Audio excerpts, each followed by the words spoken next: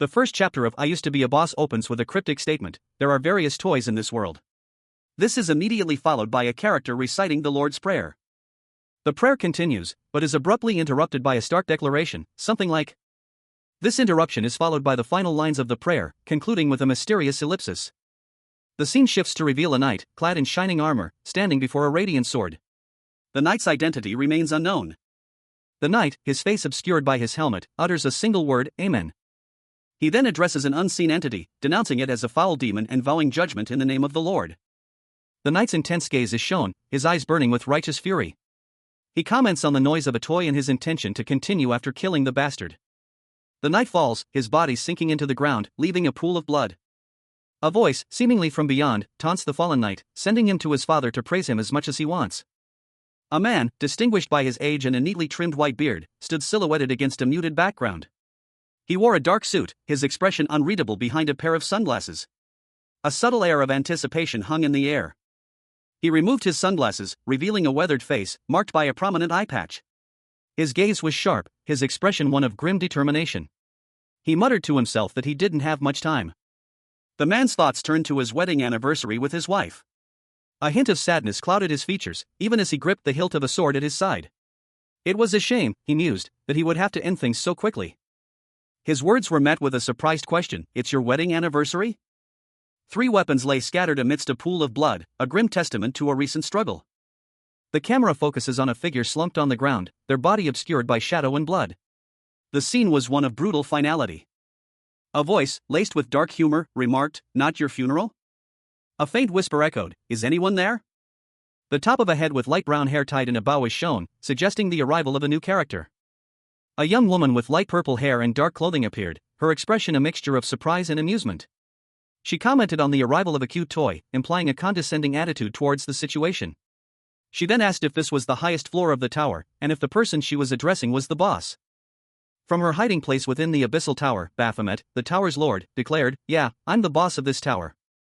She continued, expressing a sense of relief. "I see, what a relief. Because I got lost a lot." Suddenly, a surge of dark energy erupted from Baphomet's hands as she unleashed a furious outburst. "It was so fucking hard, you son of a bitch." The dark energy swirled around her as she screamed, "Die. You goat head." The attack seemingly ended, and Baphomet gasped, "Wow, that hurt." A large, gloved hand grabbed Baphomet by the hair, lifting her into the air. Tears streamed down her face as she pleaded, "Wah? I'm sorry, please spare me." Baphomet hung helplessly from the hand, her torn dress and scratched legs visible. She defiantly declared, "Yeah, not going to happen, I'm quite mad, you know." Finally, she addressed the unseen audience, "You all must have realized by now, right?" Baphomet, the demonic lord of the Abyssal Tower, launched himself at Raven, the legendary hunter. His crimson eyes burned with furious energy. Raven reacted instantly, his movements a blur as he deflected Baphomet's attack. The clash of their powers creating a blinding flash of light. The dust settled, revealing Raven standing defiantly, his sword held aloft. He stood poised, ready for anything. Baphomet roared, his rage amplified. He was not used to being challenged like this. He unleashed a devastating counterattack, a torrent of dark energy aimed at Raven. But Raven, with a final, desperate lunge, managed to strike a fatal blow. The ominous title card declared, "My name is Baphomet. I am the ruler of this tower, the assessor that discerns the grade of the toys." An assessor is a person whose profession is to identify value. The image showed an ornate, shadowy interior, hinting at the opulence and mystery within Baphomet's domain. The camera panned to reveal a massive, imposing door, adorned with a pentagram and flanked by skulls. It was a clear symbol of Baphomet's power and the dark nature of his tower. Seated upon a throne of dark stone, Baphomet, a demonic figure with horns and a goat-like visage, surveyed his kingdom. His expression was one of cold, calculating indifference. From the shadows, a figure emerged, wielding a spear. Only a portion of his face was visible, but his determined stance suggested he was a formidable opponent. The hunter, Raven, approached Baphomet's throne. Baphomet mused, "The moments when toys visit me are the events that give me the greatest thrill." Baphomet's gaze intensified, his red eyes burning with anticipation as Raven drew closer. The tension in the air was palpable. And they are the moments of greatest thrill. Even this one broke down. Raven, defeated, lay at Baphomet's feet. The battle was over. A large, imposing door, seemingly made of dark, obsidian-like material, loomed before Baphomet. The door was adorned with intricate, almost demonic carvings that seemed to writhe and shift in the dim light. Baphomet, the former lord of the Abyssal Tower, stood before it, his powerful frame silhouetted against the muted red glow emanating from within the doorway. He was a figure of imposing stature, his dark hair and horns casting a shadow over his face, his attire a mix of dark armor and flowing red cloth. He reached out a clawed hand towards the door, a look of frustration etched on his features. The characteristic of this door, he realized, was that it would never open to him. In other words, Baphomet understood, he was unable to enter the human world, the world he now longed to be a part of. He would have to wait aimlessly until a new toy, a new hunter, opened this door. And ponder how he would spend the interminable times of boredom until that moment arrived. Baphomet's red eyes blazed with anger. Fuck! It's so fucking bullshit! He slammed his fist against the wall, a frustrated roar escaping his lips. Why? He kicked at the wall, his frustration growing. It's fucking boring in here. Baphomet, the demonic lord of the Abyssal Tower, was thrown back by a powerful force, a whirlwind of energy erupting around him.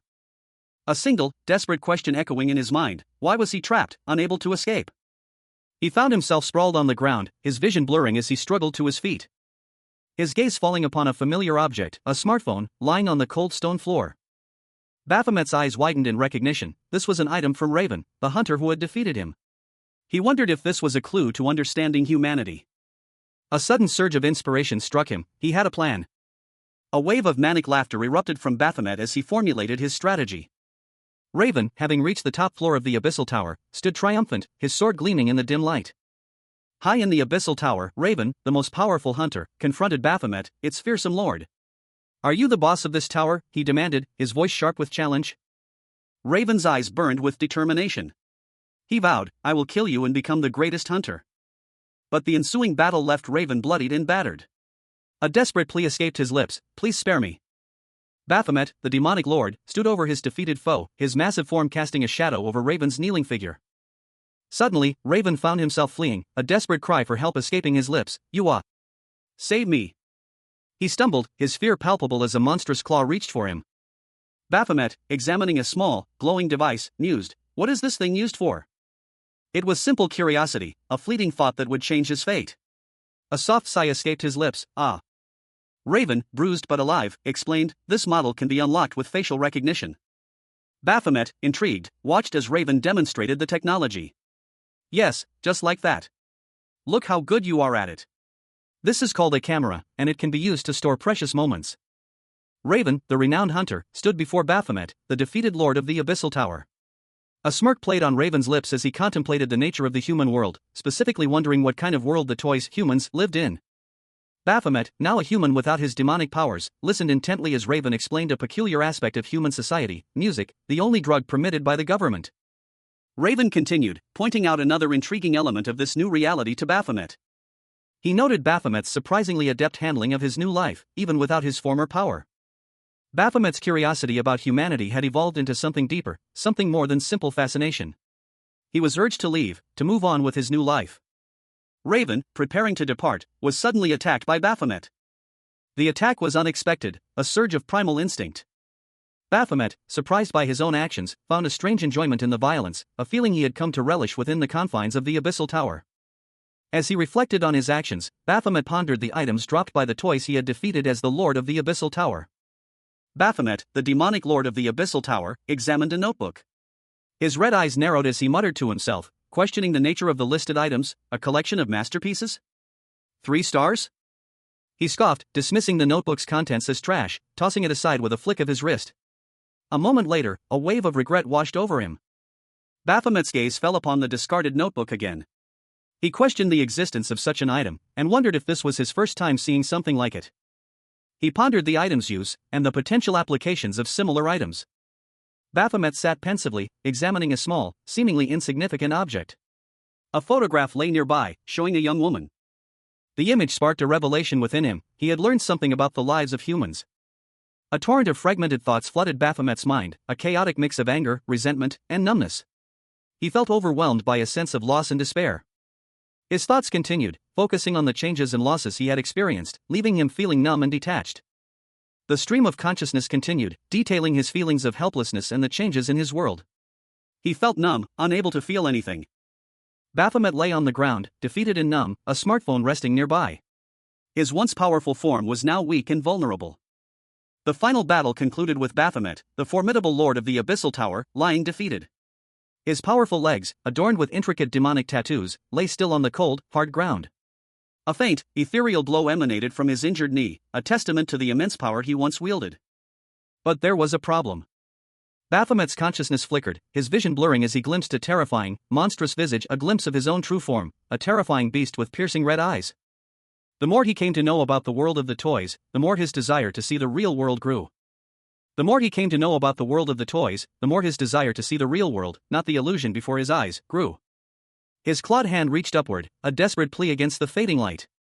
A final, desperate glimpse of his monstrous form, his red eyes filled with a longing he couldn't understand. In the world of the toys, there was a superstition that a being called God grants wishes. His clawed fingers stretched towards a radiant light, a silent prayer ascending. Won't he grant my wish as well? A sleek, black smartphone lay on the cold, gray stone floor, emanating a soft, blue light. Musical notes floated around it, hinting at the device's activation. The glow faded, leaving behind only the silent, dark device. The words "Yeah right" appeared above it, expressing a clear sense of skepticism. Baphomet, the former lord of the Abyssal Tower, now a human with goat-like features, sat slumped against a wall, holding the phone. Goosebumps prickled his skin as he thought, I'm getting goosebumps for acting so pathetically, it's not like me. He winced, a slight grimace twisting his features as a sudden sound reached him. A low, guttural howl echoed through the Abyssal Tower. Baphomet recognized the sound immediately, it meant someone was approaching the top floor. He stood, a flicker of anticipation in his eyes as he looked towards the top of the tower. Taking his seat on a crude throne, his posture radiating a newfound confidence. He was ready. Despite his outward composure, a cynical thought crossed his mind, I don't even expect anything at this point. It's going to get broken quickly anyway. He muttered to himself, now, let's finish this quickly. A figure approached, their footsteps echoing ominously. Baphomet's expression hardened as he thought, then you fuck off after giving me the spoils of war that will bring me joy. The scene opens with a dramatic close-up of a stylized, imposing gate, hinting at the entrance to a formidable place. Raven, a strong and imposing figure with silver hair and a dark coat, strides purposefully forward. His expression is serious, his gaze unwavering. A close-up on Raven's face emphasizes his steely determination. He is clearly focused on his objective. In contrast to Raven's determined countenance, the panel shifts to Baphomet, the demonic lord of the Abyssal Tower, seated upon his throne. His expression is one of arrogant disdain. The camera focuses on Baphomet's menacing eyes, glowing with malevolent power. As his gaze intensifies, radiating an aura of dark energy. A red text box appears, expressing Baphomet's incredulity, spoils of war? That was that? Baphomet is shown falling, defeated by Raven's attack. Raven's sword pierces Baphomet, the impact sending a shockwave through the air, leaving Raven slightly winded but victorious. His gaze is sharp, assessing the situation. The battle raged on. Raven, the strongest hunter, found himself on the defensive against Baphomet, the demonic lord of the Abyssal Tower. He was sent sprawling, his sword clattering away as a powerful blow sent him tumbling across the shattered stone floor. Baphomet, a terrifying figure of immense power, loomed over him, his dark eyes filled with a strange curiosity. But Raven was far from defeated. He was the strongest hunter for a reason. With a surge of adrenaline, he ignited his own power, a torrent of blue flames erupting around him. A fierce counterattack beginning to take shape. He launched himself forward, a blazing comet of blue fire, his attack aimed directly at Baphomet's heart. The force of the blow sending the demon reeling back. Baphomet, weakened but not broken, looked upon Raven with newfound respect. He's something that I've wished for so dearly. The highest grade. With a final, earth-shattering blast of energy, Baphomet was defeated. The Abyssal Tower crumbled, and the reign of terror was over. High above the world, amidst swirling clouds painted in hues of purple and rose, a dramatic scene was about to unfold. Raven, the legendary hunter, stood poised, his silver hair stark against the vibrant sky. His expression was one of grim determination, his gaze fixed on the looming threat below. Below, Baphomet, the fearsome lord of the Abyssal Tower, was bound by chains of dark energy, his demonic form radiating power despite his confinement. He roared in frustration, the sound echoing through the desolate landscape. His powerful arm, adorned with intricate, dark markings, smashed against the ground, the impact creating tremors that shook the very earth, sending cracked spider-webbing across the land as dust and debris erupted into the air. The clash between the hunter and the demon was imminent, a whirlwind of motion and energy about to erupt. Raven lunged forward, his sword a blur of motion as he engaged Baphomet in a fierce battle. I'm getting fired up, he thought, a surge of long-dormant emotions flooding his senses. The emotions that he'd forgotten all this time finally resurfaced as Raven unleashed a devastating blow, his blade connecting with Baphomet's body in a blinding flash of light. Yes, this is it, he thought, a triumphant grin spreading across his face. Baphomet, the demonic lord of the Abyssal Tower, his form a terrifying blend of man and beast, glared at the magical sigil glowing on his palm. Chains bound his powerful arms, but his eyes burned with an unsettling intensity. A desperate energy crackling around him as he braced for the inevitable. From above, Raven, the legendary hunter, descended, his movements swift and precise. He plunged towards Baphomet, the chains binding the demon lord straining under the force of the impact. The air itself seeming to crackle with the raw power of their clash. Raven's attack sent Baphomet hurtling downwards, the chains dragging him through the air. Below, more magical sigils awaited, their ominous glow promising further punishment. But in Baphomet's eyes, a strange flicker of anticipation ignited. The final blow landed, and Baphomet felt a strange sense of satisfaction. He had been defeated, yet a strange calm settled over him as he looked up at Raven. A strange smile playing on his lips. It was over. Raven, the renowned hunter, stood poised, his intense gaze fixed on his opponent.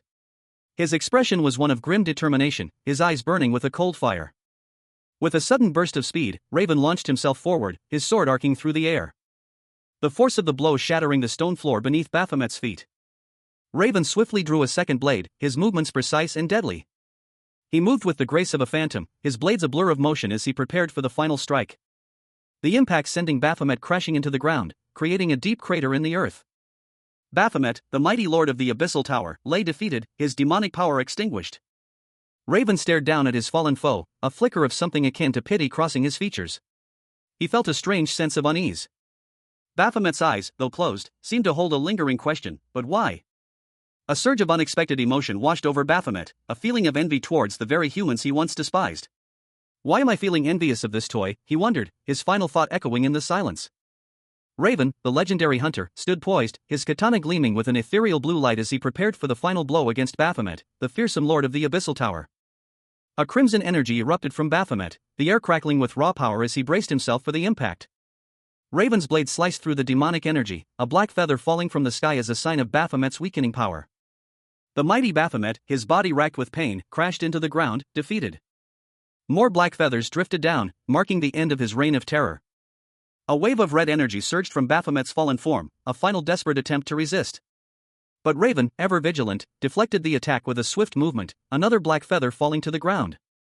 Raven lunged forward, delivering a final, decisive blow that shattered Baphomet's remaining power, leaving only a faint trail of red energy in its wake. With Baphomet vanquished, a magical circle appeared, glowing faintly in the dim light. A new chapter in the saga was about to begin. Raven, the renowned hunter, launched a fierce attack against Baphomet, the demonic lord of the Abyssal Tower. His blade, a blur of motion, sliced through the air. A desperate cry escaping his lips as he warned his opponent, "Don't joke with me." Baphomet, however, met Raven's assault with a furious counterattack, his demonic power flaring. The clash of their powers sent shockwaves through the air. Raven, undeterred, pressed his advantage, his blade now imbued with a fierce, blue energy. The impact of his strike sending Baphomet reeling. Raven continued his relentless assault, his movements precise and deadly, forcing Baphomet into a desperate defensive maneuver, a dark red magic swirling around him. A chain of dark energy lashing out at Raven. With a final, powerful blow, Raven severed the chain, ending Baphomet's reign of terror. The scene opens with a dramatic close-up, the words that I emblazoned in bold red against a stark black background, hinting at a profound revelation about to unfold. Raven, the legendary hunter, lunges forward, his sword a blur of motion as he clashes with Baphomet, the lord of the Abyssal Tower. The impact sends shockwaves rippling through the air. A fierce battle of titans unfolds, the clash of steel echoing through the dungeon. The words would lose to a mere toi appear, a question of disbelief and fury from Baphomet. Baphomet unleashes a torrent of dark energy, a furious counterattack against Raven's relentless assault. The raw power of the Abyssal Lord is on full display as he attempts to overwhelm his opponent. But Raven, with unwavering determination, parries each blow with skill and precision. The clash continues, a whirlwind of steel and magic. Baphomet, enraged, prepares a devastating magical attack, dark runes glowing ominously on his skin. Summoning a volley of dark blades, each imbued with immense power, hurtling towards Raven. The dark blades streak across the battlefield, a deadly storm of magical energy aimed at Raven. But Raven stands defiant, his sword raised, ready to meet the onslaught. The words "I am the lord of this tower" echo through the chamber, a declaration of power and dominance from Baphomet. Raven, the most powerful hunter, moved with lethal grace, his silver hair a stark contrast to the swirling blue energy that surrounded him. He held his sword aloft, preparing for the final blow against Baphomet, the fearsome lord of the Abyssal Tower. The energy intensifying as he channeled his power, readying himself to strike the final, decisive blow against the demonic lord. Baphomet, his face partially obscured, hissed, "Even if that's the case, you're trapped in here." A close-up on Baphomet's face showed his eyes burning with a strange mixture of anger and something akin to curiosity. As Raven's sword pierced Baphomet's chest, a look of utter shock crossed the demon's face. "What?" A shadowy figure, cloaked in darkness, emerged from the Abyssal Tower. Only a pair of glowing red eyes and sharp horns were visible, hinting at the monstrous power within. Suddenly, a surge of intense blue flames erupted from the depths of the tower, engulfing the shadowy figure in a fiery maelstrom. Revealing a powerful silhouette against the inferno, Raven, the legendary hunter, with wings spread wide, descended upon Baphomet, Lord of the Abyss. The blue flames intensified, their power overwhelming. Baphomet, caught in the heart of the inferno, felt a surge of disbelief. This mere toy is trying to defeat me here? His eyes widened in shock as he processed the impossible. To think this toy had the strength to challenge him, the mighty Baphomet. A chilling realization washed over him, a swirling vortex of blue energy pulsed in the center of the panel, radiating outwards in a chaotic pattern. Baphomet, the demonic lord of the Abyssal Tower, stood with his back to the viewer, his silhouette stark against the desolate landscape. Streaks of blue energy arced across the sky behind him, the remnants of Raven's attack still visible. His dark form seemed to absorb the fading light. A close-up revealed Baphomet's face, contorted in a mixture of pain and surprise, as he was engulfed in a fiery, blue and red explosion. The intense energy subsided, leaving only a lingering trail of smoke and the question forming in Baphomet's mind: this is a toy? A wave of blue energy erupted, obscuring Baphomet's form. As a realization dawned on him, he is a human. One that is free and strong. Baphomet's inner voice echoed, "I want to become like that, too." The final panel showed Raven's intense, blue-tinged eyes, filled with power and determination. Baphomet, the merciless lord of the Abyssal Tower, harbored a secret desire. From his dark throne, he yearned for something more than the endless reign of terror he had established. A longing to escape the confines of his monstrous existence and experience the freedom of humanity. His wish, however, was far from simple. Baphomet, in his immense power, was a being of immense cruelty. He ruled the Abyssal Tower with an iron fist, and countless hunters had fallen to his might. But now, Raven, the most formidable hunter of them all, stood before him, a blade of pure energy crackling in their hand. The clash was inevitable. A whirlwind of power erupted as the two titans collided in a desperate struggle for dominance. The ensuing battle a maelstrom of raw energy and destructive force. In the end, Raven prevailed. A swirling vortex of dark blue energy pulsed and writhed, its chaotic form hinting at immense power contained within. Slowly dissipating into nothingness, leaving behind only the faintest trace of its ethereal glow. A message appeared on a digital screen, a stark blue against the muted background: "You have cleared the Tower of Abyss. The tower will soon crumble. Depart from this place." Raven, the legendary hunter, stood silhouetted against the fading light, his back to the collapsing tower. He seemed lost in thought, his expression unreadable. The Abyssal Tower crumbled into dust, a dark cloud of debris rising into the sky. As Raven descended, his movements swift and silent, disappearing into the shadows below. Raven, the most powerful hunter, brought her legendary blade down upon Baphomet, the merciless lord of the Abyssal Tower. The impact echoing through the demonic structure, and cleaving the very foundation of Baphomet's power. A blinding light erupted from the point of impact, shaking the Abyssal Tower to its core. Days later, amidst the rubble of the fallen Abyssal Tower, a sense of uneasy calm settled over the city. The air hummed with a quiet tension. A group of workers, silhouetted against the city lights, carefully sifted through the debris, their faces grim. One of them, a man with weary eyes and a hard-set jaw, spoke, his voice heavy with the weight of his discovery. "I found corpses here as well." Another worker, his face partially obscured by a hard hat, sighed. "Ha! Just how many hunters died attempting to clear the Tower of Abyss, anyway?" He then noticed something else, a figure in the distance. Over there, a man who looks to be a survivor. A young man with dark hair lay on the ground, his face pale and drawn. He appeared disoriented and confused. Someone approached him, their voice filled with concern, asking if he was all right. He blinked slowly, his mind still foggy. A single thought piercing through the haze: he had definitely died. The scene shifted to reveal a man with short, white hair, dressed in dark clothing. He looked intense, his expression grim. He clenched his jaw, a surge of power building within him. A brilliant blue energy erupted from his hands. A wave of magical energy engulfing him. From the heart of the blue flames, a monstrous figure emerged, its form vaguely reptilian and demonic. The creature's features were obscured by the magical energy, but a single, malevolent red eye glowed menacingly. The white-haired man's eyes widened, his gaze intense and focused. He was clearly surprised, but not afraid. Baphomet, the lord of the Abyssal Tower, found himself in an unexpected predicament. A trickle of blood ran from the corner of his mouth, a stark contrast to his usually pale complexion. His eyes, wide and intense, reflected a dawning realization. Before him, a towering figure of immense power materialized, wreathed in ethereal blue flames. It was Raven, the legendary hunter, his presence radiating an aura of overwhelming might. Baphomet stared, his mind reeling from the sheer force of the hunter's power. The blue flames intensified, engulfing Baphomet's arm as searing pain shot through his body. He felt his life force draining away, a chilling sensation that spread through his very being. Raven's grip tightened, the demonic lord's heart exposed and vulnerable. The searing heat of the blue flames consumed him, leaving only a faint glow in their wake. Baphomet's consciousness flickered, his final thought a jarring contrast to his previous arrogance. I killed that bastard and I'm alive like this. Baphomet awoke to find himself on the desolate shore, his body weak and vulnerable.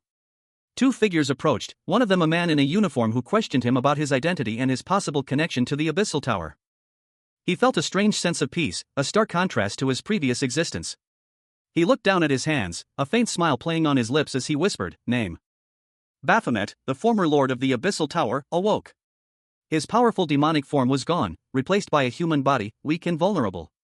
A faint smile played on his lips as he traced the contours of his now human skin, a mixture of awe and disbelief in his eyes. His wish, granted in death, had come true. He was human. The title card introduces the Hunters, a group of individuals dedicated to combating the monstrous threats emerging from the Abyssal Tower.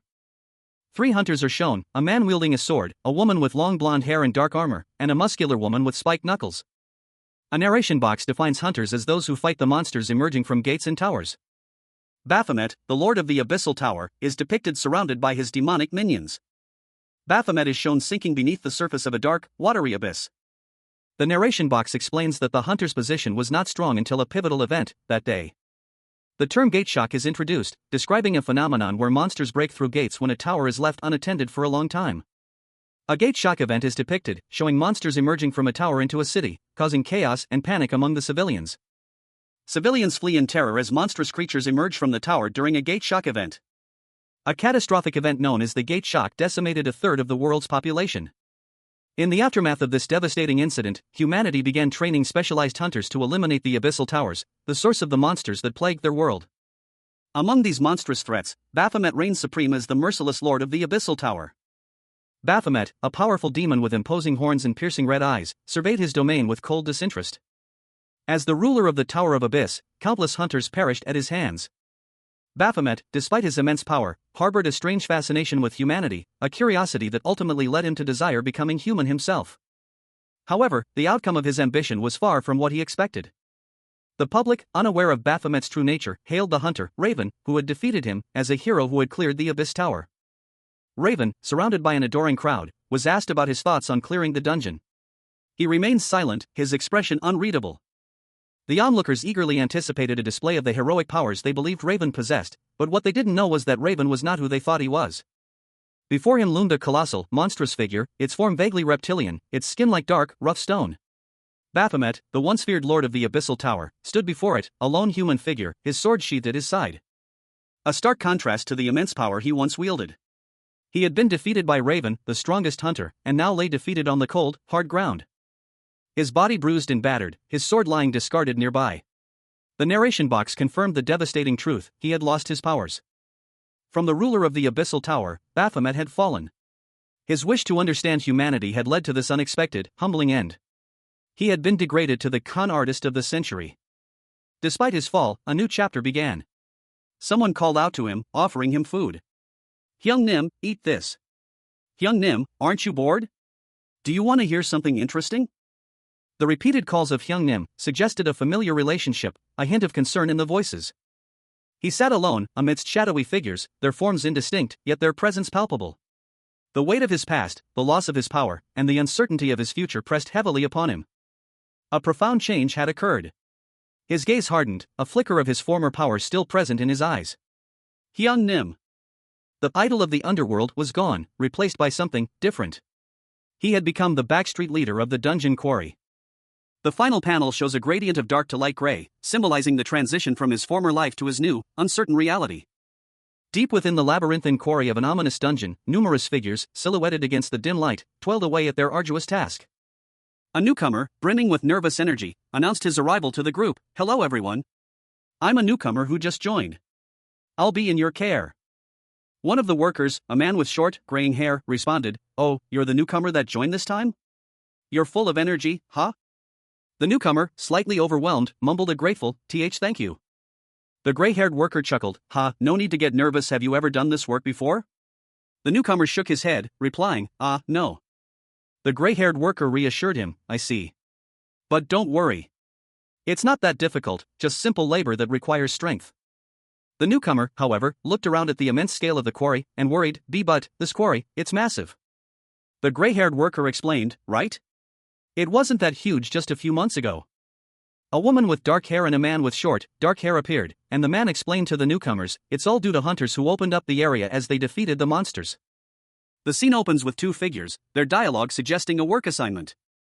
One is in charge of areas C and D, and the other is assigned to Area D. An older man reassures a younger one that working in Area D won't be boring, as it's where rare gems are found. The younger man, with short, gray hair, listens attentively. The younger man's expression shifts, and he abruptly shouts for everyone to move out of the way.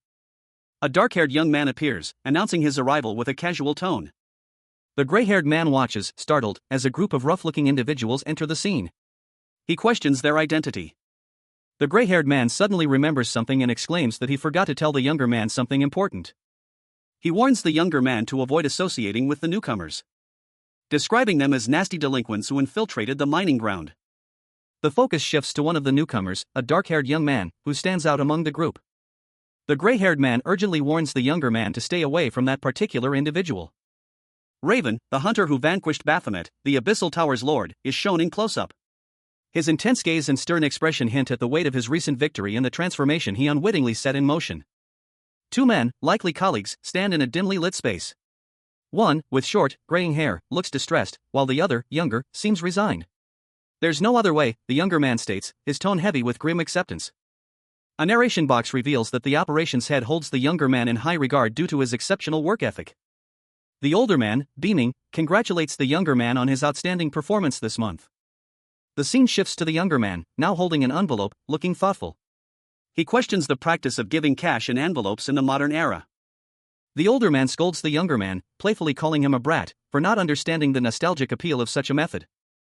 The younger man, slightly startled, is informed that the money has already been sent. The older man tells the younger man to work hard.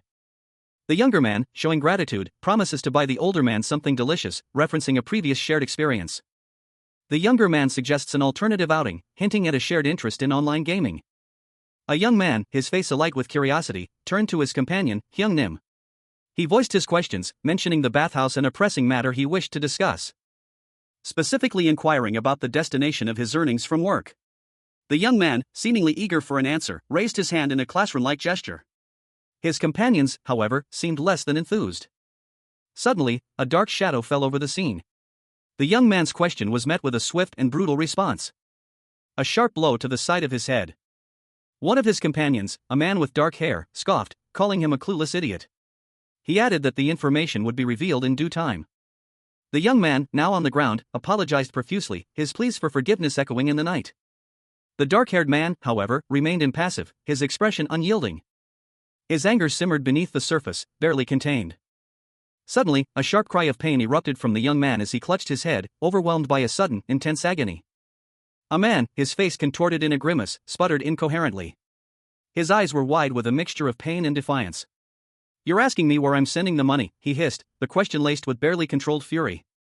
A desperate, ragged shout escaping his lips, "I'm sending it all to that quack doctor." Fuck. The narration box explained his actions. At the time, he had hit rock bottom after being portrayed as a con artist. After getting injured, he had to go to a hospital operated by a quack doctor, but he didn't have any money to pay her. A question hung in the air, sharp and accusatory, "So you don't have the money to pay?" In a brightly lit office, a woman with glasses and a calm demeanor stroked a fluffy white cat. She looked concerned. "This is really troubling," she murmured, her voice soft but firm. Another voice, equally calm, added, "There's nothing we can do."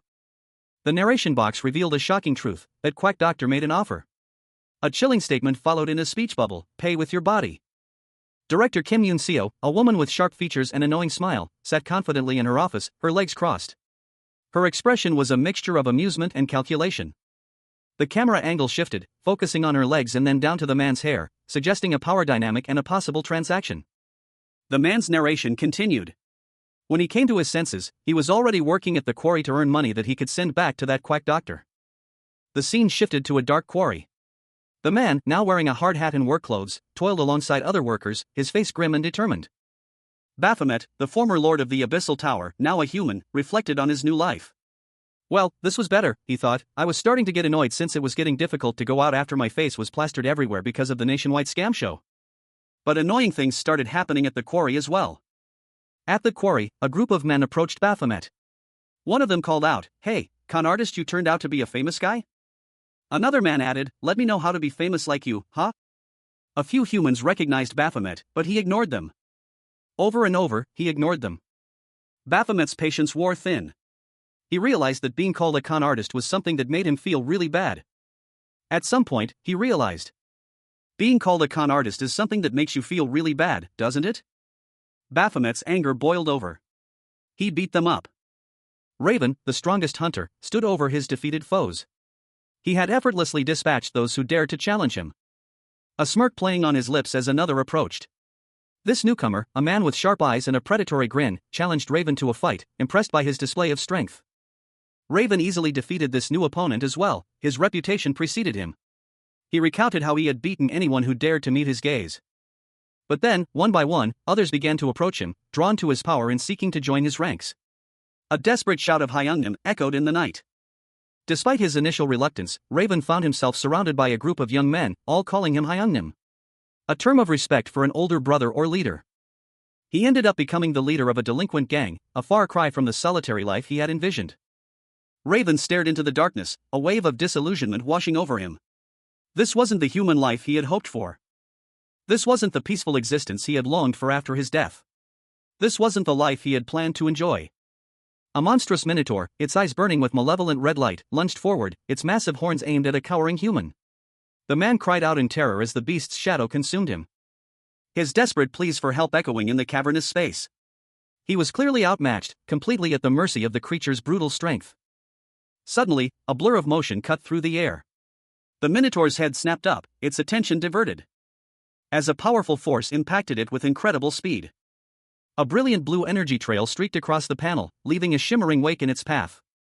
The force of the blow sent the minotaur reeling, its massive form staggering under the impact, revealing a glimpse of the attacker's swift, precise movements. Two figures, a man and a woman, both wielding swords, engaged in a fierce, coordinated assault against the beast. Their blades flashed, a whirlwind of steel and determination. Their combined skill overwhelming the minotaur's brute strength. The battle concluded, the minotaur defeated. The man, shaken but alive, looked up at his rescuers. The woman, Raven, addressed him with concern, reminding him of the danger of the unexplored area. Raven, the strongest hunter, stood over Baphomet, the defeated lord of the Abyssal Tower. Baphomet lay on the ground, his demonic form broken and defeated, blood staining the cracked earth around him. A stark reminder of the battle's ferocity. Another hunter, his face partially obscured, warned Raven about the dangers of approaching the tower from that direction. Raven's eyes widened in realization. He had defeated Baphomet, but at a cost. It wasn't the power to dominate humans that he desired, but something far more profound. Baphomet, now reborn as a human, questioned the loss of his immense power. He looked at his hands, his former might now a distant memory. Wondering why he had even wished to become human in the first place. His thoughts drifted to Raven, a strong and cool human, a figure he now aspired to emulate. Raven walked away, leaving Baphomet to grapple with his newfound humanity and the absence of his former power. Baphomet, still processing his transformation, mused that hunters seemed much cooler than he had previously imagined. He pondered the lives of the hunters, realizing that they would have lived normal lives had they not awakened their powers. Two men, clad in work overalls, engaged in a casual conversation. One, with short, dark hair, smirked confidently. He declared that a one-on-one fight would have been a simple victory. but conceded that their assessment was incomplete. Upon witnessing truly powerful and impressive hunters, their perspective would shift. The conversation turned to the source of the hunters' wealth and power. One of the men, his face etched with curiosity, questioned the origin of the magic stones they obtained through monster subjugation, revealing that many hunters resided in luxurious penthouses atop tower-like structures. The man with shorter hair reflected on this revelation, admitting that he wasn't particularly envious of their opulent lifestyle, and further elaborated on his belief that the value of hard-earned money under difficult circumstances was far greater than unearned wealth. Turning to his companion, he casually inquired about his plans, asking if he was considering something enjoyable. As the other man, with darker hair and a subtle blush, offered a knowing smile. The scene shifted to show the group of men together, their expressions hinting at shared amusement and anticipation. And the man with darker hair questioned his own behavior, wondering if he had been smiling. Just. Hyunnim, a young man with dark hair and a thoughtful expression, questioned his companions. He wondered aloud if their amusement stemmed from his actions. He stroked his chin, a subtle smirk playing on his lips as he contemplated their reaction. Two other young men, his companions, looked up at him with a mixture of awe and amusement. Hyunnim then posed a question to his friends, who among them found his actions the most humorous. A bet was made, the winner being the first to make Hyunnim smile. Hyunnim's eyes widened slightly as he experienced a familiar sensation. A feeling he recognized from his past. He realized it was a feeling he had experienced before. The memory of his time in the Abyssal Tower flooded back to him. He recalled the enjoyment he felt while playing with his toys there. He realized that the feeling he was experiencing now was pure enjoyment. However, now, even without fighting, Baphomet, now human, felt the lingering effects of his past life as the Abyssal Tower's lord. A cold sweat beaded on his brow as he muttered to himself, barely audible, about the reason behind this strange sensation. A profound realization dawned on him: he had become human. A wide, almost childlike grin spreading across his face as he embraced this new reality. A companion, noticing Baphomet's lack of a name, questioned him gently. Baphomet, now appearing thoughtful and slightly troubled, considered the question. He revealed that he had a name once, but no longer used it. His companion, enthusiastically, expressed his excitement at this mysterious backstory, offering to let Baphomet use his name instead. The companion explained that his parents had poured their hearts into choosing a name for him, but it never came to be used. He then suggested that Baphomet, being so handsome and cool, might be a worthy successor, prompting Baphomet to ask for his companion's name. Amidst a fiery inferno, a young man with brown hair, partially obscured by the flames, began to speak, his voice barely audible above the roar of the conflagration. He started to introduce himself, uttering his name, though the intense heat and the chaos around him made it difficult to discern his words clearly. His expression was one of strained effort, his brow furrowed in concentration. The scene shifted to a wider view, revealing the full extent of the fiery destruction. Debris rained down from the sky as a massive explosion rocked the area. A cataclysmic event that dwarfed even the initial inferno. The sheer scale of the devastation was breathtaking. As the dust began to settle, a sense of disorientation filled the air. A low, unsettling hum permeated the silence. A strange, almost otherworldly sound that caused a ripple of unease. A nearby figure, partially visible through the lingering smoke, reacted with a whispered question. The figure, still shrouded in shadow, murmured about a strange noise, their voice laced with a mixture of fear and bewilderment. A fiery inferno raged, casting an ominous glow on the scene. The air crackled with residual energy as a voice, strained and barely audible, whispered, "Stop." The words hung in the air, unanswered. A figure, partially obscured by the flames, lay on the ground, eyes wide with shock and pain. His breath hitched in his throat. He clutched at his chest, a low groan escaping his lips. The intense heat seared his skin, but his focus remained inward, a confusion clouding his mind. A moment of agonizing silence followed, broken only by the crackling flames. He finally spoke, his voice a mere whisper, "Did I get hurt?" His hand trembled as he touched the wound on his chest, a dull ache spreading through his body. He winced, a fresh wave of pain washing over him. Suddenly, a wave of disorientation washed over him. He gasped, What? A scene of chaos unfolded before him. Another figure, engulfed in flames, cried out in terror, "Wah! What happened?" Panic seized him as he watched the figure fall, desperately pleading, "Save me! Ack!" His hand reached out, instinctively, as if to grasp something, but found only ash and embers. He sat there, amidst the ruins of the Abyssal Tower, his mind reeling from the sudden and inexplicable transformation. The once powerful Baphomet, now a powerless human, was left to grapple with the reality of his new existence. The scene opens with a series of question marks, hinting at the uncertainty and mystery surrounding the events to come. Baphomet, the lord of the Abyssal Tower, lies defeated amidst a fiery inferno. His demonic form consumed by flames. His eyes, however, still burn with a fierce intensity, even in death. A pained groan escapes his lips as he thinks, again. The toys got destroyed? The image shifts to reveal Baphomet's shattered form, his body cracking like glass. A reflection of his inner turmoil. Raven, the hunter who defeated him, sits amidst the ashes, seemingly unfazed by the destruction. A glint of amusement flickers in Raven's eyes as he muses, starting to get fun, right? Raven rises, his gaze hardening as he looks towards Baphomet's remains. He snarls, Who are you, you bastard? A guttural whisper escaped Baphomet's lips, a venomous question hanging in the air, which bastard? The question echoing in the dark abyss of the Abyssal Tower, a place of shadows and monstrous creatures. The source of the voice remained hidden, shrouded in an ethereal glow. Only a glimpse of long, white hair visible amidst the radiant light. The mystery of the speaker's identity deepened. The question intensified, erupting into a furious roar, Which bastard? Raven, the strongest hunter, scoffed, his voice laced with disdain, as expected of a C-rank hunter. Another voice, weary but defiant, responded. When two come at me at the same time, it's a little hard on me too. A young woman with dark hair, her face streaked with tears, clutched a sword. She continued, her voice barely a whisper, I gained quite a bit by sneaking into the dungeon. A man in blue work overalls, his face partially obscured by his hand, chuckled nervously. Hoo. A sly smile stretched across Baphomet's face as he ran a hand through his short, light blue hair. His eyes, narrowed and gleaming, held a calculating glint. Raven, her dark hair framing a surprised expression, tilted her head slightly.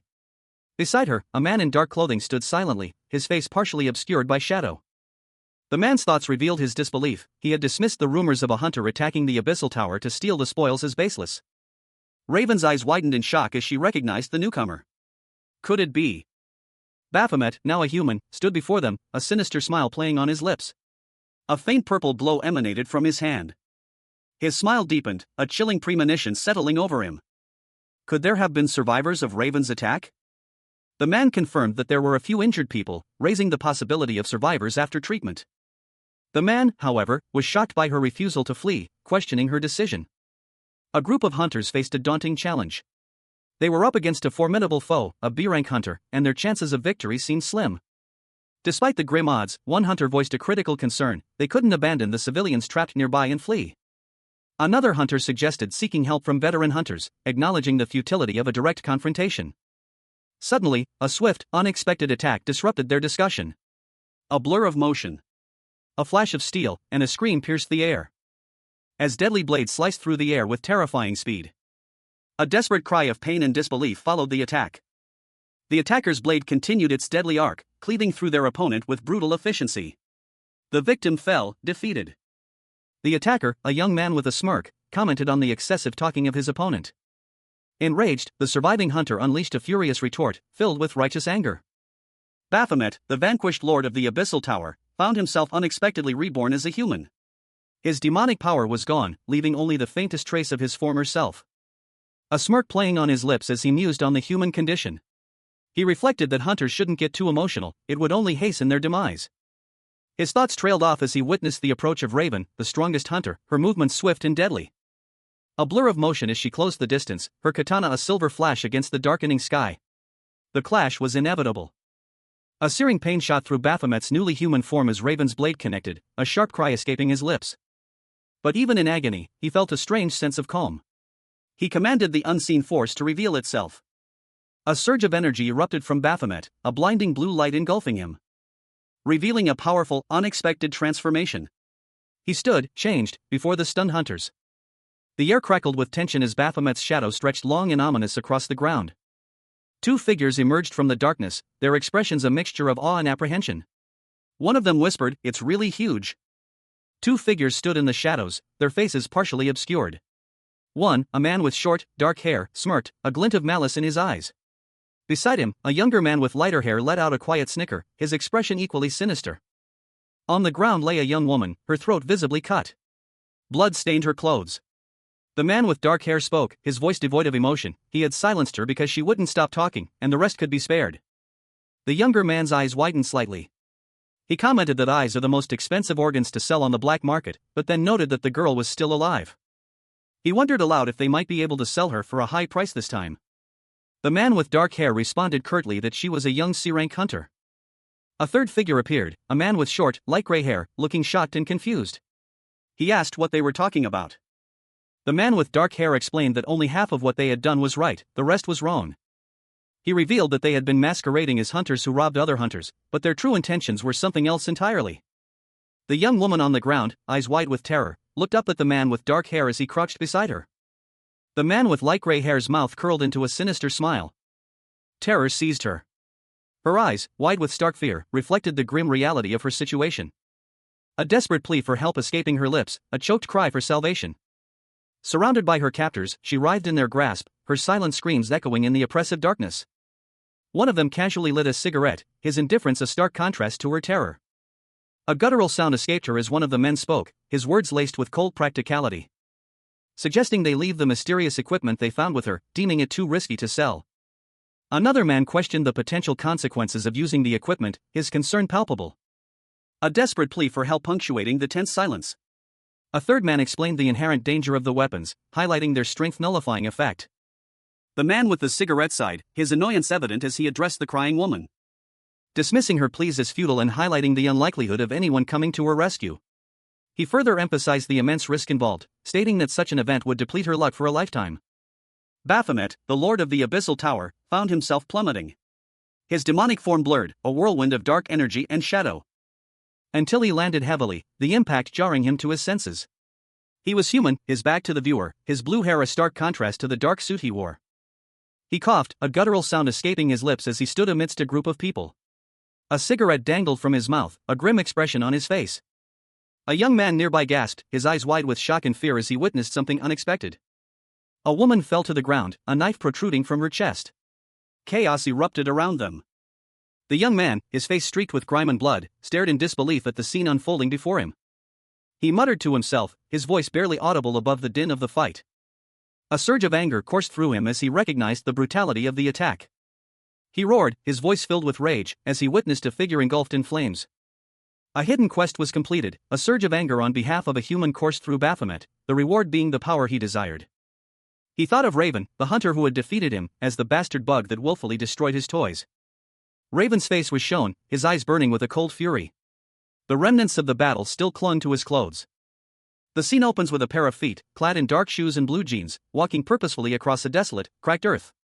The heavy footsteps echo the weight of the moment. The camera rises to reveal a young man with dark hair, his face bearing the marks of a recent struggle. Scratches and cuts mar his skin, hinting at a brutal encounter. He continues his steady walk, leaving behind a fallen figure, lifeless on the ground, a trail of blood marking their final moments. A sword lies discarded nearby. The young man's hand closes around the hilt of the fallen sword, a surge of energy briefly illuminating his grip. A system notification appears. A system message flashes across the screen. When using an item that belongs to another person, its performance decreases to 0%. The performance, %. This indicates a limitation on using another's weapon. Another system message appears, A. Deadly. Sys. Tem. Yar, roar. The system is clearly malfunctioning. A final message reveals, Baphomet's passive Master of Weapons has been activated. This passive ability is triggered by the system error, automatically activating the skill weapon theft. A blinding flash of light erupted from the Abyssal Tower, the source of untold suffering for the human world. A surge of energy that heralded the culmination of a desperate battle. The air crackled with raw power. As the mightiest hunter, Raven, delivered the final blow against Baphomet, the ruthless lord of the Abyssal Tower. With a mighty swing of her blade, she sent him hurtling through the air. Baphomet, his demonic form dissolving, landed heavily on the ground. A strange glow emanated from his body. A light that signified a profound transformation. Raven watched, her expression unreadable, as the demonic energy faded. Baphomet, now a human, coughed, a faint smile playing on his lips as he exhaled a plume of smoke from his cigarette. He seemed content. He let out a puff of smoke, his eyes gleaming with a newfound curiosity. He had been granted his wish, to experience life as a human. But his newfound peace was short-lived. A figure emerged from the shadows, his face contorted in rage. You ruined my toys, you worm-like bastard. Raven, the renowned hunter, lay wounded in the Abyssal Tower's depths, his breath ragged. He looked up, a question forming in his mind, were these toys? Above him, a group of survivors from a recent raid watched with fear and uncertainty as Raven slowly rose, his hand gripping his bloodied sword. He wondered if they were truly survivors, or something else entirely. A sinister smile played on the lips of one of the figures, a man with short, silver hair. He seemed amused by Raven's predicament. Raven's own expression hardened, his eyes narrowed in suspicion. He sensed a hidden agenda. The silver-haired man spoke, his tone laced with mockery. "Hey, aren't you too old to be playing with toys now?" Before Raven could respond, the silver-haired man launched a surprise attack, sending Raven tumbling down a chasm. The hunter's fall was swift and brutal. 3 figures lay defeated on the cavern floor, their bodies still and lifeless. A fourth, Raven, stood over them, his expression grim. Raven, his face a mask of fury, bellowed at his subordinates, demanding they get into position. One of Raven's men, his eyes wide with disbelief, exclaimed that their adversary was a hunter. Raven, his gaze narrowed, decided to test the hunter's strength. Raven surveyed the scene, a smirk playing on his lips. He mused that this was an unusual amount of prey. He prepared to engage, his movements swift and precise. Raven moved with deadly efficiency, his blade a blur of motion, dispatching his opponents with brutal ease. Blood splattered across the stone floor as he finished them off. Raven stood over his fallen foes, his breathing ragged but triumphant. A grim satisfaction settled over his features. Meanwhile, one of Raven's surviving subordinates watched in horror, a single bead of sweat trickling down his temple. Raven, the renowned hunter, found himself surrounded.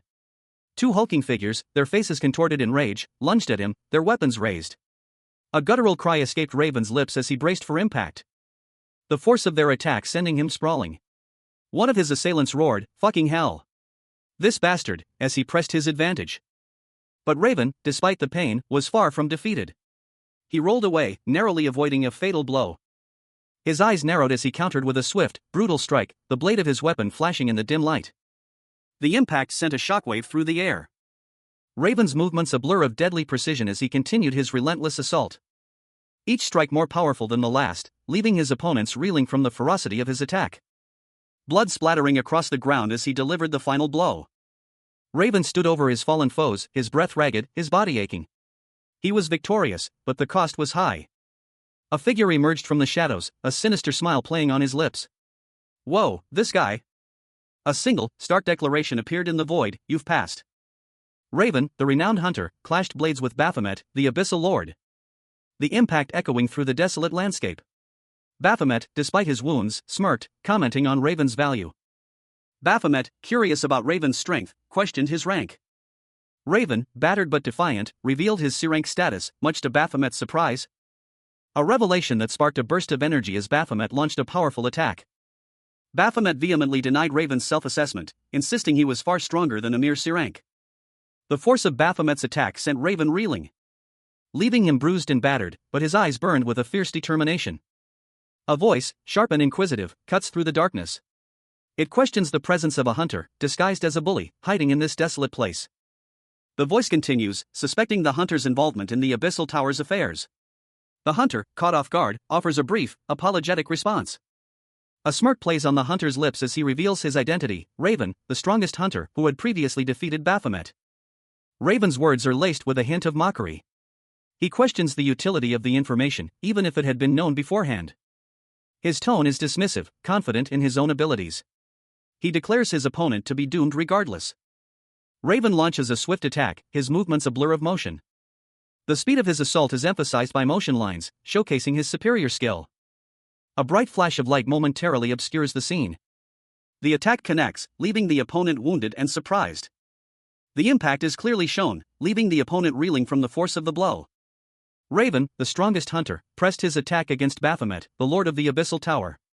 His blade sliced through the air, finding its mark in a brutal strike against Baphomet's arm. Blood spurted forth as the demonic lord staggered back. Despite the injury, Baphomet retaliated, his movements a blur of demonic speed. He lunged forward. But Raven was ready, his reflexes honed to perfection. He deftly parried the attack, the clash of steel echoing through the dungeon. A cruel smile stretched across Baphomet's face. He was enjoying this fight, relishing the challenge. He sneered, "You can't handle me." Raven, however, remained unfazed. He had a plan. He muttered to himself, "This chain sword is a counter to the bastards who go around trusting their physique." With a sudden burst of speed, Raven launched a new attack, his chain sword whirling around him. The chainsword's unique properties proved effective against Baphomet's brute strength, weakening his defenses. Raven's voice echoed, "It's even more effective against the ones who don't have any experience in fighting a hunter." Baphomet, the lord of the Abyssal Tower, addressed his opponent, Raven, the strongest hunter. He declared Raven a precious resource, intending to methodically eliminate him. Raven's eye, filled with determination, narrowed. The intensity of his gaze hinted at the coming conflict. Raven was struck by a powerful blow, sending him flying through the air, the impact leaving a visible wound on his forehead. Baphomet watched, a cruel smile playing on his lips. Suddenly, Baphomet's passive ability, Outburst, activated. The activation of Outburst was triggered by Raven's severe bleeding. It would increase his abilities by 15%. The effects of Outburst were immediately apparent. Baphomet's power surged. Raven reacted with shock and disbelief to this sudden power surge.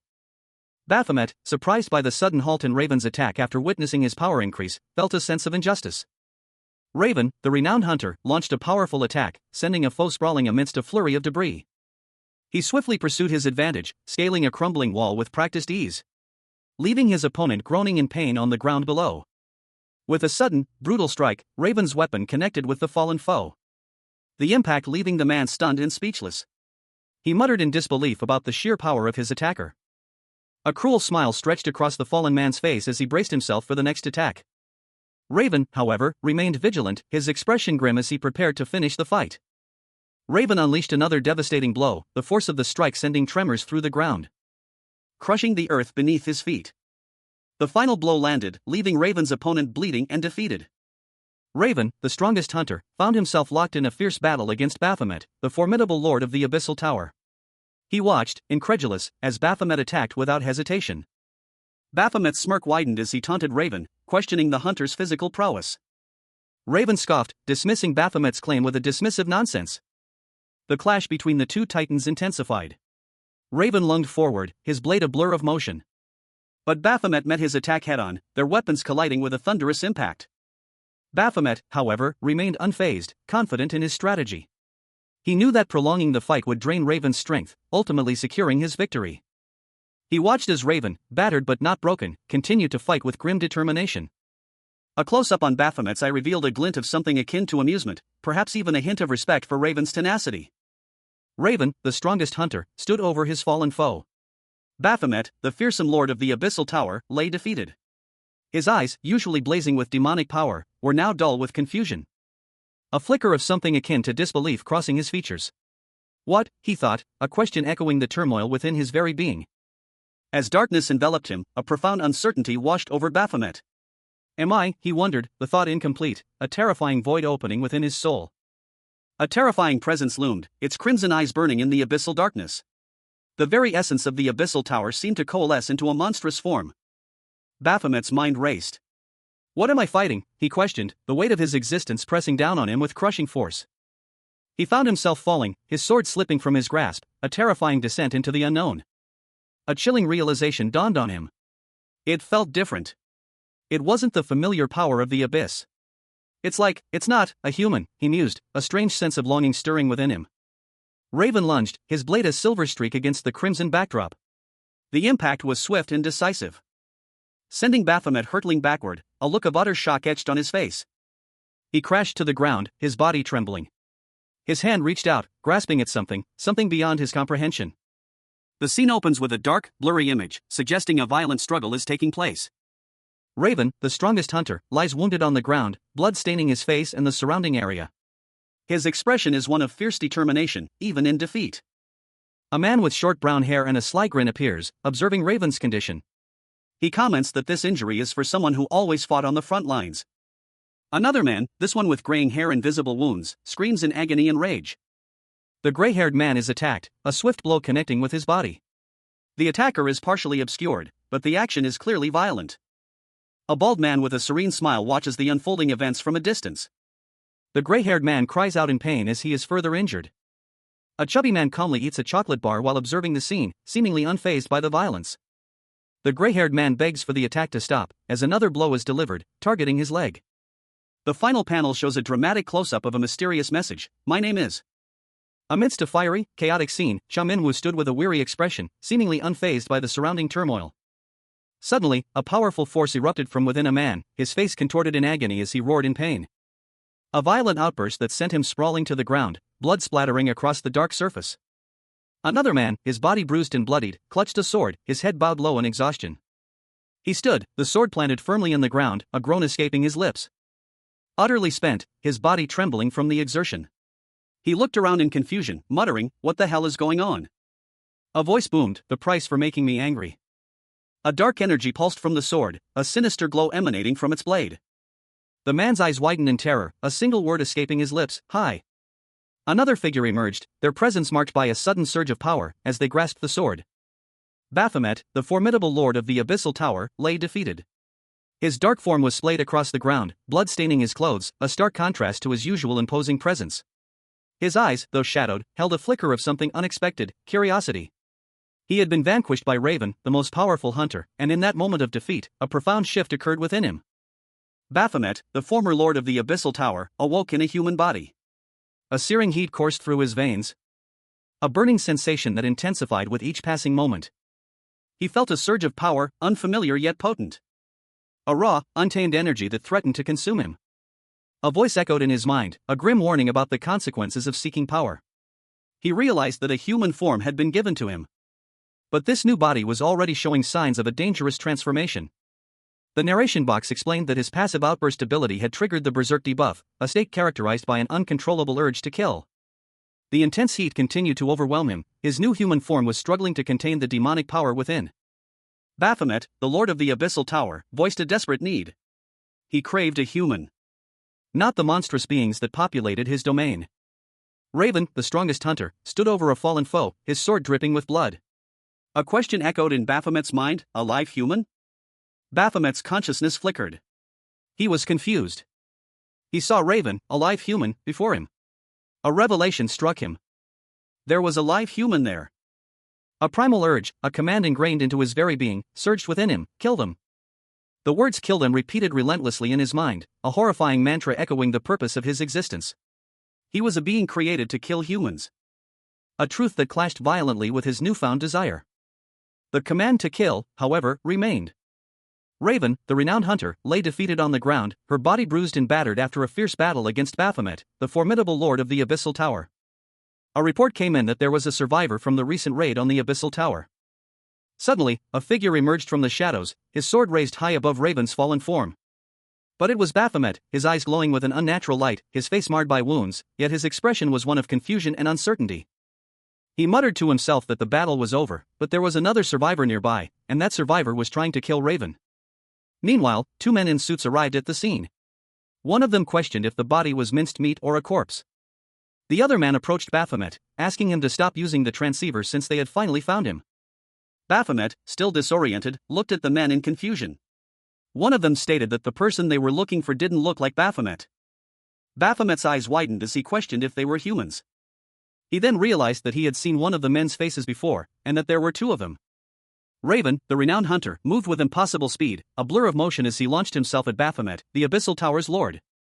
A sudden, unexpected attack that left Baphomet momentarily stunned. His eyes widened in surprise, a rare expression on the usually impassive demon's face. The impact of Raven's assault sent a jolt through Baphomet's being, a stark contrast to his usual effortless dominance. Baphomet roared, a furious bellow of defiance as he attempted to retaliate, his eyes blazing with barely contained rage. But Raven was faster, his movements a deadly dance of precision and power. A question mark floated in Baphomet's mind, he was losing. With a final, desperate lunge, Raven delivered the killing blow. Baphomet's body crumbled, his power extinguished. Unexpectedly, Baphomet found himself reborn, not in the abyss, but as a frail human, stripped of his demonic might. He looked at his hands, a mixture of confusion and wonder in his eyes. A mysterious voice echoed in his mind, a statement that both surprised and unsettled him: "Keeping you alive was quite difficult. I can't have you die now." The voice continued, its tone strangely gentle despite its otherworldly nature: "Go to sleep for some time." Baphomet, now a human, collapsed, his body weak and vulnerable. He felt a strange sense of peace as darkness enveloped him. Two figures in dark suits stood over a fallen foe, their faces obscured by shadow. A sense of grim determination hung in the air. The defeated man lay sprawled on the ground, a wound bleeding on his side. He gasped for breath, his eyes wide with shock. The two men exchanged a silent, questioning glance. They seemed perplexed by the events that had just transpired. One of the men voiced his confusion. What was that just now? His companion responded, his voice barely a whisper, Met, Baphomet. The scene shifted abruptly. A monstrous figure, Baphomet, was shown emerging from a dark portal, his presence radiating immense power. He was seated on a throne, his eyes glowing with an eerie light. The sheer scale of his demonic form was awe-inspiring. A voice, filled with awe and terror, echoed, "Oh, Lord Baphomet." The camera focused on Baphomet's imposing figure, his features sharp and menacing. His very presence seemed to fill the space with an oppressive aura. A close-up revealed a detail of his attire, hinting at the immense power he wielded. The word "Ur" appeared, suggesting a continuation of the narrative. A booming voice echoed through the abyssal tower, a command that reverberated with the power of the demonic Lord Baphomet himself. Baphomet's monstrous hand, tipped with wicked claws, extended from the shadows. His command was chillingly clear. A genocidal decree to eradicate all of humanity. Baphomet, the self-proclaimed king of the abyssal tower, mused to himself, revealing a surprising lack of understanding about the world beyond his domain. Raven, the strongest hunter, stood before Baphomet, his body bearing the wounds of a fierce battle. His blade, still dripping with the blood of the demonic lord, lay across Baphomet's chest. A stark reminder of his imminent demise. Raven, his face grim, delivered a final, cutting judgment. He pointed out Baphomet's weakness, a fatal flaw that had led to his defeat. With a final, fatal blow, Raven ended Baphomet's reign of terror. Raven, the renowned hunter, lay on the ground, his body battered and bruised. Blood stained his torn shirt, and a deep gash marred his side. His ragged breathing and wide, pained eyes spoke of a brutal battle. His vision swam, blurring the already indistinct surroundings. A low groan escaped his lips as he struggled to focus. Confusion clouded his mind. He found himself kneeling on cold, hard stone, his surroundings unfamiliar. Where am I? He wondered, the question echoing in his disoriented mind. I was definitely at the stone pit. The last moments of his fight with Baphomet flickered through his memory. A voice, smooth and calm, cut through the fog of his confusion. Can you hear me? You're finally awake. Raven's eyes snapped open, focusing on a shadowy figure whose face remained hidden. A sense of unease washed over him. He recognized the voice. Mr. Rare Swindler, he thought, a mixture of surprise and suspicion coloring his expression. The shadowy figure chuckled. No wonder your face seemed familiar. You're that swindler who got caught trying to fraud your way into clearing the Tower of Abyss, aren't you? The figure continued, a hint of amusement in their tone, but such a swindler happened to kill the hunter we were chasing. A chilling question hung in the air. Are you trying to pull a scam again? Raven's mind raced. Hunter? Kill? The weight of his actions crashed down on him, the realization of what he had done dawning slowly. A question echoed in the mind of an unseen observer, is he talking about the bastard whose limbs I smashed? The observer, seemingly a powerful figure, began to reflect on the subject of their inquiry, starting with a statement, I've investigated a bit about you. And the results were startling. And nothing turned up, as though you're someone whose name or identity doesn't exist. The observer continued their internal monologue, highlighting a peculiar detail, the hunter's registration status cannot be found, but he has the same strength as a hunter, The scene shifted to reveal Raven, the powerful hunter, his body bearing the marks of a recent, brutal battle. His expression was one of grim determination. The observer's thoughts continued, voicing a theory, one who didn't register as a hunter, or an awakening in process? The observer, now visible as a stern-faced figure, directly addressed Raven, what is your identity? The observer, impatient for an answer, threatened Raven, depending on your response, our decision on what to do with you will be swift and decisive. The observer launched a powerful attack, aiming a blow at Raven. Raven barely managed to evade the blow, the force of the attack causing a significant impact on the surrounding environment. The resulting destruction was a testament to the power of the attack. Raven, the strongest hunter, stood before the shattered remains of a wall, his fist embedded in the fractured concrete. His knuckles were bloodied, his breath ragged. A silent fury radiating from his battered form. He was clearly injured, but his eyes burned with an unwavering intensity. A gasp escaped him as he confronted the unseen figure behind the wall. The figure, dressed in a sharp suit, responded with a cool, dismissive remark, if you want to know who I am, you should show your manners first by introducing yourself. You lock me in here, then comfortably watch me from behind the wall?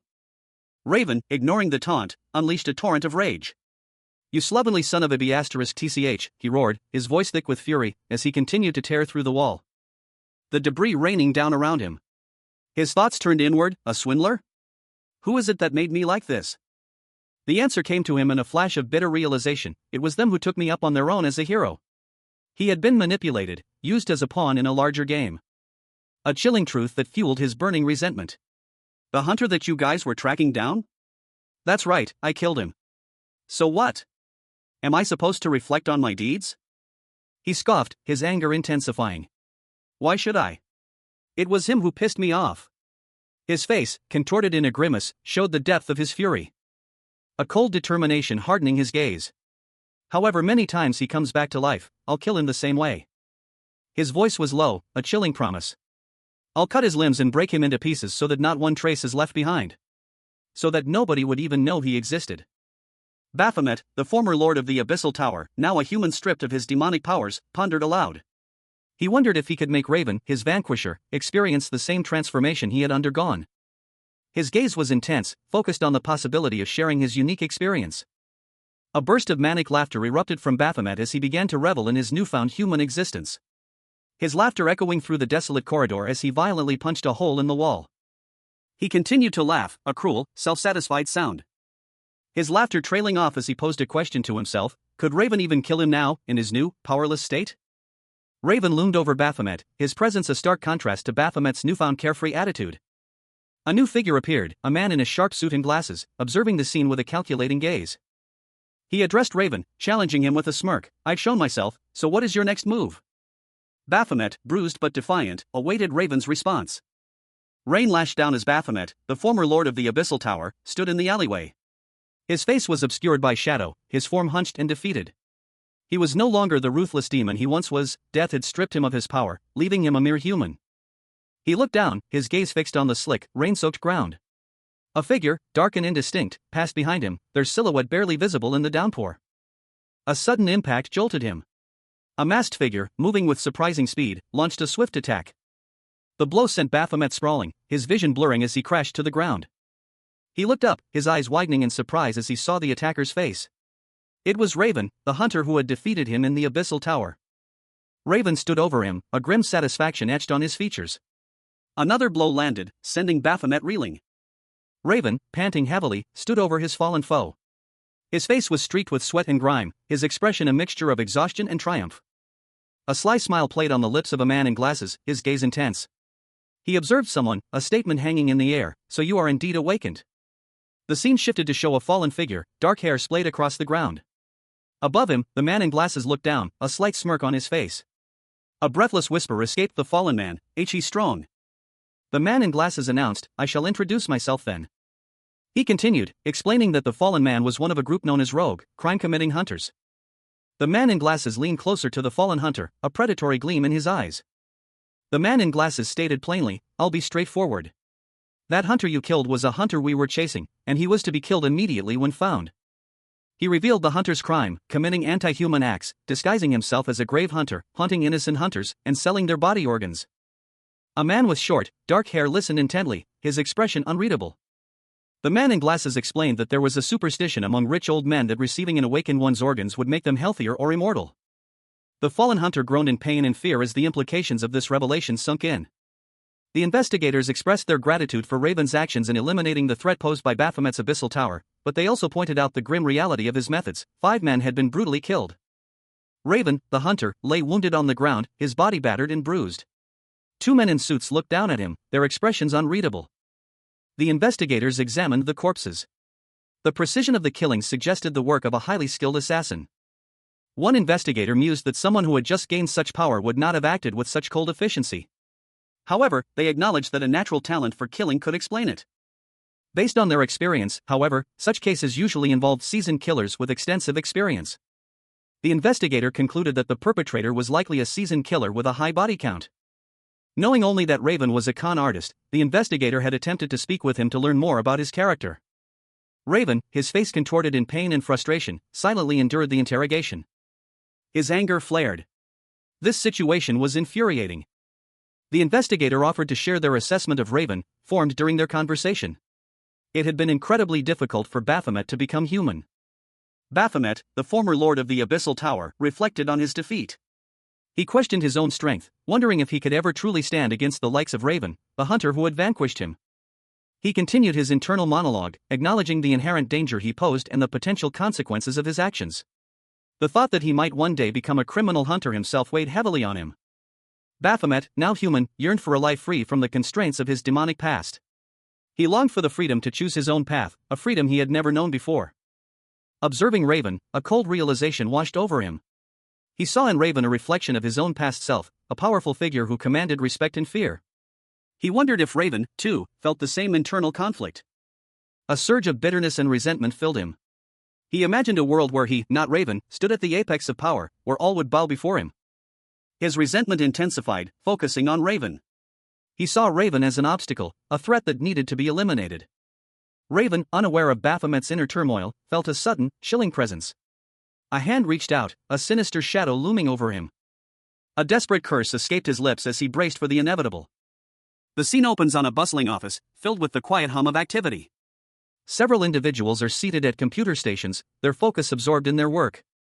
Others stand around, engaged in casual conversations or simply observing the scene. 2 employees, their faces partially obscured, addressed Raven, the strongest hunter.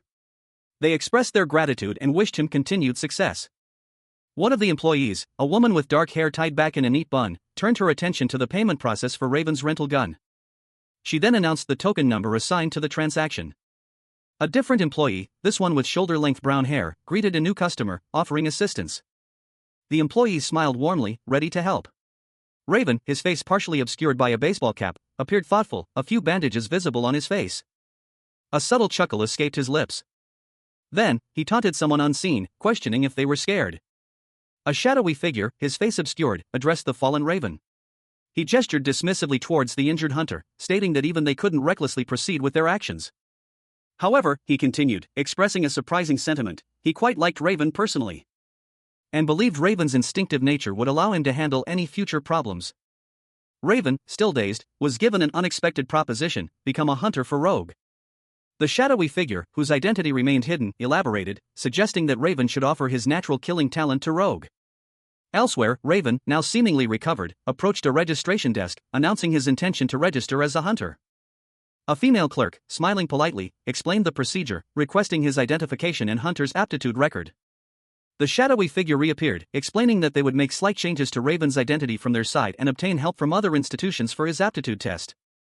The clerk confirmed that Raven's background check was complete. The shadowy figure then revealed a crucial detail: Raven would need to register with a codename as his username, a policy designed to differentiate hunters from ordinary people. A bureaucratic voice, calm and measured, echoed in the room. The question hung in the air, a subtle pressure: was there a codename, a secret identity, that this new individual preferred? The image showed only the lower half of a person's face, a woman with a headset, her lips curved into a slight, knowing smile. A subtle hint of amusement playing on her features. She continued, explaining the practicalities of his new situation. The camera focused on a man's determined jawline, his lips pressed into a thin line. He listened intently, a quiet intensity radiating from him. A silent promise hardening in his gaze. He would not fail. He would become stronger than anyone. The name Baphomet echoed in his mind, a vow of vengeance. Baphomet, reborn as a human, his face partially obscured by a baseball cap, a mischievous glint in his eyes, and bandages covering minor cuts. He was ready. His vow solidified, he would make them tremble at the mere mention of his name. A new era of power was dawning. A monstrous wolf, its maw agape, revealing rows of razor-sharp teeth, lunged forward. Its snapping jaws aimed at Raven, the renowned hunter. Raven, however, reacted swiftly, dodging the attack with practiced ease. He moved with a blur of motion. His hand outstretched, a dark energy gathering at his fingertips. Readying a counterattack. With a sudden burst of power, Raven unleashed a devastating blow, sending the wolf sprawling to the ground, its body riddled with wounds, leaving a trail of blood in its wake. He stood over his fallen foe, the air thick with anticipation. The scene opens on a dark forest, the air thick with an unnatural chill. A figure, partially obscured by shadow, emerges from the trees, revealing itself to be a monstrous, lupin creature, its fur glowing with an ethereal light. Its eyes burn with predatory intensity. Suddenly, a young man in a hooded sweatshirt appears, seemingly caught off guard by the beast's presence. The creature lunges, its massive claws reaching for the youth, who cries out in alarm. The young man, however, manages a desperate sidestep, narrowly avoiding the attack, and stumbles backward, his breath catching in his throat. Fear grips him, but a flicker of determination shines in his eyes. A wordless command hangs in the air. With a deep breath, he calls out, a silent command echoing through the forest. He stands defiant, a small cut bleeding on his leg, a testament to his near miss. The monstrous wolf-like creature stands before him, its form shifting and changing, its eyes fixated on the young man. High above, Baphomet, the former lord of the Abyssal Tower, observed a lone figure approaching. He noted their slow pace, a subtle shift in his expression. A silent confirmation of his suspicions. Raven, the legendary hunter, was not coming to challenge him. Suddenly, a blinding flash erupted from Baphomet's form. A raw power, a remnant of his demonic essence, coursing through him. He was not yet fully human. A last vestige of his former self. With a mighty heave, Baphomet launched himself forward. His fist connecting with the unseen foe with earth-shattering force. The impact sent tremors through the very ground itself. A lingering reminder of his transformation. Baphomet, the former lord of the Abyssal Tower, found himself pondering a single, crucial question: why? He had completed a hidden quest, gaining the strength he desired. However, the strength was less than expected, leading him to reflect on his actions. Even after leaving the Abyssal Tower and becoming human, the system continued to make demands on him, prompting further introspection. He questioned why the system continued to demand things from him, even after his transformation. He had already decided on his future course of action, despite the lingering questions. Baphomet clenched his fist, focusing on regaining his strength. He mused that if his powers had vanished, he could simply regain them. A sudden realization struck him: he was being addressed as Baphomet. A shadowy figure loomed behind a young man, its glowing red eyes piercing the darkness. The man's eyes widened in alarm, a silent gasp escaping his lips. He recoiled, a furious expression contorting his features as he hissed, "Who?" A man with short, green hair and glasses appeared, his voice sharp and accusatory as he demanded, "Are you an attention seeker?" The green-haired man continued his tirade. What kind of lunatic would assume the name of the tower's boss as their alias? Another young man, this one with dark hair, responded calmly, "It's the team manager's call." "What's that?" The green-haired man, clearly agitated, scolded, "I definitely told you not to do anything to draw aggro toward yourself." The dark-haired man sighed, "It seems you hold resentment toward the ones who painted you as a con artist, but rumors about you have already spread amongst the hunters, so your reputation is as bad as it can get." He continued, his voice low and grave, "And also, the investigation results for the Tower of Abyss have come out. That the hunter Raven was the one who actually cleared the tower, that's why things have gotten worse. Because the top hunter of South Korea died after sacrificing his life to kill Baphomet." The dark-haired young man muttered to himself, "Now we have to think of a way to deal with this. You're saying I should have been walking on eggshells around everyone? I don't care what they chatter about since I've already heard enough to make me sick and tired of it." Baphomet, the former lord of the Abyssal Tower, now found himself in a human body, his immense power gone. A look of wonder and perhaps slight apprehension crossed his face as he gazed at his new hands. A wide, almost childlike grin spreading across his features. He was human, frail, and utterly powerless, yet a strange sense of exhilaration filled him. A man in a suit approached him, holding a phone, seemingly ready to take a picture. Baphomet, still adjusting to his new reality, stood calmly, his expression unreadable. The suited man scoffed, his words laced with skepticism. He questioned Baphomet's confidence, implying that his bravado was unwarranted. He retorted that the man would soon see the consequences of his doubt. The implication hung heavy in the air. Baphomet, despite his lack of power, was not to be underestimated. Baphomet then revealed his next destination, Jeju Island. The scene shifted to a bright, sunny beach, a stark contrast to the previous, shadowy encounter. He walked away, accompanied by another young man, seemingly a friend. A sense of anticipation hung in the air as they headed towards their destination. Baphomet's eyes widened slightly as he caught sight of the ocean. A flicker of recognition, perhaps a memory of his past life, crossed his face. A question forming in his mind: was this the sea he had glimpsed in a previous vision? His companion suggested they take a taxi, mentioning that they had about 2 hours before the event began. The scene ended with a sense of impending action. A young man, sporting a blue baseball cap, checked his phone, his expression one of mild surprise. A blur of motion suggested something unexpected was happening nearby. A sudden burst of energy erupted as another young man, this one with dark hair, ran past, shouting joyfully about the sea. The first young man watched him go, a thoughtful expression settling on his face. He mused that the other's unrestrained joy was quite something. Meanwhile, a voice, sharp and suspicious, cut through the air: "He's someone who can't be trusted. Are you still going to keep him around?" The scene shifted to a more formal setting. A man in a suit addressed another, seated and looking weary. "You want me to back off after coming this far?" The seated man, Tae-young, replied, "This kind of work isn't something a normal person can do." Tae-young continued, explaining that they needed someone lacking enough to become twisted, and that they were keeping an eye on the exuberant young man. He added ominously, "If he tries any foolish tricks, then." The scene changed again, showing a group of people observing the young man from afar. One of them, a woman with striking red hair, noticed something unusual: blue eyes. Another young man, this one with brown hair, reacted with surprise, recognizing the blue-eyed individual as someone from a different race that had been discussed previously. Suddenly, the blue-capped young man was forcefully stopped by the red-haired woman and her companion. "Stop disgracing the country, and let's go now," she commanded. The young man fell to the ground, seemingly defeated. The scene ended with a light blue background. The orientation for new hunters would be held at the Harleton building. The camera angle shifted to reveal a large, modern building's rooftop, where the orientation would take place. One hunter explained that it was a training program to help new hunters adapt well. Another hunter questioned the need for such a program, wondering why hunters simply didn't have to defeat monsters. Two young men stood facing each other outside the building. One carried a suitcase. One of the hunters explained that the program existed because of the high number of older officials in South Korea, and that it was a government regulation. He continued, explaining that unlike other countries, South Korean hunters were appointed by the nation itself, leading to the government's desire to control how they were used. The hunter handed the other a suitcase, identification card, and smartphone. The recipient was surprised and pleased to receive the smartphone, asking if he could use it to contact the other hunter, whose name was Cha Min-woo. The hunter asked if the recipient wanted to use his real name. The recipient, Cha Min-woo, looked at his identification card, which showed his full name and information. He reflected on his parents' efforts in choosing his name, which had never been publicly used. A man in a cap stood before another, advising him to head inside, as the time was almost upon them. The two men continued their conversation, one giving a thumbs-up gesture. One man questioned why the other wasn't joining him, noting that he had been monitoring him. A third party observed, commenting on the quick-wittedness of the monitored man. The first man responded that the second would learn more once inside. The second man's expression turned thoughtful as he pondered the first man's words. In a large auditorium, a man addressed a crowd of new hunters, introducing himself as the event manager for their orientation. The event manager, Ma So-man, revealed his name to the assembled hunters.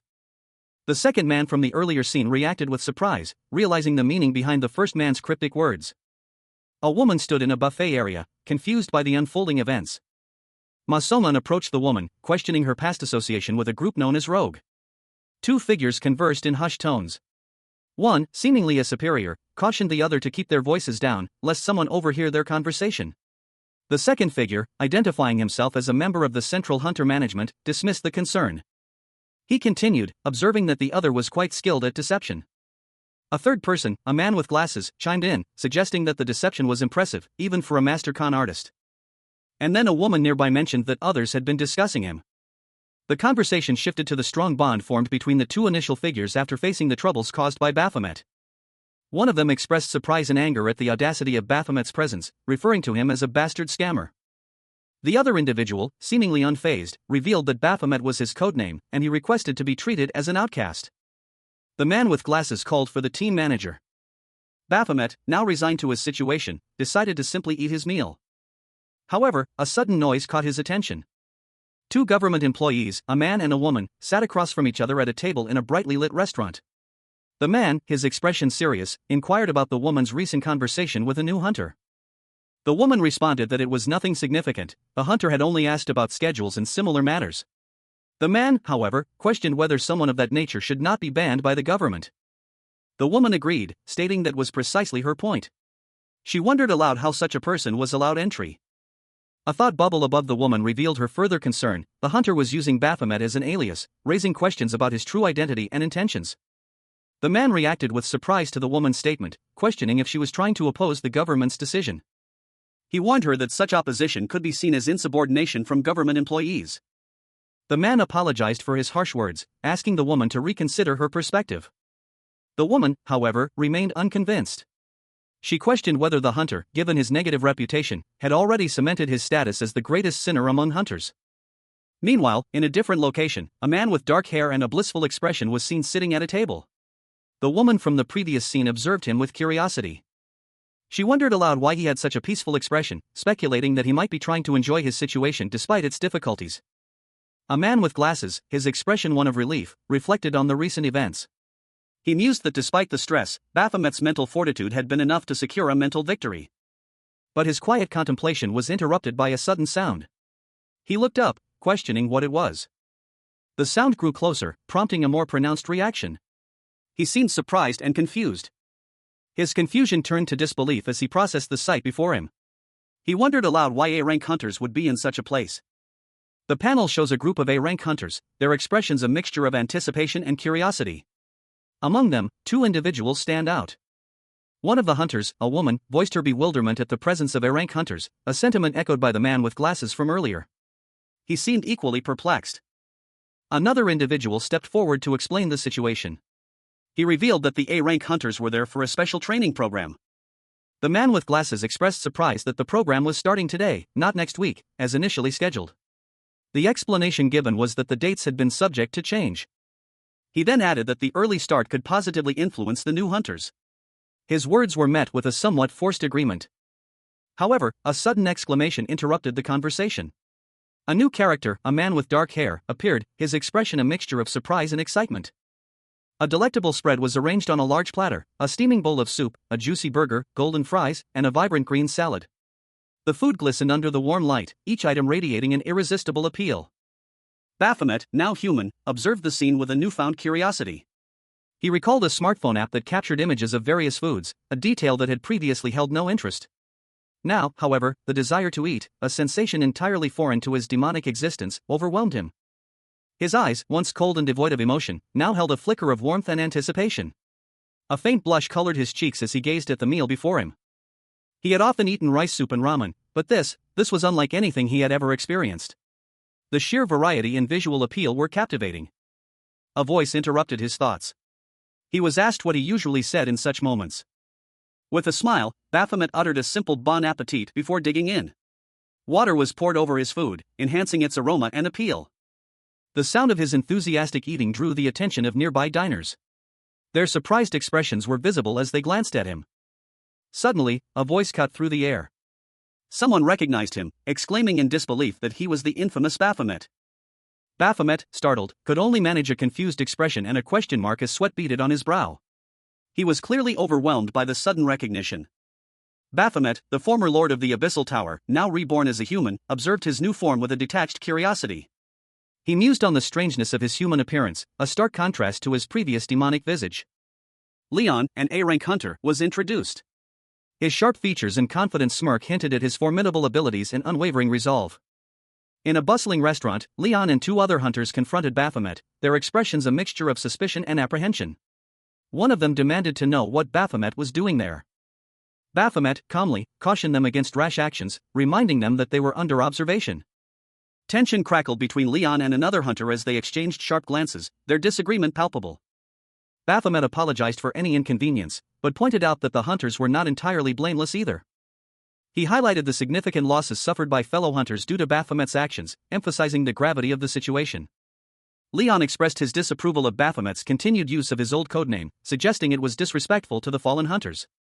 A suggestion met with a sudden, unexpected interruption as another hunter violently knocked over a plate of food onto Leon.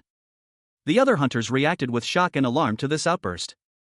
A young woman with short brown hair, dressed in dark attire, confronted a man with short, light green hair. Her expression was one of disbelief as she exclaimed, "Oh my, team manager?" The green-haired man's face was shown from the chin up, his mouth slightly open in a grimace. A single word escaped his lips, "What?" The scene shifted to show a tense confrontation between the green-haired man, now visibly bruised and angry, and another man with dark hair and glasses, who looked distressed and sweaty. The dark-haired man calmly stated that the fuss over a name was unnecessary, as it wouldn't resurrect anyone. The green-haired man's face contorted in rage. "What, you bastard?" He then sarcastically questioned the dark-haired man's dedication to his comrades, suggesting that if he truly cared, he would have defeated Baphomet sooner. The dark-haired man wiped sweat from his brow, a subtle smirk playing on his lips. He countered that the green-haired man was merely boasting about his own weakness. The dark-haired man, however, seemed to have a sudden realization, stating, I get it. I guess you weren't skilled enough to do that?" A close-up of the dark-haired man's face showed a confident, almost mischievous grin. Baphomet, the formidable lord of the Abyssal Tower, his eyes narrowed in suspicion, questioned his opponent, "Did I offend you?" His opponent, Jihuan, a young hunter, his face contorted with exertion, snapped back, "Are you done talking?" A digital notification appeared, indicating that Jihuan had activated a buff skill enhancing his physical abilities.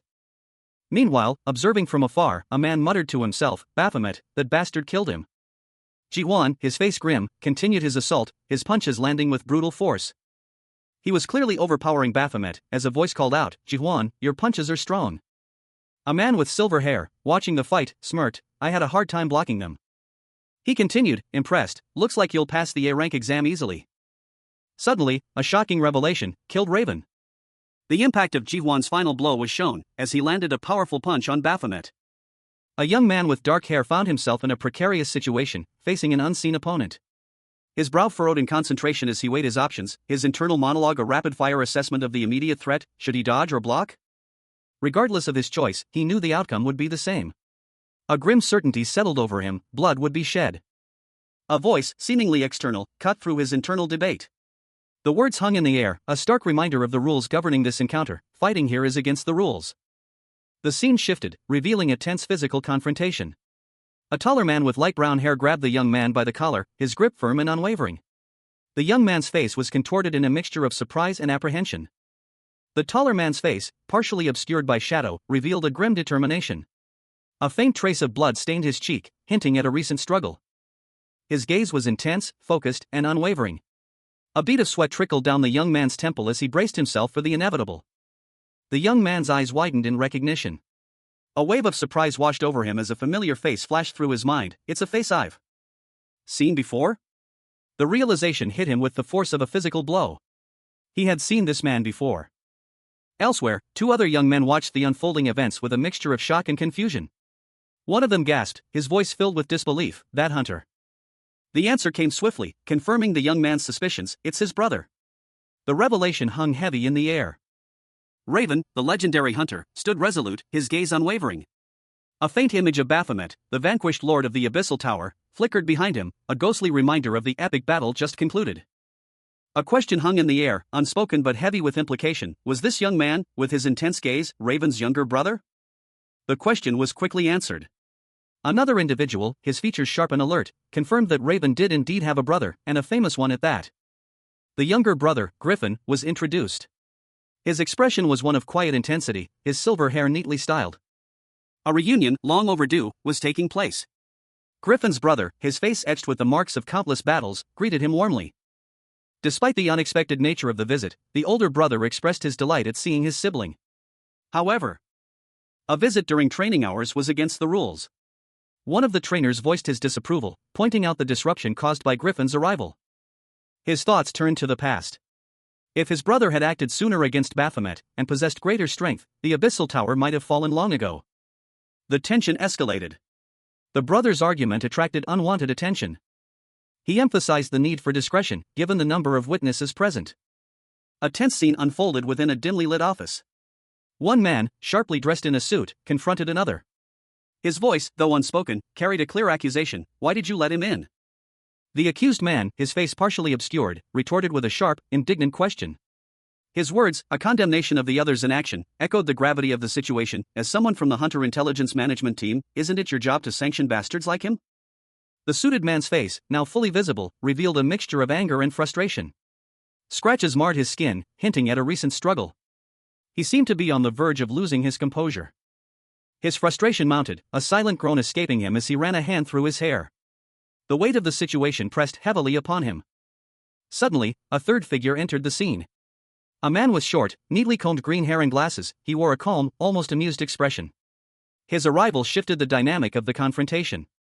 A close-up on his face highlighted his unervingly pleasant smile, a stark contrast to the tension in the room. His eyes, though hidden behind the glasses, seemed to hold a knowing glint. The newcomer addressed the suited man, his tone polite yet firm. "Mr. Hunter? Would you like to speak with me for a moment?" The suited man, clearly surprised, hesitated. His internal monologue reflected his confusion. "What? Why should I?" Before he could fully articulate his doubts, the newcomer cut him short with a curt command, "Shut up." The scene shifted abruptly. The suited man, now visibly agitated, stood up, his body tense with barely suppressed anger. He seemed ready to act. The scene opens on a bustling hallway, the air thick with anticipation. Several figures, their backs to the viewer, stand in a group, their postures suggesting a mixture of nervousness and excitement. Among them, a man with short, gray hair stands out, his shoulders slightly hunched. A yellow lanyard around his neck barely visible beneath his dark clothing. The focus shifts to a close-up of his neck and shoulders, highlighting the lanyard's presence. The perspective shifts to an aerial view of a modern high-rise building, the Harriton Hotel, bathed in the warm glow of the setting sun. The scene is peaceful, a stark contrast to the tension felt moments before. Setting the stage for the next event. A woman with short brown hair, dressed in a sharp business suit, stands before a group of people. She greets them warmly, her voice echoing with a professional yet friendly tone. "Hello, new hunters." Han Yu-young, the event host, smiles warmly as she introduces herself and the program's focus, the system.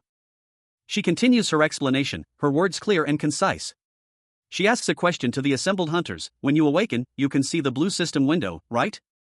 Han Yu-young gestures towards the assembled hunters, her back to the viewer, as she further explains the system's mechanics. A narration box explained the system's user interface to inexperienced hunters. It detailed a new program designed to simplify the process. Meanwhile, a muscular man with dark hair impatiently demanded that a blonde man in a suit hit him once. The suited man, clearly concerned, questioned the other's sanity, highlighting the sudden change in his behavior. The dark-haired man responded that if he hadn't recruited him, none of this would have happened, it was all his fault. The suited man, exasperated, urged the other to simply accept the situation. The dark-haired man, eyes blazing with intensity, declared that there was no going back, this was his chance. He looked ready to strike. The suited man, sensing his resolve, questioned if he even possessed a conscience. The dark-haired man, seething with anger, demanded to know what the suited man wanted him to do after being disrespected like that. The suited man calmly advised him to hold back until he grew stronger. Explaining that once stronger, no one would dare speak to him so disrespectfully.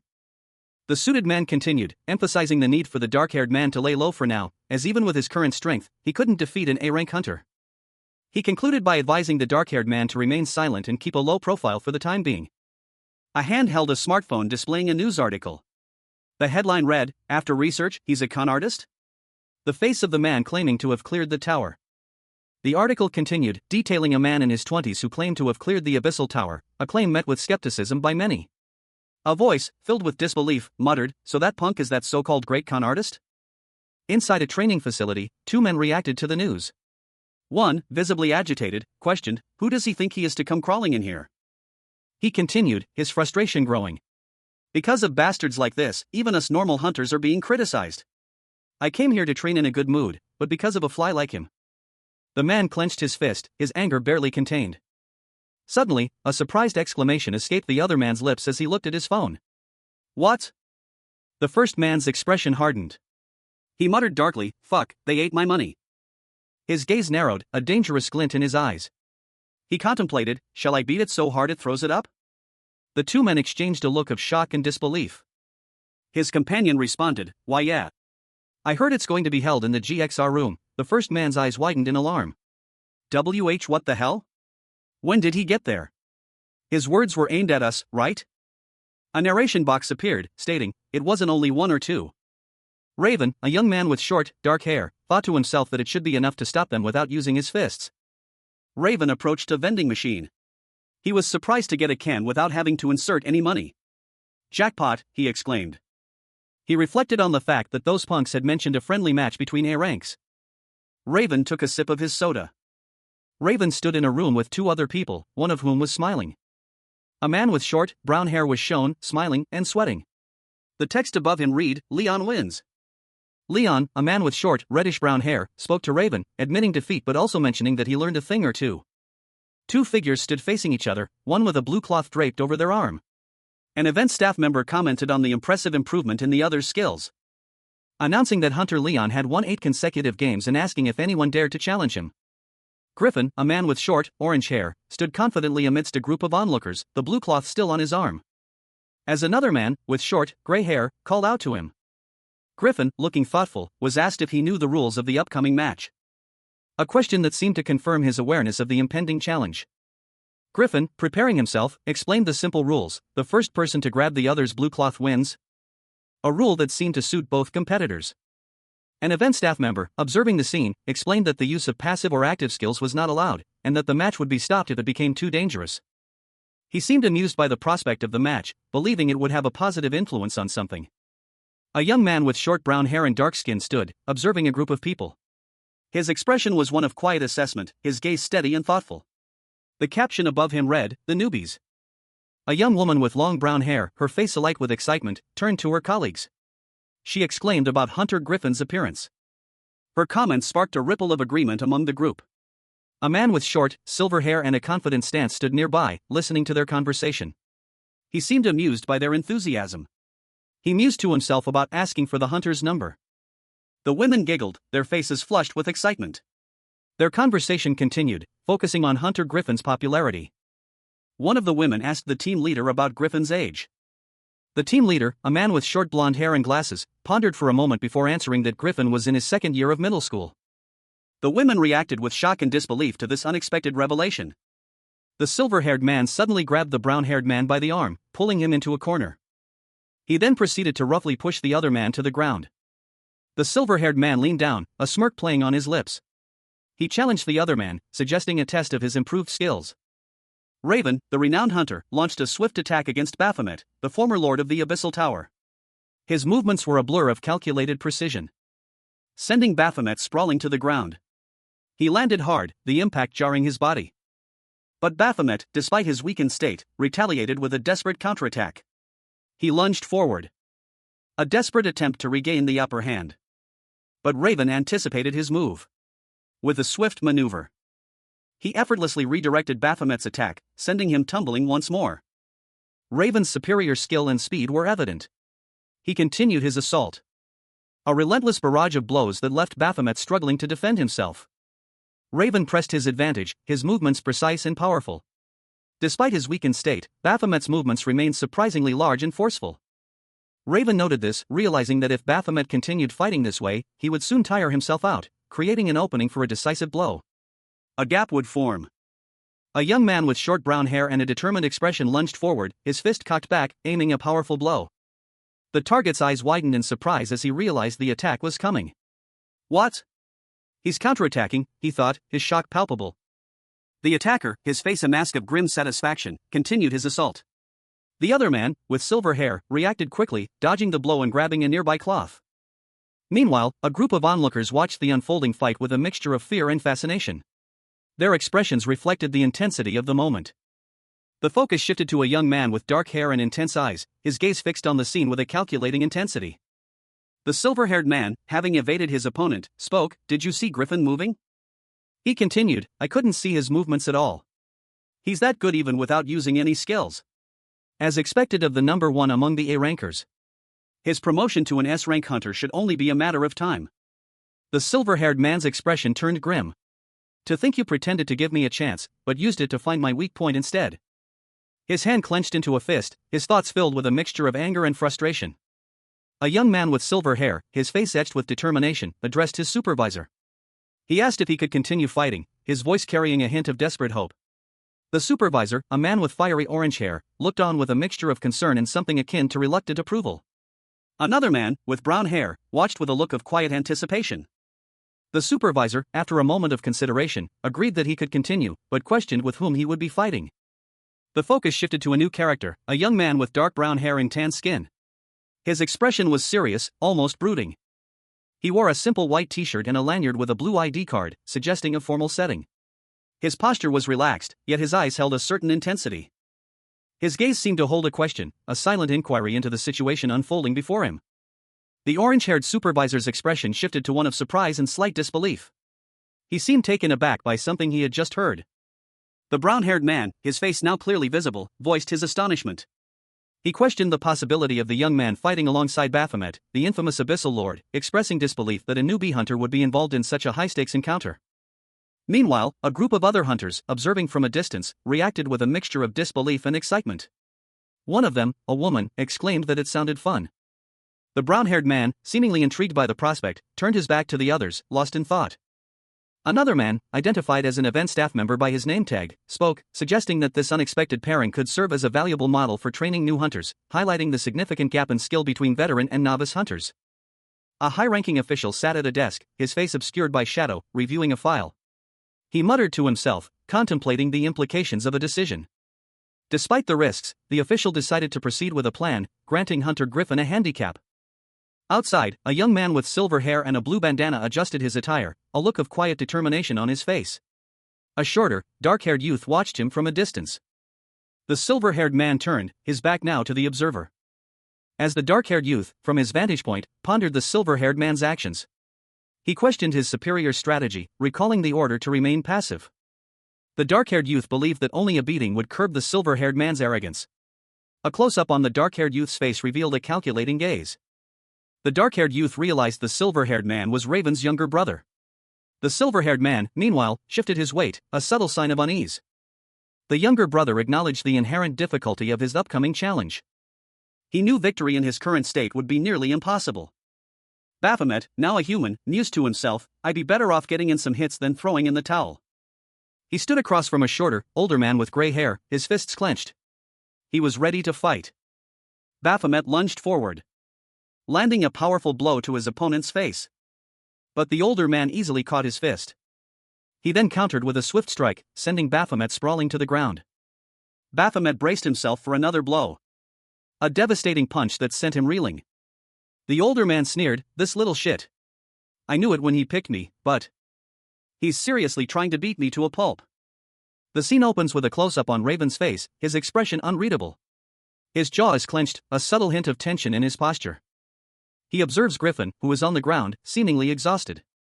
Raven muses that Griffin must also be on edge, given that he uses the name of the demon who killed his brother as his code name. Griffin, battered and bruised, is shown from an overhead angle, his body positioned as if he's about to launch a kick. "He's practically a sandbag now," Raven observes. Griffin launches a powerful kick, aiming for Raven. But Raven easily dodges the attack. He suggests they just exchange one final blow. Griffin attempts another attack, lunging at Raven. But Raven counters with a swift blow, sending Griffin sprawling. Griffin crashes to the ground, defeated. Raven, the renowned hunter, launched a swift attack against Baphomet, the former lord of the Abyssal Tower. His blow sent Baphomet sprawling, sending him tumbling across the ground. The impact was considerable, but Baphomet quickly recovered, a smirk playing on his lips as he realized Raven was holding back. "He's just playing with me," Baphomet thought, a grudging respect forming in his mind. Raven, observing Baphomet's reaction, mused to himself, "If I were my former self, this bastard would be. But it's a pity." A wave of pity washed over Baphomet as he watched Raven's restrained movements. Raven moved again, his attack landing with more force this time. If only he didn't have a handicap. I could have witnessed his real skills. Raven thought, frustration evident in his expression. Baphomet countered, his movements now more aggressive. How he feels when he fights all out. And how strong he is. The intensity of the fight increased, with both combatants giving their all. Raven's face was contorted in a grimace of exertion as he delivered a final blow. "I wanted to see it." Baphomet, the former lord of the Abyssal Tower, now a human, clenched his fists, a faint blush dusting his cheeks. A strange mixture of confusion and exhilaration flickered in his eyes. Raven, the hunter who had defeated him, stood before him, his expression unreadable. He launched a swift punch, the blow connecting with Baphomet's jaw. Raven's eyes narrowed, his gaze intense. Baphomet recoiled, his eyes wide with surprise. "What?" Raven announced his decision to stop fighting, leaving Baphomet utterly bewildered. He wondered why Raven would suddenly choose to end their match. Did he just say he wants to stop? Why? Raven explained that there was no longer any meaning in continuing their fight. Baphomet, still reeling from the unexpected turn of events, could only ask, "Is that so?" Raven confirmed his decision, adding that it was a special match. He then asked if anyone else wanted a friendly match. Baphomet, however, vehemently disagreed. No one else stepped forward. A surge of defiance coursed through Baphomet. He declared his desire to continue fighting, his resolve hardening. An unseen observer, likely a Hunter Association official, interjected, reminding everyone of the insurmountable gap in strength between Baphomet and a top-ranked hunter.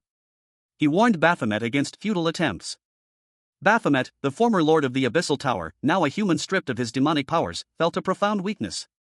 He questioned his own perception, wondering why he felt so distant from his surroundings. A dizzying sensation washed over him as his vision blurred, the world around him seeming to spin and distort. Until it finally settled on a view of the Earth from space.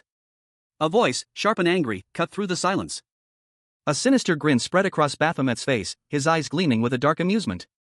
He was enjoying this unexpected turn of events. From the shadows, a monstrous figure emerged, its eyes burning with infernal fire. It hissed a single, venomous word. Baphomet, unfazed, met the creature's gaze with a defiant smirk. He was no longer the Lord of the Abyss, but he was still Baphomet. Raven, the hunter who had slain him, watched from the darkness, his eyes narrowed in suspicion and concern. He sensed a familiar power, yet something was different. Suddenly, a shadowy hand reached out from the void, aiming for Raven. He reacted instantly. Raven dodged the attack with surprising agility, his movements fluid and precise. A swift kick sending him hurtling against a nearby wall. The attack was clearly aimed at him, not Baphomet. Baphomet, the former lord of the Abyssal Tower, tumbled head over heels from a great height. His fall was a chaotic blur of limbs and disorientation. Until he landed with a heavy thud. 3 figures, 2 women and a man in sharp suits, watched from below, their expressions a mixture of surprise and confusion. One of the women uttered a quiet, "Huh?" Meanwhile, Raven, the hunter who had defeated Baphomet, stood nearby, his expression unreadable. A single word escaped his lips, "Ah." A bright flash of light erupted from the spot where Baphomet had fallen. A powerful energy wave rippled outwards, shattering nearby objects. The source of the light was obscured by the intensity of the blast, leaving behind only a lingering glow. 3 women in swimsuits, seemingly enjoying a relaxing day by a pool, were caught completely off guard by the sudden event. One of them gasped, "Kaya! What the heck?" Another woman, noticing something amidst the lingering energy, exclaimed, "Did something fall just now? What? It looks like a person?" Raven, observing the scene from afar, muttered to himself, "What a pity." His thoughts continued, "I didn't expect to go out like this with one move." Raven, the strongest hunter, reflected on Baphomet, the defeated lord of the Abyssal Tower. He mused that while he hadn't fully grasped Baphomet's abilities, he had a general understanding of his power. And looked forward to the day Baphomet would be completely at her mercy. Elsewhere, Baphomet, now reborn as a human, found himself in an unexpected situation. A question about his swimming ability prompting a sudden, panicked reaction. Baphomet struggled in the water, his new human body failing him. He gasped for air. Unable to breathe, his consciousness fading. Sinking beneath the surface. A figure, seemingly a woman, swam towards him. Baphomet, now sinking, covered his face in despair. His body falling limply, his journey ending abruptly. Baphomet, the former lord of the Abyssal Tower, awoke disoriented. A question mark floated in his mind. His vision blurry, focusing slowly on a cascade of blonde hair. And then, piercing blue eyes. He was underwater, a strange, ethereal glow surrounding him.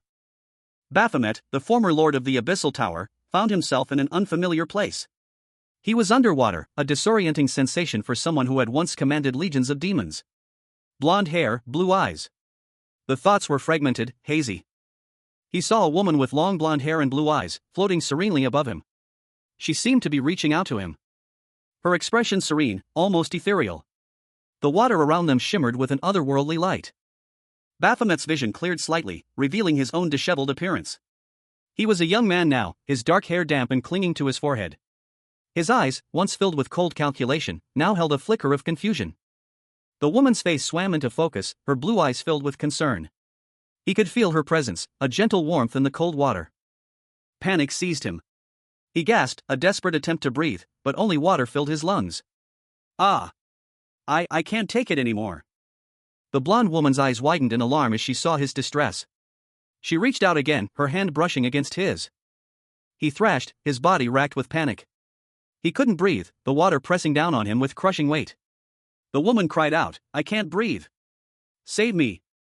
The narration box reflected on the past, noting that it had been some time since Raven had last intervened to save Baphomet. Meanwhile, 2 women, one with dark purple hair and the other with auburn hair, stood by a poolside, their conversation brief and to the point. The woman with auburn hair simply stated, "You're right." Suddenly, something unexpected appeared in the water below, causing both women to react with surprise and alarm. Their expressions of shock were clear as one exclaimed, "Oh my gosh! What is that?" The woman with dark purple hair, assessing the situation, quickly concluded that something had gone terribly wrong, urgently calling for help. A low, guttural voice echoed through the dark, echoing chamber. It spoke of numbers. Specifically, number 8. The number was announced, and a hulking figure emerged from the shadows. Number 18. He was a demonic being, Baphomet, with horns and a goat-like visage, clad in little more than a ragged loincloth. He stood rigidly, a spear resting against the wall beside him. Baphomet seemed confused. Another demon, his superior, approached him, demanding he get ready for work. Work? The 2 demons exchanged confused glances. The meaning of the word was unclear to them. Their superior impatiently pressed the point, it was time for them to be hunted by humans. Suddenly, a blur of motion. A human, Raven, the strongest hunter, appeared, striking with blinding speed. Leaving the demons dazed and confused. One of the demons, Baphomet, was left utterly bewildered. A bead of sweat trickled down his brow as he stared blankly ahead. Baphomet, the former lord of the Abyssal Tower, now a human, found himself in an unfamiliar setting. A hand flew to his head as a wave of disorientation washed over him. He had been experiencing strange dreams since his transformation, dreams that felt intensely real. But this latest one was different. A single, piercing eye opened, revealing a glimpse of something otherworldly. Nearby, a woman with long blonde hair lay unconscious, clad in a blue bikini. Baphomet cautiously approached her. Her eyes fluttered open, and she spoke, her gaze fixed on him. "Foreigner," she murmured, a question hanging in the air. She continued, recalling a recent event. "Now that I think about it, when I was drowning, this foreigner," she trailed off, her thoughts clearly still racing. Suddenly, a woman with short, crimson hair appeared, her expression furious. "Stop staring while I'm still speaking nicely," she snapped. She threatened Baphomet, her voice laced with menace. "Before I bury you in the ground," she hissed. The crimson-haired woman kicked Baphomet, sending him sprawling to the ground. He groaned in pain. Baphomet, now a human, awoke in a cold sweat. His brow was slick with perspiration, and his breath hitched in his throat. The remnants of his abyssal power were gone, replaced by a disorienting sense of vulnerability. He found himself in an unfamiliar, opulent hotel room. Two women in swimsuits stood before him, their expressions a mixture of concern and apprehension. He wondered, what's with these girls? One of the women, Eun-hai, stepped forward, her voice laced with apology. She explained that there had been an incident, and anxiously inquired if anyone had been hurt. The other woman, her eyes widening, recognized him. "Ah, Ark Guild CEO, Hunter Echidna," she gasped. Echidna expressed surprise at his presence, assuring him that they had no idea he would be there and asking if he was injured. A man in a suit called out to Eun-hai, and she responded, "Yes, I'm coming," before hurrying off.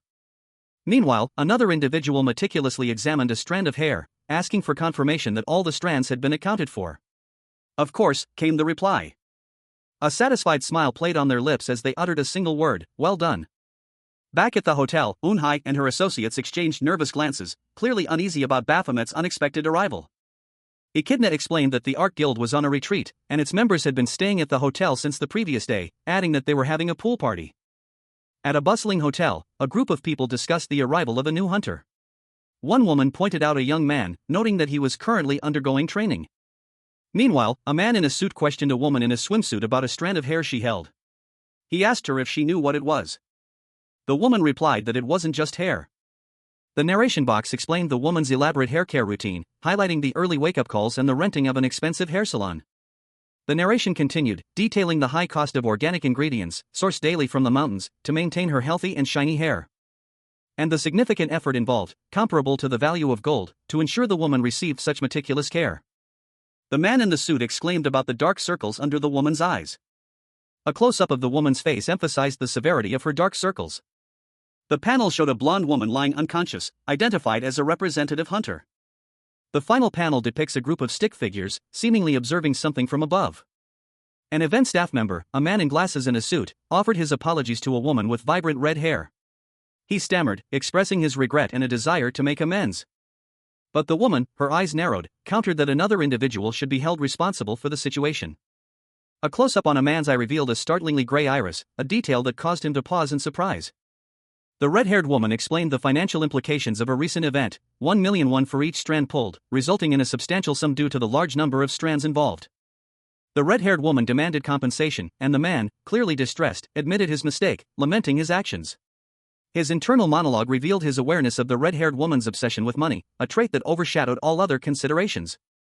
The man reflected on his past mistakes, acknowledging the severity of his actions, a prior conflict with rank hunters and his involvement with the Ark Guild.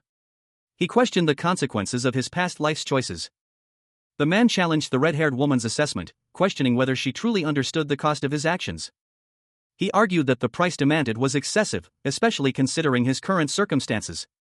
And the red-haired woman, along with two other women, responded with disdain, accusing him of crossing a line. The man, seemingly unfazed, questioned their understanding of the situation. The narration box declared Raven's codename, Valkyrie. A powerful green energy surrounded Raven, the strongest hunter, who also held the top spot in popularity rankings. Her incredible skills were evident, as she was also a top commercial model, with everything she wore or used instantly selling out. Two women watched Raven, one expressing disbelief at this information. One of the women dismissed further explanation as unnecessary for a newcomer. The other woman, addressing a man, noted that he seemed to be a new hunter. She offered him a straightforward business proposition: compensate them for their services, or she would find him a job to pay them back, either in installments or through a job using his body. She then questioned his lack of funds, finding the situation troublesome. A shadowy figure, their face obscured by darkness, loomed over an unseen victim. A chilling command echoed in the air: pay with your body. The figure's victim, now revealed to be a young man with bandages on his face, lay on the ground, clearly injured. The words "emerging trauma" appeared in a narration box above him. A woman with vibrant red hair, her face contorted in anger, glared at someone off panel. She spat out, "Fuck. You think I'm a fucking pushover?" Her outburst was met with a retort, "Fuck. Are you done speaking?" Another man, his face etched with frustration, explained, "It's the fault of these guys who didn't take proper measures like you said." The frustrated man continued, pointing accusingly at a man in a suit. The focus shifted to a man with short, white hair, his expression grim and serious. The scene shifted to a group of people, their conversation revealing a tense situation. "Hunter Griffin," one exclaimed. Another added, "Why is Hunter Griffin here? We can't be on bad terms with Hunter Griffin." A woman with red hair explained, "Griffin, he's a member of the Nebula Guild. Standing against that guild would." Someone asked, "Hunter Griffin? That Hunter Griffin you kicked and sent him flying. Is that true?" A woman with striking red hair and a sharp gaze stood before a group of people, her expression questioning. She seemed to be assessing the situation, her skepticism evident. The other individuals, dressed in formal attire, looked on with varying degrees of apprehension and concern. The narration box above them stated, "Hunters and the new hunters." The woman's unspoken question hung in the air, "Really?" The red-haired woman turned to a dark-haired man, her expression hardening. She questioned him, "What should we do, Mr. Newbie? I don't think this changes anything." The man, his face partially obscured by shadow, muttered darkly to himself, "This bastard." A third individual, a man with short, light-colored hair, interjected, stating that they would take care of the compensation. The light-haired man, now central to the scene, smiled broadly, a confident and almost smug expression on his face. He stood flanked by the red-haired woman and the dark-haired man, who both looked on with expressions of varying degrees of apprehension and resignation. The light-haired man's gesture suggested a sense of control and authority. The scene shifted to an outdoor setting, suggesting a luxurious resort or similar location. The narration box indicated that the group was closely related to the recent incident. Despite their involvement, providing monetary compensation was against government regulations. A solution was needed. The red-haired woman proposed an alternative: exclusive rights to a tower. Her eyes gleamed with anticipation. The concept of exclusive rights to a tower was visually represented, showing a tower bound by chains, suggesting a system that allows a specific guild to monopolize more than one tower. The narration box explained that the tower's unique characteristic allows guilds with exclusive rights to obtain an infinite amount of magic stones, as monsters keep resurrecting as long as the tower hasn't been cleared. The red-haired woman summarized the situation succinctly: "It's basically a goose that lays golden eggs." The current system governing the abyssal tower hunts dictates that only hunters belonging to a specific guild are permitted to clear the tower. Those outside the guild must refrain from clearing the tower and surrender all spoils to the guild. Despite the system's inherent unfairness, a small number of hunters voiced their dissent, deeming it absurd. However, their complaints are dismissed with a dismissive retort: if they are envious, they should join a stronger guild. A representative of a powerful guild approaches a hunter, revealing that they possess a tower that has remained uncleared for a year and a half. They propose granting the hunter exclusive rights to clear the tower for 1 year. The hunter, unable to make a solo decision, decides to consult with their guild members before responding. Meanwhile, a scene shifts to a group of women, one of whom is the leader of the Cart Guild, discussing the proposal. The Cart Guild leader proposes offering exclusive rights to clear the tower on their own terms, believing it would be beneficial if the Cart Guild handled the situation. A suggestion met with quiet contemplation. Before the leader clears her throat and accepts the offer. Their decision is met with enthusiastic approval by a male guild member. Raven, the legendary hunter, lay unconscious, her striking blue eyes the only visible feature in the dimly lit room. A sense of profound exhaustion emanated from her still form. 3 women, clad in swimsuits, surrounded Raven. One of them, with fiery red hair, murmured something unintelligible. Another, blonde and strikingly beautiful, simply nodded in response. "That's a relief. Let's head inside now. Aren't those people from the Central Management Headquarters? Why are they here? We will explain later." The group of women, still in their swimsuits, exited the building and walked towards a nearby pool. A man in a white shirt watched them from a distance. Inside, 3 men stood silently, observing Raven. One of them had striking silver hair. A faint gasp escaped her lips as she took in her surroundings. One of the men, his eyes wide with surprise, reacted to Raven's awakening. Raven smiled subtly, a mischievous glint in her eyes. What was that just now? We also want to apologize to you, hunters. Two figures in formal attire, a man and a woman, stood before a third, their expressions grave. They offered a sincere apology for their lack of preparedness, admitting their failure to anticipate the unexpected events that had transpired. Meanwhile, two young men, one with silver hair and the other with dark hair, stood in a dimly lit hallway, their postures suggesting unease and confusion. The scene shifted to an exterior shot of a modern hotel building at night. One of the young men, the dark-haired one, walked alone, his thoughts turning to the diversity among hunters, specifically mentioning one obsessed with money. His musings continued, focusing on a mysterious interaction with a foreign woman who had winked at him. He wondered if it was a challenge to a fight. Suddenly, the silver-haired young man appeared behind the dark-haired one, startling him. The dark-haired young man, surprised by the sudden appearance, reacted defensively. The conversation between the two intensified, focusing on the mystery of how the cloth was stolen. The silver-haired young man suddenly collapsed, causing a commotion among nearby onlookers. The silver-haired young man remained on the ground, his expression a mixture of surprise and discomfort. Raven's eyes, usually sharp and calculating, narrowed. A flicker of something akin to apprehension crossed his features, though it was quickly masked by his usual stoicism. He stumbled, a sharp pain shooting through his arm. A sudden, inexplicable weakness washing over him. He found himself near a luxurious pool, the night air heavy with the scent of chlorine and expensive perfume. A dark blue cloth floated in the water, bobbing gently. It was the same cloth Baphomet had used to communicate with Raven before his death. He noted that only hunters with extensive battle experience would pick up on such subtle cues. The man with the dark hair turned to face a young man with short, light blue hair.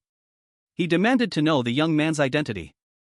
The young man, Raven, stared back, his expression unreadable. The man with dark hair mirrored Raven's intensity, his own expression hardening. The man with dark hair spoke, accusing Raven of acting on his emotions when he picked him up, noting that he was using the name of the monster that killed his brother. He questioned whether hunters should be so sentimental.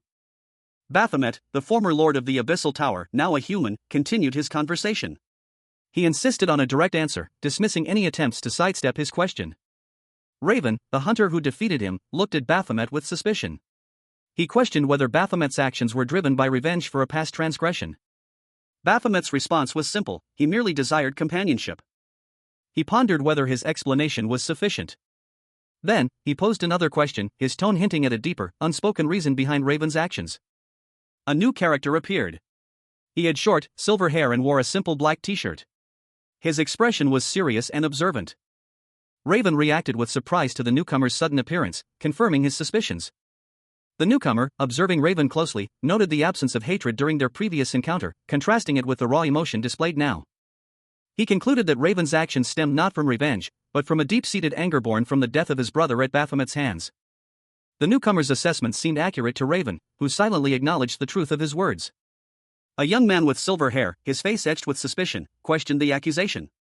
He couldn't believe what he was hearing, a hunter trying to kill a hunter? You are saying I wanted to kill my brother. He continued, his tone measured but firm, it is not like hunters or saints, they can most definitely kill people. Though, I have no way of knowing why it was a pair of brothers who share the same blood. His gaze sharpened, a glint of determination in his eyes. He declared, then let me change the question. A dark, ominous aura emanated from the silver-haired man as he spoke, the killing aura you emitted toward me at the end. There's only one place you can feel a killing aura like that. Either in a dungeon or a tower. And that too, only from the highest grade monsters. The scene shifted to a close-up of the two young men facing each other. The silver-haired man's expression was one of intense scrutiny, while the other, with dark hair, seemed equally serious. A question formed in the silver-haired man's mind, how does a human possess the killing aura of a monster? The answer came to him instantly, a monster disguised under the mask of a human. The dark-haired young man let out a hearty laugh, his expression shifting to one of amusement. The silver-haired man watched him, his expression unreadable. Two figures, one with dark hair and a black shirt, the other with lighter hair and a blue shirt, walked down a dimly lit street. A maniacal laugh echoed from the dark-haired man. A low chuckle followed from the other, a sound that suggested amusement rather than malice. The dark-haired man, a smirk playing on his lips, addressed the other. He declared the other to be a really interesting toy, much like his brother. The lighter-haired man responded, suggesting they simply call him a monster. He then challenged the other, asking what they would do then. The dark-haired man explained that if you ask a hunter about a monster, they are to be killed on sight. The lighter-haired man pondered this, questioning if, being a monster, their relationship would necessitate killing each other. He concluded that if that were the case, they must be on the same boat. The dark-haired man clarified that the boat they were on was one where they would kill each other. He stated that once his identity was revealed, he looked forward to it. The lighter-haired man smirked, a glint of anticipation in his eyes.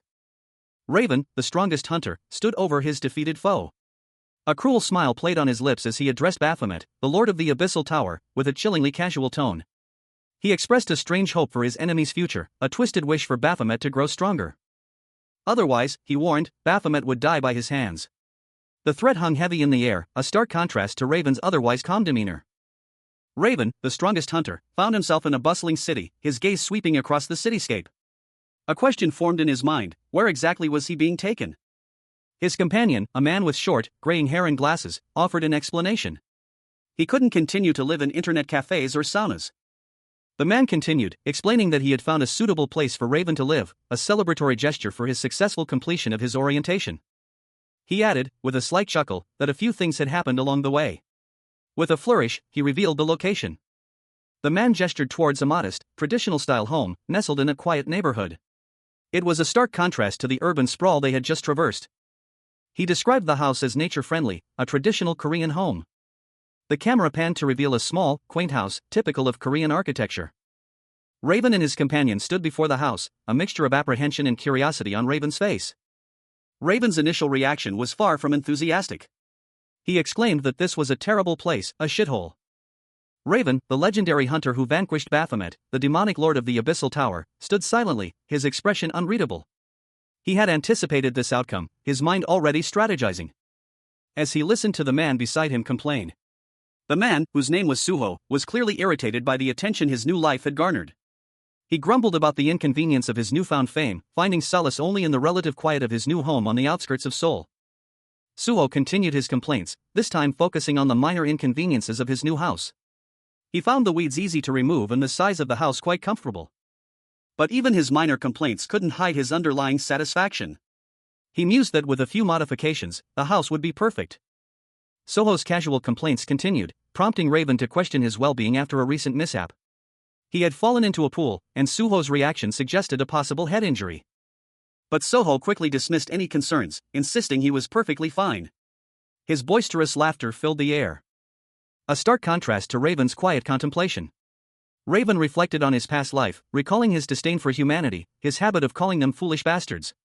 He considered his current situation, living on a higher floor, and found himself surprisingly unenvious.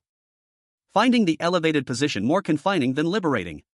He quietly acknowledged Suho's perspective, conceding that perhaps his previous judgment had been too harsh. Raven's boredom was palpable, his expression betraying his ennui. Suho, noticing this, questioned his friend's unusual mood. But Raven simply shrugged it off, claiming nothing unusual had happened since their first day of orientation. A subtle hint of something more lingered in the air, however. Baphomet, the former lord of the Abyssal Tower, now reborn as a human, felt a disquieting sensation. He sensed someone watching him. The feeling was persistent, a subtle prickling at the back of his neck. The sensation intensified, it was a constant, unnerving presence. He decided against mentioning it to the man beside him. Outside, Baphomet and a sharply dressed man exited a restroom. A shadow loomed, observing them from the darkness. The shadow spoke, his voice a low murmur. "So a young guy has come, huh? He'll be useful. Let's do it properly this time, too." Baphomet, still adjusting to his new human senses, felt a renewed sense of unease. His companion seemed oblivious. Walking away, Baphomet voiced his concern. "It felt like someone was watching us." His companion responded dismissively, "Really? But..." The man continued, "Shall we commence the briefing now?" He added, seemingly unconcerned, "Making you work right after the orientation ended." The scene opens with a narration box explaining the structure of the hunter training program. One mentor is assigned to a group of 4 new hunters to help them adapt to real battles. The narration continues, specifying that a particular individual is responsible for monitoring this process. The scene shifts to a group of 3 young hunters and their mentor, a man in a suit, standing outside. They discuss the arrival of a new recruit. The mentor is informed that the recruit, whose codename is Baphomet, has not yet arrived. Suddenly, the mentor's eyes widen as he spots someone approaching. He confirms he's here. The new recruit, Baphomet, is shown walking towards them. He appears to be a young man with dark hair and a serious expression. Baphomet's arrival is met with a surprised reaction from one of the young hunters, who expresses their astonishment at being assigned to mentor such a famous person. Baphomet's expression remains impassive, his gaze intense. The mentor, pleased with the assignment, greets Baphomet with a smile, stating that it is an honor. Quich, a young man with a determined expression, questioned the notion of being a subject to be killed on sight. A man in a suit, his face partially obscured by glasses, smirked and asked Quich if he understood the concept of lure hunting. The suited man explained that while the term might be familiar from gaming, it actually referred to a hunting method involving luring prey to a specific location, illustrating this with an image of a deer being lured into a trap. He revealed that someone was manipulating events, and they needed to push the associates to the edge to find clues about the mastermind. Quich pondered the implications, realizing he needed to investigate the mentor and uncover the mastermind behind the scheme. The suited man pointed out that since Quich was a B-rank hunter, catching the mastermind, who was likely also B-rank, would be challenging. Quich's eyes narrowed in determination. He revealed his codename, Quich. Quich explained that he was a B-rank hunter who had given up freelancing to provide a stable life for his wife. He then apologized to Baphomet, wondering if his previous words had offended him.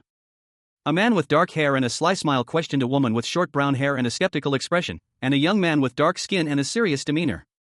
Not really, he asked, his tone implying disbelief.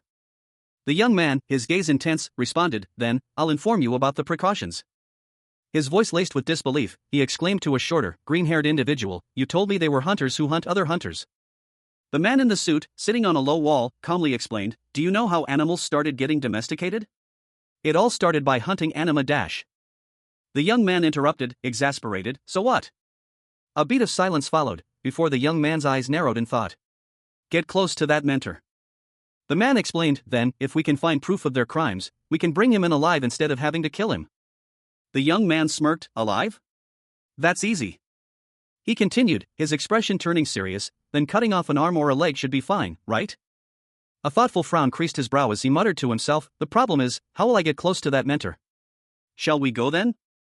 A swirling vortex of blue energy crackled into existence, its ominous glow illuminating the surrounding room.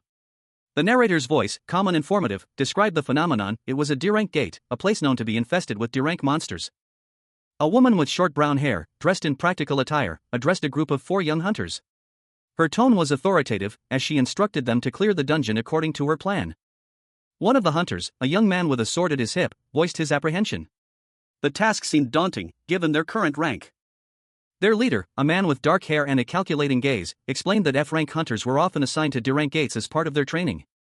The woman from earlier, her brow furrowed in thought, questioned the reasoning behind this assignment. She clearly had doubts. The leader revealed the official explanation: military weapons were ineffective against monsters in E and F-rank dungeons, leaving only D-rank and above to be handled by hunters. Another hunter, a young man with dark hair, was recognized by one of his peers. The recognition was laced with surprise. The dark-haired hunter, whose name was Baphomet, revealed that his extensive knowledge of dungeon classification stemmed from his time as an honor student, a fact he resented due to his team manager's unreasonable demands.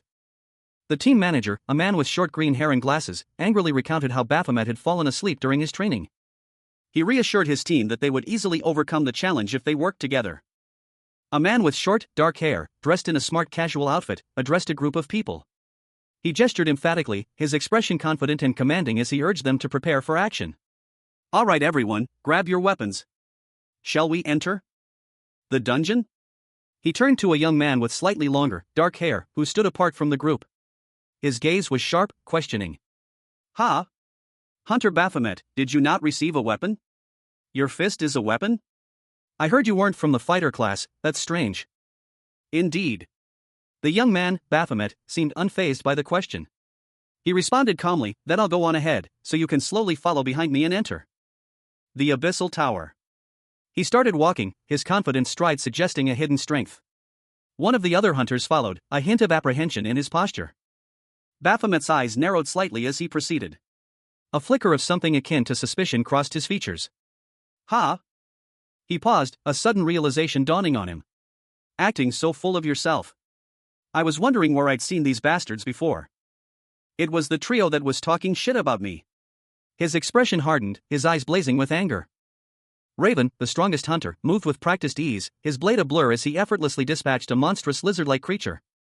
Blood splattered across the ground, the beast's lifeblood staining his simple white t-shirt. A cruel smile played on Raven's lips as he faced another shadowy foe, his confidence unwavering. Observing from a distance, a man in a sharp suit noted Raven's strength, but also his limitations. His movements were powerful, but lacked the agility needed for swift maneuvers. He assessed the other two hunters, silently judging their capabilities as well. One hunter, a woman with short brown hair, displayed impressive offensive skills, but lacked the raw power to back it up. Her attacks were precise but lacked the force to truly overwhelm her opponents. While another hunter, a man with brown hair, possessed destructive power, but his accuracy was lacking. The observer watched, a thoughtful expression on his face as he noted the flaws in each hunter's approach. Raven, the renowned hunter, stood amidst the desolate landscape of the abyssal tower's outer reaches, his expression a mask of grim determination. He moved with practiced ease, dodging the attacks of several grotesque abyssal creatures. Their snarls and growls echoing through the desolate expanse as he prepared for a decisive counterattack. The monstrous beasts lunged, their eyes burning with feral intensity. Raven reacted instantly, his movements a blur as he expertly dispatched the creatures one by one. A grim satisfaction settling over his features as he surveyed the fallen foes. However, a larger, more formidable demon emerged from the shadows, its presence radiating malice.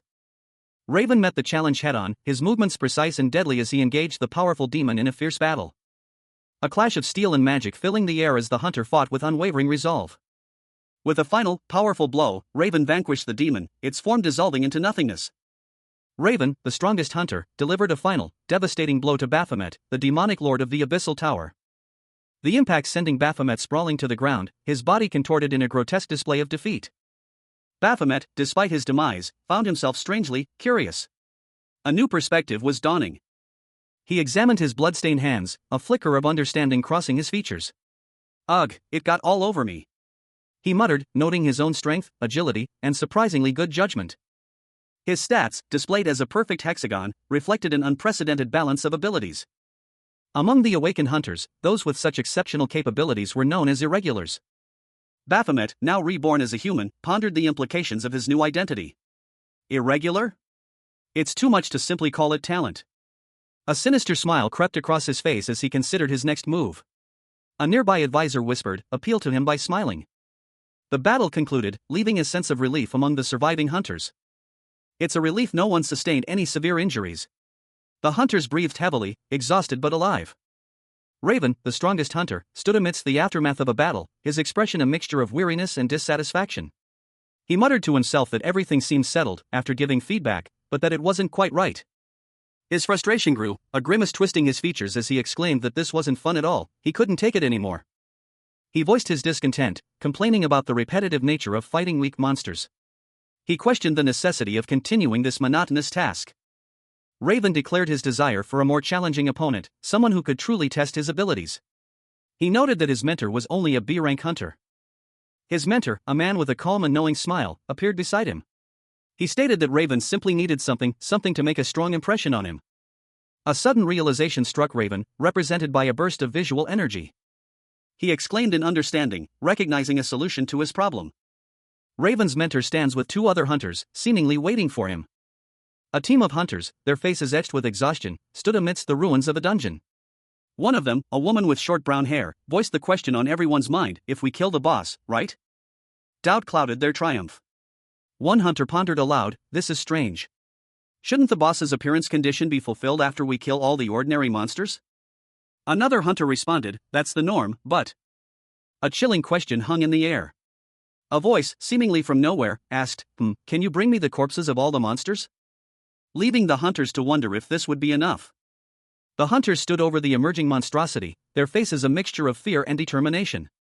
A voice, calm yet authoritative, declared, yes, that's enough. A grim realization dawned on one of the hunters. The second condition was revealed, the other is when it smells the scent of blood. The final piece of the puzzle fell into place, and shows up in a frenzy. Baphomet, the former lord of the Abyssal Tower, now stood amidst the ruins of his former power, his demonic essence gone, replaced by the mundane form of a human man. He was dressed in a sharp, dark red suit, a stark contrast to the fiery destruction surrounding him. Three human hunters, their faces contorted in a mixture of fear and excitement, emerged from the shadows. One of them, a man with short, dark hair, sneered, calling Baphomet a deathworm. Another hunter, his eyes glowing with a fierce intensity, warned his companions about the creature's bloodlust. A sense of foreboding filled the air as a final warning was issued. A monstrous creature, a grotesque being with multiple, fleshy tendrils and a gaping maw filled with sharp teeth, emerged from the depths. Its appearance was horrifying, a testament to the Abyssal Tower's dark power. One of the hunters reacted with terror to the sheer size of the beast.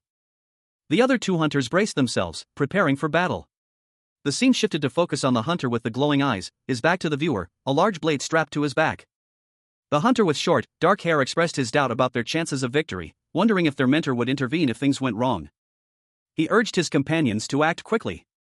The hunter with the glowing eyes moved to engage the monster. Raven, the renowned hunter, found himself in a precarious situation, his body hurtling downwards after a fierce clash. A look of surprise and slight confusion marred his features. His descent only interrupted by the rocky ground below. He landed hard, his sword flying from his grasp.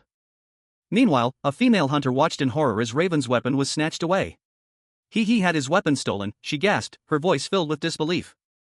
Another hunter, seemingly a superior in rank, berated Raven for his recklessness. Crazy bastard. What you're doing is basically suicide. Your damage stats drop when you use someone else's weapon. That's the basics of the basics, he shouted.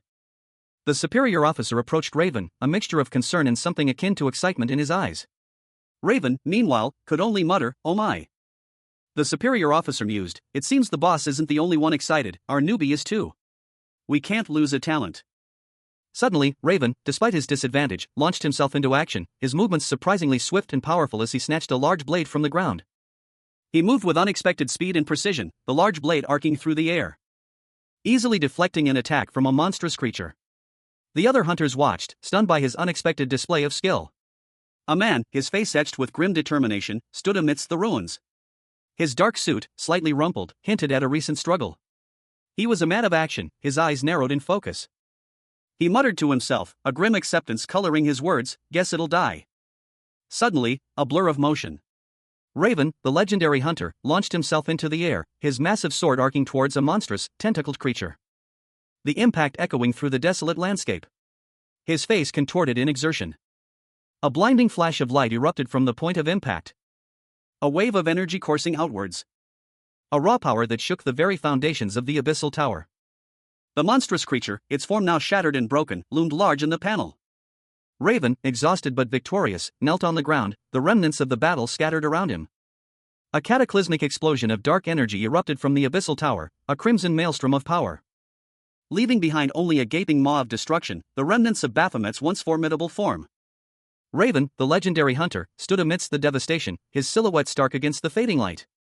His breath ragged, his body trembling with exhaustion, but a grim satisfaction etched on his face. Two other hunters watched from a distance, their faces a mixture of awe and disbelief. Raven's eyes, however, held a flicker of something else, a dawning realization. He had defeated Baphomet, the seemingly invincible lord of the Abyssal Tower. A wave of exhaustion washed over him as he sank to his knees. The chapter opens with a narration box stating a fundamental truth of the human world: people follow those who are stronger. Below, a young man with dark hair calls out, "Hyung Nim." He is addressing two other young men in dark work uniforms, their faces obscured by shadow. Suddenly, a powerful surge of crimson energy erupts behind the three young men. A figure, partially obscured by the intense light, stands wielding a large blade. The energy dissipates, revealing a young man with dark hair and intense red eyes. He is kneeling, his breathing ragged. The panel focuses on the young man's back, blood splattered across his dark shirt. The scene is one of intense exertion and violence. A narration box appears, "Is the first principle I learned about the human world." One of the uniformed men stammers, that thing, in just one shot." The other man, impressed, thinks, "Isn't he pretty good?" A young woman with short pink hair and a determined expression is shown, her eyes wide with admiration. The word "fall in love" appears next to her. A man with dark hair and a sharp suit watched the battle unfold, a gleeful smile spreading across his face. He exclaimed that the fight between Raven and Baphomet was absolutely amazing, a perfect battle. He turned to his companion, confidently stating that with the conclusion of the battle, Baphomet's fate was sealed. The two men continued their conversation, the suited man's companion offering a curt, dismissive humph in response. The suited man, seemingly unfazed, asked his companion what he thought of the battle, emphasizing its amazing nature. He then added a cryptic comment about Baphomet's impending demise, hinting at a sinister satisfaction, congratulating him on getting closer to death. His smile widened, a chilling expression of triumph. The other man's jaw dropped in shock and disbelief as he reacted to the suited man's words. A young man, his dark hair tousled, stood alone, a sheen of sweat on his brow. He muttered, "Wait." His eyes widened in disbelief as he exclaimed, "Wait a minute. This shouldn't have happened like this." A calm voice interrupted his thoughts. He was told that he would also receive the magic stones earned from all the monsters he had hunted, and that he could cash them in at the management office. The young man, still visibly shaken, listened as the other man continued his instructions. But he interrupted, a desperate plea escaping his lips, "Wait." He insisted that he wasn't that strong, claiming the boss he defeated was simply too weak. Other hunters nearby scoffed at his words, their expressions clearly conveying their disbelief. "That's impossible," one of them muttered. The young man, seemingly unfazed, declared that they would end the real practice there. He was then advised to get a checkup at the institution's hospital if he felt anything unusual. Finally, the man offered a parting word, "And Hunter Baphomet, it was only a short while, but you worked hard. I wish you good luck." The scene opens with Baphomet, the former lord of the Abyssal Tower, now in human form, flanked by two defeated hunters. A smirk plays on his lips, a stark contrast to the grim expressions of the men behind him. He stands confidently amidst a dilapidated urban landscape, marked by yellow keep-out tape. His demeanor is one of quiet self-assurance, a far cry from his previous demonic power. Baphomet's internal monologue begins, a torrent of questions and confusion erupting within him. Why, he wonders, his thoughts echoing the disorientation of his new reality. How did this happen? The question hangs heavy in the air, a testament to his bewilderment. What did I do wrong? Self-doubt gnaws at him, a sharp contrast to his former invincibility. A sudden realization dawns on him. Wasn't that the human way? His thoughts shift to his defeat at the hands of Raven, the strongest hunter. He sees himself, now human, and wonders, Hunter Baphomet? A subtle shift in his expression hints at a dawning understanding, a flicker of acceptance in his eyes. Baphomet, emboldened by this newfound perspective, approaches a young woman. He asks, "Can I get your number?" The woman, amused by his boldness, smiles slyly as she pulls out her phone. A sharp, jagged speech bubble filled the panel, expressing a sudden, urgent question, "What's going on?" A young man with short, light green hair and glasses, seated in what appeared to be a car, calmly observed, "I did expect something like this could happen." Another young man, this one with dark hair and a piercing, scowled. His internal thought was clear, there's no way things would go so smoothly. A third young man, with dark hair and a hoodie, stood pensively, a knife at his side. He reflected, "I might have tasked you with something too difficult from the get-go." He continued, suggesting a change of plan, "Let's start with something simple." The young man in the hoodie explained, "There's a criminal hunter who needs to be disposed of immediately. He's C rank." The panel showed a brief, violent struggle between the dark-haired young man and another individual. The green-haired man, meanwhile, added, "As for the method of execution." The green-haired man concluded, giving his subordinate free rein, "You can do as you please." The dark-haired young man's eyes glowed menacingly as he prepared to act. The scene opens on a dark, almost entirely black panel, suggesting the Abyssal Tower's ominous atmosphere. A narration box explains the method of clearing the dungeon, taking the body into a dungeon and clearing the dungeon by killing the boss. Another narration box reveals a consequence, the body disappears along with the dungeon that automatically disappears after it's cleared. Baphomet, now human, stands on a city street at night, checking his phone. A faint blue energy emanates from his phone. He reads a message on his phone and thinks, "Great, I also got magic stones. Should I exchange them for money and get something good to eat?" He walks down the street, happily musing, rice soup and boiled pork. Baphomet continues walking, his expression pensive. His gaze hardens, a subtle shift in his demeanor. Suddenly, a man in a car asks him, "Aren't you mad?" Baphomet reacts violently, punching a wall with enough force to shatter it. A guttural curse, "Fuck," escaped Raven's lips, a raw expression of frustration and anger. He pulled his hoodie over his head, his shoulders slumped in defeat. The weight of his failure pressed down on him. Raven's rage boiled over. "That bastard," he seethed, his teeth clenched. The source of his anger remained unseen, his back turned to the viewer, leaving his target a mystery for now. A calm voice cut through the tension. "Then, we'll be raiding a D-rank dungeon today as well." The speaker, a man in a light gray suit and a mentor lanyard, smiled knowingly. His expression hinted at a hidden agenda. The mentor continued, his words laced with subtle menace, "Getting close to him is out of the question now." A determined glint appeared in his eyes as he adjusted his cap. He muttered to himself, "Hunting generally starts from understanding the prey first." Baphomet, now a human named Raven, observed his colleagues. He wondered about the nature of their relationships. A thought occurred to him, there must be a connection between these people and the crime he was investigating. Raven finished his shift at work and left the building. He walked down the street, a feeling of frustration washing over him. He muttered to himself, expressing his disappointment at his lack of progress. Raven continued his investigation, but he couldn't find any evidence linking his target to the crime. He concluded that his current approach was unproductive. Raven pondered why his target had asked him to get close naturally. A chilling thought crossed his mind. It had been a long time since he'd last seen blood. The scene opens with a close-up on a figure's shoulder and arm, a gleaming blade partially visible, suggesting imminent action. A man in a light blue suit, his face obscured by shadow, confronts another man who is fleeing. He muses, "I could cut off an arm first." The fleeing man's face is visible now, showing fear and desperation. The scene shifts to a narration box. "I could torture him just enough to find out his backing." The man in the light blue suit stands over the fallen figure, his sword held casually, a grim determination etched on his features. The man in the light blue suit is shown in a close-up, his face partially obscured by shadow.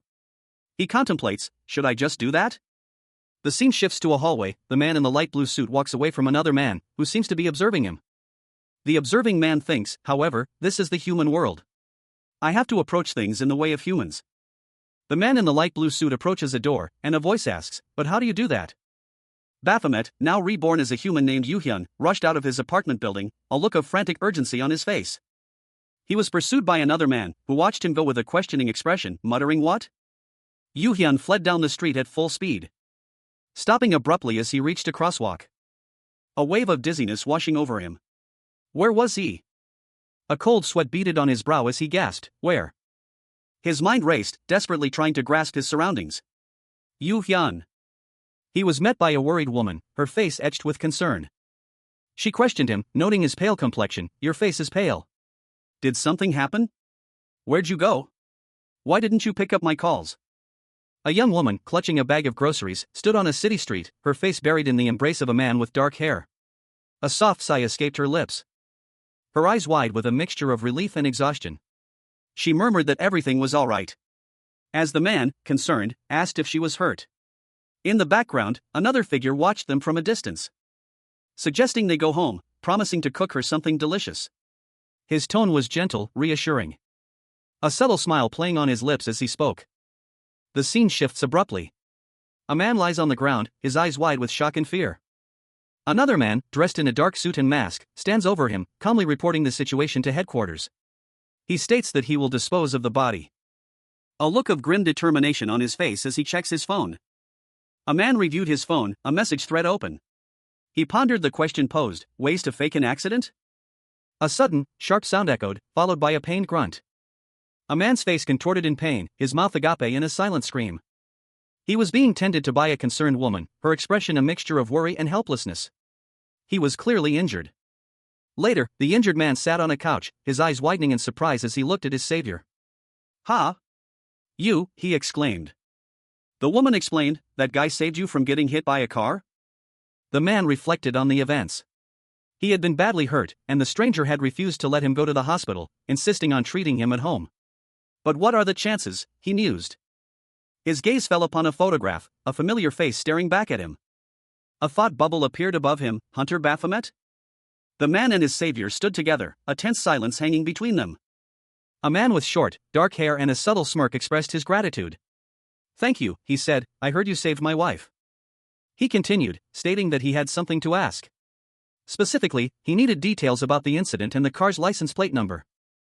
Before he could delve into the specifics, a woman with shoulder-length brown hair interrupted. "Have dinner before you leave," she insisted, addressing him as Yoo-hyun. The woman explained her reasoning, emphasizing that since he was a co-worker, she wanted to treat him to a meal at the very least. Her expression was warm and inviting as she smiled gently. Yoo-hyun, seemingly unfazed, began to eat with gusto, his face showing his enjoyment of the meal. He ate heartily, much to the woman's amusement. "You're eating well," she commented, "I'm glad it suits your taste. Do you want seconds?" The woman served him more food, a small smile playing on her lips as she watched him eat. As he ate, a thoughtful expression crossed Yoo-hyun's face. His gaze hardened, a subtle shift in his demeanor. The woman, noticing this, looked at him with a concerned expression. A woman asked Baphomet, now human, if he needed anything else. Baphomet, now a young man with dark hair and a brooding expression, sat alone at a kitchen table, seemingly lost in thought. A woman stood nearby, observing him. Baphomet reflected on a strange feeling he'd been experiencing for some time. He realized he wasn't wrong about his suspicions regarding the woman. The woman then inquired about his experience as a hunter, asking if the work suited him. Baphomet smiled faintly, a hint of amusement in his eyes. He confessed that he was having a difficult time adapting to his new life after being rushed into retirement. He chuckled, adding that he believed his decision to retire was correct. The woman offered to provide advice as an experienced hunter, though she couldn't be his mentor. She began to explain the most challenging aspect of the hunter's life. A man, Baphomet, now living a human life, dropped a plate in his kitchen, causing a clatter. His wife, concerned, rushed to his side, asking if he was all right. He reassured her, apologizing for the noise and asking her to continue their conversation. His wife commented on his devotion as a husband. To which he responded with a chuckle, questioning her assessment. She then offered a poignant observation: he was acting this way because he had already lost her once before. Suddenly, Raven appeared, a bandage on his hand. He revealed that he remembered the car plate number she had asked for earlier. His wife asked for paper to write down the information, but Raven delivered a shocking revelation: she had already died long ago. The narrative opens with a poignant reflection: Baphomet, the former lord of the Abyssal Tower, and his wife had always been together. A flashback sequence begins, showing them as children, carefree and playful in elementary school. Their bond continuing into their high school years, a testament to their enduring connection. Their unwavering belief in their future together is highlighted, as they dream of a marriage that would last forever. A poignant image of their wedding day materializes, a symbol of their lifelong commitment. The scene shifts to the present, where Baphomet, now human and without his demonic powers, learns that he is considered an irregular. His wife expresses concern as he discusses his new job as a hunter, highlighting the inherent dangers of the profession. He explains the lucrative potential of raiding high-ranked dungeons and towers. But his wife's primary concern remains his safety, emphasizing that their financial needs are already met and her only desire is for him to return home unharmed. A woman reflected on her husband's past, noting that he had given up on making a name for himself as a hunter. She then inquired about the work of her current companion as a mentor. He replied that it was not at all difficult, a statement that surprised her. He continued, explaining that being an instructor was quite hard, especially when he encountered rookie hunters older than himself. He wondered aloud when he would reach the skill level of his senior colleagues. She reassured him that he would get used to it and encouraged him to cheer up. She then mentioned a device that had been given to the hunters. The woman explained that it was a basic teleportation device that would take him to the designated evacuation facility, adding that it would be better for him to have it than for her, instructing him to use it only when in danger. Those peaceful days, however, did not last long. A gate shock occurred. A monstrous shadow appeared, engulfing the man. Panic erupted in the streets as the monstrous creature emerged. A woman cried out for help as a monstrous creature loomed over her. A woman with shoulder-length brown hair clutched a small device, her expression a mixture of fear and determination. She muttered to herself, remembering her husband's instructions, to use it only in danger. She recalled her escape, using the teleportation device her husband had given her. But a chilling doubt crept into her mind: could it have all been a delusion? A stark, unsettling voice echoed in her thoughts: you died that day. The woman's peaceful contemplation shattered as a monstrous orc emerged from the shadows, its terrifying presence filling her with immediate dread. She cried out in terror, save me. Another woman, seemingly unfazed, moved swiftly to intervene, her action suggesting a plan already in motion. The orc, momentarily distracted, was swiftly dispatched by the second woman's decisive strike, giving the terrified woman a chance to escape. Run, urged the rescuer. As they fled, the woman's sandal caught on a rock, causing her to stumble and fall to the ground. Her rescuer rushed to her side, asking anxiously, are you okay? A young woman, slightly injured but otherwise unharmed, reassured her companion that she was all right. Her companion, a woman with a more muscular build, urged them to hurry, having heard of a nearby evacuation facility. On the ground lay several small devices: a cylindrical container, a rectangular object, and a small square device with a red button. The muscular woman noticed the devices, a look of dawning recognition in her eyes. She knew what they were. She apologized to the other woman. The younger woman, clutching a small, glowing device, expressed her desperate desire to live. The muscular woman activated the device, announcing that they were teleporting to a designated safe area. The younger woman reacted with surprise and a hint of fear as a blue light enveloped them. The teleportation was complete. The younger woman gasped, her eyes widening in terror as a massive cobra emerged from the shadows, ready to strike. Baphomet, the former lord of the Abyssal Tower, found himself in an unfamiliar state. He recalled his death at the hands of Raven, the strongest hunter. The thought echoed in his mind, that's right. I died that day. Yet, here he was, alive. A wave of confusion washed over him as he grappled with his new reality. His thoughts turned inward: but how am I alive? Baphomet, now a human, found himself in a car rental office. A man behind the counter confirmed a detail. That's right. It matches the license plate number of the car rented from our store. He stood, his gaze fixed on something beyond the counter. The man's words had sparked a new line of inquiry in his mind. Baphomet, his curiosity piqued, asked a pointed question: "What's the address of the customer who rented the car?" The rental agent hesitated, acknowledging the sensitive nature of the information. He considered his options before responding. We aren't supposed to share such info, but... He made an exception. His reasoning was simple: "I'll make an exception since you're associated with the government." Baphomet received the address and, with a newfound purpose, approached a door. He recognized the location. This is... A man in a suit, his face obscured by shadow, stood in a dimly lit hallway, his hand reaching out as if to grasp something just beyond the frame. His eyes, wide and filled with a stark terror, reflected the harsh reality of his situation. Meanwhile, a woman in a light blue dress stood by a window, her back to the viewer, gazing out at something unseen. A pensive expression settled on her face as she contemplated the events unfolding. The man from the hallway, Yu Hyun, was confronted by the woman. He looked shocked and asked, "Why are you here?" His voice was laced with a mixture of fear and confusion as he struggled to comprehend the situation. The woman calmly explained, "I was sure you'd come to catch the hit-and-run driver, since you care quite a lot about your wife." Suddenly, another man appeared, his face partially obscured by shadow. He asked, "Hunter Baphomet?" Baphomet, now human, responded, "I don't really know how exactly you got yourself involved in the crime." The scene ended with Baphomet and Yu Hyun standing face to face, the tension palpable between them.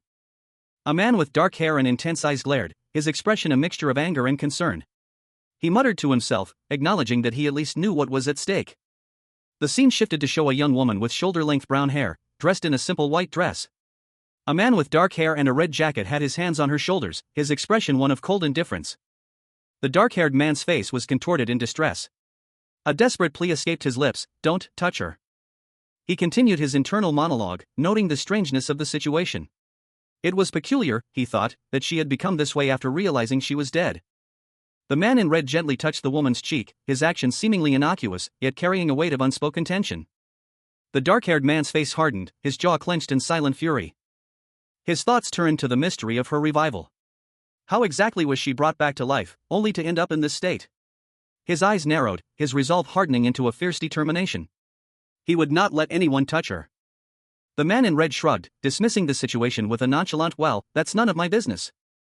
Baphomet, or rather, Yu Hyun as he now is, stumbled backward, his body reacting instinctively to an unseen threat. A dark shadow loomed over him. He turned, eyes wide with a mixture of fear and confusion, his hand instinctively reaching out as if to ward off an attack. His face, contorted in silent agony, reflected the turmoil within. A cold sweat beaded on his brow as he whispered, "Yu Hyun." The name, a stark reminder of his former life, hung heavy in the air.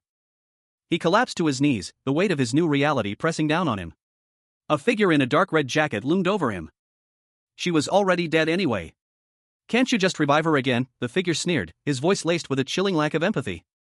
"Stop acting so sad, won't you?" the figure continued, his tone dismissive and cruel. Yu Hyun remained on his knees, his head bowed low, his shoulders shaking slightly. His despair was palpable. A sudden surge of anger, a raw, primal emotion, erupted within him. His eyes flashed open, revealing a fierce intensity. With a guttural roar, "You son of a bitch," he unleashed a blast of energy, a blue beam of raw power that struck the figure.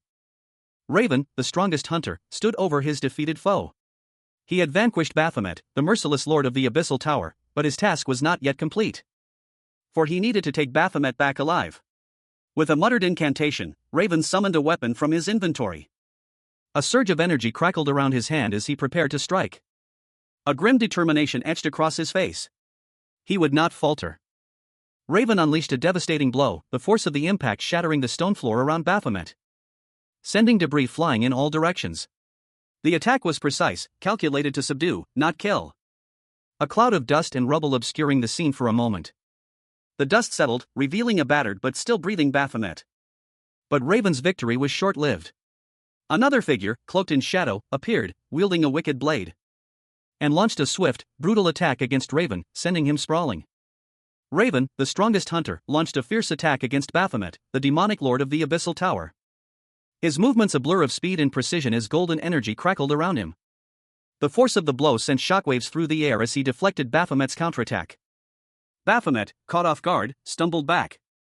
his dark energy momentarily disrupted by the sheer power of Raven's assault. Seizing the opportunity, Raven pressed his advantage. A devastating blow aimed at Baphomet's core. The impact sent Baphomet reeling, a surprised gasp escaping his lips.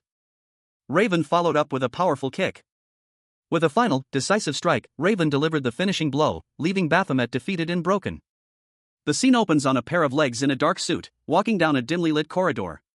The figure is shrouded in shadow, their identity obscured. Until they reach a landing, where a man lies unconscious on the floor. The figure is revealed to be Baphomet, now human, his face partially hidden in shadow, a grim determination etched into the visible features. Baphomet, his new human form surprisingly agile, swiftly moves to a defensive position, his body low to the ground. As a blur of motion indicates an unseen attacker is approaching. He rolls away from the attack, narrowly avoiding a deadly blow. Revealing Raven, the hunter who defeated him, now wielding a pair of daggers. Raven moves with lethal precision, his daggers flashing in the dim light. He is clearly skilled and dangerous. Raven's attack connects, sending a shockwave through the corridor. Several figures in red jackets are sent sprawling by the force of the attack. As Raven stands over them, his daggers still poised, ready for more. Raven, the renowned hunter, launched a swift, powerful kick towards Baphomet, who had been reborn as a human, now stripped of his demonic powers. The force of the blow sending Baphomet sprawling. His body crumpling under the unexpected impact. Raven followed through with a deadly knife attack, aiming for Baphomet's defenseless form. But Baphomet, despite his lack of powers, instinctively reacted. His body tensing as he braced for the blow. Raven's attack was narrowly avoided. With surprising speed, Baphomet summoned a weapon from his inventory, a gleaming blade materializing in his hand. The scene opens with a blurry image, making it difficult to discern details. It appears to be a moment of intense action, possibly a fight. Raven, the strongest hunter, lunges forward, his spear aimed at Baphomet, now a seemingly ordinary man in a suit. The impact is swift and brutal. Baphomet, caught off guard, is thrown back by the force of the blow. He is clearly disoriented and in pain. Baphomet's thoughts drift back to his past. It began when we were kids. He recalls. A flashback shows a young girl with a radiant smile, a stark contrast to the current scene of violence. Raven continues his assault, his movements precise and deadly. He attacks Baphomet with a knife. The fight continues, the two figures locked in a desperate struggle. Same when we entered middle school, Baphomet thinks, the memory of his past intertwined with the present. The panel shows a close-up of a young woman's face, her expression one of anger and frustration. Raven's thoughts are revealed, school students. He reflects on their shared past. Another flashback shows the young girl from before, now visibly upset and crying. Raven, the renowned hunter, engaged in a fierce battle with a formidable foe. His opponent, clad in a sharp suit, wielded a long, bladed weapon, while Raven countered with a wicked-looking knife. The air crackled with tension as the hunter's blade clashed against the other's weapon, the words "we were always together" echoing in the background. The clash ended abruptly, leaving an unsettling silence in its wake. Raven's thoughts raced. No. This can't be. He stood over his fallen opponent, the weight of the situation settling upon him. Suddenly, a figure emerged from the shadows, their presence both imposing and mysterious. "Why are you here?" the newcomer asked, their voice sharp and accusatory. Raven looked down at the body of his defeated foe, a wave of confusion washing over him. He had given his opponent a teleportation device as a means of escape. But now, it was clear that the device had been stolen. A single tear rolled down Raven's cheek as he realized the grim truth. Someone must have stolen it.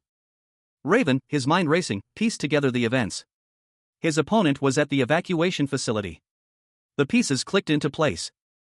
He knew that no one would suspect foul play in a situation like this, a single, swift stab would go unnoticed in the chaos. The grim reality of the situation settled upon him. A crimson button lay discarded on the cold, dark ground, a stark contrast to the heavy black boot that rested near it, the sole of which was stained with blood. Raven, his face obscured by shadow, stood amidst the devastation, his greatsword leaning against a crumbling wall. A grim determination hardened his features. He was grim-faced, his expression conveying the gravity of the situation. The evacuation facility was under attack. Raven, his back to the viewer, stood amidst the chaos, his greatsword slung across his back. He sent a desperate plea for reinforcements. A question hung heavy in the air: was Yoo-hyun's death inevitable? A woman, her face radiant with a bittersweet smile, refuted the notion. She and Yoo-hyun were always together. Tears welled in her eyes, yet her smile remained, a testament to their enduring bond. Even in death, their bond would remain unbroken. The woman's lifeless body lay on the ground, a tragic end to her story. A voice echoed, revealing a truth that should have remained hidden. A disembodied voice echoed, promising that as long as Baphomet died, a reversion was possible. Raven, the strongest hunter, stood ready, his power surging as he prepared to use the Windows of Heaven technique with Yu Hyun. He channeled his energy, a brilliant white light emanating from his weapon.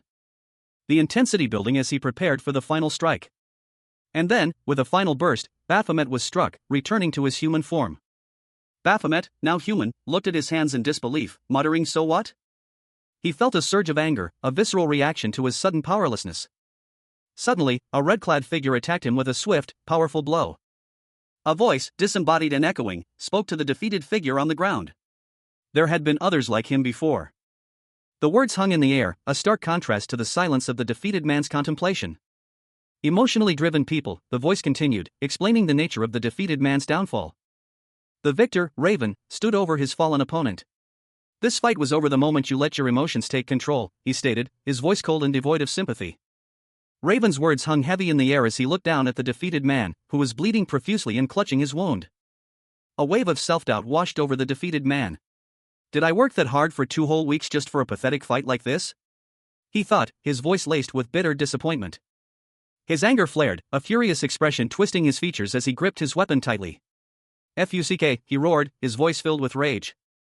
"An arm isn't enough. Gimme a leg too," Raven demanded, his voice cold and ruthless. He was prepared to inflict further pain. "The things I've done to save my wife are of no concern to you," the defeated man continued, his voice low and resolute. A tense confrontation unfolded. One man, dressed in a sharp suit, his face etched with worry, was pinned against a wall. A knife was held to his throat by another, clad in a crimson shirt, his expression unreadable. "Who exactly are you?" the suited man demanded, his voice laced with fear. The man in red remained impassive. "I told you earlier. I'm someone who captures criminals." "Wait, did I not tell you?" he said, a hint of confusion in his tone. He continued, his voice low and steady, "I didn't do anything wrong. Yu Hyun is someone who has to live." A slight smirk playing on his lips. "What's so wrong with saving someone who has to live?" The suited man sputtered, "I dash. Quit it with the self-justification nonsense, will you?" His face contorted in a grimace of barely suppressed rage. The man in red remained calm, his voice a low growl. "I'm not exactly sure what crime you committed, but regardless, isn't it true the crime occurred because you accepted the task assigned by the mastermind?" He paused, letting the weight of his words sink in. "Yet you're saying you've done nothing wrong?" The man in red's voice hardened. "Therefore, you haven't done anything evil? You dare tarnish the name of evil with such a half-assed attitude?" His eyes narrowed, a dangerous glint in their depths. A bloody knife lay on the ground, the crimson stains still wet. Above it, a man in a red jacket stood over a prone figure, his expression grim as he uttered a chilling threat, "Kill you." The victim lay lifeless on the dark ground, blood staining their clothes. A hand, still clutching something, lay limp. A faint, metallic smell filled the air. The smell of blood. A man with dark hair and intense eyes stared at a screen, his expression serious. He was looking at a report, his face a mask of concern as he read the details. A stark red emergency alert flashed on the screen, "Emergency. Monsters have appeared due to a system error. Hunters in the vicinity should subjugate the monster immediately." Baphomet, the former lord of the Abyssal Tower, now a human named Yu Hyun, stared at his phone screen, a mixture of disbelief and annoyance etched on his face. The emergency alert blared, "Monsters have appeared in the vicinity. Hunters are mobilized to subjugate the monsters."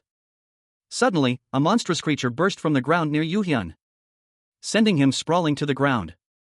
Yu Hyun scrambled back, fear gripping him as the creature's shadow loomed over him. Then he saw a familiar face, a woman standing amidst the chaos. "Yu Hyun?"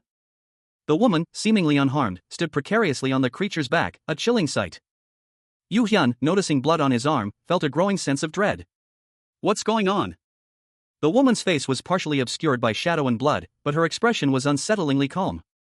The creature, sensing something, spoke, its voice a low growl. "Smell, the smell of blood." With a sudden surge of dark energy, the creature roared, "I'm hungry." A monstrous, gaping maw filled the panel, its many eyes glowing with malevolent purple light. Rows of sharp teeth lined the creature's horrifying mouth, hinting at immense power and a predatory nature. A blurry figure, seemingly female, stood before it, her form obscured by a chaotic effect suggesting a powerful force impacting her. The blur cleared, revealing a woman with a grotesque, distorted smile, her face marred by what appeared to be wounds. Her expression was one of unsettling glee. Suddenly, a large, serpentine monster emerged from the background, its form vaguely reptilian and menacing. A man, Yu Hyun, watched from below, his expression one of alarm. Yu Hyun, witnessing the monster's attack, reacted with furious indignation. He inwardly raged at the creature daring to interfere with his prey. With a swift, decisive movement, Yu Hyun attacked the monster, cleaving a portion of its body with a powerful blow. The severed piece of the monster fell to the ground, blood splattering across the panel. The monster, wounded and enraged, roared in pain, its cries echoing the agony of its injury. It cried out for its mother.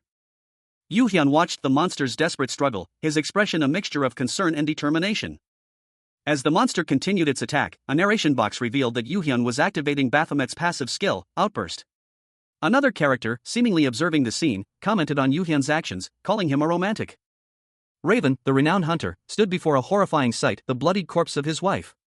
A chilling question echoed in his mind, could he still recognize her? His stats increased by 15%, a surge of power coursing through him as he grappled with the emotional turmoil. Overwhelmed by grief and rage, Raven saw only a monstrous aberration where his beloved once stood. His vow to kill the creature responsible was immediate and absolute. A monstrous creature emerged from the shadows, its many eyes gleaming with malevolent intent. Raven, despite his emotional turmoil, remained resolute. He reminded himself of his earlier warning, a grim determination hardening his gaze. Raven engaged the creature in a fierce battle, his movements a blur of deadly precision. He noted the strange, unsettling energy emanating from it.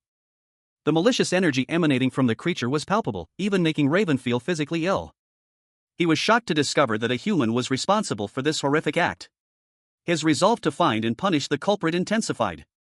Raven, fueled by righteous fury, prepared to confront whoever was behind this heinous crime, deeming their actions a disgusting hobby.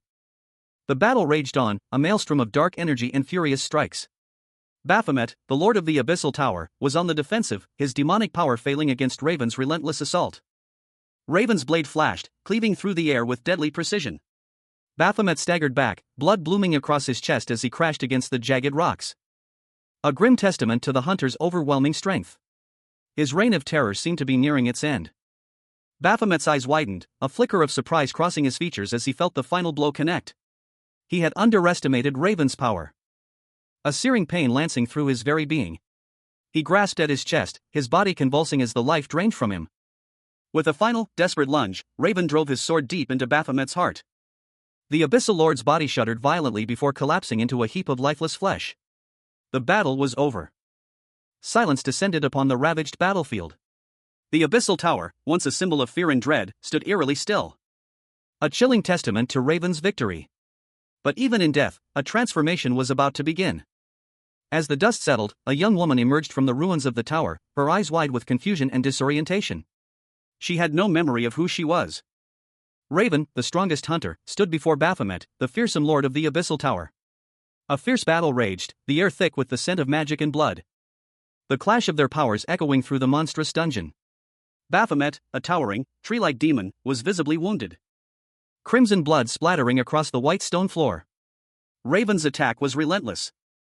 Each blow a testament to her skill and determination. Baphomet's form began to crack and crumble. Fragments of dark energy exploding outward in a bloody spray. The final blow landed with a resounding impact. Baphomet's immense form disintegrated into nothingness, leaving only a lingering crimson mist. A blinding flash of light erupted from the dissipating mist. Raven, the strongest hunter, stood amidst the debris of his battle with Baphomet, the Abyssal Tower's lord. Blood stained his hands, a grim testament to the brutal fight. His breath hitched in his throat, his body trembling with exhaustion. He sank to his knees, the weight of his victory pressing down on him. The ground around him was littered with fragments of what was once Baphomet's monstrous form. A low groan escaped his lips as he looked upon the remains. Yu Hyun, he whispered, a name heavy with unspoken grief. Suddenly, a dark, pulsating mass of eyes appeared on the ground near Raven's feet. A chilling whisper echoed from the grotesque entity, "I'm hungry."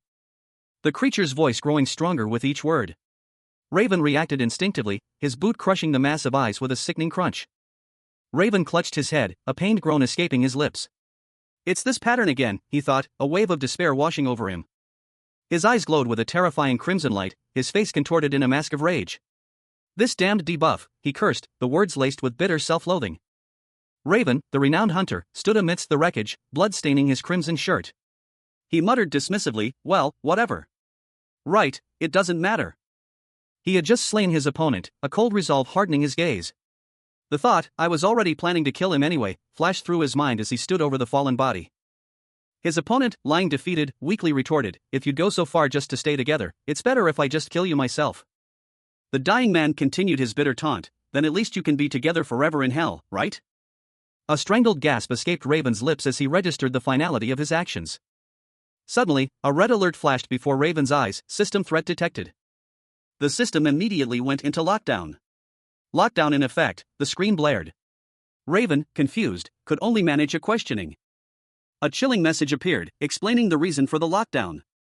Due to excessive skill usage, Raven's body had reached a 99% threat value. Paralyzed, Raven could only stare in disbelief. What is this? Why can't I move my body? The system's voice echoed in his mind, until the threat value decreases. Raven, defiant even in his helplessness, snarled, what? With whose permission? Raven, the legendary hunter, knelt beside Baphomet, the defeated lord of the Abyssal Tower. Baphomet, his demonic form now frail and broken, looked up at Raven with a mixture of defeat and something akin to curiosity. He whispered, a barely audible sound, only you. Raven, his face grim, responded with a harsh, bitter statement. He thought, if only you weren't, his gaze fixed on Baphomet's wounded form. Blood stained Raven's own clothes, a testament to the brutal battle that had just concluded. He continued, his voice laced with a hint of regret. I arranged everything, he said, his voice barely a whisper above a sigh. Raven's eyes narrowed. He felt a surge of anger, a bitter taste in his mouth. You could have just turned a blind eye, he muttered, the words heavy with unspoken accusations. Baphomet, seemingly unfazed, stood up, his silhouette looming large against the fading light. He spoke, his voice calm and almost. Raven, his hand dripping with Baphomet's blood, gripped his weapon tightly. He glared at Baphomet, suspicion hardening his features. You're doing this on purpose, right? He accused, his voice strained with barely controlled fury. Baphomet simply smiled, a chilling, unsettling expression that sent a shiver down Raven's spine. He knew, with a certainty that chilled him to the bone, that this was far from over. The finality of Baphomet's words hung in the air, a promise of further conflict. He continued, his voice dripping with a cold, calculated malice. Just to screw me over. Raven, his face obscured by shadow, stared at a cryptic message displayed on a nearby screen. The message was in a language he didn't recognize, but the implication was clear, this was a deliberate setup. He was betrayed. He fell back, his mind racing, trying to make sense of the situation. Why would Baphomet do this? The question echoed in his mind, a bitter pill to swallow. He looked up, his eyes filled with a mixture of anger, confusion, and a deep, unsettling sense of betrayal. The answer came in the form of a final, chilling message, displayed prominently on the screen. Why would I? After all, I care about you most of all. Raven, the strongest hunter, stood over his defeated foe, Baphomet, the lord of the Abyssal Tower. Blood covered his face, but his eyes, sharp and intense, held a question, what?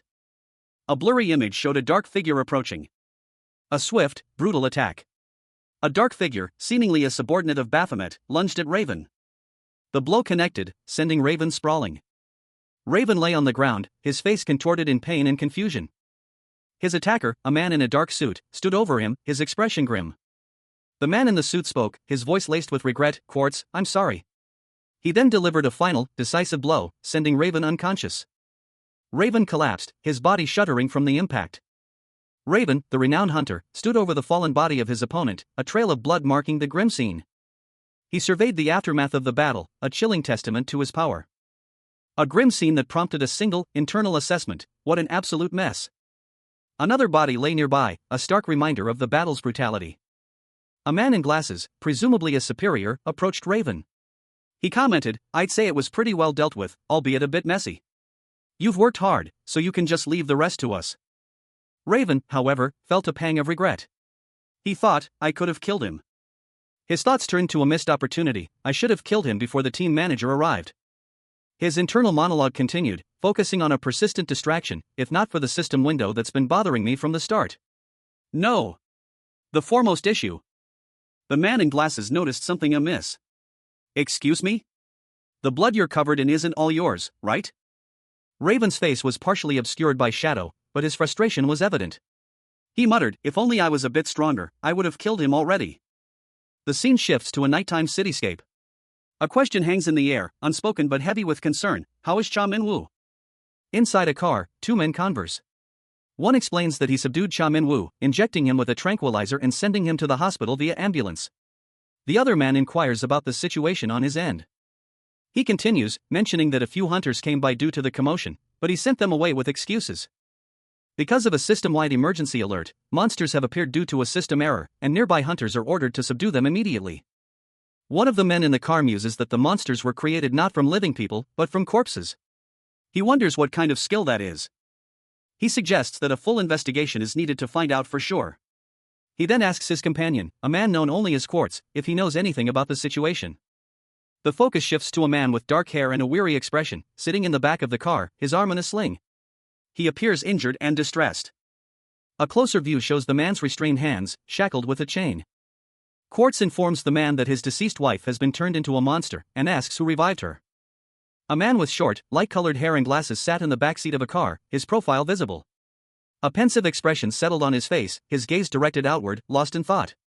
Another man, this one with dark hair and a slightly disheveled appearance, sat in a car. His expression was one of deep contemplation, his brow furrowed. He seemed troubled, a silent question hanging in the air. He had only heard rumors of a team being formed to capture criminal hunters. The man with glasses, seemingly surprised, reacted to the news. He expressed disbelief that the other man would be managing such a team, adding that it was a difficult and lonely path.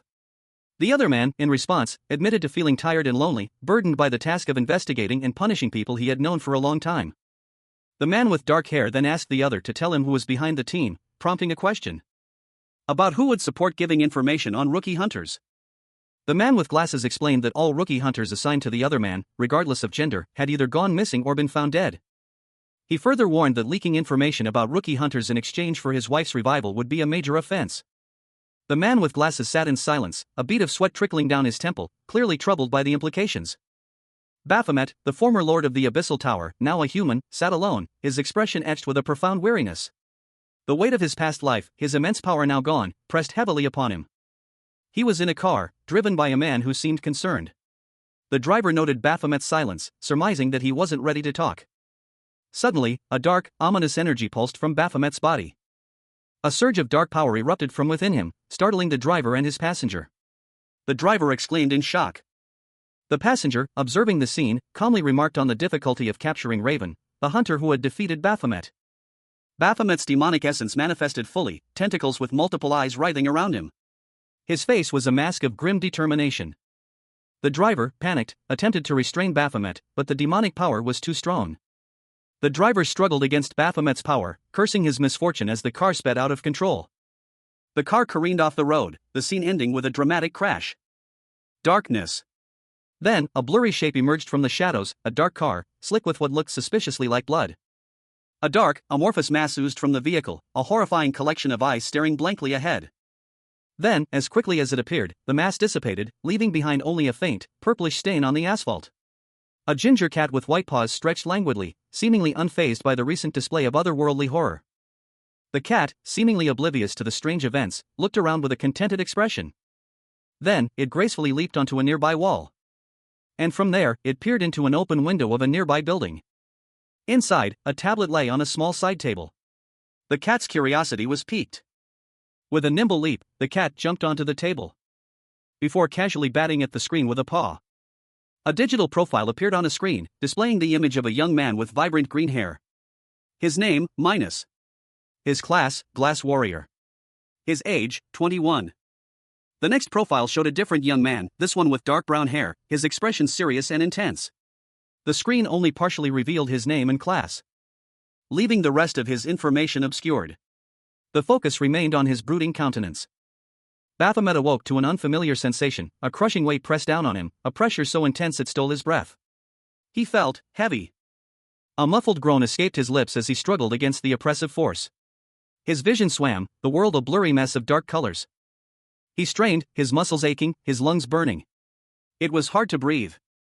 A wave of nausea washed over him. Disoriented, he could only make out a blurry white shape nearby. Baphomet found himself lying on a hospital bed, a small white cat curled up beside him. He felt utterly weak and confused. He blinked, his gaze falling on the cat. Something about it felt familiar, strangely familiar. What's with this cat, he wondered. A woman entered the room, her smile sharp and knowing. He recognized the cat instantly. It was Raven's familiar. The woman addressed him as number 302, a designation that sparked a flicker of recognition within him. He realized there was only one person who would use that number. The woman greeted him warmly, her words confirming his suspicions. It was Raven. A young man with bandages on his head lay on a bed, his gaze directed upward. A woman, her upper body visible, leaned over him, her expression unreadable. "Seems your face is still as handsome as always," she remarked, her tone laced with a hint of amusement. The word body appeared in a stark white speech bubble against a dark background, followed by a guttural scream, "Ah!" The young man's face contorted in a grimace of pain and exertion, sweat beading on his brow as he strained. The young man kicked out his leg, sending a white coat flying. A woman with glasses and a white coat, holding a white cat, exclaimed, "Oh my, Sasha." The woman, Sasha, addressed the young man, "Is it okay for you to move your body? It must be hard on you since you're still in lockdown, not?" The young man, lying on the floor, cursed, "Fuck. Why's that quack doctor here?" Sasha calmly explained, "Well, it's because this is my hospital. You're quite indebted to me, aren't you? Don't you remember?" The young man responded, "I don't know." Sasha licked her lips, a knowing glint in her eyes. Baphomet, the former lord of the Abyssal Tower, now resided in a human body. His physical form, though weakened, was surprisingly appealing. A woman's voice commented on his improved appearance. But Baphomet, still struggling with his newfound human frailty, focused on his resolve. He vowed to overcome this weakness, unlike his previous failures. A sharp question pierced his thoughts. He glared, his frustration evident, demanding to know what the woman planned to do with his body. The woman, seemingly oblivious to his anger, worried aloud about being overheard and misunderstood. Baphomet, his patience wearing thin, snapped at her to stop acting so oblivious. His frustration intensified, a silent scream building within him. As the woman, with a knowing smirk, teased him about his obliviousness, suggesting she might reveal something. The woman, identified as Dr. Minwoo, leaned closer, reminding him that they were in a private area. Baphomet, visibly uncomfortable, groaned. Elsewhere, another woman, seemingly a colleague, greeted Dr. Minwoo, noticing Baphomet's absence and his apparent accident. A sudden, violent attack shattered the quiet of the room, leaving a young man sprawled on the floor, disoriented and confused. A woman with shoulder-length brown hair, wearing a pink blouse, looked on with a mixture of concern and amusement. The young man, his glasses askew, let out a surprised laugh, his eyes wide with a dawning realization.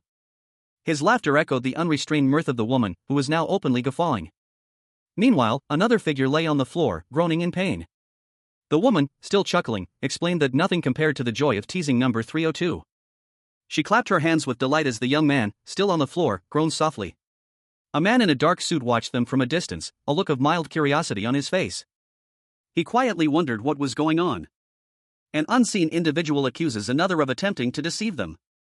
A man with short, graying hair and glasses, his back turned, questions the accusation, seemingly confused. The accuser reveals that they believe the man and another individual, referred to as Quack, colluded to manipulate them into working for the government. The man, now facing the viewer, is visibly agitated. He dismisses the accusation as protagonist syndrome, suggesting the accuser believes the world revolves around them. The other individual, a dark-haired man, reveals that he and the man with glasses were colleagues before the existence of guilds.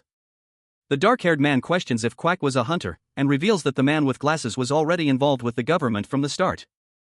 He points out that the hospital where they are is government-managed, and that the man with glasses was sent there after failing a strength test for the government. The man with glasses angrily curses the government for their actions. The dark-haired man asks why the man with glasses looks so upset, stating that it took him long enough to realize the truth. The dark-haired man reveals that someone named Quartz has died. Raven, the hunter who had slain Baphomet, the lord of the Abyssal Tower, sat silently, his expression unreadable. His dark eyes, sharp and intense, scanned the room, betraying a quiet intensity. A man with short, neatly combed green hair and glasses, his face etched with worry, spoke. He reported that the mastermind behind the recent attacks had killed Quartz. He explained that they had tried to minimize civilian casualties and gather evidence from Quartz's body, but the scene was chaotic. Only fragments of Quartz's body remained, the rest having been consumed. All that remained were the uneaten pieces of his body. The man continued, stating that he had witnessed a monster resembling one Raven had previously defeated. They suspected a magic-type hunter with corpse reanimation abilities was involved. The man expressed confidence in finding the mastermind if they could locate this hunter. However, he was interrupted. His face, contorted in anger, showed his frustration and rage. One of the panels shows a speech bubble containing the following statement: "I got you what you needed after working like a dog, and you blew it?" The scene shifts to two men sitting at a table. One, with short, dark hair, looks distressed. The other, with shorter, graying hair and glasses, expresses remorse, stating, "I truly feel sorry about that." He continues, demanding, "Then hand over that mastermind to me. I'll deal with them." The man with glasses responds, "Say something that actually makes sense. It's impossible for you to capture that mastermind at your current level. It's your skill that must be lacking." The dark-haired man retorts, "If it were me, I would have realized immediately and dealt with it, then I would have interrogated the mentor thoroughly." His face is shown in close-up, a look of anger and frustration etched on his features. The man with glasses scoffs, calling him a brat. The dark-haired man's hand clenches into a fist, showing his frustration. A woman with shoulder-length brown hair, wearing glasses and a blue dress, observes the two men from a doorway. A man with short, light brown hair and glasses, dressed in a dark-collared shirt and tie, grinned widely as he spoke animatedly to a woman in a blue dress. Behind them, other figures could be seen in the background of a hallway. A young man with dark hair, wearing a simple black t-shirt, stood before a whiteboard, his arm raised as if pointing to something. His expression was unreadable. The man in the glasses exclaimed about the other's unpleasant personality. A woman in a white coat asked if they had fought. In the background, a brief, blurry image suggested a scuffle had taken place. They hadn't fought, they explained, they had merely vented their anger after a disagreement. The woman in the blue dress questioned the meaning of their statement. She then wondered aloud if a particular claim was true. The accusation was that the man in glasses had stolen money from Hunter Cha Minwoo under the guise of medical treatment. The man seemed genuinely confused, questioning if he had actually done that. The woman in the white coat stated her intention to report the incident, as she was a public official. She then asked him to explain himself. The narration box explained that a young man covered in blood had been suddenly brought in. A young woman, her face etched with concern, looked down at the bloodied form of a man lying on a hospital gurney. She questioned, wondering about the aftermath of the events that led to this grim scene. Upon closer inspection, the woman recognized the injured man. He was the famous hunter they had been discussing on television. The camera focused on Raven, his face and body covered in blood, yet a faint smile played on his lips. He was alive, miraculously. The woman had a sudden realization: the government's attempts to create a heroic hunter had once again failed in their selfish endeavors. She commented that such incidents were commonplace for the government, not just one or two hunters they'd mishandled. Another person, a man, interjected, telling her to watch her mouth. The man revealed he was also a government agent, a fact that surprised the woman. The woman expressed skepticism, questioning whether he was truly a government agent or something more sinister. She wondered aloud about the events that followed Raven's injuries. The man's response was a subtle question about Raven's true nature, hinting at a deeper mystery. In a separate part of the hospital, a doctor declared Raven's condition hopeless, stating it was a miracle he was still alive. Baphomet, the former lord of the Abyssal Tower, lay on a cold operating table, his body weakened and bearing the marks of a brutal battle. A concerned doctor and a nurse looked on, their faces etched with worry. He needed to have the strength to withstand the treatment, but his condition was critical. The doctor, her brow furrowed in concentration, worried aloud that he might not survive. Blood stained his chest, a grim reminder of the fight that had cost him his demonic powers and his life as he knew it. But then, a sudden change occurred. The doctor's eyes widened. A red system window appeared before her, a stark contrast to the sterile environment of the operating room. A system message appeared, its stark red color surprising the doctor. She questioned the color, expecting blue. The message's content, however, was even more startling. The system message was blunt and direct: save him at all costs. The severity of the situation was underscored by the following line: or else, you will die. The doctor, Kim Yoon-sun, reflected on the urgency of the situation, understanding the weight of the system's command as she had done her best to save patient number 302. A woman in a lab coat, her hands clasped to her chest, exclaimed to the man beside her, "Wait a minute." The man, skeptical, questioned, "It wasn't a quest or an emergency message. You're saying the system window actually threatened you?" The woman insisted, "I'm telling you. And so, what else could I do? I needed a way to learn more about number 302. That's why I went as far as to have him pay off a non-existent debt in order to continue observing him." The man's eyes widened behind his glasses. He muttered, "The system threatened her with death?" The woman smirked, "That's something even we didn't know. But it was quite romantic." He thought to himself, it seemed like he was receiving intense love from the system. The man walked away, leaving the woman behind. A young man with dark hair and an earring advised, "You're still in clock down, so make sure you get a good, long rest." A disembodied voice reassured someone, mentioning that the feeling of being slowed down was something all hunters experience at least once, likening it to a vacation where they could do things they hadn't been able to do because of work. Two men stood in an alleyway. One, casually dressed in a hoodie, listened as the other, in a suit, explained that he had fallen into that state during a fight, adding that it was unlucky. Inside an office, the suited man continued walking while the other man, in a suit and glasses, was told to continue what he was doing. The man with glasses responded that while he would continue, it would be slightly different this time, monitoring plus guarding. The suited man, outside again, was about to give further instructions about the mastermind when he was interrupted. He changed his mind, saying he would contact the other if he received additional orders. The man in the hoodie then asked the suited man where he got the things hanging from his ears. The suited man smirked, and the focus shifted to his earrings. The man in the hoodie internally confirmed that those were indeed earrings. The man in the hoodie, now sitting in a restaurant, reflected that a break was necessary if he wanted to give it his all in the next battle. He also realized that, having finally become human, he hadn't been able to enjoy it properly. He decided to eat everything he wanted first. Baphomet, once the fearsome lord of the Abyssal Tower, now found himself in a far less terrifying situation, ordering food at a bustling restaurant.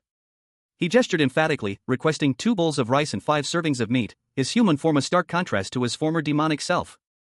Later, he sat in a cafe, his new human eyes taking in the vibrant scene. He carefully photographed a selection of pastries, a curious expression on his face. He then strolled through the city streets, enjoying a street food snack with a thoughtful look. He continued to eat, his movements surprisingly clumsy for a being who once commanded legions of monsters. Finally, he found himself gazing at a baseball practice area, a thoughtful expression on his face. A thought bubble appeared above his head. Next, he picked up a bat, his movements still awkward but determined. He swung, connecting with a ball with surprising force. A determined expression settled on his face as he declared, "I'll do every activity I can in Seoul." He then proceeded to experience various aspects of human life with gusto.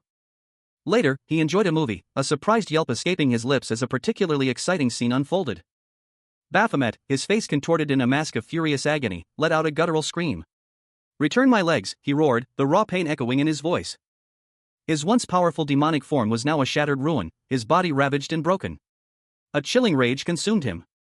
As he watched Raven, the hunter who had defeated him, standing calmly nearby. A woman, her white coat stained with blood, crawled towards Raven, reaching out a trembling hand. Elsewhere, a terrifying scene unfolded. A monstrous figure, its features obscured by shadow, lunged at a terrified man. "Hand over your arm," it shrieked. The man cried out in terror, "Kayak! Save me!" The scene shifted to a quieter moment. A young woman with brown hair sang into a microphone, her voice clear and strong. Later, the man with dark hair and a gray hoodie walked through a bustling city street, surrounded by friends. He seemed at ease, almost content. But as he walked, a flicker of something dark crossed his face. A shadow of his past life as Baphomet. "No matter what I do with this weak-ass body, it's not fun at all." Baphomet, the former lord of the Abyssal Tower, found himself grappling with a profound question: was his desire to become human inherently wrong? He pondered this, his internal monologue a stark contrast to his previous ruthless demeanor. Rejecting the notion that his loss of power invalidated his wish. No, it wasn't simply about regaining strength, something deeper was at play. The truth, he realized, was far more complex. The misery of his fall from grace, from the pinnacle of power to utter helplessness, was the crux of his newfound perspective. A stark revelation that manifested in his now human form. His new reality was a constant barrage of internal questioning, a stark contrast to his previous dispassionate existence. A cryptic message appeared before him. The question hung in the air, a silent probe into his emotional state: "Are you sad?" Baphomet's response was unexpected, a burst of manic laughter that belied his inner turmoil. A confession of his descent into madness, a consequence of his drastic transformation. He demanded answers, his voice laced with anger and confusion, desperate to understand the forces that had shaped his new reality. The scene opens with a close-up on Baphomet's face, his expression twisted into a cruel smirk. He speaks, his voice dripping with malice, the words echoing in the empty space around him. "It's all for your sake," he hissed, the words laced with venom. Raven, however, remained unmoved, his skepticism evident in his response. For my sake? You just want to mess with me," Raven retorted, his voice dripping with sarcasm. Baphomet's expression shifted, a flicker of something akin to frustration crossing his features. He initiated a protocol execution. A digital sequence flashing across a screen before him. The screen displayed a chilling statistic: the protocol had already been executed 3,324,878,492,189 times. The weight of this number hung heavy in the air. A stark warning accompanying the number: you will have to remake the entire program if you fail again. The implication was clear: failure was not an option. Raven, now alone in a dimly lit hallway, pondered his next move. Are you going to get in my way again? He muttered to himself, a hint of defiance in his tone. Meanwhile, Baphomet, still in the digital realm, watched Raven's actions with a mixture of anticipation and apprehension. A silent observer of the unfolding events. Raven, seemingly resigned to his fate, spoke again. If that's what you're planning, just kill me yourself, he stated flatly, his voice devoid of emotion. Baphomet, however, was far from ready to give up. A determined glint appeared in her eyes. I'll succeed this time, she vowed silently, her resolve hardening. Raven, however, was not about to back down. He shouted. A defiant challenge echoing through the hallway, I said kill me. The intensity of his words was palpable. The final panel shows Baphomet's successful hacking program execution, a message of congratulations, Miss Administrator, appearing on the screen. Immediately following his defeat at the hands of Raven, the strongest hunter, Baphomet, the merciless lord of the Abyssal Tower, found himself reborn as a human. His immense power gone, his demonic essence stripped away. He was now utterly powerless, a mere mortal in a world he once ruled with an iron fist. The scene before him was a digital matrix, a chaotic display of data streams as he began to hack Earth's system. A swirling vortex of information unfolding before his eyes. The digital world responded to his unexpected intrusion. And Baphomet, now a young man with dark hair and piercing eyes, felt a surge of disorientation. His expression was one of stark surprise, his mind struggling to comprehend his new reality. He found himself standing amidst a bustling crowd, the cacophony of city life a stark contrast to the silent halls of his former domain. A question formed in his mind, what? He mumbled an apology, his voice barely audible above the city's din. Explaining that he was late. A woman with dark hair and piercing red eyes appeared, seemingly connected to the digital matrix he had just accessed. Followed by another woman, similar in appearance, who clarified that there was no need for misunderstanding. Emphasizing that she held no ill will towards him. The second woman added that she would explain everything. Starting immediately. A voice, cold and echoing, declared, I took away all your strength. Raven, the strongest hunter, stood alone, his back to the viewer, amidst a swirling vortex of digital energy. He was now powerless, the weight of his recent defeat heavy upon him. A faint smile playing on the lips of a mysterious woman, her face partially obscured, watching him from afar. The woman's full form revealed itself, tall, slender, with long white hair, pointed ears, and an elegant, dark and white robe. She exuded an aura of power and arcane knowledge. She descended gracefully, her dark shoes barely disturbing the shimmering particles that surrounded her. Her expression serene and knowing. Raven, still unaware of her presence, turned, a thoughtful expression on his face. The woman addressed him, her voice soft yet commanding, You're.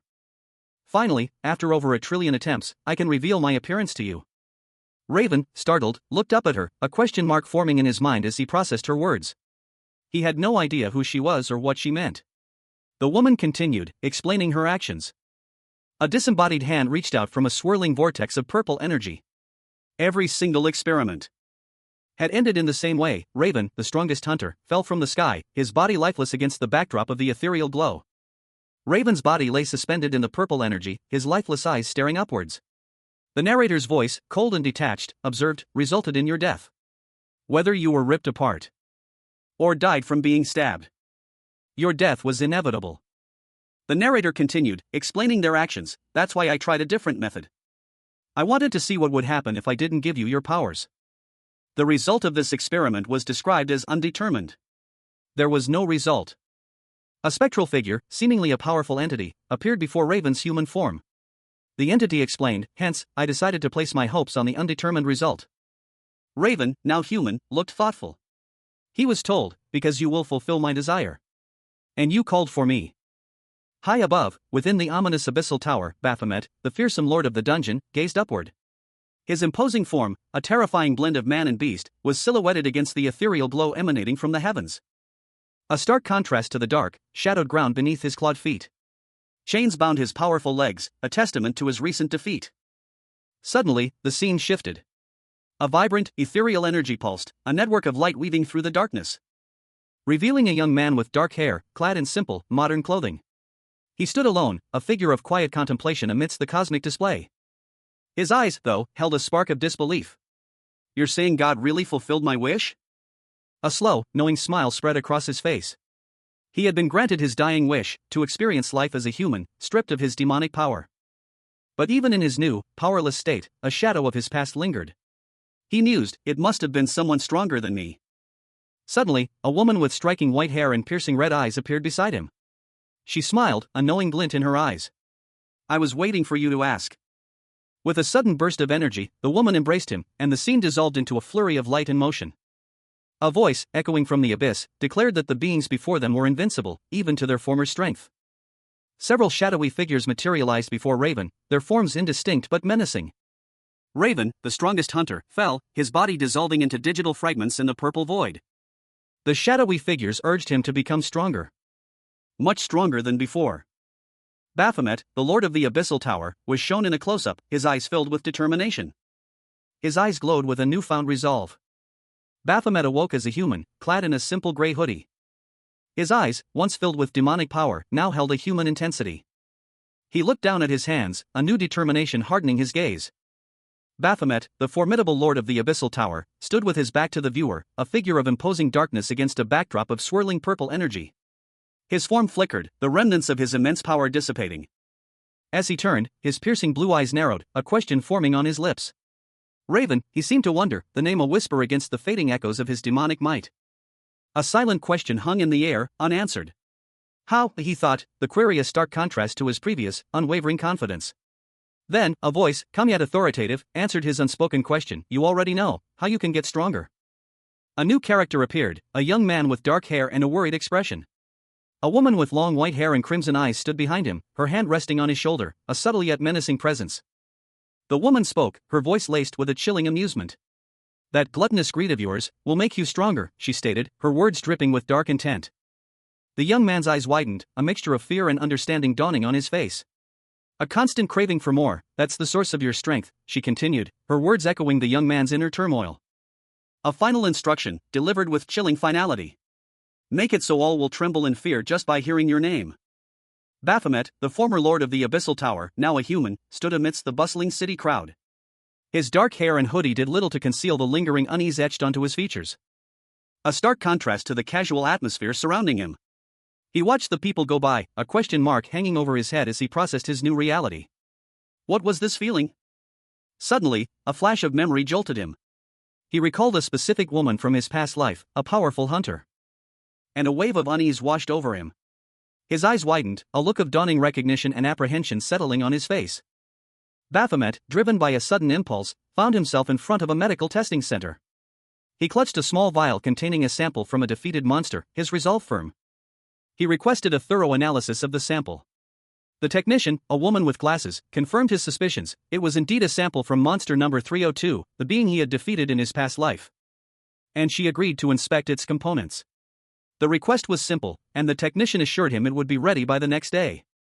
The technician's male colleague listened intently, a thoughtful expression on his face. As the woman explained her unique skill, she could extract data simply by touching the bodies of others. She noted something unusual about the sample, something that seemed wrong. A woman, her glasses askew, exclaimed in disbelief at a man, her voice sharp with incredulity. She questioned his assessment, implying he was doubting her skills. He hesitated, then explained his reservations. The inconsistencies in Raven's stats since his initial assessment were baffling. He continued, emphasizing the short time frame since Raven had become a hunter. The rapid improvement was highly unusual. Yet, despite this, his stats had inexplicably increased. Raven, the hunter in question, was shown in close-up. His expression was one of quiet intensity, his eyes wide and alert. A subtle smile played on his lips, hinting at a hidden amusement or confidence. A hunter's stats are a direct measure of their strength, classified into ranks from F to S. Raven, the strongest hunter, is shown alongside two other hunters. Their power is evident.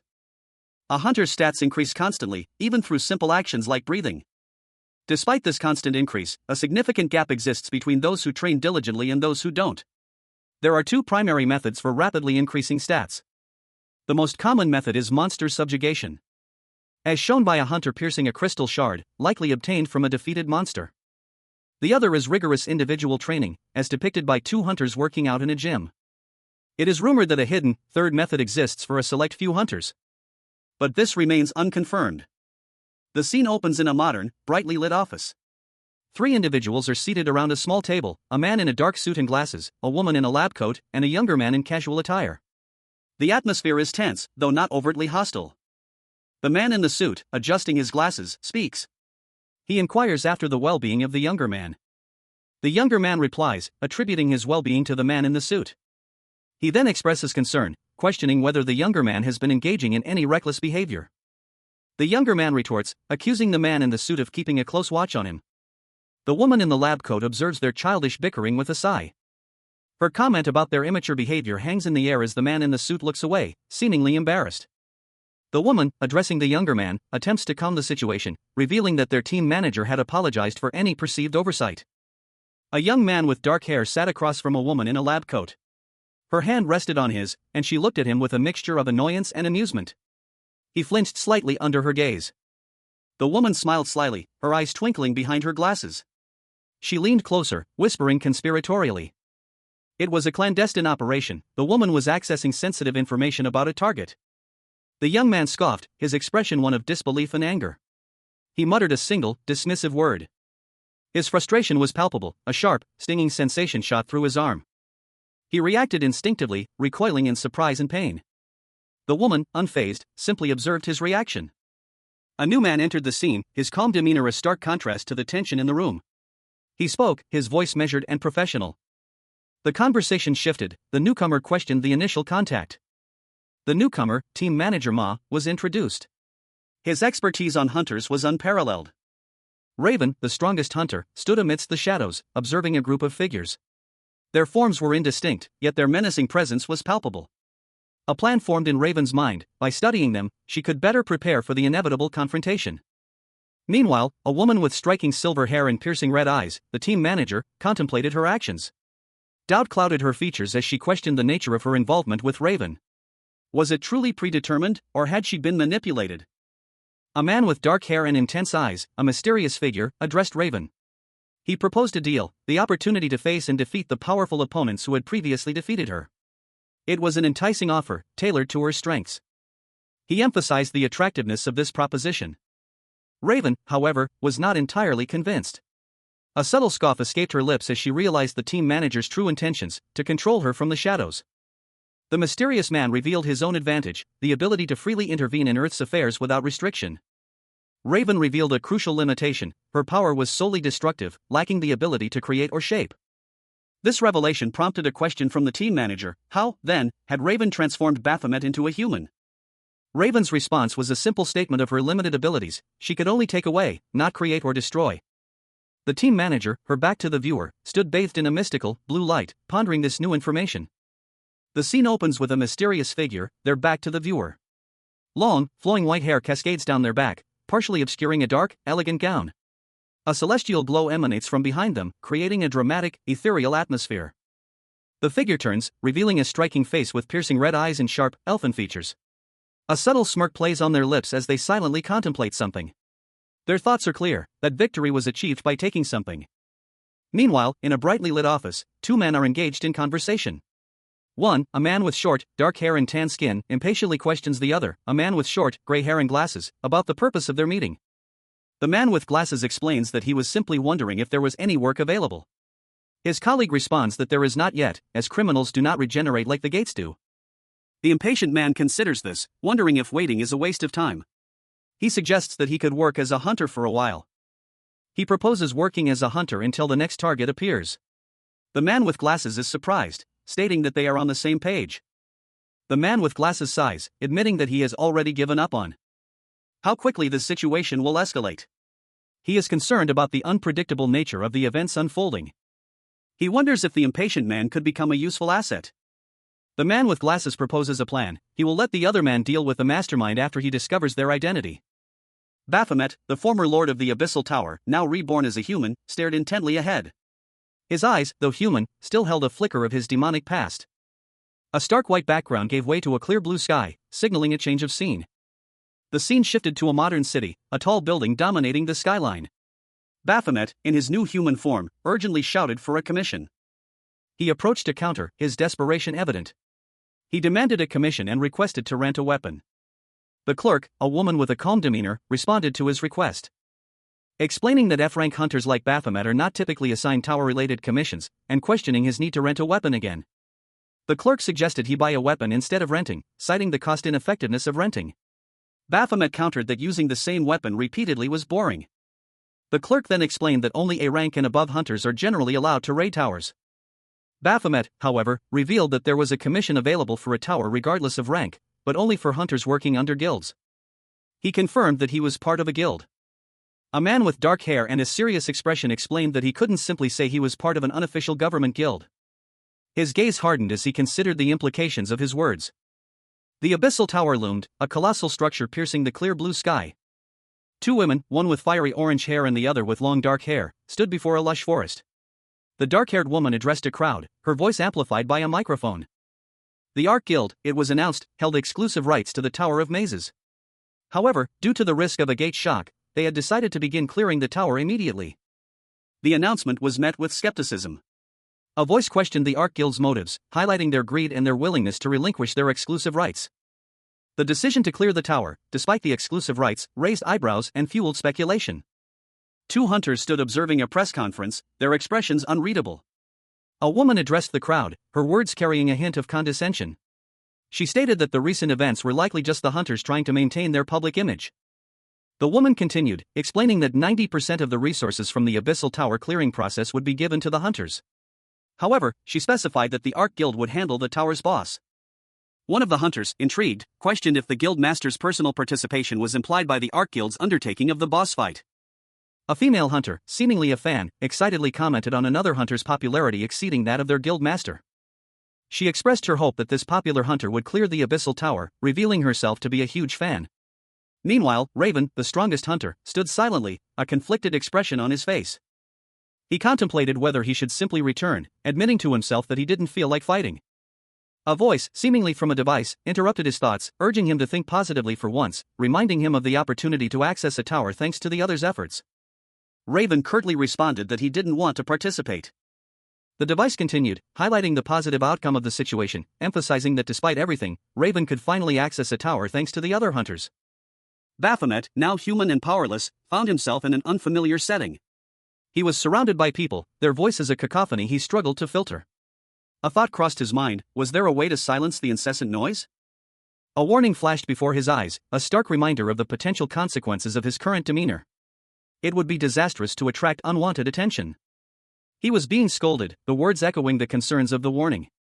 The reprimand was sharp, and Baphomet, still adjusting to his new reality, retorted with a touch of his old, defiant spirit. The response was unexpected, a claim of motherhood that left him utterly speechless. He was stunned into silence. His disbelief and irritation boiled over. He vehemently rejected the absurd statement. Suddenly, a commotion erupted nearby. Two figures, a powerfully built woman in armor and a man in dark clothing, engaged in a physical altercation. The armored woman, clearly surprised by the sudden attack, stumbled back. Concern filled the air as others rushed to the scene, their worried calls echoing through the area. Two women, observing the chaos from a distance, exchanged a brief comment on the frequent disturbances caused by the gatherings of hunters. Baphomet, however, was captivated by one particular individual involved in the scuffle. A sense of familiarity washed over him, he felt he had seen this man before. A blonde-haired man in shining armor, flanked by two other figures in more subdued attire, addressed a dark-haired man in casual clothing. He exclaimed about the expense of something he had shipped over, immediately pressing the dark-haired man about his responsibility in the matter. The armored man, clearly irritated, questioned if such irresponsible individuals were commonplace. While the dark-haired man, weary, simply stated that he would compensate for any damages. The armored man's companions reacted to the dark-haired man's nonchalant attitude, one of them commenting on the dark-haired man's appearance and demeanor. The armored man agreed, pointing out the poor quality of the dark-haired man's equipment. He then mentioned rumors of F-rank hunters being accepted as a form of charity. The armored man scoffed at the idea of an F-rank hunter compensating him, pointing out that F-rank hunters are only fit for the lowest level dungeons. A young man with dark hair and a piercing gaze stood defiantly, his expression a mixture of annoyance and weariness. He was clearly questioning the wisdom of someone's actions, his unspoken words hanging heavy in the air. The target of his silent rebuke, a blond man, visibly recoiled, his eyes wide with fear and a bead of sweat trickling down his temple. The intensity of the situation was palpable. The dark-haired man's words, though unspoken, were sharp and cutting. He was clearly unimpressed by the blond man's apparent weakness, his threat hanging in the air. The blond man's fear intensified, his eyes darting nervously as he registered the threat. He was clearly outmatched. A woman's voice cut through the tension, her words sharp and commanding. She questioned the actions of the two men, her tone laced with disapproval. The woman, with her dark hair pulled back and a determined expression, stepped into view, her presence commanding attention. She was clearly a force to be reckoned with. A group of hunters stood amidst the forest, their expressions ranging from anger to frustration. One of them, clearly agitated, voiced his outrage at the damage done to his equipment. The woman from before, her expression sharp and inquisitive, questioned the hunter's affiliation, her tone suggesting a growing suspicion. She revealed that all the hunters present belonged to the same party, a fact that added another layer of complexity to the situation. Raven, the renowned hunter, stood amidst a group of fellow hunters, their expressions a mixture of determination and apprehension. The air hung heavy with the unspoken weight of their impending task.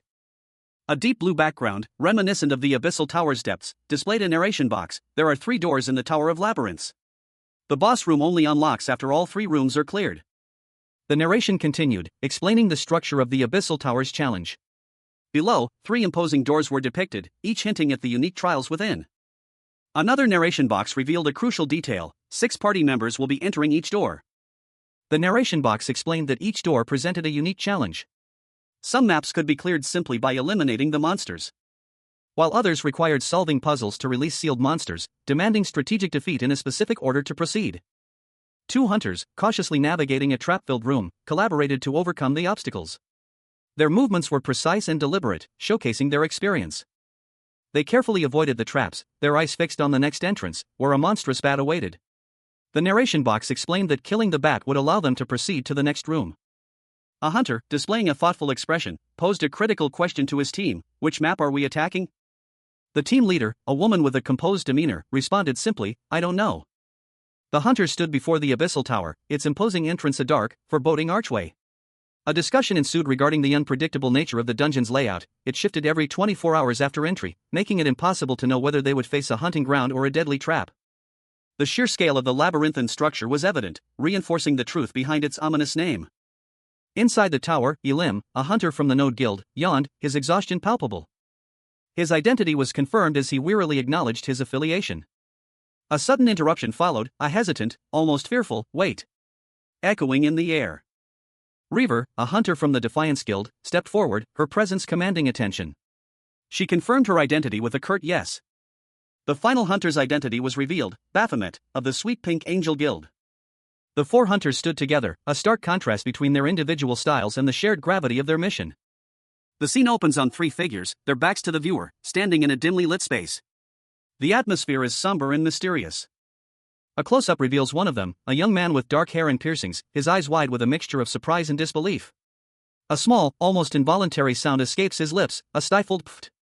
Beside him, a woman with dark hair and piercing eyes smirks, a knowing glint in her gaze.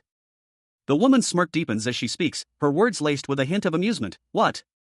You entered number 302 into my guild? She continues, her tone revealing a mischievous plan, but that's just a ghost guild I made to pocket the government's money. To further explain, she adds, for tax exemption. The scene shifts to show the woman and a man sitting across from each other at a table. The man asks, did you tell him before doing it? The woman replies, he has no say in this. He's working for the government after all. The woman laughs, explaining her actions, that's why I've been ignoring his calls since yesterday. The final panel shows only text, a series of maniacal giggles. The scene ends on a light-hearted, slightly mischievous note. A booming laughter echoed through the air. That guild name suits you extremely well, the unseen speaker declared, their amusement palpable. A close-up revealed a man with blonde hair, his face contorted in a cruel, gleeful grin. His eyes, narrowed and intense, hinted at a malicious intent. The laughter continued, echoing in the darkness.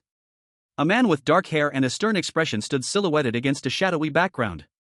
A single word escaping his lips, fuck. His anger escalating into a furious outburst. Team manager bastard, I'm gonna kill you no matter what, he roared, his rage uncontainable. A woman with dark hair, dressed in a stylish outfit, addressed a group of people. Then, shall we go now? She continued, her tone businesslike, by the way, the Cart Guild will not be held responsible in case you die in action. The woman's explanation continued, the hunters are to bear the responsibility for the events that occur to them during battle. The dark-haired man stood silently amongst the other hunters, his expression unreadable. The blonde-haired man spoke, his voice calm and assured, I'll open the door. Silhouetted against a radiant archway, a team of 6 hunters stood poised, ready to face whatever lay ahead. Their forms were stark against the darkness, their determination palpable. A sense of anticipation hung heavy in the air. As they moved into the abyssal tower, the air growing colder with each step. Two of the hunters exchanged a worried glance. The unnerving silence within the tower was a stark contrast to the usual cacophony of monstrous roars. One of them noted that this unusual quiet meant something was amiss, something that was not reflected on their hunting maps. One hunter, holding a glowing orb, decided to use it to detect any hidden monsters in the seemingly empty area. The glowstone revealed a hulking, armored figure, a monstrous guardian silently awaiting them. It was a trap. The monstrous guardian stood revealed, its imposing form filling the panel. Its armor gleamed faintly in the ethereal light. The hunters were clearly aware of the trap, having anticipated this ambush based on their knowledge of the abyssal tower's attack methods. One of the hunters, taking the lead, confidently declared that she would go first, urging her teammates to follow. Meanwhile, another hunter, Baphomet, now a human, calmly advised them not to waste energy and simply follow his lead. Raven, the strongest hunter, stood, his body still bearing the marks of his recent battle against Baphomet. A subtle tremor ran through his arm, a lingering reminder of the demonic lord's power. A stark visual representation of the intensity of the fight that had just concluded. Meanwhile, Raven's team, a group of skilled hunters, prepared for their next mission. Their leader, a woman with determined eyes and a confident stance, addressed them. She spoke of the dangers ahead and the importance of their task. A weight of responsibility settling upon their shoulders. The team cautiously advanced into the abyssal tower, their boots echoing on the cold stone floor. The leader, ever vigilant, checked for traps. She muttered to herself, confirming the presence of the first trap. With practiced ease, she deftly avoided the first trap, a flurry of hidden blades springing forth from the floor. She moved with a grace born of countless battles. A moment of surprise flashed across her face as she narrowly avoided a second trap. A third trap, a surge of electricity, erupted from the ground, sending one of her teammates sprawling. She reacted instantly, pulling her comrade out of harm's way. Her quick thinking preventing a serious injury. A female hunter, her face partially obscured, trailed a fleeing figure. She muttered to herself, recognizing the skill of her quarry, it could only be Reaper, a hunter who had recently defeated Baphomet. The one who had just become a. The pursued hunter, a man with dark hair, glanced back, a look of surprise and alarm crossing his features as he continued his desperate flight. A sudden realization dawning on him as he sought his pursuer, Hunter Baphomet? The hunter, his eyes glowing red, considered his options. A narration box revealed Baphomet's unique skill. In battles below legendary rank, all attacks aimed at him would be visible, as well as the monsters launching them. He smirked, a glint of excitement in his eyes. Should I test it out? The image shows only the back of Raven, the strongest hunter, as she walks away. Her green pants and tactical gear are visible, but her face is obscured. A knight, clad in shining but damaged armor, stood in the darkness. A look of utter bewilderment washed over her face as she whispered, "WH what?" A stark contrast to the triumphant declaration echoing in the chamber, "First floor clear." The knight's confusion deepened as she stared at the damage to her armor. Another announcement cut through the silence, "Fifth floor clear." Panic flared in the knight's eyes. "What's going on?" she exclaimed, her voice laced with fear. Her fear morphed into furious disbelief as she muttered, "That F rank." A figure, moving with impossible speed, blurred into view. Raven, the legendary hunter, ran through a corridor, dodging a volley of arrows. A warning shouted from behind him, "Watch out for the arrows coming down behind you." Raven, the renowned hunter, stood poised, his crimson eye gleaming with a fierce intensity. A subtle smirk played on his lips, hinting at the cunning plan forming in his mind. A volley of arrows whizzed past him, but Raven effortlessly dodged them with a series of agile jumps. A new wave of projectiles appeared from his right flank. He braced himself, anticipating the next attack. With a burst of speed, Raven evaded the second barrage of arrows. His movements a blur as he weaved through the deadly hail, finally seizing his opportunity to counterattack. Raven's plan was simple yet effective: divert the enemy's attention. He launched himself towards a nearby structure, creating a diversion as he fell, revealing a knight in shining armor, standing silently in the distance, an arrow piercing their helmet.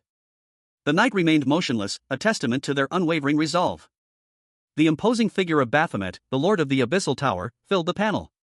Clad in heavy, ornate armor, he stood defiant, a massive sword bisecting the image, emphasizing his formidable presence. A closer view revealed a detail previously unseen: chains, glowing faintly, were wrapped around Baphomet's neck, subtly hinting at a vulnerability. A narration box appeared, stark against the white background: "IT's weakness is IT's neck." The exclamation points underscored the urgency and importance of this revelation. The chains tightened around Baphomet's neck as he struggled against the unseen force. Baphomet, now clearly restrained, was shown from behind, his cape billowing slightly in the unseen wind. The chains were prominent, binding him. Raven, a strong hunter with short green hair, appeared, his face partially obscured by the shadows, as he moved to attack Baphomet's exposed neck. He swung a large axe, aiming for the vulnerable point. The axe's trajectory was clear, aimed directly at Baphomet's neck. Raven's axe connected with Baphomet's neck, the impact sending a shockwave through the air. The final panel showed Raven's triumphant expression as he stood over his defeated foe, the chains now slack. A simple message, "I hope you had fun hunting," appeared against a stark red background. Raven, the strongest hunter, engaged in a fierce battle with Baphomet, the lord of the Abyssal Tower. Chains flew as they clashed, a whirlwind of motion and power. Following the intense battle, two female hunters questioned Raven's rank. One of them, skeptical, voiced her doubt, "You're not an F rank, are you?" The other hunter observed, "Did you not renew your rank?" It felt like you knew how to dodge everything." The first hunter warned Raven about the consequences of not renewing his rank, stating, "Don't you know you'll be fined if you don't renew it?" Two hunters and Raven stood in a dimly lit corridor, the tension palpable.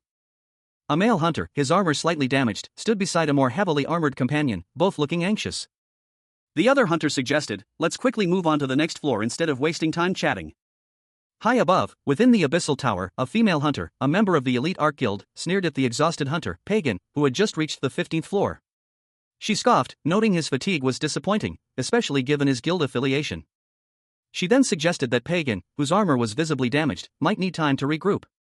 Pagan vehemently denied needing a break, insisting that the damage to his armor was inflicted by a single, powerful opponent. The female hunter countered that his equipment must have been of poor quality if an F-rank hunter could destroy it. Pagan was incredulous. He explained that his armor was forged from the core of Bahamut, the boss of the Tower of Sanctuary, a testament to its exceptional durability. Elsewhere, a young man reacted with shock and disbelief upon hearing this news. He exclaimed that such strength was impossible for a measly F-rank hunter. A voice called out, "Young master." Secretary Kong appeared, suggesting that further argument with the Arc Guild member was pointless. She proposed that they demonstrate their skills in the next tower. A figure, partially obscured, examined a symbol. They recognized it instantly, the mark of Royal Goldie, and declared the armor before them a fake. A man with dark hair and a black shirt watched, intrigued, as a woman with purple hair and a dark dress stood before a knight in shining armor. He murmured a word of surprise. The woman, her expression sly, faced the knight, who seemed startled by her presence. The woman's companion, still observing, mused on the rarity of Bahamut's core items, noting that any such item would have to have been acquired through illegal means. The woman then questioned the knight, asking if he was the young master of Royal Goldie. The knight, visibly shocked, asked what she wanted. The woman smiled, a knowing glint in her eyes. She offered to help him catch the swindler who had sold him the fake armor. In exchange, she asked for a favor when he next visited the Abyssal Tower. A thought bubble appeared above an unseen character, expressing their curiosity, "What's with that woman?" Raven, the strongest hunter, was shown in a close-up, her expression serious and intense. She moved with incredible speed, a blur of motion as she engaged in combat. A hooded figure, clad in armor, appeared, seemingly an opponent.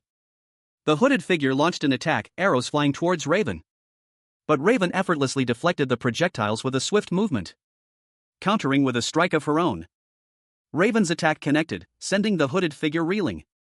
Raven smirked, a hint of satisfaction in her eyes as she prepared for another attack. Raven, the strongest hunter, launched a final, devastating attack against Baphomet, the lord of the Abyssal Tower. The raw power of her assault ripping through the demonic defenses of the Abyssal Lord. A look of pained surprise crossed Baphomet's face as he felt the full force of Raven's attack. Days later, Raven and her fellow hunters were seen leaving the now collapsed Abyssal Tower. One of the hunters, a young woman with shoulder-length brown hair, glanced back at the ruins with a mixture of relief and awe. Meanwhile, in a quiet, unassuming town, a young man with dark hair and piercing eyes sat alone, nursing a drink. He was Baphomet, reborn as a human, stripped of his demonic powers. He looked around at his surroundings, a strange mixture of confusion and wonder in his eyes. This was human life? High above, atop a fearsome, reptilian mount, Baphomet, the lord of the Abyssal Tower, engaged Raven, the mightiest of the hunters, in a fierce aerial duel. The dragon's powerful wings beat furiously as the two combatants clashed in a whirlwind of steel and magic. Raven's blade found its mark, cleaving through Baphomet's defenses with terrifying ease. A look of surprise flashed across Baphomet's face as he was sent tumbling from his mount. Meanwhile, another hunter, his face obscured by shadow, unleashed a chain and sickle weapon, striking Baphomet as he fell. The combined assault proved too much for the Abyssal Lord. He crashed to the ground, defeated. Raven and his companion exchanged relieved words. They had conquered the 49th floor of the Abyssal Tower. However, Raven's companion's reaction was far from celebratory. She was overcome with a fit of frustrated weeping. She lamented that they had made such a fuss over clearing only the 49th floor. Raven, amused by her outburst, dryly commented that her reaction was hardly effective, given her current appearance. Raven, the strongest hunter, stood before a heavy, imposing door, his expression unreadable. Behind him, a figure in shining armor muttered something about a punk. Raven pondered his condition, surprised at his own well-being after facing the Abyssal Tower's challenges. He wondered why he was completely unharmed. He sensed something different lay ahead, beyond the imposing door. Raven cautiously approached the door, his mind racing. He expected a boss room, as was typical in such towers. But given the Tower of Labyrinth's unique structure, he suspected a different kind of challenge awaited, a mini-boss or a powerful named monster. Suddenly, a young woman with purple hair appeared beside him. She commented on his surprisingly efficient traversal of the tower, suggesting he hadn't gained experience through the usual methods. The woman, with a sly smile, seemed amused by his unexpected success. Raven, startled by her sudden appearance and insightful comments, questioned her knowledge of him. The woman responded with a dismissive "so rude," before another hunter, seemingly concerned, urged them both to rest. The woman then revealed that, according to Hunter Reaper, a named monster awaited them. She warned that this monster would be unlike any they had encountered before. Raven, the renowned hunter, stood at the head of her team, her gaze unwavering. Behind her, 2 other hunters stood ready, their expressions grim but resolute. The trio stood poised within the eerie green glow of the Abyssal Tower, a place of immense danger and mystery. A gloved hand reached out, tracing the cold, damp stone of a wall within the tower. It was Raven, and she offered not a threat, but a piece of advice. Raven's warning hung in the air as the other hunters looked up in surprise. She reminded them of the inherent risks of their profession, but also expressed her reluctance to see them perish beside her. Raven, ever practical, assured her team that she would fairly distribute the spoils of their hunt. A gesture meant to alleviate their concerns about survival. One of the hunters, unfazed by Raven's words, declared their intention to proceed to the next room. Their focus solely on confronting a powerful opponent. Another hunter echoed the sentiment, confirming their shared resolve. A group of hunters, composed of a woman with dark purple hair, a woman with brown hair in a ponytail, and a man with dark green hair, stood in a dimly lit corridor. The brown-haired woman questioned the others about Hunter's pagan and soul. Meanwhile, a young man in shining armor and his older, helmeted companion were engaged in a conversation. The older man advised against continuing their journey into the Abyssal Tower, suggesting that their goal of gaining experience was sufficient reason to turn back. The young man looked apprehensive, his eyes wide with uncertainty. The older hunter reiterated his concerns, emphasizing the unknown dangers that lay ahead. He believed it was best to retreat. A young man with dark hair, seemingly observing the scene from a distance, listened intently. The young man in armor's eyes widened, his expression shifting to one of determination. He muttered to himself, unwilling to lose to a weaker opponent. He declared his intention to continue the mission, surprising his companion. The young man's resolve was clear as he turned to face the others. The group of hunters watched him go, their expressions unreadable. Darkness had fallen once more, and an unnerving silence blanketed the surroundings. Raven, the renowned hunter, decided to utilize the glowstone. She knelt, her gaze fixed on something unseen, surrounded by her fellow hunters. A palpable tension hung in the air. A wave of confusion washed over her as she saw it. The glowstone illuminated a scene that left her speechless, giant chess pieces, eerily reminiscent of a forgotten battlefield. Were these stone statues? The question hung heavy in the air. One of the hunters, a man in shining armor, cautioned against getting too close. His warning was cut short as he gasped, his eyes widening in disbelief. "Chess, it's chess," he exclaimed, the realization dawning on him and the others. One of the hunters reached out to touch a piece, causing a powerful shockwave to erupt from the chess piece, sending the hunters reeling. Raven, the legendary hunter, moved with impossible speed, a blur of motion amidst the swirling shadows of the Abyssal Tower, leaving behind only the faintest whisper of air as he navigated the treacherous corridors. 2 other hunters, watching from a distance, gasped in astonishment. A deep, resonant voice echoed through the tower, "There, it's your turn now." A gigantic, spectral hand descended from the darkness above, looming over a chessboard. Its presence filling the chamber with an unnerving aura. The chess pieces seemed to writhe with unseen energy. One of the hunters, a young man in shining armor, exclaimed, "What's that?" "Ha? Is it talking to us?" The disembodied voice addressed the young man, "Young master, you're quite good at chess, aren't you? Now's the chance to show your skills." The other hunter, a man with dark hair, observed the scene intently, a sudden realization dawning on him. "Ah, could it be? I got it. The attack method." He explained to his companion, "We just need to figure out its next move and avoid the chess pieces ahead of time." The young man in armor nodded in agreement. "That's right. If we check the location of the chess pieces there." A blond young man in shining silver armor, a red cape billowing behind him, gestures dramatically. He calls out, urging someone to come to his location, assuring them that this is a safe area. Two figures stand in the shadows, observing the armored youth. One, a woman clad in dark, practical armor, speaks approvingly of the young man's actions, referring to him as their young master. The other figure, a young man with dark hair and a serious expression, quietly objects, stating that something is wrong. Suddenly, a masked figure appears, their face partially obscured, shouting a warning to the young man in armor. A large, dark energy field descends from above, enveloping the armored youth. He looks up in surprise, questioning what is happening. A mechanical hand reaches out from the darkness towards the armored youth, who reacts with confusion and alarm. A giant chess piece, a pawn, falls from above, striking the armored youth and sending him crashing to the ground. The two figures from earlier watch in shock and concern as the armored youth lies injured. The armored youth struggles to speak, his voice barely a whisper. Raven, the strongest hunter, lay on the ground, eyes squeezed shut, tears streaming down her face. A wave of exhaustion washed over her. As another hunter, her companion, gasped in shock, her voice laced with disbelief. "What in the world is happening?" Raven's companion continued, her voice trembling slightly, "It happened so suddenly." Raven's eyes snapped open. She spoke, her voice low and thoughtful, "That your turn wasn't directed at us." She realized, a chilling thought dawning on her, because chess is a two-player game. Raven's eyes widened as a grim understanding settled upon her. "We're just flies that got swept onto this chessboard." A chessboard was shown, pieces scattered across the board, illustrating the chaos of the situation. A new character, Kiki, appeared, a smirk playing on his lips. He observed the scene, commenting, "Thought it was going too well." Kiki's eyes glowed red as he declared, "Now, this is more like a tower." The Abyssal Tower, a monstrous dungeon, pulsed with dark energy. Crimson blood splattered across the obsidian floor. A stark reminder of the brutal battle that had just concluded. A severed, metallic hand lay amidst the carnage. Secretary Kong, a young man in a tattered uniform, lay wounded. He was barely conscious, but a determined voice reached his ears, "I'll get you out of there." A reassuring promise from a figure above. "Don't worry," the figure said, "I'll appoint the best medical team in our company, so you will be all right." Secretary Kang's eyes widened in fear as he saw something terrifying. A desperate cry pierced the silence. "A-A-A-A-A-A-C-K. Secretary Kong." A woman with dark hair and piercing eyes appeared, her expression a mixture of shock and determination. She moved with surprising speed. A powerful energy emanating from her. She launched herself towards the source of the scream.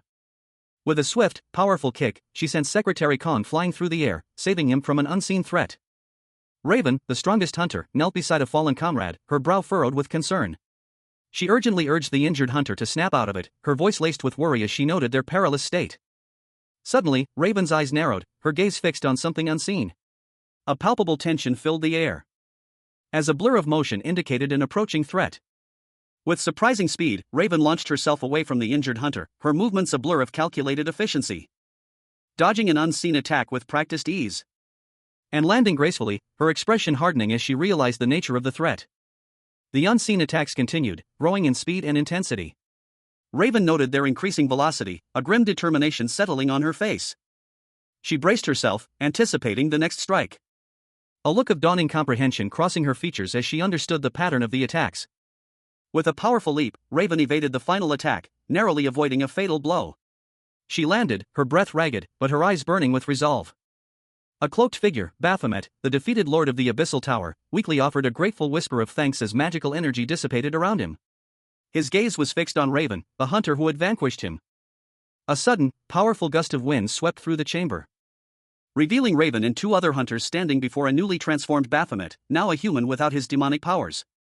He stood, powerfully built, his expression intense. One of the hunters addressed the newly human Baphomet, calling him Hunter Baphomet. Another hunter, a woman with dark hair, spoke, reminding him of the unique battle method of the Abyssal Tower. Baphomet, now acutely aware of his mortality, noted that prolonged fighting would lead to the exhaustion and death of everyone present. He reiterated a previously stated strategy. Baphomet turned, his back to the hunters, a sense of determination hardening his features. A narration box revealed the rules of the Abyssal Tower's final challenge. The hunters must evade the chess pieces until the game ends, and if at least one survives, a powerful monster will appear. Another narration box explained that defeating this final monster would clear the room. Two colossal hands, one dark and one light, manipulated chess pieces above a cloaked figure. The figure, Baphomet, the lord of the Abyssal Tower, stood patiently, his fate seemingly decided by unseen forces. A voice, presumably Raven's, observed, "Right, it's a really fitting place for a trap map." Raven stood amidst a swirling vortex of dark energy, his expression grim. Another voice, filled with impatience, questioned, "Do we really have to stand by and watch until the game ends?" Raven's face contorted in a grimace, his eyes narrowed in frustration. He clenched his jaw, clearly agitated. He muttered, "Just." A powerful energy surged from Raven as he decided to take action. The word "choose" appeared dramatically in the panel. He chose the easy way, unleashing a devastating attack. A powerful blow that sent him flying through the air. And a shadowy hand reached out, seemingly to claim the remnants of Baphomet's power. A woman, her face etched with worry, stared wide-eyed at something unseen, a question mark hovering above her head. Beside her, a man in shining armor slumped, his head bowed low. He was also clearly distressed, his face partially obscured by a dark hood, only his wide, fearful eyes visible. A young man's anguished cry filled the air, tears streaming down his face as he seemed to be on the verge of collapse. His words cut through the tension, "If there aren't any pieces left to move, the game will forcibly come to an end." That should make the room's owner furious enough to reveal itself. A woman with dark hair and a determined expression listened intently, her eyes wide with shock as she processed the information. "That is, this game's battle method." Her voice was laced with disbelief and a hint of horror. "What the heck is this mindless method?" Raven, the strongest hunter, brought her powerful leg down with immense force. The impact creating a shockwave that rippled outwards, shattering the stone beneath her feet.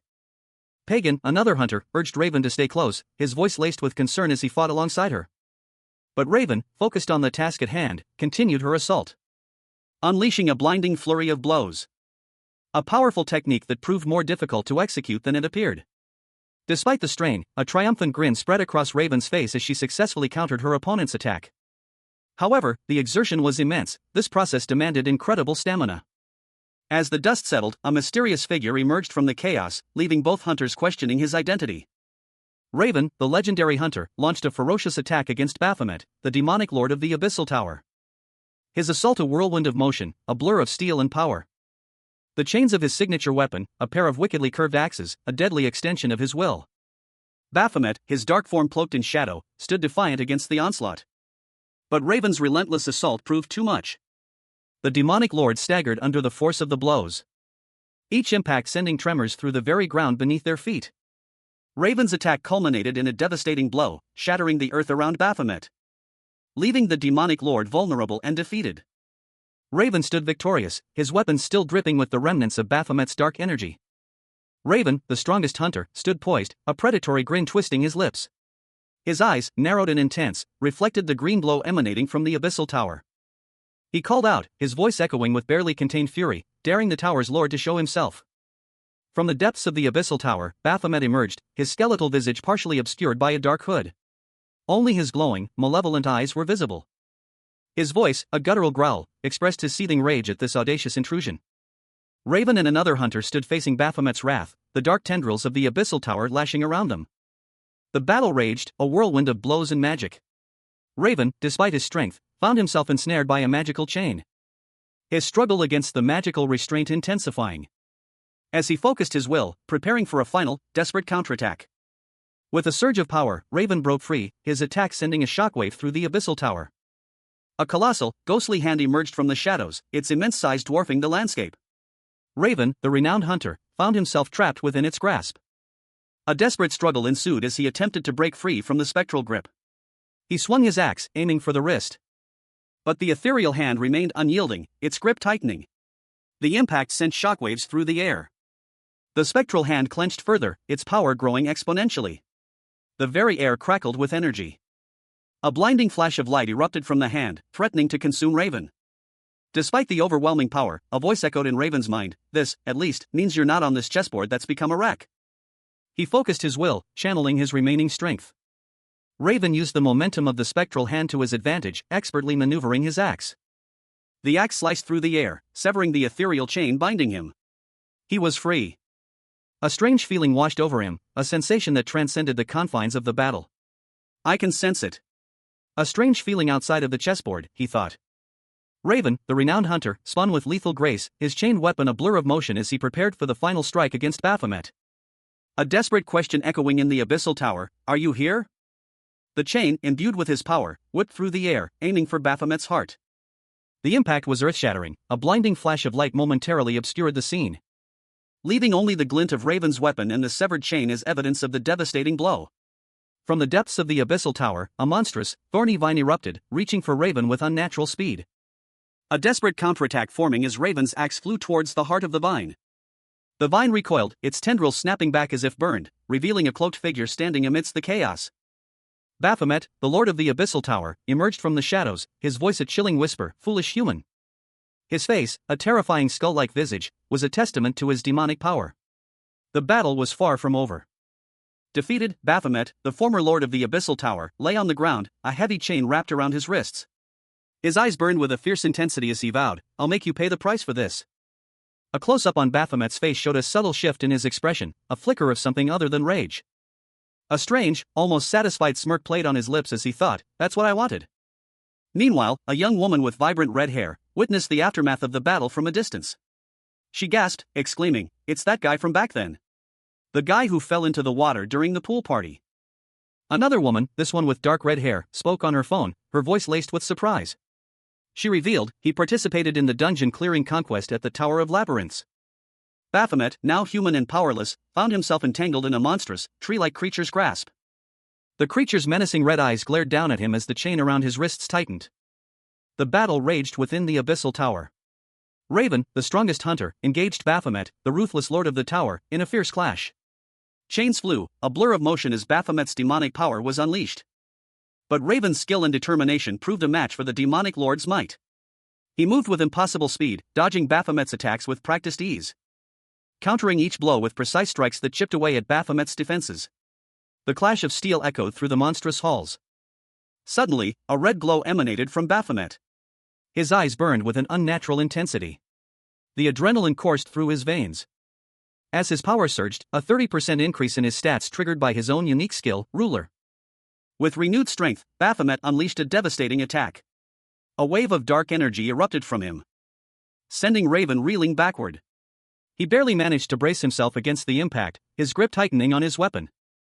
A skeletal figure emerged from the shadows, its eyes filled with surprise. "What's this?" it hissed, its voice echoing through the chamber, as it watched Baphomet's enhanced power. "Why does he seem stronger than before?" the figure wondered, a hint of fear creeping into its tone. The final battle between Baphomet, the demonic lord of the abyssal tower, and Raven, the strongest hunter, raged on. A monstrous skeletal hand reached out from the shadows. A red box appeared, displaying the words target and detailing a significant combat advantage. When battling a specific target, damage received is reduced by 50%, and damage inflicted increases by 30%. Raven, utilizing this newfound advantage, swung his axe, the weapon's chain wrapping around Baphomet, pulling him closer. The scene shifted to Baphomet, his back to the viewer, as he stood amidst a dark, thorny landscape. He reached out a hand, seemingly sensing something.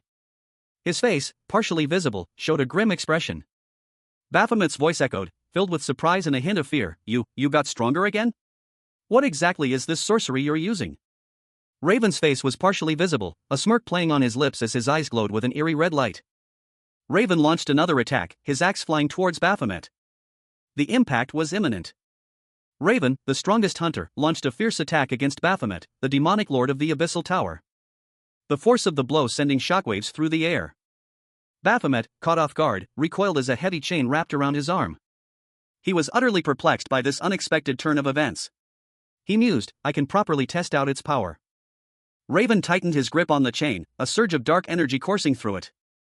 A voice echoed in Raven's mind, a warning: you can't let him meet Valkyrie, no matter what. Meanwhile, a woman with fiery red hair, dressed in a lab coat, spoke urgently on her phone, her expression one of intense concern. Beside her, another woman watched with a worried frown. The second woman thoughtfully observed, "That makes sense. Hunter Valkyrie wouldn't want to associate with someone who pulled out her hair either." Later, Raven, alone in the woods, spoke to someone on the phone, her voice strained. She confessed, "That's not what I mean." You really don't know, huh? A voice, detached and analytical, posed a question: "What are the odds of an S-rank hunter, possessing superhuman strength, fainting from drowning in a pool?" The question hung in the air, unanswered. Until a sharp, confident voice cut through the silence: 0%. Apostle Raven, a figure shrouded in mystery, stood silently. The intensity of the light intensified, shifting to a fiery orange-red as he spoke the word blaze. Raven unleashed a devastating attack, a torrent of golden energy erupting from his body.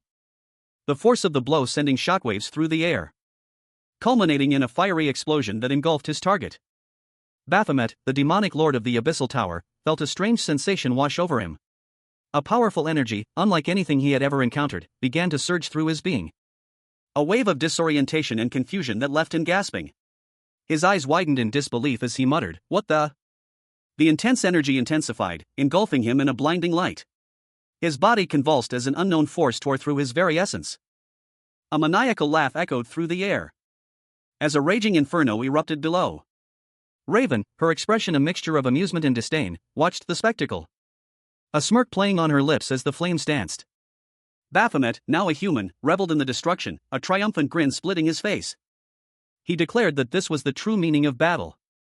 He relished the chaos, urging the flames to grow even larger, so he could relieve his pent-up stress. Raven, unimpressed, dryly commented on his behavior. A young man with short, dark hair, clad in a dark t-shirt and cargo pants, stood before a wall of roaring flames. He reached out a hand, seemingly attempting to control or interact with the inferno, while a young woman with dark hair styled in thick braids, wearing a dark top and a purple skirt, watched him from behind. He muttered something about wanting to get more involved with something, then exclaimed that he'd forgotten to bring sweet potatoes for roasting. The woman's gaze hardened, a thoughtful expression crossing her face as she uttered a single word, "But." Another young man, this one with dark green hair, observed the scene from a distance. He questioned the first young man's use of magic, given his warrior class background, pondering the possibility of him being a magic swordsman. Besides Raven, the scene shifted to show the dark-haired woman and two other individuals standing on a checkered floor. One was cloaked, the other wore a teal top and dark pants. One of the women gasped in surprise. A cloaked figure made a gesture, causing the floor to crack and crumble beneath them. The dark-haired woman noted the crumbling floor, realizing that their opponent was resorting to underhanded tactics. A bright opening appeared in the wall, revealing what seemed to be an exit. The dark-haired woman excitedly pointed it out to her companions. Two imposing figures, clad in dark, armored suits, stood over a young man with blonde hair. He looked up at them, his expression a mixture of fear and apprehension. Their hands reached down, their movements deliberate and menacing, as if to grasp something, or someone. Suddenly, the young man, now revealed to be wearing shining white armor, fell to the ground with a thud. His eyes fluttered closed. He groaned in pain, his body convulsing slightly as he struggled to regain his footing. A wave of dizziness washed over him, his vision blurring as he gasped for air. His eyes snapped open, and he saw a mechanical hand reaching towards him from the darkness. "Secretary Kong," he whispered, his voice strained. He reached out, a desperate attempt to grasp the offered hand as he continued to fall. From above, a woman with dark purple hair watched, her expression unreadable. As the young man fell further into the abyss, a heavy chain snaked out from the darkness, catching his foot. Raven, the strongest hunter, engaged in a fierce battle against Baphomet, the lord of the Abyssal Tower. His powerful grip tightened around Baphomet's arm, a chain of dark energy constricting the demon lord's movements. With a mighty heave, Raven hoisted Baphomet upwards, the final blow imminent. Raven watched as Baphomet fell, a grim satisfaction settling on his face. He had defeated the seemingly invincible demon lord. Meanwhile, outside the Tower of Labyrinths, a woman spoke into a communication device. She was concerned about the time elapsed since Valkyrie, another hunter, had entered the tower. She estimated that Valkyrie had been inside for about an hour and a half, a significant amount of time given the tower's dangers. Given Valkyrie's skills, the woman reasoned that she must have reached the top floor by now. If Valkyrie had reached the top floor safely, she concluded that Valkyrie and the hunter who defeated Baphomet must have already met. Back inside the tower, Raven addressed the defeated Baphomet, noting the loss of will in his eyes. He warned Baphomet that even if he survived this encounter, his lack of resolve would lead to his demise in future battles. Raven's words hung heavy in the air, a stark warning of the harsh realities awaiting Baphomet. A woman with vibrant red hair spoke urgently into her phone, her brow furrowed in concentration. She stressed the importance of taking precautions. Meanwhile, a young man with dark hair stared intensely ahead, his eyes filled with a profound sense of loss. He reflected on the idea that one who loses the will to fight is disqualified as a warrior. The young man, addressing someone off-panel, inquired about the editor's connections to reporters. A woman with dark hair and glasses, possibly an editor, turned away, seemingly agitated. She appeared to be in a conversation with someone else, possibly the young man from the previous panel. A close-up showed a hand reaching out, grasping another's arm. The scene was dark and tense. The red-haired woman from the first panel smiled, her expression bright and confident as she made a request. She asked to be introduced to some reporters. The young man's internal monologue revealed a dark thought, that dying might be a blessing. A blond man in armor stood defiantly, his face obscured by shadow. The aftermath of a fierce battle hung in the air, dust motes dancing in the faint light. A powerful energy surge had just subsided, leaving behind a scene of devastation. Baphomet, the former lord of the Abyssal Tower, found himself sprawled against a crumbling wall, his body aching, his vision swimming. He had been defeated by Raven, the legendary hunter. The weight of his loss pressed down on him, a strange calm settling over him as he realized the true nature of his defeat. He had been vanquished, not by superior strength alone, but by a force he couldn't comprehend. A human spirit. Raven, a blur of motion, moved to deliver the final blow. Her golden hair a radiant streak against the dark background. The impact was swift and decisive. And then, an unexpected transformation. Baphomet, the demon lord, was gone. In his place stood a young man, stripped of his demonic power, yet strangely at peace. The newly reborn Baphomet, now simply a human named Baphomet, stared back, a flicker of something akin to understanding in his eyes. He was no longer a lord of demons, but a man among men. A woman with auburn hair mused aloud, her thoughts drifting towards the ideal partner. She mused that it would be even better if this person was a reporter capable of quelling scandals. A wide, knowing smile spreading across her face as she considered the possibilities. The scene shifted to a dimly lit room, where a woman in a black dress sat on a couch, a thoughtful expression on her face. She spoke of something that piqued many people's curiosity. She held a piece of paper, seemingly a document of some importance. Across from her sat another woman, this one with long blonde hair, casually dressed in a checkered top and jeans. The question of Valkyrie's ideal type was posed. The blonde woman, Valkyrie, considered the question, her gaze drifting downwards to her shoes. Then back up, a thoughtful expression on her face as she pondered the question of companionship. A surprised gasp escaped the other woman. A thought bubble appeared, expressing surprise and confusion. Who is this guy? Baphomet, now reborn as a human, found himself submerged in a pool of water, surrounded by shimmering bubbles. His expression was one of quiet contemplation, his eyes closed as if processing his new reality. A woman's internal monologue revealed her immediate reaction to Baphomet's appearance. He's totally my style. Baphomet, still disoriented, lay on the ground near the pool's edge. A woman with long blonde hair was beside him, seemingly concerned. The blonde woman's worried gaze lingered on Baphomet's unconscious form. 3 women in swimsuits approached the scene. The blonde woman, addressing Baphomet, asked, "Are you okay?" The blonde woman suddenly clutched her chest, groaning in pain. Suddenly my anemia. The other 2 women reacted with shock and concern to the blonde woman's sudden collapse. One of the women, with short red hair, muttered darkly, "This crazy bitch." Valkyrie's plan went like this. A woman's inner monologue revealed her plan, to use her alluring body to ensnare any man, even while unconscious. However, her scheme was thwarted by Echidna's unexpected interference, as evidenced by the ensuing conversation between 2 individuals, one of whom is identified as Yura. The scene shifts to a dimly lit room where a blonde woman lies asleep in a revealing swimsuit. 2 other figures, a man and a woman, stand over her, observing the situation. The blonde woman, upon noticing her surroundings, attempted a subtle escape, but ultimately succumbed to exhaustion and fell back asleep. The scene changes again, this time to a darker, more imposing location. A group of people react with surprise and recognition to the arrival of a woman known only as Valkyrie. One of the observers expresses their excitement at seeing Valkyrie in person for the first time. Another individual expresses their awe and excitement at meeting their idol, Valkyrie, remarking on the unexpected coincidence. Valkyrie, in turn, apologizes for any previous inconvenience. Valkyrie then inquires about the codename of one of the observers.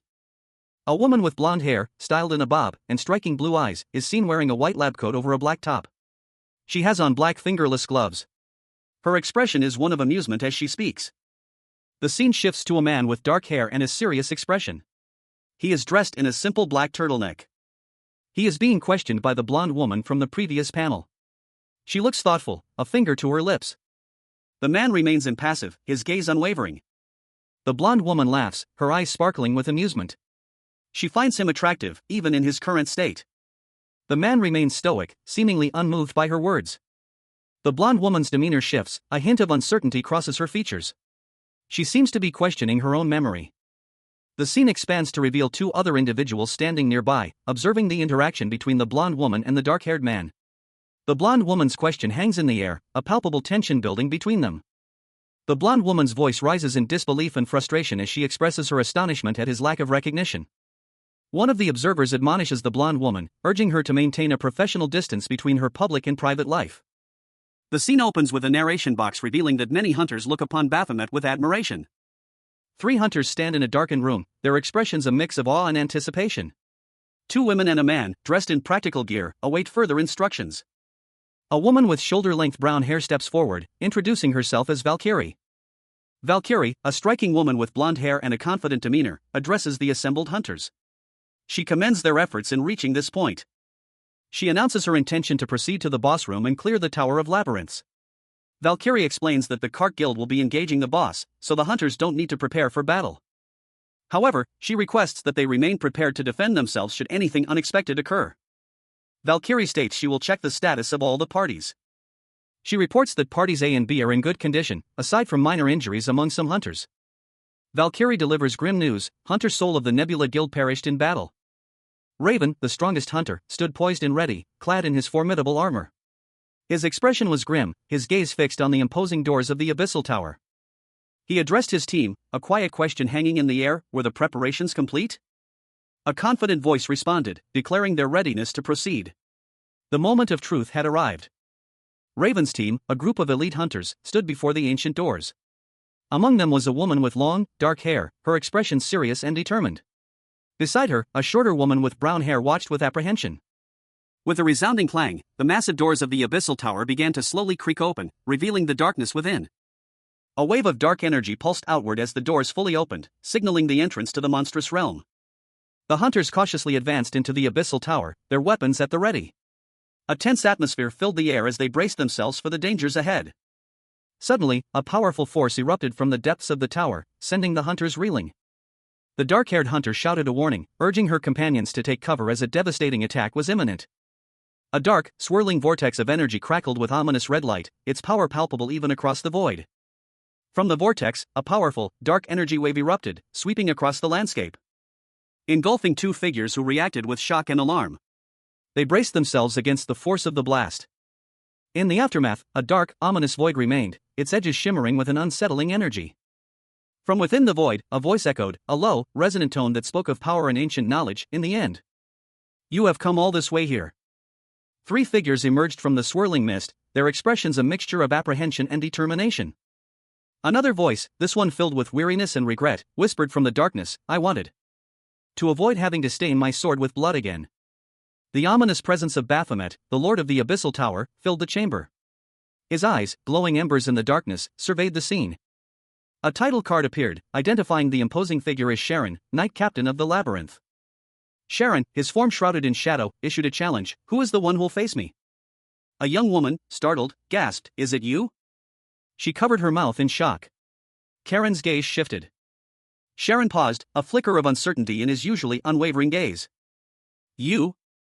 The man, Raven, the strongest hunter, stood confidently, his expression unreadable. A close-up on Raven's eye revealed a flash of crimson. Sharon, sensing something unusual, muttered, oh ho. There's a strange guy mixed in here. A massive, glowing sword, imbued with infernal energy, hung suspended in the air. It seemed to pulse with a malevolent power, a testament to the might of Baphomet, the Abyssal Lord. Raven, the strongest hunter, stood before the demonic weapon, her expression grim. She muttered to herself, the words barely audible above the clashing of infernal energies, I'll have to divide you. A fierce energy crackled around the sword as Raven prepared to unleash her attack. The impact sent shockwaves through the air, a blinding flash of light momentarily obscuring the scene. A figure, presumably Baphomet, was thrown back, a look of surprise on his face. Another figure, a hunter, lunged forward, their attack aimed at the disoriented Baphomet. A desperate cry escaped Baphomet's lips, Ak. The hunter's attack connected, but Baphomet's fall was interrupted by another hunter, who appeared to be assisting Raven. A sharp cry of surprise and pain escaped Baphomet's lips, Kia. A third hunter, seemingly out of nowhere, appeared, their attack sending Baphomet hurtling into a dark abyss. The hunter who had initially attacked Baphomet watched in shock as their foe disappeared. They muttered, this continues. The scene shifted to a different location. A man, seemingly exhausted, collapsed to the ground, a dark, ominous energy emanating from him. Raven, the renowned hunter, stood silently, his gaze fixed on something unseen. A faint tremor ran through his body, a subtle indication of the inner turmoil brewing beneath his calm exterior. Suddenly, a blinding flash of emerald energy erupted from Raven's blade as he lunged forward. The sheer force of the attack sending shockwaves through the air. His eyes, wide with intensity, focused on his target, Baphomet, the Lord of the Abyssal Tower, now within his grasp. He saw this as the perfect opportunity to finally end Baphomet's reign of terror. Baphomet, despite the imminent danger, remained calm. He instructed Raven to watch closely, revealing a hidden confidence in his demeanor. He already knew who Raven was. With a swift, precise movement, Raven's blade sliced through the air, aiming for a fatal blow. But Baphomet, with a sardonic chuckle, deflected the attack with ease. He was not yet finished with his preparations. Baphomet declared that there was no need for further separation, a cryptic statement that hinted at a hidden power or plan. A surge of brilliant green energy enveloped Baphomet as he prepared a counterattack. This was clearly a powerful skill. The energy coalesced into a dazzling display, forming the shape of Vanitas Grace, a technique of immense power. The full force of Vanitas Grace unleashed itself upon Raven, a wave of pure energy that threatened to overwhelm him. Valkyrie, a woman with short, reddish-brown hair, activated her unique skill, Vanitas Grace, a protective barrier that shielded her and a nearby male companion from both physical and magical attacks. The barrier, a swirling green energy field, enveloped them completely, deflecting any incoming harm. Valkyrie's companion, a man with short, dark hair, braced himself, aware that their opponent was still a formidable threat. The source of the threat revealed itself. A towering figure clad in golden armor, wielding a long staff, emerged from the swirling green energy. Her golden armor gleamed, and long, flowing blonde hair cascaded down her back. The armored figure revealed herself to be the unexpected opponent. It was Raven, the strongest hunter, who had defeated Baphomet. "It is me," she declared. A blinding flash of light erupted from the Abyssal Tower as Raven, the legendary hunter, prepared for a final, decisive blow against Baphomet. The air crackled with anticipation as the clash of their powers threatened to shatter the very fabric of reality. A fierce battle raged, a whirlwind of devastating attacks and desperate defenses. The impact of their confrontation sent shockwaves through the land. Baphomet, the Lord of the Abyssal Tower, felt the full force of Raven's attack. All skill effects increased by 30% for 300 seconds, amplifying the hunter's already formidable power. Raven's final strike was swift and merciless, a brilliant arc of energy that cleaved through Baphomet's defenses, leaving the demonic lord defeated and his power shattered. Baphomet's immunity to all status effects increased by 30%, but it was not enough to withstand Raven's might. The battle between Baphomet, the demonic lord of the Abyssal Tower, and Raven, the strongest hunter, reached its peak. A blinding flash of light erupted as Raven's attack collided with Baphomet's formidable power. The clash of their energies created a maelstrom of light and shadow, a swirling vortex of destructive force.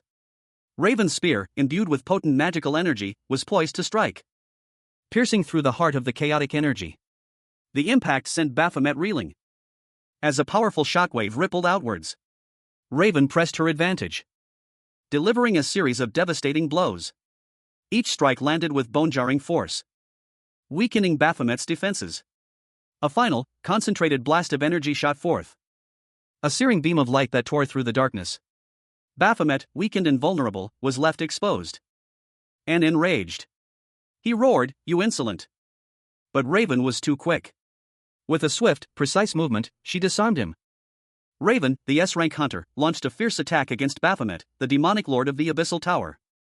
Her spear, imbued with celestial energy, pierced the air, leaving a trail of shimmering light. The blow connecting with Baphomet's dark armor with a resounding crack. The impact sent shockwaves through the air, a testament to the raw power of the strike. Baphomet, weakened and reeling from the blow, stumbled back, his powerful form momentarily thrown off balance. His clawed hand reached out, a desperate attempt to regain his footing. But the force of Raven's attack was too great. He was unable to maintain his composure, and he fell, crashing to the ground in a shower of sparks and dark energy. A blinding flash of light erupted from the point of impact, engulfing Baphomet in a searing white radiance. A guttural groan escaped Baphomet's lips as he was overwhelmed by the sheer force of Raven's attack. When the light subsided, Baphomet's form was gone, leaving only a faint shimmer in the air. He was defeated. Baphomet, in his final moments, felt a strange sense of wonder. He silently mused, as expected of an S-rank, huh? Meanwhile, observing from a distance, a hunter commented, "Even a powerful monster looks like a normal monster when facing an S-rank." Baphomet, the former lord of the Abyssal Tower, stood in the dim light, a thoughtful expression on his face. He was no longer the powerful demon he once was. Death had granted him an unexpected wish, to experience life as a human. Something felt wrong. A disquieting sensation washed over him, a subtle discord in the familiar rhythm of his existence. a sudden, violent energy erupted nearby. A powerful force tearing through the air. Revealing Raven, the hunter who had slain him, now engaged in a fierce battle. Raven faced a formidable foe, a monstrous creature clad in dark armor, its eyes glowing menacingly. The creature's power was immense, its movements swift and brutal. It was a being of immense power, a force of nature. Baphomet watched, a knot of unease tightening in his chest. He felt a strange connection to the battle, a sense of shared fate. A sudden, blinding flash of light erupted from the creature, momentarily obscuring the scene. When the light subsided, the monstrous creature stood victorious, its form slightly altered, a new power emanating from it. Raven, the strongest hunter, launched a fierce attack against Knight Captain Sharon, the Abyssal Tower's boss. Her movements a blur of speed and precision as she effortlessly shattered Karen's defenses. The impact sent shockwaves through the dungeon. And a victory message flashed across the screen: "You have defeated Knight Captain Sharon." Karen's essence dissipated into glowing particles, leaving behind only a faint shimmer. Valkyrie and her fellow hunters watched, their expressions a mixture of awe and surprise. However, a subtle frown creased Valkyrie's brow as she pondered something. She questioned aloud, "What's wrong?" Valkyrie responded thoughtfully, "I doubt that. The tower I cleared some time ago was also epic rank." She continued, "Also, don't you find it strange? The tower is cleared, but the message hasn't popped up yet." "What?" "Ah, now that you say it." A crimson shroud, stained with what looked suspiciously like blood, covered something large and ominous. The camera pulled back to reveal a portion of Baphomet, the fearsome lord of the Abyssal Tower, lying defeated beneath the cloth. His eyes were closed, his expression unreadable. Meanwhile, Raven, the legendary hunter who had vanquished him, stood over Baphomet, his gaze intense and unwavering. A surge of energy erupted from Baphomet's body. A blinding flash of light engulfed him. And when the light subsided, Raven and his fellow hunters stared in disbelief at the scene before them. Baphomet was gone, but in his place stood a young man with dark hair, his eyes wide with confusion. One of the hunters exclaimed in shock, "What the heck? But didn't we defeat the boss already?" Raven's fellow hunters, equally stunned, could only utter, "No way." A new, unsettling thought crossed Raven's mind: a fake boss. Raven, the strongest hunter, stood over Baphomet, the defeated lord of the Abyssal Tower, his power spent. A brilliant, ethereal light enveloped Baphomet's form.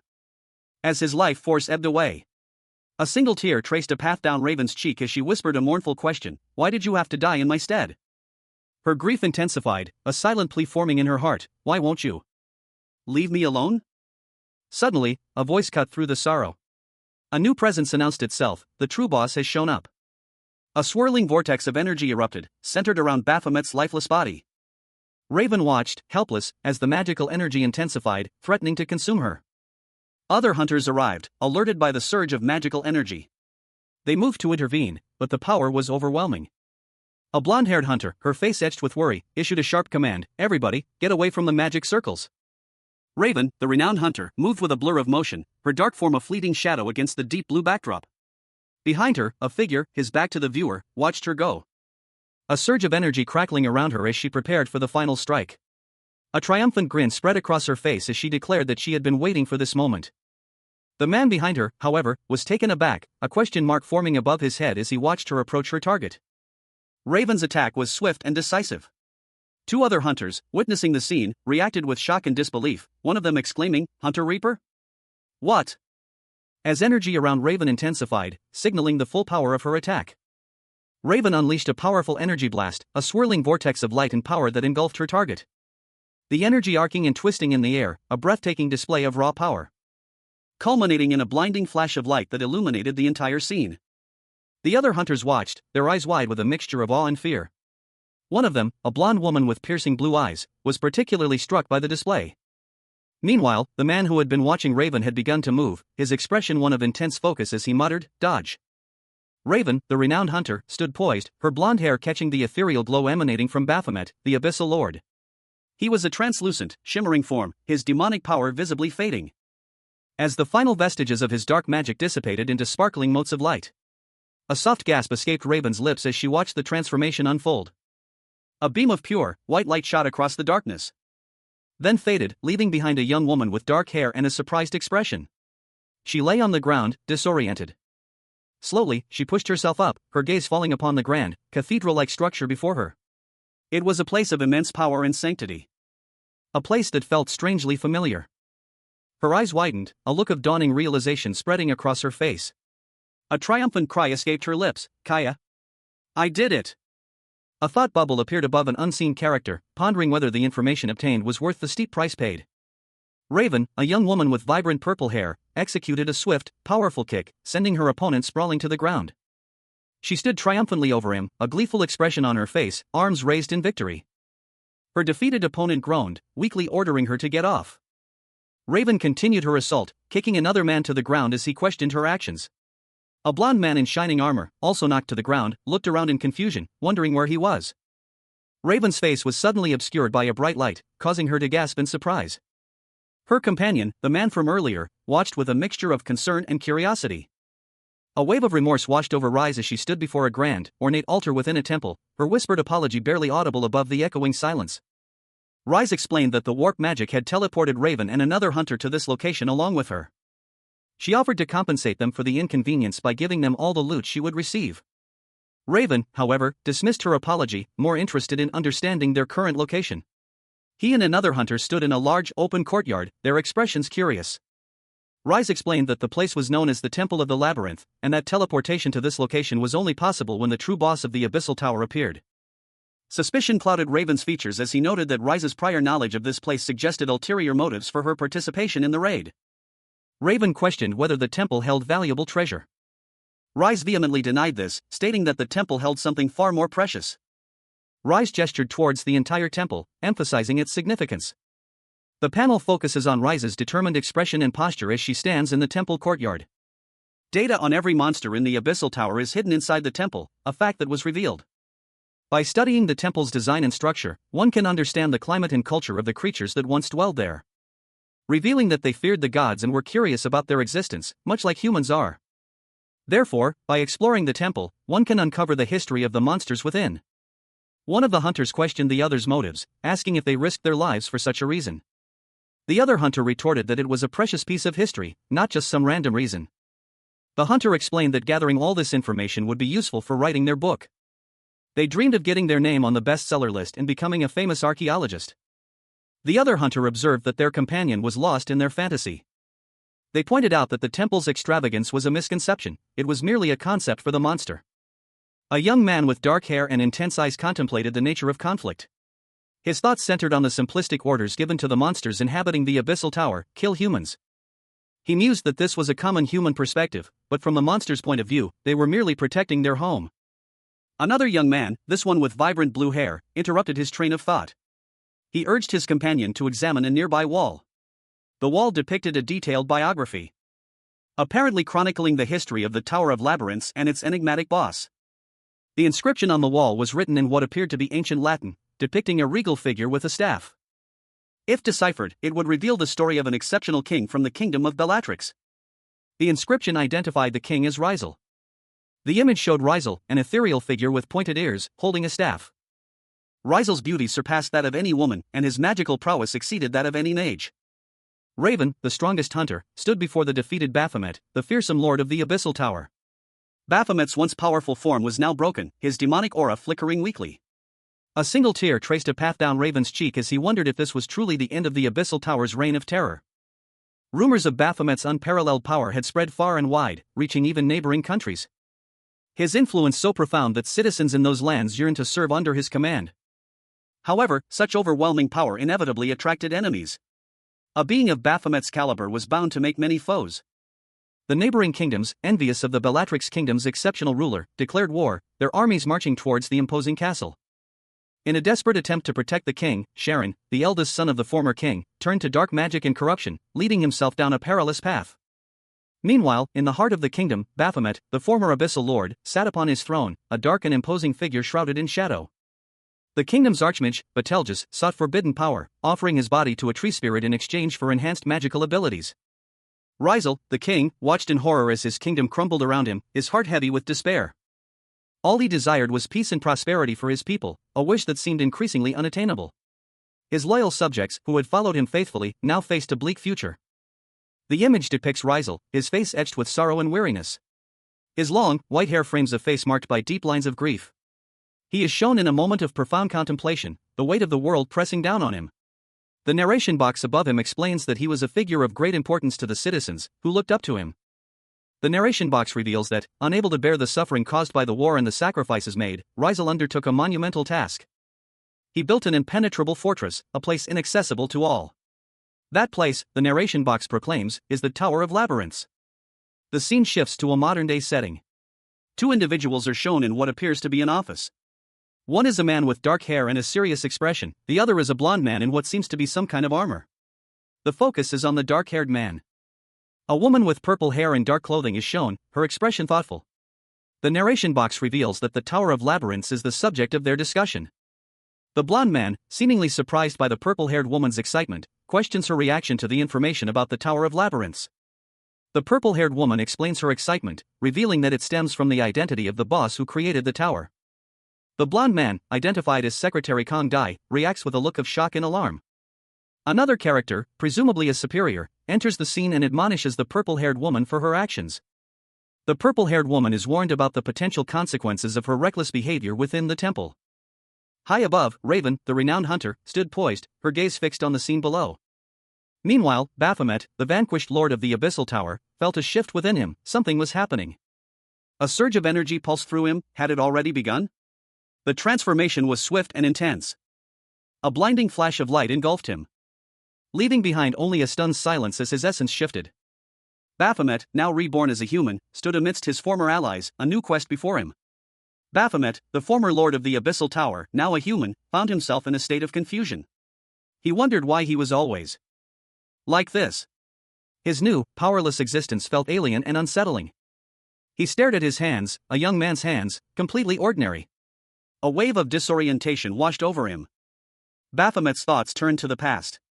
He questioned if this was his fate, to always be like this? The image of his former self, powerful and terrifying, flashed before his eyes. He saw Raven, the hunter who had defeated him, along with two other figures. The scene shifted to Raven and his companions, their faces etched with determination as they faced a powerful energy surge. One of them, a woman with purple hair, spoke that the energy was calling them to defeat the boss. Her male companion, however, seemed less surprised by the event, suggesting that he had anticipated something like this. Raven, the strongest hunter, stood before the Abyssal Tower, a place of immense power and peril. She clutched a teleportation device, her plan to quickly inspect the temple and leave.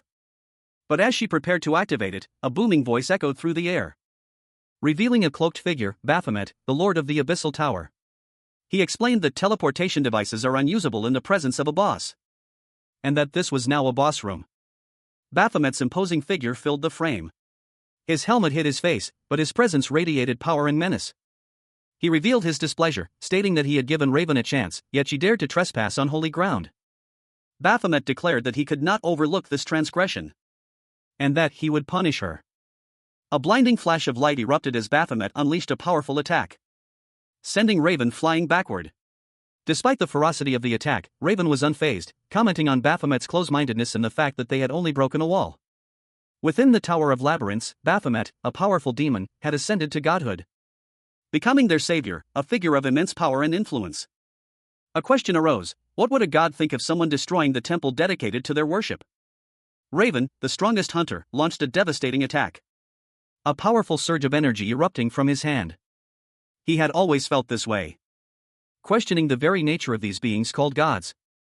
Raven's attack was met by a powerful counter from Baphomet. HM? Baphomet questioned, unimpressed. Raven found Baphomet's power underwhelming. It's too bland, he declared.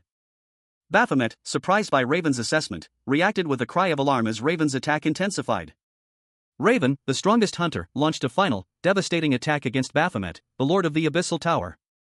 A torrent of energy erupting from her, engulfing the demonic lord in a blinding flash. The sheer force of the blow obliterating everything in its path. The aftermath of the battle left a scene of fiery destruction. Amidst the chaos, a figure emerged from the flames. Baphomet, now a human, his eyes wide with confusion as he gasped for breath. He looked down to see a young woman lying unconscious near him, her body bearing the marks of a fierce battle. A sudden realization dawning on him as he gently cradled her in his arms. Baphomet, still disoriented, wondered who this mysterious woman was. Suddenly, a cloaked figure appeared, their voice echoing with an ominous tone as they questioned Baphomet's actions. The cloaked figure revealed themselves to be a powerful sorcerer, their words hinting at a deeper, more complex consequence to Baphomet's transformation. A mysterious figure addressed Raven, the hunter who had slain Baphomet, the Abyssal Tower's lord. They stated that it seemed Raven had killed someone precious to them, though they likely hadn't wanted to do so, implying a lack of choice in the matter. The weight of their words settled upon Raven, leaving him stunned. He questioned himself, his mind reeling from the implication that he had killed someone. The mysterious figure, understanding Raven's denial, continued, offering their help in reversing this mistake. The scene showed a woman lying injured nearby, adding context to the situation. The figure, with piercing blue eyes and markings on their forehead, emphasized their ability to help Raven undo his actions. Raven, still grappling with the revelation, questioned the possibility of reversing what had happened. The figure confirmed that a new beginning was possible. The figure's intense gaze held Raven's attention as they reiterated the possibility of a fresh start. However, a doubt clouded Raven's mind. Did he truly want a new beginning? Raven's conflicted expression was evident as he stared at the mysterious figure, a silent battle raging within him. Suddenly, a powerful surge of energy erupted, shattering the ground around them. The mysterious figure unleashed a wave of magical energy, the source of the upheaval. Baphomet, the former lord of the Abyssal Tower, now inhabiting a human body, scoffed at Raven's attack. How ridiculous, he thought, is this illusion magic? He then added, you should have chosen your target well, you tried such a petty trick on me. Raven, the powerful hunter who had defeated Baphomet, stood defiantly amidst the dissipating magical energy. His expression hardened as he retorted, sorry to break it to you, but that isn't my memory. Baphomet, intrigued, questioned, then how exactly did you turn me into a human? Raven responded cryptically, that was also by taking something away. Raven revealed the truth, it's the memory of the original owner who had his body stolen. Baphomet, frustrated, exclaimed, and what, start again? Raven, with a surge of power, declared, I'm sick and tired of doing that. He vowed, I'll never do it again. Raven, seemingly pleased with the outcome, smirked, this is great. I was starting to get bored. The scene opens with Baphomet, his face partially obscured by shadow, muttering something unintelligible. Only the end of his sentence is visible, let's fig dash. He recoils violently, his body contorting in pain. As a blinding flash of light erupts from Raven, the strongest hunter, who cries out in pain.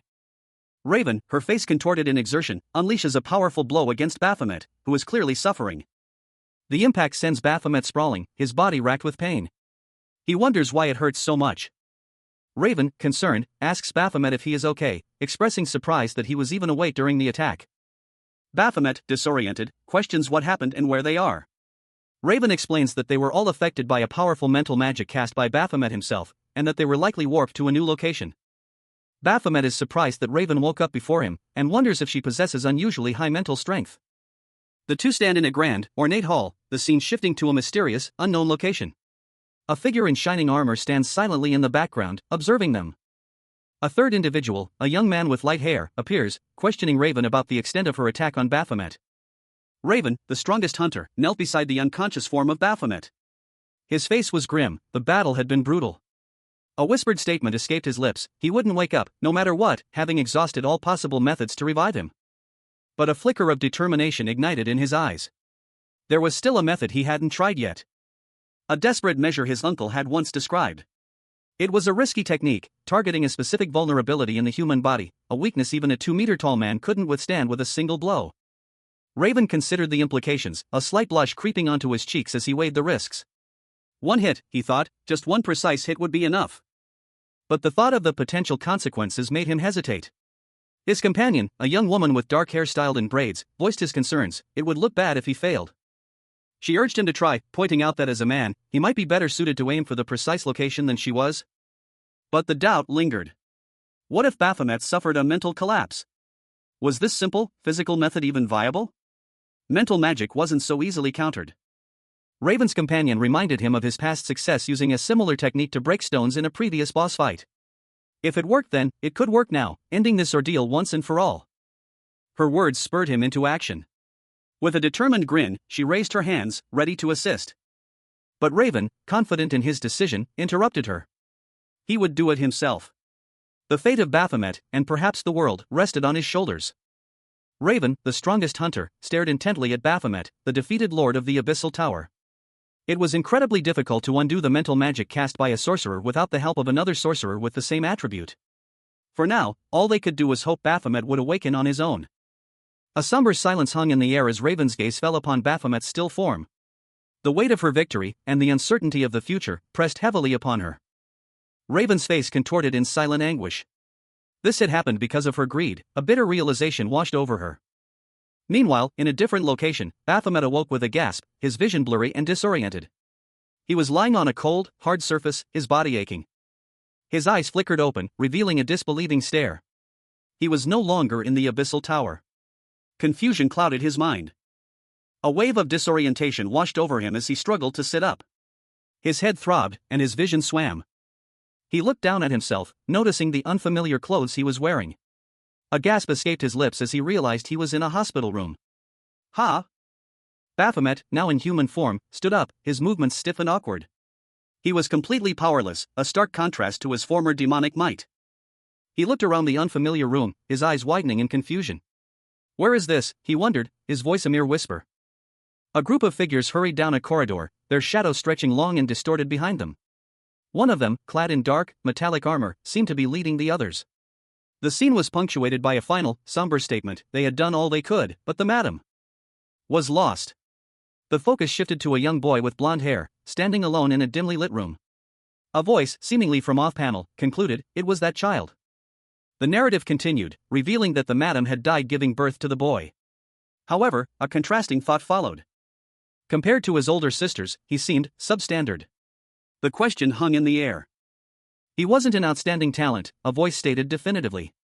The boy sat alone on the floor, his head buried in his arms, his shoulders shaking with silent sobs. His despair was palpable. A man's voice interrupted his solitude. So you were here, young master. The man, identified as Secretary Kong, knelt beside the boy, explaining that the chairman was looking for him. Let's go, he urged gently. The boy clutched a test paper in his hands, his internal monologue filled with self-doubt. Was he a failure, just like this test? His thoughts continued, comparing himself unfavorably to his sisters. He felt inadequate, always causing trouble. Baphomet, now reborn as a human, found himself grappling with the weight of his past actions. Tears welled in his eyes as he cried out, why did Mom have to die because of someone like me? A comforting hand gently cupped his face. He was consoled with the words, please don't say that. A voice, full of hope, continued, you'll certainly find something you're good at, just like your sisters. Elsewhere, news of Raven's victory spread. The narration box exclaimed, this is amazing. Hunter Raven, who's only 18, killed the boss of Start and cleared the Tower of Fate. It's the birth of a hero. A young man, observing this news, reacted with surprise. He muttered to himself, he's around my age. His astonishment grew as he continued to process the information. He exclaimed, amazing. The panel showed Raven, a young man with a bandage on his face, a smirk playing on his lips. Baphomet, the vanquished lord of the Abyssal Tower, found himself contemplating his defeat at the hands of Raven, the mightiest hunter. A profound shift occurred within him, he yearned not for power, but for the simple existence of a human. His wish, born from the depths of his unexpected defeat, was granted in death. A spectral hand reached out to him, as if to pull him into a new reality. Raven's victory was complete, a giant chess piece falling to the ground, signifying Baphomet's demise. He gasped, his body racked with pain as he lay defeated. The weight of his past actions pressed down on him. Suddenly, a figure appeared, their hands tightening around Baphomet's throat. A surge of anger filled the air. The assailant unleashed a torrent of accusations, blaming Baphomet for the death of Secretary Kong. The attacker continued their assault, their rage unrelenting. As Baphomet's mind raced, remembering his mother and the 2 hunters who died because of him. The scene shifted to reveal another figure, a man in a suit, who spoke of the 2 hunters who perished due to Baphomet's actions. Raven, the strongest hunter, stood over Baphomet, the defeated lord of the Abyssal Tower. A chilling statement escaped her lips, a judgment passed upon the fallen demon, you shouldn't have been born. Suddenly, a mechanical hand reached out, interrupting the moment of victory. A mysterious figure cloaked in blue appeared behind Raven. Before them, Baphomet, defeated and despairing, wept, his face hidden in his hands. The cloaked figure addressed Baphomet, their voice echoing with an unsettling calm, you are just like me. The figure, revealing themselves to be a powerful being, continued, their words laced with regret, my subjects and citizens had to meet meaningless deaths all because of my existence. Offering a glimmer of hope, the being declared, I'll help you. If it's me, I can help you reverse this mistake of yours. A glowing hand reached down towards Baphomet. A mysterious being smiled, whispering, again. The being's final words hung in the air, you'll be born again. Baphomet's essence disintegrated, particles of light scattering into the void. Baphomet, the lord of the Abyssal Tower, let out a pained gasp. His eyes, glowing with an unnatural light, widened in shock. Raven, the strongest hunter, had struck a decisive blow, sending Baphomet hurtling through the air into a swirling vortex of dark energy. A shadowy figure, presumably another hunter, watched from the periphery, a look of disbelief on their face. The two hunters, startled by the sudden explosion of energy, exchanged worried glances. An explosion? Just what is it? From within the vortex, a guttural roar echoed, as Baphomet's eyes blazed with an even more intense light.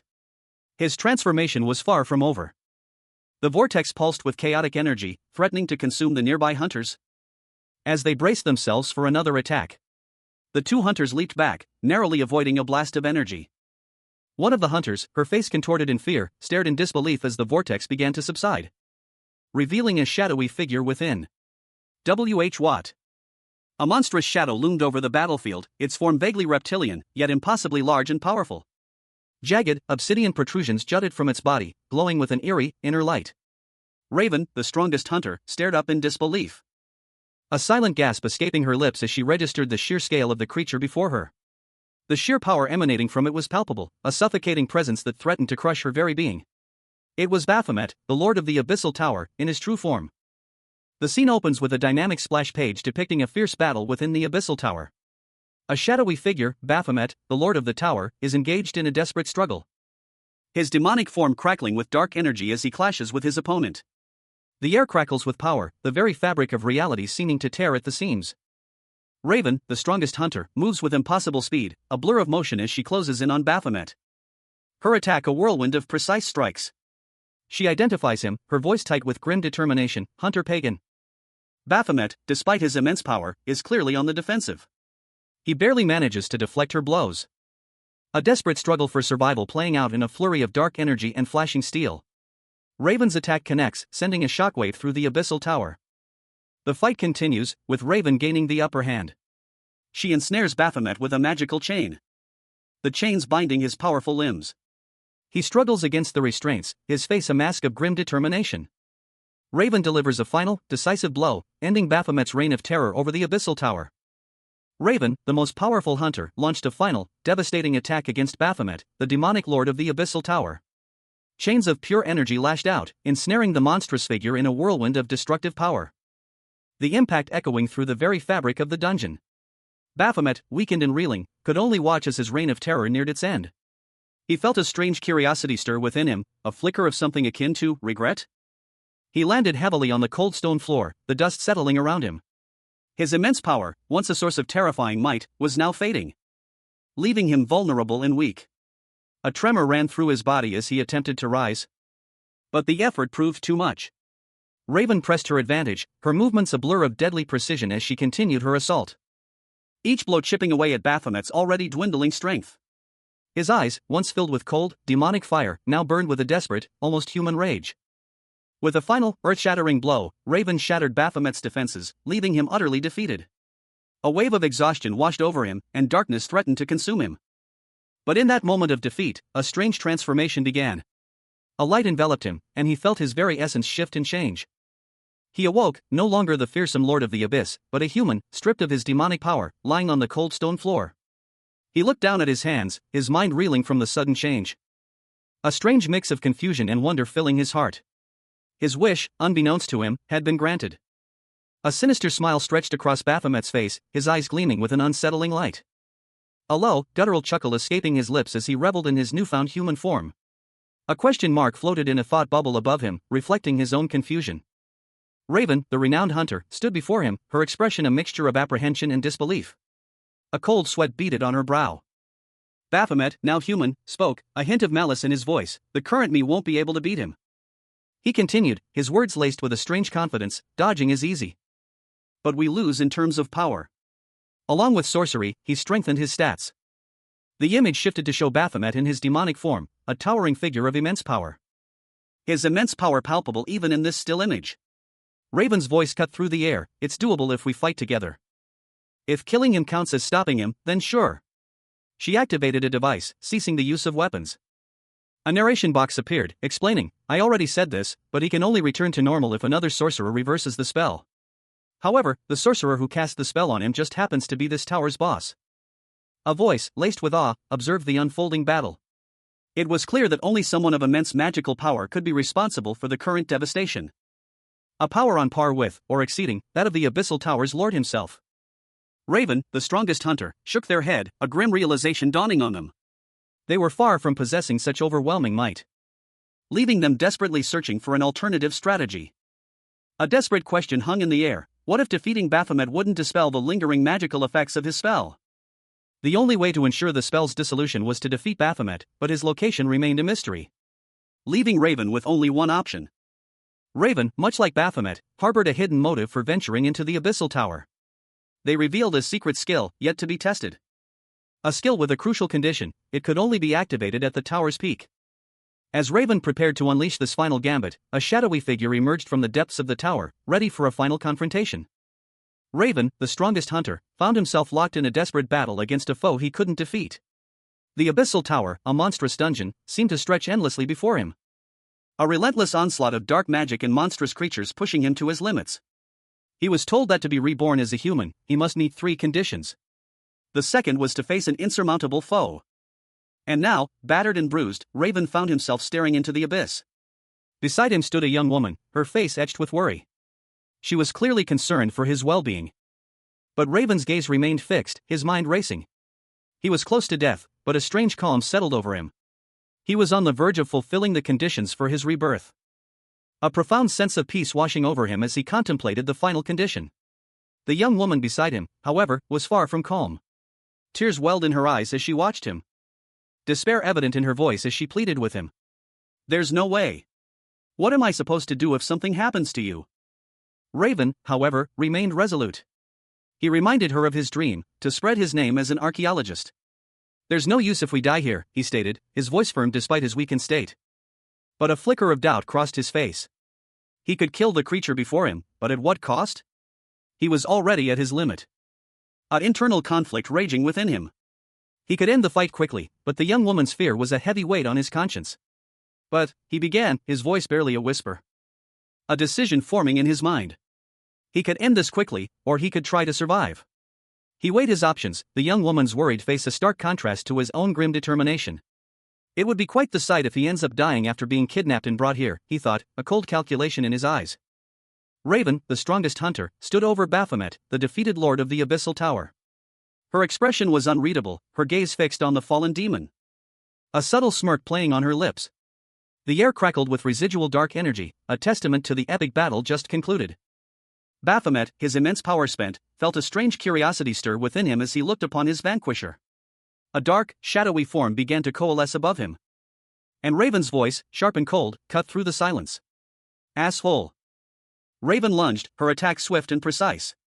She struck Baphomet with a brutal blow, sending him sprawling to the ground. A pained groan escaped his lips as the dark energy around him dissipated. Baphomet lay defeated, his lifeblood staining the cold stone floor. His body trembled, his breath shallow. As finality of death settled upon him, Raven stood over him, her expression unchanged. But then, a strange light enveloped Baphomet's lifeless form. Raven, the most powerful hunter, launched a final, devastating attack against Baphomet, the demonic lord of the Abyssal Tower. The impact sent shockwaves through the dark realm. Baphomet, weakened and reeling from the blow, felt his life force draining away. His vision blurred as he braced for the end. A bright light engulfed Baphomet's form as a mysterious energy pulsed around him. His body began to restructure, shedding its demonic form. A new structure was forming, devoid of his former power. Raven cautiously approached the now humanoid figure, concern etched on her face. "Hey, are you really okay?" she asked, her voice laced with worry. The ominous title card declared, "Hunter Baphomet." Raven, a young woman with dark hair styled in braids, braced herself, a grimace twisting her features as she prepared for an attack. A mysterious voice echoed, "It will be best if you remain oblivious." Suddenly, a powerful force struck Raven, sending her reeling. Her eyes widening in shock as she struggled to comprehend the assault. Baphomet, a towering demonic figure, loomed over the fallen Raven. He addressed her, "But, as for you." Baphomet's hand reached out, his movements swift and decisive. As he declared, "I have something I need to do." With a final, powerful surge of dark energy, Baphomet vanished. The final confrontation between Baphomet, the demonic lord of the Abyssal Tower, and Raven, the most powerful hunter, reached its climax. A furious energy crackled in the air. As Raven's blade flashed, a blinding streak of light against the encroaching darkness. A decisive blow landed, and a voice echoed, promising a reward for saving him. Baphomet, weakened but still defiant, fell to his knees, his immense power waning. A grim smile touched his lips as he made a surprising request. He would take Raven's arm as a token of his gratitude. A strange power surged through him as he prepared to accept his fate. Raven, sensing the shift in Baphomet's energy, watched intently as a dark ritual began. The process was swift and complete, a successful transfer of power. A figure, presumably Raven, stared in disbelief. No way. There's no way that could be happening.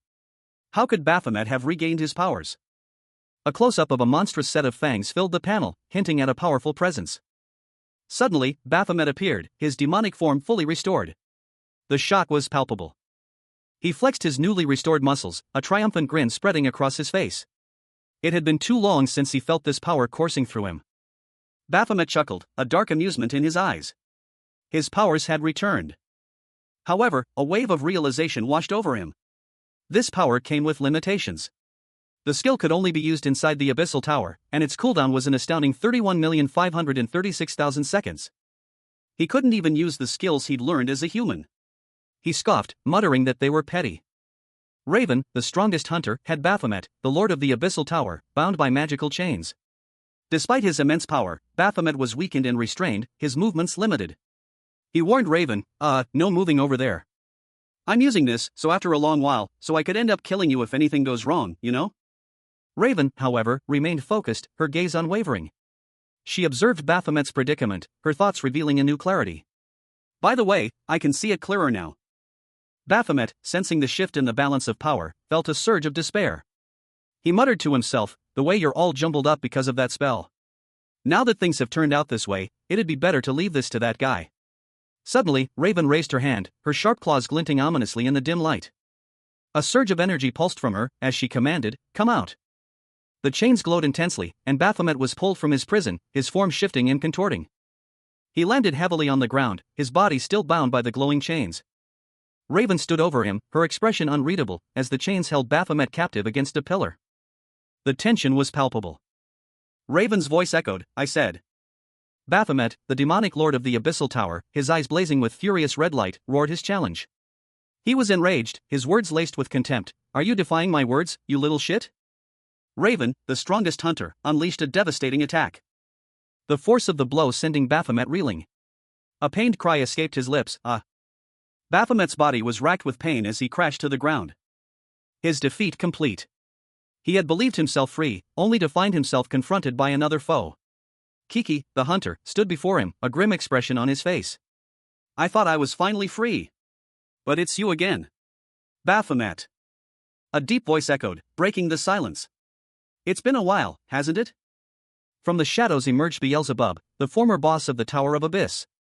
His presence was menacing, his eyes glowing with an ominous red light. Baphomet, defeated and resigned, simply replied, "That's right." Beelzebub continued, his voice dripping with dark amusement, "The widely known boss of the Tower of Abyss is Baphomet." The scene shifted to a dark, ominous chamber within the Abyssal Tower, a pentagram etched into the wall above a skull-adorned door. The air hung heavy with the scent of decay and magic. Baphomet, the demonic lord of the Abyssal Tower, sat upon his throne, a chilling figure amidst the macabre decor of skulls and weaponry. His powerful form radiated an aura of ruthless authority. A golden light pulsed, emanating from a mysterious, ornate structure. A radiant throne of power, where Baphomet was once again enthroned. However, a subtle shift in his demeanor hinted at an inner turmoil. The narration box revealed a truth: Baphomet, once the master of the Tower of Abyss, was born with a golden spoon in his mouth. But that was until that day. A sinister chuckle escaped his lips. A guttural laugh that spoke of frustration and resentment. "I'm finally here," he thought, a mixture of triumph and bitterness coloring his internal monologue. He questioned the arduous journey, the immense pain endured to reach this point. A monstrous figure, burdened by a heavy sack, trudged through the desolate landscape. This was a low-ranking monster, a gatekeeper.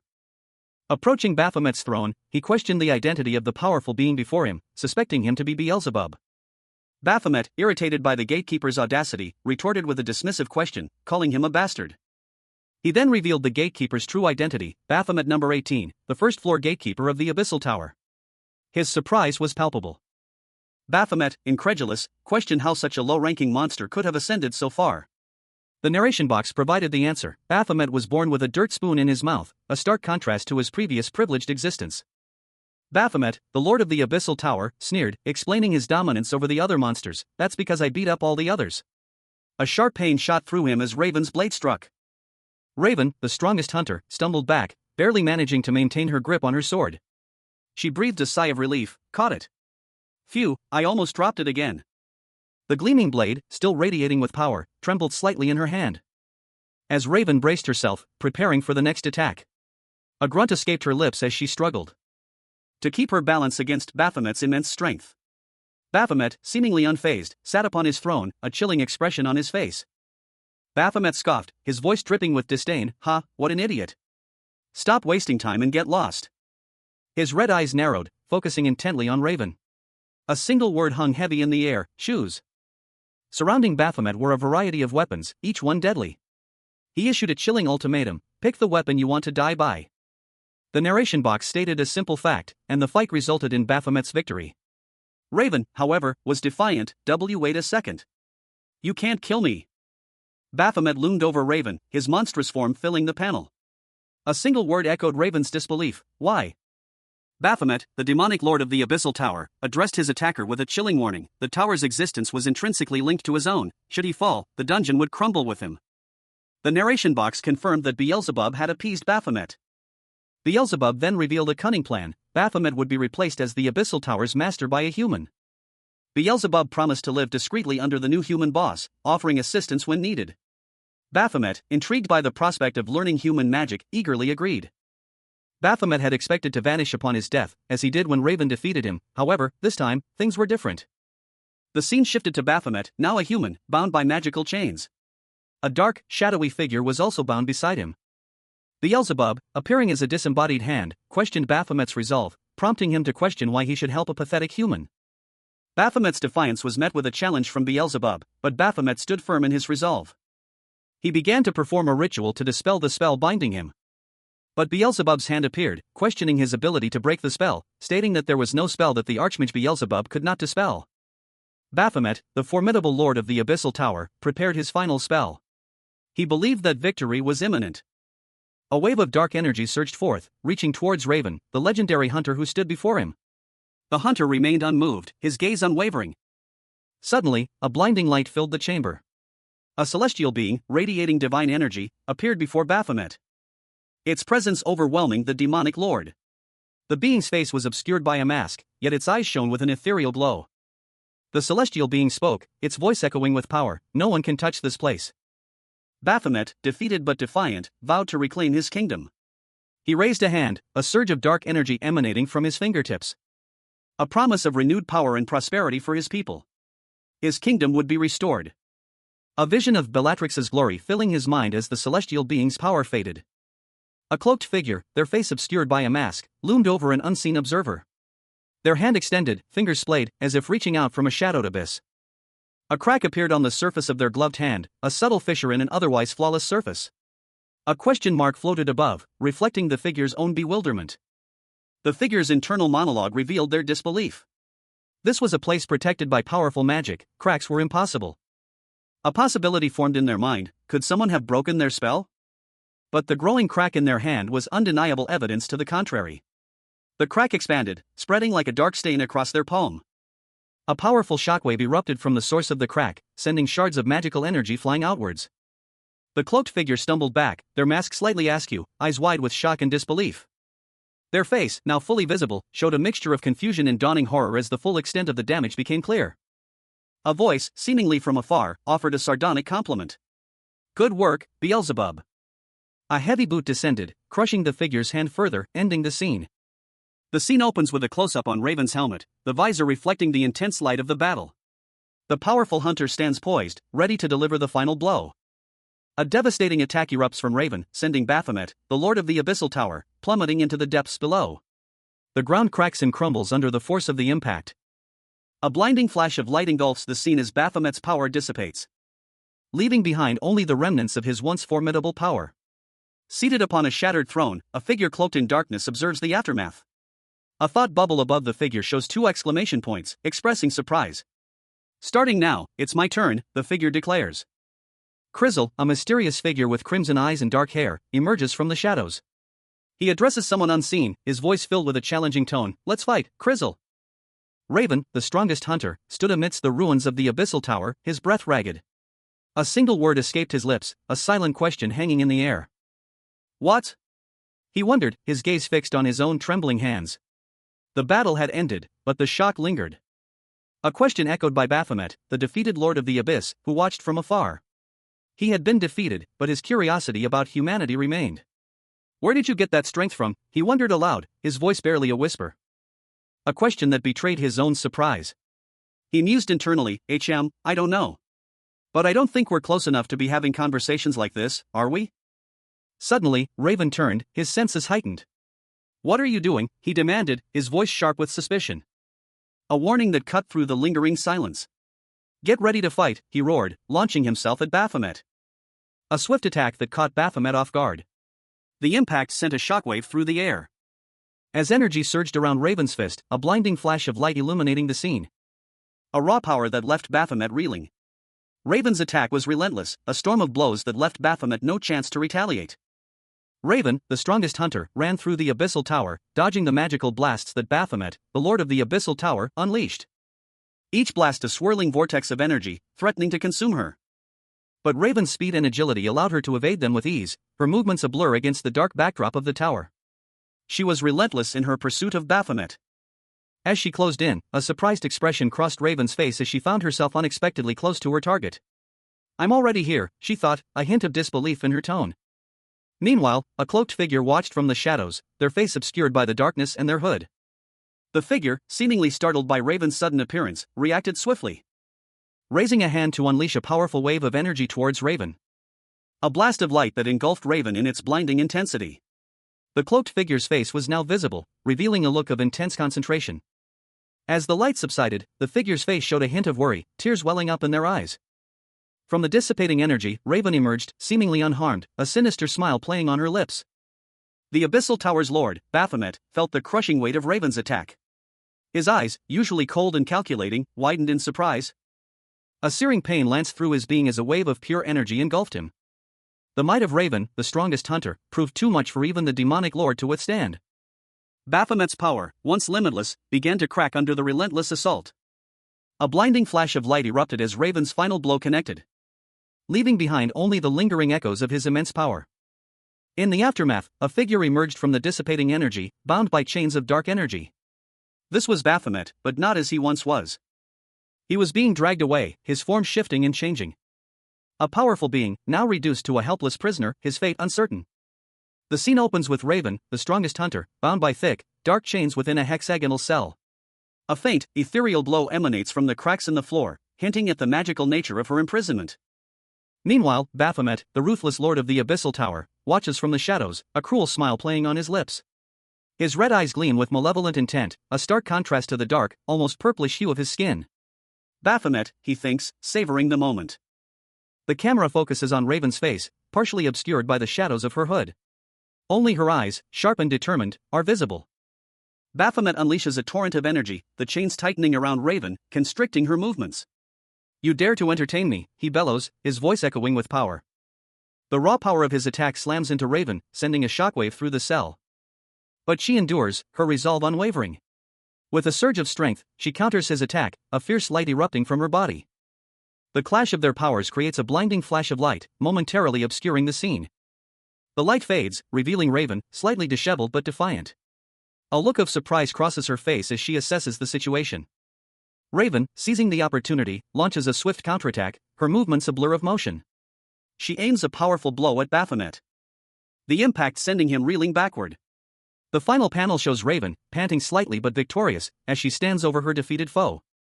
Raven, the legendary hunter, launched a powerful kick, connecting with Baphomet, the lord of the Abyssal Tower, sending him sprawling. The impact echoing with a resounding crash as Baphomet groaned in pain. Raven pressed their advantage, unleashing a flurry of blows. A brutal assault that left Baphomet reeling. Raven, the strongest hunter, stood poised, his fist glowing with an ethereal light. And unleashed a devastating blow against Baphomet, the lord of the Abyssal Tower. The impact sent Baphomet crashing into the ground, creating a massive crater. As Raven's relentless assault continued. With a final, earth-shattering blow, Raven shattered Baphomet's defenses, leaving the demonic lord defeated and broken. Baphomet, his power extinguished, looked up at Raven, a strange curiosity replacing his usual malice. a newfound desire to understand the humans he once despised. Baphomet, the lord of the Abyssal Tower, questioned Raven, the hunter who had defeated him, are you toying with me right now? Raven, seemingly unfazed by Baphomet's question, launched a powerful attack. A devastating blow that sent shockwaves through the Abyssal Tower. Baphomet, despite the attack, smirked. Oh, are you finally going to start doing this properly? He added, you should have done this from the start. Raven, clearly frustrated by Baphomet's continued taunting, shouted, I was starting to feel frustrated. Beelzebub. Baphomet, enjoying the fight, requested, give me a weapon I had you hold on to. A big and strong one. Raven responded, I don't have any. As Baphomet suddenly appeared behind him, wielding a pair of large, crescent-shaped blades. Raven exclaimed, what? A booming voice echoed, declaring that all weapons had vanished along with the Abyssal Tower. A sudden, sharp impact shook the very air. Leaving Baphomet, the former lord of the Abyssal Tower, sprawled on the ground, his demonic form now frail and human-like. He looked around in disbelief, muttering that everything was gone. A colossal, icy blue hand emerged from the ground, its grip tightening around something unseen. Baphomet recoiled in horror as a monstrous, winged creature, Beelzebub, materialized before him, its presence radiating immense power. He cried out in disbelief, exclaiming that there was no way this could be happening. The enormous creature loomed over him, its shadow engulfing Baphomet completely. Raven, the hunter who defeated Baphomet, descended from above, her expression a mixture of anger and disbelief. She angrily accused Beelzebub of stealing her hard-earned weapons. Baphomet, still reeling from the events, questioned what he was supposed to do now that the tower was gone, and then retorted that he didn't care about Raven's weapons. He glared at Raven, demanding to know what she had just said. Baphomet, the lord of the Abyssal Tower, addressed Raven, the hunter who had just defeated him. After the tower's cleared, I won't be seeing you for quite some time. He explained the reason for his statement. Why, you ask? That's because this skill only works while you're in a tower. Raven unleashed a final, powerful attack, binding Baphomet with chains of energy. And Baphomet continued his explanation. And it has an extremely long cooldown. Therefore, it's highly unlikely we'll meet again soon. With a final piece of advice, Baphomet vanished. So eat proper meals and live well. Raven, now alone, muttered to herself, this fucking arrogant fly. Raven's attack continued to bind Baphomet, pulling him into a vortex of energy. As the chains tightened their grip, finally subduing him. Baphomet, accepting his fate, simply stated, fine, it doesn't matter. Raven, the strongest hunter, stood before Baphomet, the demonic lord of the Abyssal Tower. He considered his options, muttering that he could simply use the weapon he had borrowed. But as he gripped the borrowed weapon, a surge of power coursed through him, causing it to shatter instantly. A message appeared, the equipment is destroyed due to the user's strength. Raven's eyes widened in surprise. He realized the reason for the weapon's destruction, it couldn't handle his immense power. It was destroyed because it couldn't handle my strength. This is why normal weapons are useless, he exclaimed. Meanwhile, Baphomet, seemingly unfazed by the destruction of his weapon, smirked. I was just trying to have a little fun, he declared. Raven was taken aback. Fun, he questioned, incredulous. He challenged Baphomet, is strength merely a tool for you to use to have fun? Baphomet scoffed, his expression hardening. He looked around, confused, and asked, what is this? This space? A powerful, ethereal hand reached out from the void. As a majestic figure, riding a colossal blue dragon, descended from the heavens. It doesn't exist to fulfill such selfish acts, she declared. Baphomet, the former lord of the Abyssal Tower, now a human, stared blankly ahead. His eyes, once cold and calculating, now held a flicker of confusion. A single word escaped his lips, a silent question hanging in the air. What, he wondered, a sense of disorientation washing over him as he struggled to grasp his new reality. Suddenly, a surge of emotion, unfamiliar yet powerful, welled up within him. He realized he had things he needed to protect. His subjects, his citizens, his country. Two enormous, vibrant blue dragons, their eyes glowing with an ethereal light, stood before him, a testament to his unexpected responsibility. A responsibility he hadn't known he possessed until this moment. A powerful warrior, clad in ornate armor, emerged from the shadows, her presence radiating an aura of authority and power. This was Bellatrix, the protector of his realm. And she seemed less than pleased with his current state. The panel shifts to show a close-up of a monstrous maw, a swirling magical sigil forming within its depths. This was a clear sign of impending danger. Bellatrix's voice cut through the air, her words laced with disdain. Compared to this, she declared, the strength granted to you is one that has no value. The sheer power emanating from her was palpable. a stark contrast to Baphomet's newfound vulnerability. A blinding flash of light erupted from Bellatrix, aimed directly at the dragons. A devastating attack that threatened to obliterate them. Raven, the hunter who had defeated Baphomet, fell from the sky, seemingly caught in the crossfire. A testament to the unpredictable nature of the situation. Bellatrix's final words echoed through the scene, "For the glory of Bellatrix." Bellatrix's face, contorted in a grimace of furious determination, filled the panel. The chapter ends on this intense image. A sneering voice echoed through the abyssal tower, a challenge hanging heavy in the air. "What do you even know?" High above, Baphomet, the lord of the abyssal tower, held a dying, azure dragon in his grasp. Its lifeblood stained his hands, a dark contrast to his pale skin. His expression was one of grim determination, yet a flicker of something akin to surprise crossed his features. With a final, earth-shattering roar, the dragon succumbed to its injuries, its body dissolving into shimmering particles. The scene was one of chaotic energy, a maelstrom of blue and red, as the dragon's essence dissipated into the abyss. More dragons, equally powerful, fell victim to Baphomet's might, their bodies exploding in a flurry of light and shadow.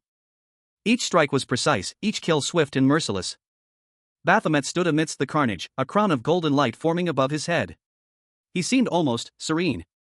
He looked down at his hands, a faint smile playing on his lips. The battle was over, but a new chapter was about to begin. Baphomet, the demonic lord of the abyssal tower, found himself in a desperate situation. His face contorted in a grimace of disbelief and fear, his usually impassive features now etched with raw terror.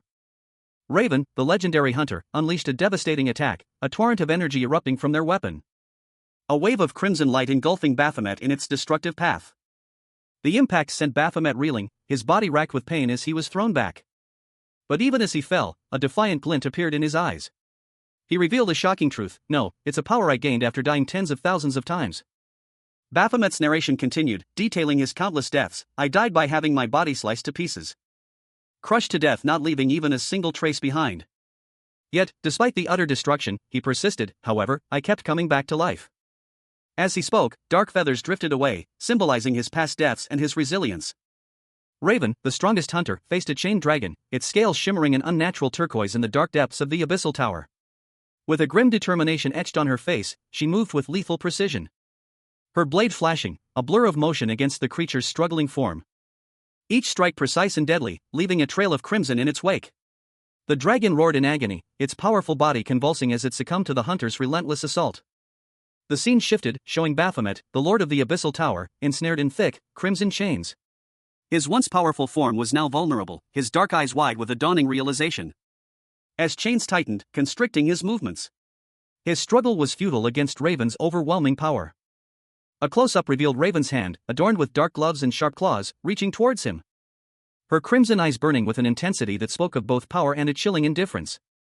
Her hand clenched into a fist, the image emphasizing the sharp claws. With a final, crushing blow, Raven ended Baphomet's reign of terror over the abyssal tower. His essence was extinguished, leaving no trace behind. Crimson chains, thick as a man's torso, burst forth from a central point, their links snapping and scattering. A cataclysmic display of power that heralded Baphomet's arrival atop his abyssal tower. He declared, "Then, I stood at the top of the tower." Raven, the legendary hunter, stood defiant, her golden armor gleaming amidst the chaos. She retorted, "It's the strength I earned through my own efforts." Baphomet, his face contorted in a mixture of anger and disbelief, challenged her. He snarled, "You dare judge the value of the strength I earned?" His voice dripping with barely contained fury, he pressed his advantage. "Who exactly are you?"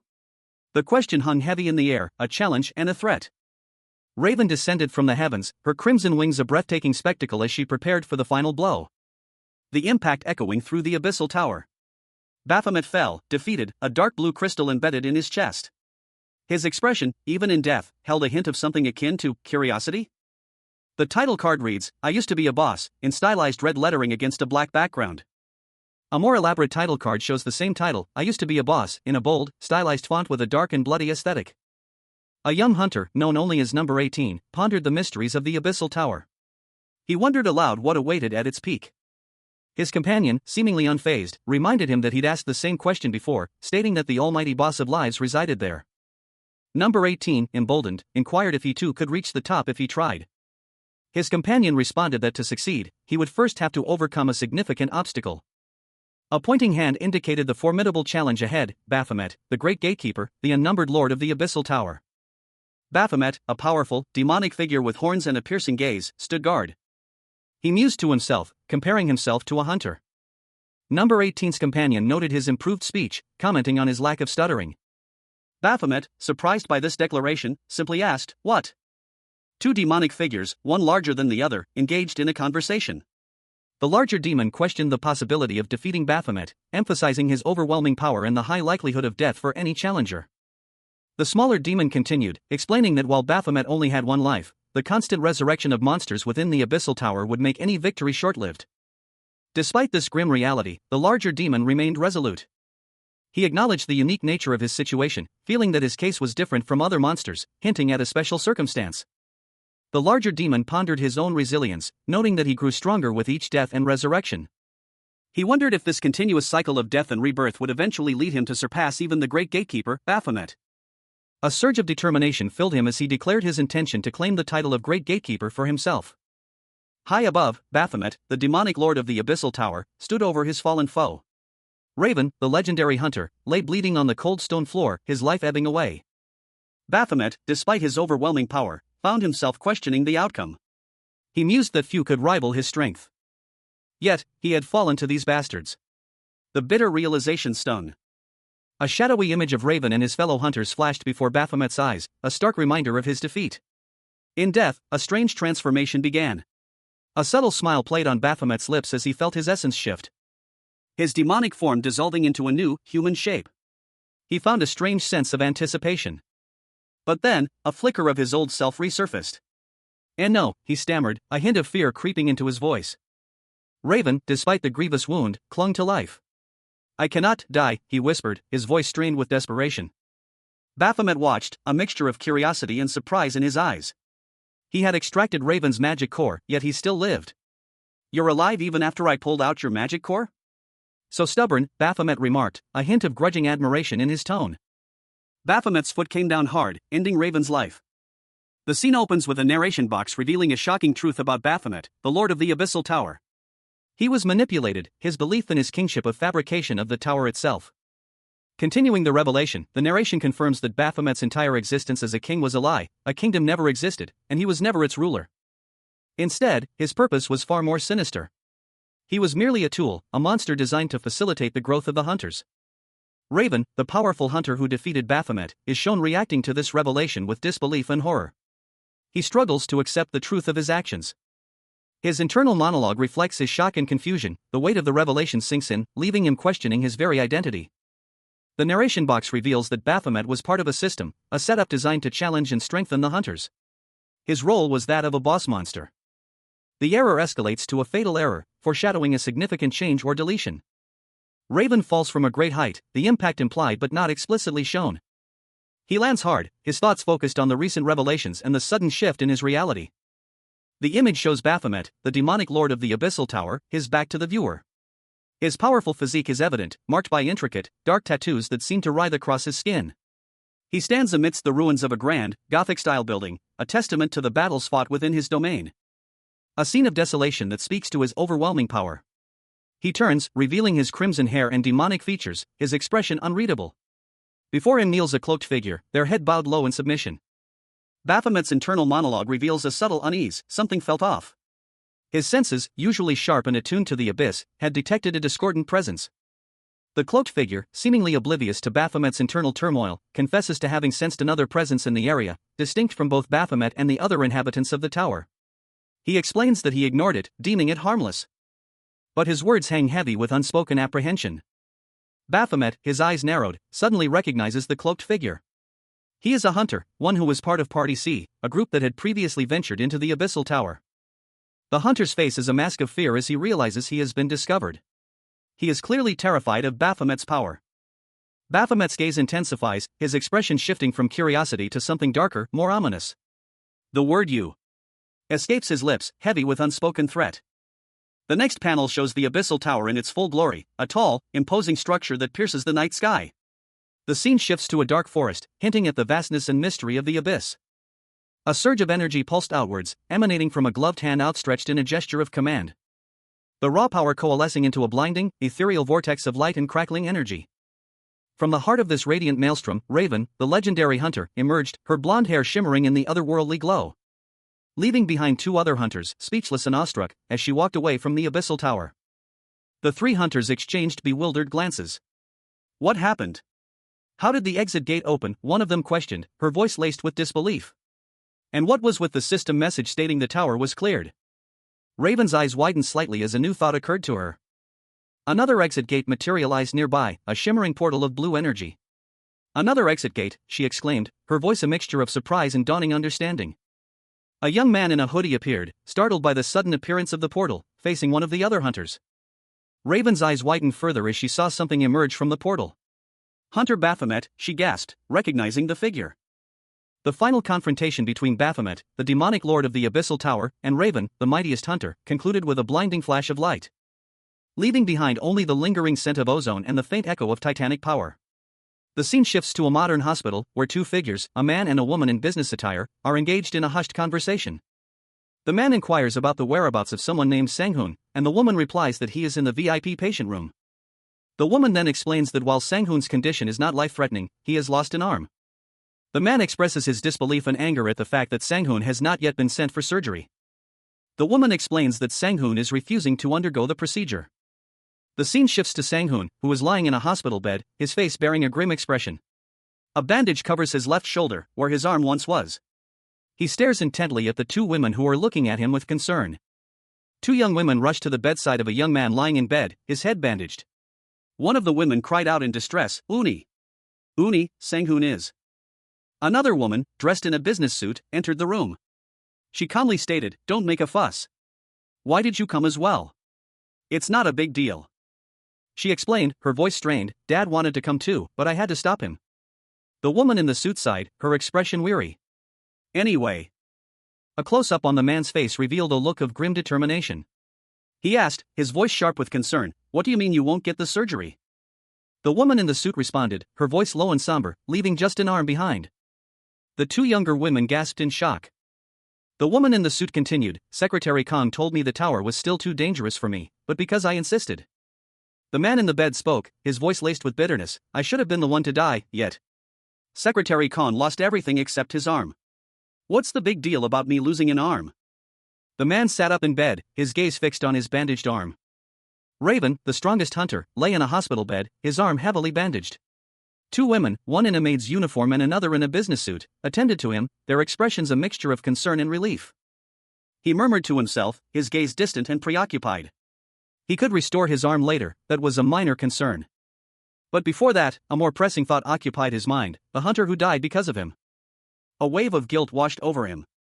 He urgently wondered where the hunter who had saved him was.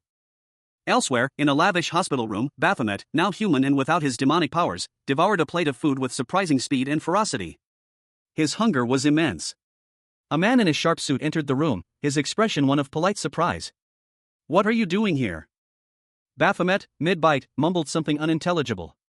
The man clarified, "HM? Dean manager?"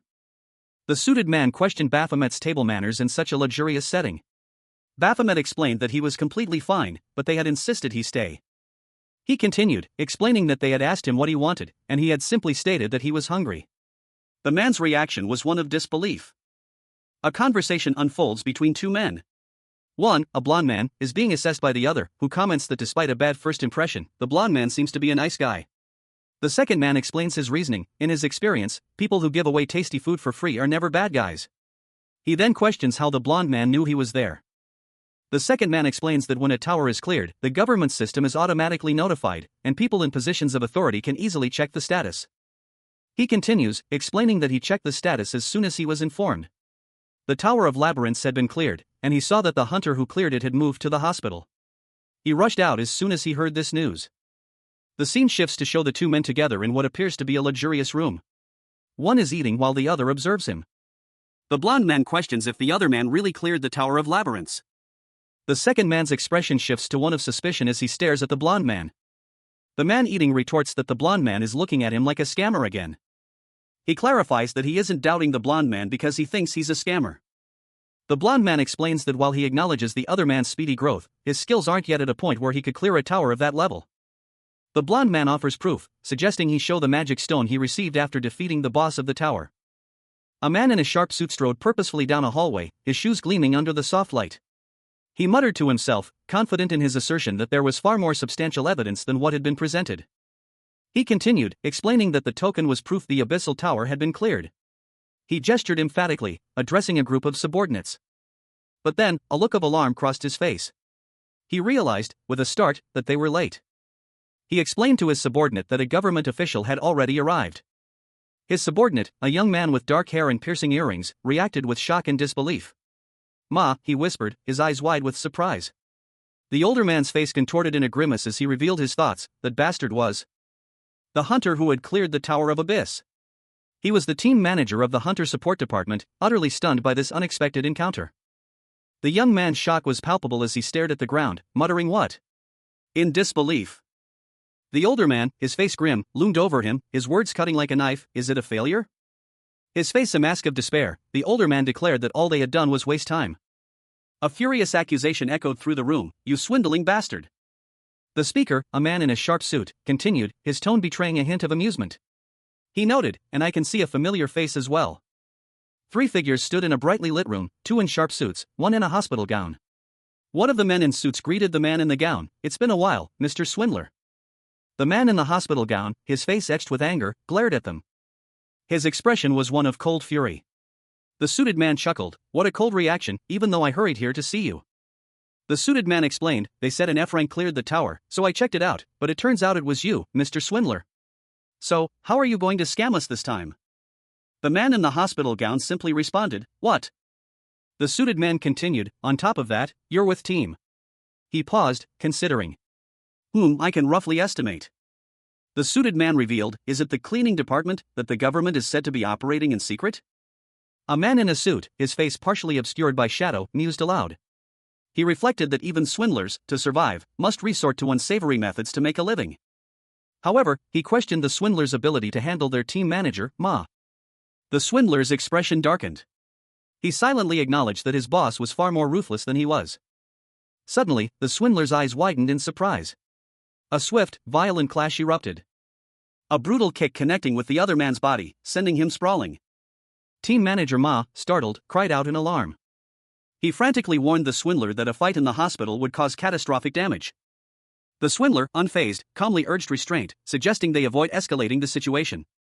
He questioned the meaning of crossing the line, maintaining that he had only spoken the truth. The other man sharply rebuked him, demanding he stop his irrelevant chatter and get to the point, reminding him of the purpose of his visit. A question hung in the air, unspoken yet heavy with implication. Had Baphomet truly conquered the Tower of Labyrinths? The scene shifted to a dimly lit room. Baphomet, now a human, sat alone, clad in a hospital gown, his posture radiating a quiet intensity. A subtle smirk playing on his lips as he seemed to consider something. He agreed to a request, his tone suggesting a willingness to prove something. He would show them what they wanted to see. Baphomet, still in his hospital gown, presented what he claimed was proof of his conquest, a token from the Tower of Labyrinths. A glowing object in his hand. 2 sharply dressed men observed him with skeptical expressions. He clarified that this token was given to him by Chryzel, the previous boss of the Tower of Labyrinths. Baphomet revealed that he had not known the token's purpose until now, realizing its significance only in this moment. A question arose in his mind: did he still appear to be a swindler? The tension between Baphomet and one of the men escalated, their gazes locked in a silent confrontation. Baphomet, the former lord of the Abyssal Tower, now a human, opened his eyes. A flicker of his former power still lingered within his gaze. A cold fury ignited within him as he recalled his defeat. A measly failed product dares to challenge my judgment, he thought, his voice laced with bitter resentment. He was confronted by a man, his face etched with disdain. Aren't you the one who failed? The man retorted, his words dripping with sarcasm.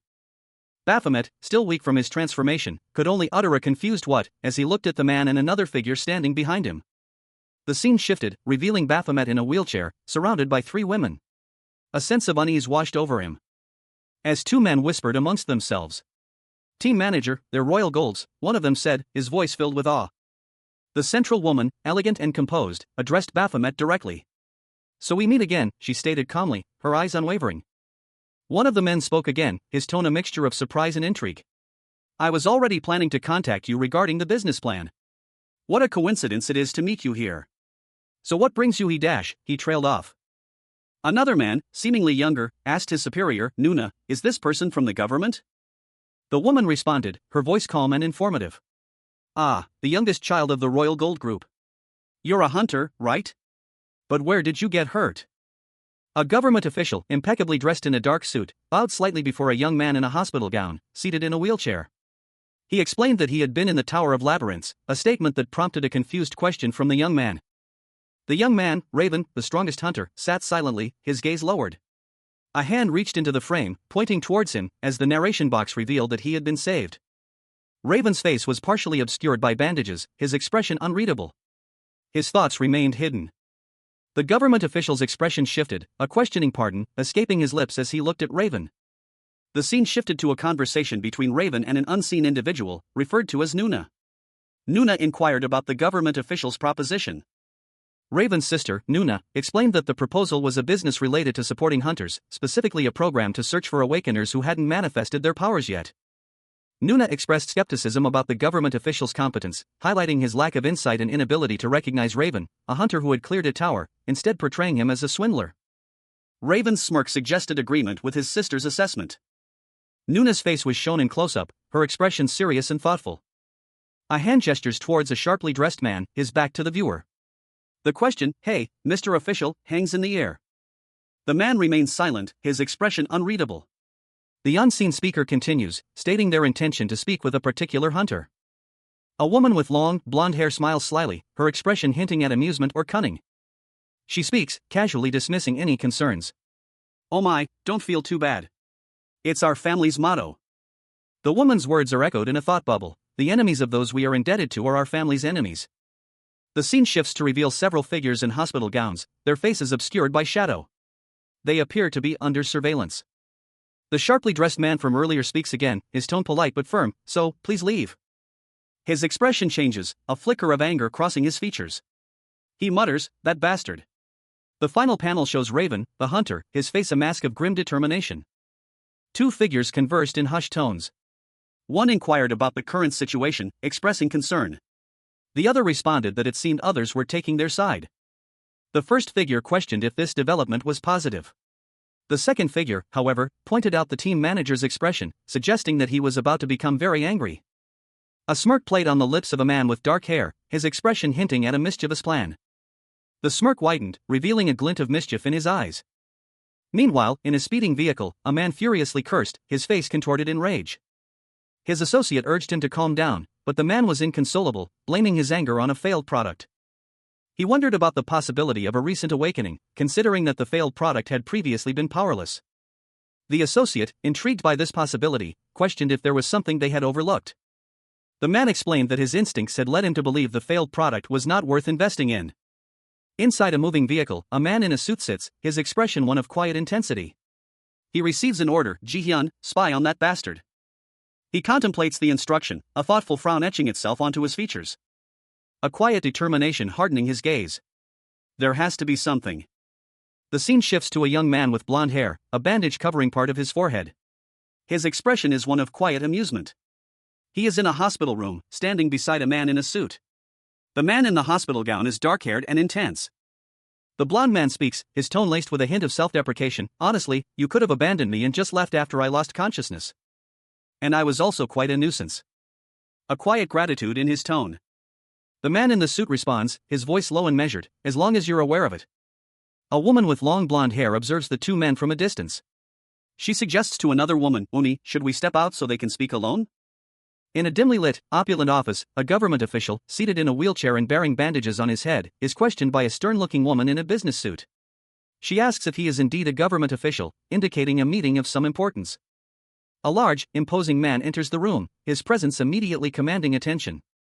He states that he is also interested in the same sector of business, implying a shared interest in the official's work. The large man approaches the injured official in his wheelchair.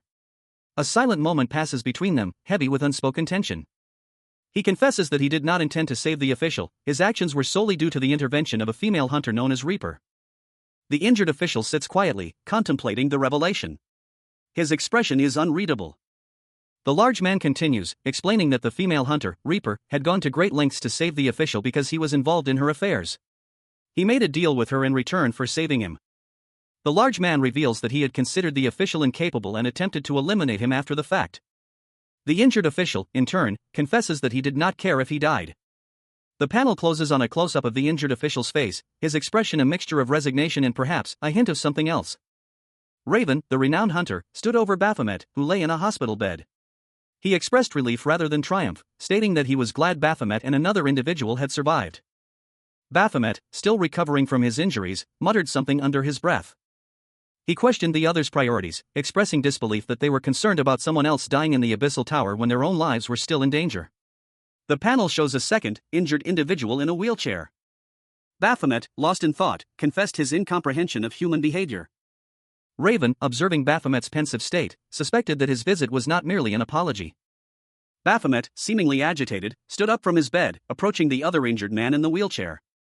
Baphomet began to express his gratitude to Raven for saving his life, regardless of the circumstances. He offered to do anything Raven asked, as long as he was capable. Raven, however, felt that Baphomet had already expressed his gratitude sufficiently. Baphomet, now in human form and recovering in a hospital room, eyed the lavish spread of food before him. He wondered aloud if he could eat it all before leaving. Raven, his bandages stark against his pale skin, shrugged indifferently. He didn't care whether Baphomet ate everything or left it all, it was a small gesture of kindness. Raven continued, explaining that he had no intention of compensating Baphomet for his troubles. He dismissed the idea as a likely fabrication spread by other hunters. Baphomet, however, interrupted. He stated that he would have done this much for Raven without being asked. He then posed a blunt question. Baphomet wondered aloud if Raven had a lot of money. Raven, the strongest hunter, found himself in a desperate situation.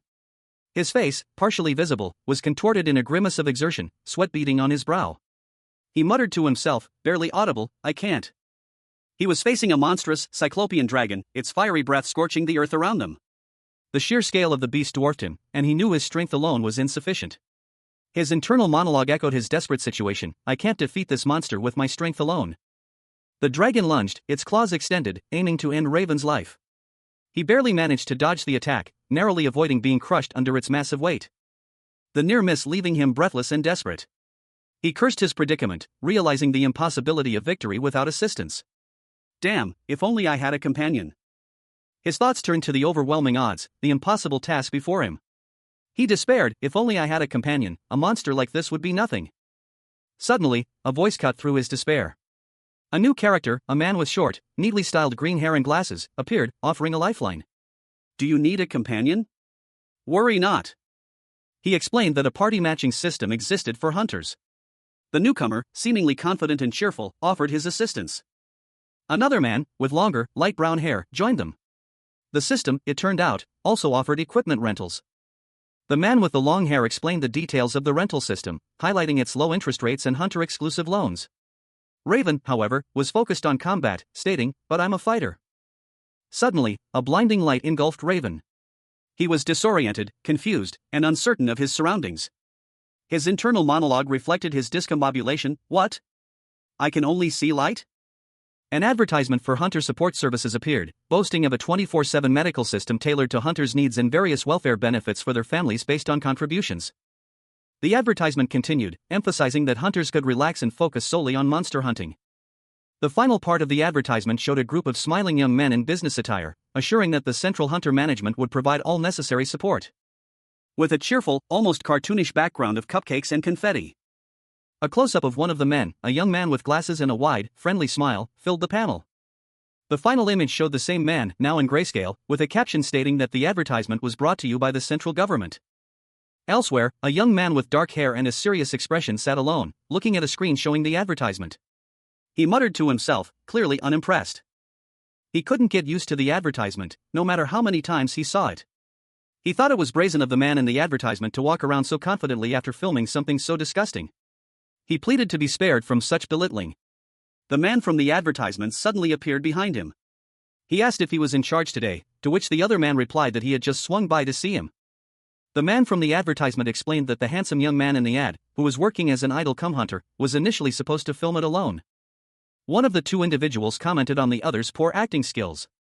The other retorted, threatening to post their conversation online. The individual who had been criticized apologized profusely for their mistake. Suddenly, a question mark filled the scene, indicating surprise and confusion. Assistant Manager Han, a woman in a business suit, greeted someone, jokingly referring to them as Hunter Baphomet. The person addressed as Hunter Baphomet recognized Assistant Manager Han from an orientation event. Han Yu-young introduced herself and asked how he was doing. Another person announced that Assistant Manager Han would be in charge for the day and asked if Baphomet had checked the news. Baphomet asked what news there was. He was then told to show a little more interest in society and to look at the articles that were popping up about him. Articles about him were popping up right now. A news article titled "The Truth Behind Mr. A, who was blamed as a swindler" was shown on a phone screen. The article referred to Mr. A, shown as a con artist by the media, and revealed his true identity. A hand, clad in a dark suit, extended a smartphone towards a young man in a simple blue t-shirt. The man's face was obscured, his expression unreadable. The dialogue bubbles revealed a conversation. Someone asked if the man had requested articles from Hunter Tegan of Royal Gold. He responded, questioning why he would want articles published. The man in the blue shirt, now revealed to be injured and in a wheelchair, explained that he wanted to correct false rumors about him being a swindler, believing that money could control the media. His interlocutor scoffed, stating that money wasn't necessary. There were many reporters eager to please them. He added a final request, that the articles should not mention him as the one who cleared the Tower of Labyrinths. The other man questioned this, suggesting it would make the swindler rumors more believable and provide an excellent opportunity to gain fame as a hunter. The injured man explained that he couldn't draw attention to himself until he could hunt those who were hunting him. The scene shifted to show the man in the suit talking to his colleagues.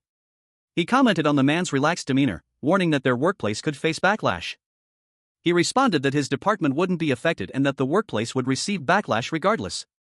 A manager, impeccably dressed in a dark suit, addressed his assistants.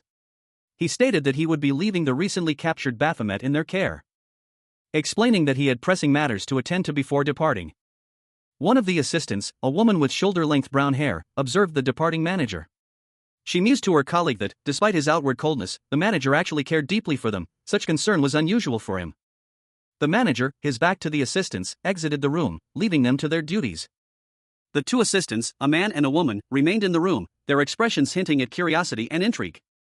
The female assistant questioned what the manager's true intentions might be, and then suggested they begin their work. As they walked, the male assistant expressed surprise that their department handled cases like Baphomet's, believing such matters were solely the responsibility of the Hunter Training Department. The female assistant explained that the Hunter Training Department was overburdened, so their department assisted to maintain efficiency. She then directed him towards their next task. Baphomet, now a human, found himself in a sterile, white room. His hand, trembling slightly, reached out to touch the cold, smooth wall. A wave of disorientation washed over him. A stark contrast to the fiery abyss he once commanded. A bead of sweat trickled down his temple as he whispered a word of confusion. A woman with shoulder-length brown hair, dressed in a sharp business suit, approached. She explained that before the test, she would introduce him to the professor who would be conducting it. Baphomet, still disoriented, could only manage a weak "you." His fear escalated as he saw the woman's expression shift. He felt a surge of primal terror as he realized something was terribly wrong. A sudden, unexpected appearance of another man startled the woman. He seemed to be observing the situation intently. Baphomet, eyes wide with a mixture of fear and rage, lunged forward again. A sound of impact echoed through the room. The woman's expression shifted to one of shock and concern. The woman, mortified, realized she had inadvertently revealed something embarrassing. A young man with dark, slightly messy hair, a lab coat, and a wide, almost unsettling grin, touched his forehead, a bead of sweat trickling down his temple. He explained to a woman with shoulder-length brown hair, seated behind a desk in a high-tech-looking room, that he had been trying to catch a fly to prevent it from entering a nearby machine and causing a fatal error. The woman retorted that it was rather inconsiderate of him to avoid her so abruptly. Suddenly, a taller, more muscular young man with dark hair appeared, his expression serious and intense. The man in the lab coat looked down, surprised, and muttered to himself, "What's this?" He then fell to the ground, seemingly knocked unconscious. The taller man commented that the other man was really cold, just as the team manager had told him. The man on the ground, now regaining consciousness, asked how much the team manager had been badmouthing him behind his back. He smiled, seemingly unfazed. Kim Woo-suk stood confidently, hands on his hips, in a dark t-shirt and ripped jeans. The narrator explains that while hunter rankings are typically numerical, exceptions exist, such as for low-rank hunters who conquer the Abyssal Tower. Raven, the low-rank hunter who defeated Baphomet, stands pensively, his posture suggesting contemplation. Raven's thoughts are revealed, his rank will be determined through actual combat. A woman in a business suit informs Raven that his assessment will consist of 3 stages, and he can quit at any point. The woman asks Raven if he's ready to begin the assessment test. He smiles, a hint of anticipation in his expression. Raven confidently declares, "Start." The first stage begins, a glowing blue orb appearing before Raven. Raven is instructed to touch only the blue orbs, touching others will result in point deductions. He reaches out to one of the orbs. The rules are reiterated, touching a different colored orb results in a point deduction. The woman observes, noting that Raven is not colorblind. Raven's expression hardens slightly as he thinks to himself that this test is simple enough that he won't need to modify the program. The scene opens with a narration box declaring, "The first stage measures." Raven, a young man with short, dark hair, is shown mid-movement, his body a blur of motion as he deftly manipulates glowing orbs of energy. A thought bubble above him reads, "Agility." The orbs swirling around him as he demonstrates his incredible speed and precision. Another thought bubble appears, "Endurance." His movements fluid and powerful. The next thought bubble reads, "Reflexes." A testament to his rigorous training as a hunter. The final thought bubble completes the assessment, "Acuity," and your body's overall capability. Raven is shown unleashing a powerful burst of energy, a blue aura surrounding his fist as he delivers a devastating blow. The force of the impact sending shockwaves through the air. The test is complete. A new stage begins. A voiceover explains, "Well, I named it myself. We created an artificial environment suitable for monsters using the tower's data." The voice continues, explaining the parameters of the next test. "We'll be testing how many monsters you can hunt within a 300-second time frame." High above, the monstrous arm of Baphomet, Lord of the Abyssal Tower, reached down, claws extended. But Raven, the strongest hunter, met the demonic assault head-on. He moved with impossible speed, a blur of motion amidst the Abyssal Tower's denizens. His strikes precise and brutal, each blow shattering bone and flesh. A whirlwind of destruction that left a trail of defeated monsters in its wake. Raven faced a relentless onslaught of monstrous creatures, their snarls echoing through the dungeon. Yet he remained undeterred, his movements fluid and deadly, each strike perfectly timed. He carved a path of destruction through the horde, leaving a bloody testament to his skill. Raven, the strongest hunter, lay wounded on the ground, blood staining his dark blue shirt. His eyes, though clouded with pain, held a fierce determination. A testament to his relentless pursuit of Baphomet, the Lord of the Abyssal Tower. Raven, despite his injuries, remained focused. He muttered to himself, confident that a stronger foe awaited him in the next stage of the Abyssal Tower. He was ready to face the tower's true master. The final stage of the Abyssal Tower loomed. Raven's battle with the boss would determine his destructive capabilities. His opponent would judge his worth based on this final confrontation. A chilling warning echoed in the air, should Raven appear to be in danger, the test would be cut short. A clear indication that this final test was not a mere trial of strength, but a life or death struggle. Before Raven stood a colossal, monstrous figure, its dark blue scales shimmering menacingly. Its eyes glowed with an ominous light, promising a brutal encounter. A final confrontation with a foe from a past he thought he had left behind. Baphomet, the Lord of the Abyssal Tower, felt a tremor run through his demonic form. A surge of unfamiliar emotion twisting his features into a rictus of barely controlled fury.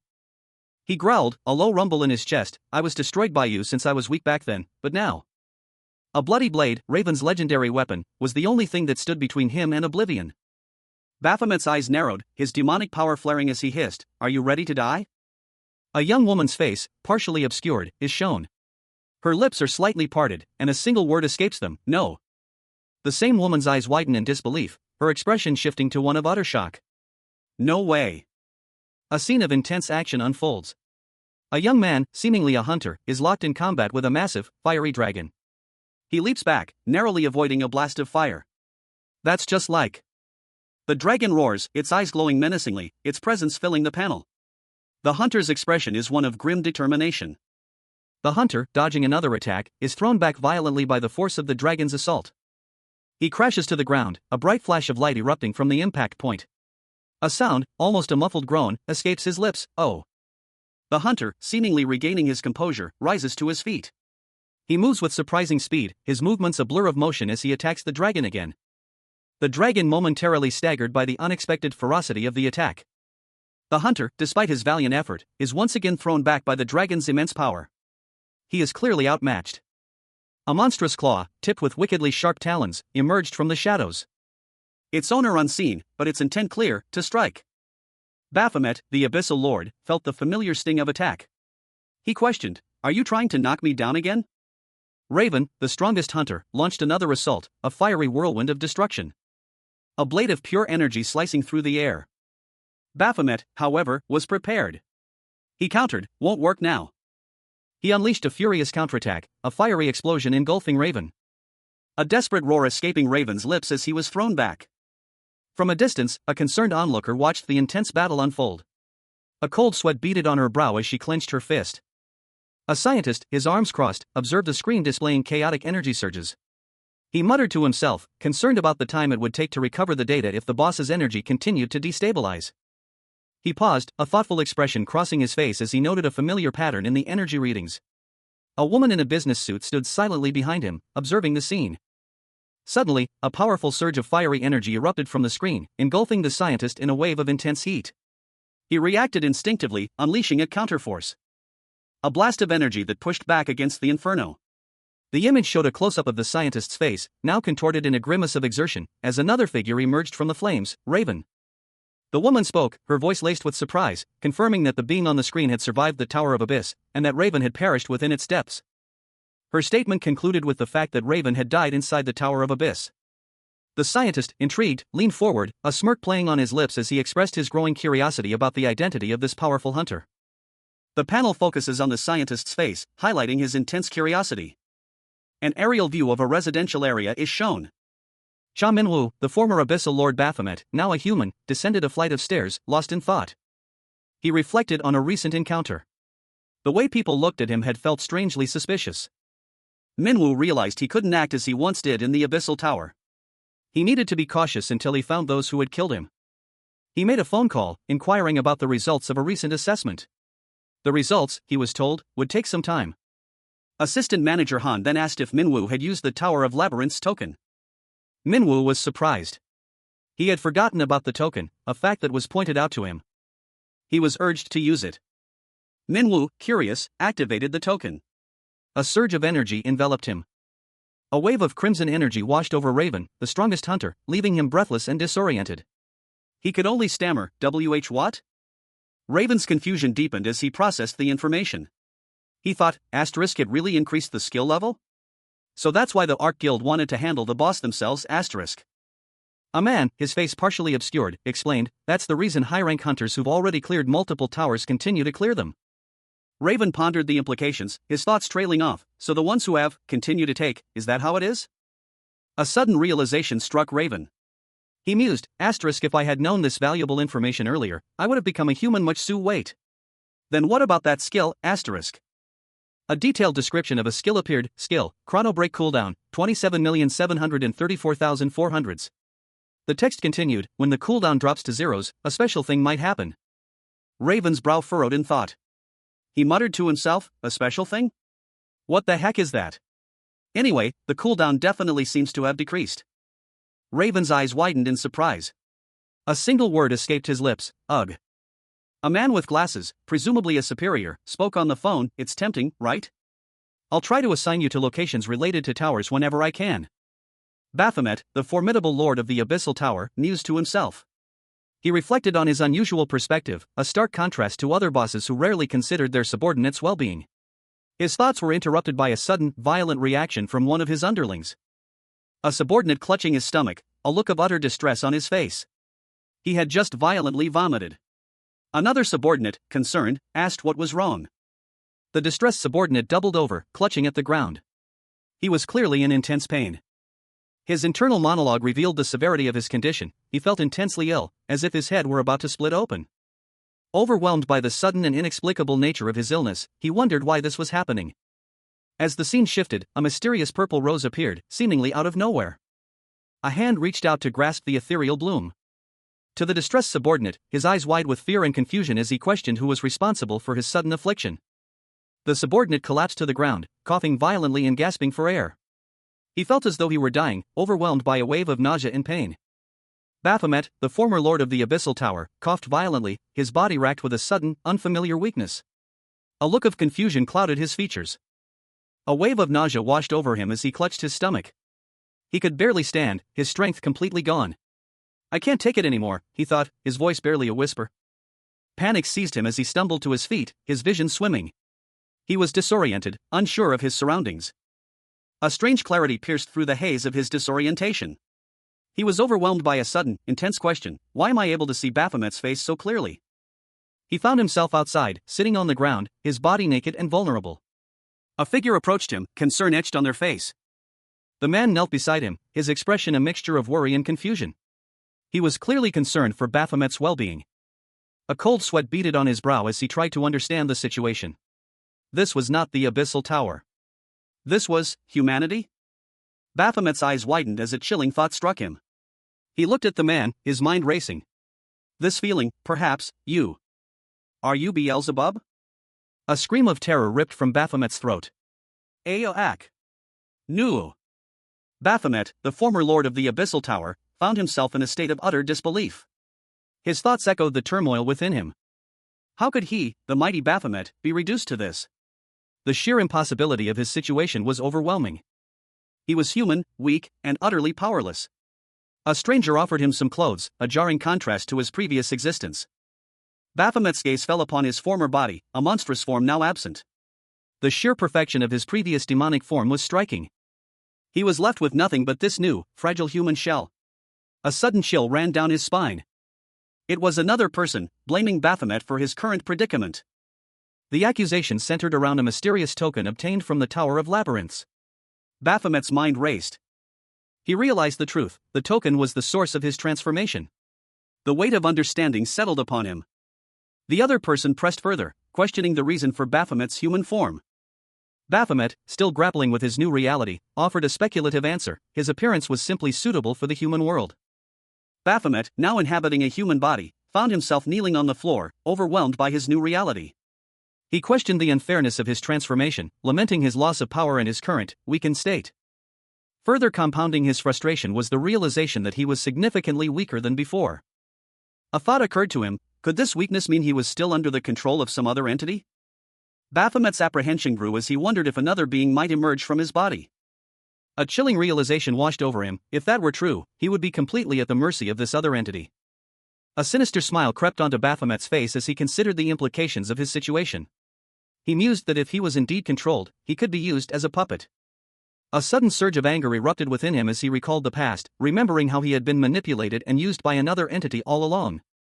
A flashback revealed a conversation from his past.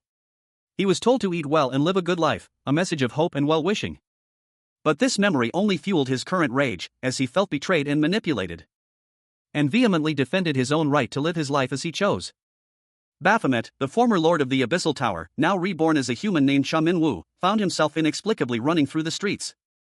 A wave of confusion washing over him as he struggled to recall a crucial detail. He wondered who had remembered something so important. Suddenly, a voice cut through his thoughts, a harsh accusation that sent a jolt of fear through him: "You fucking fly." The command to stop echoed in the air, a clear indication that he was not alone and that his actions had been noticed. Minwu's heart pounded in his chest as he spun around, his eyes wide with a mixture of fear and confusion. He was clearly being pursued. His pursuer's voice, sharp and accusatory, pierced the growing tension: "So you were home today?" Minwu's surprise was evident as he was confronted by a group of people, their faces a mixture of concern and suspicion. The question hung in the air: what was going on? The tense atmosphere thickened as one of the individuals inquired about his name, revealing a surprising level of familiarity with his new identity. The group's expression shifted to a mixture of apprehension and suspicion as they observed Minwu's reaction.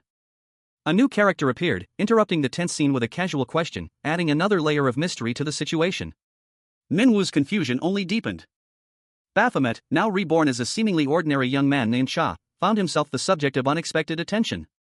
3 individuals approached him, their expressions unreadable, and asked him to follow them. He was left wondering why they would suddenly want him to accompany them. A thought that quickly gave way to a more pressing matter. He observed an elderly woman, her face etched with worry, and made a decision. He would deal with her first. The woman explained her problem: her motorcycle was broken. Sha's expression shifted to one of concern as he examined the machine. It was damaged, but not beyond repair. He muttered to himself that it was barely usable, but still broken.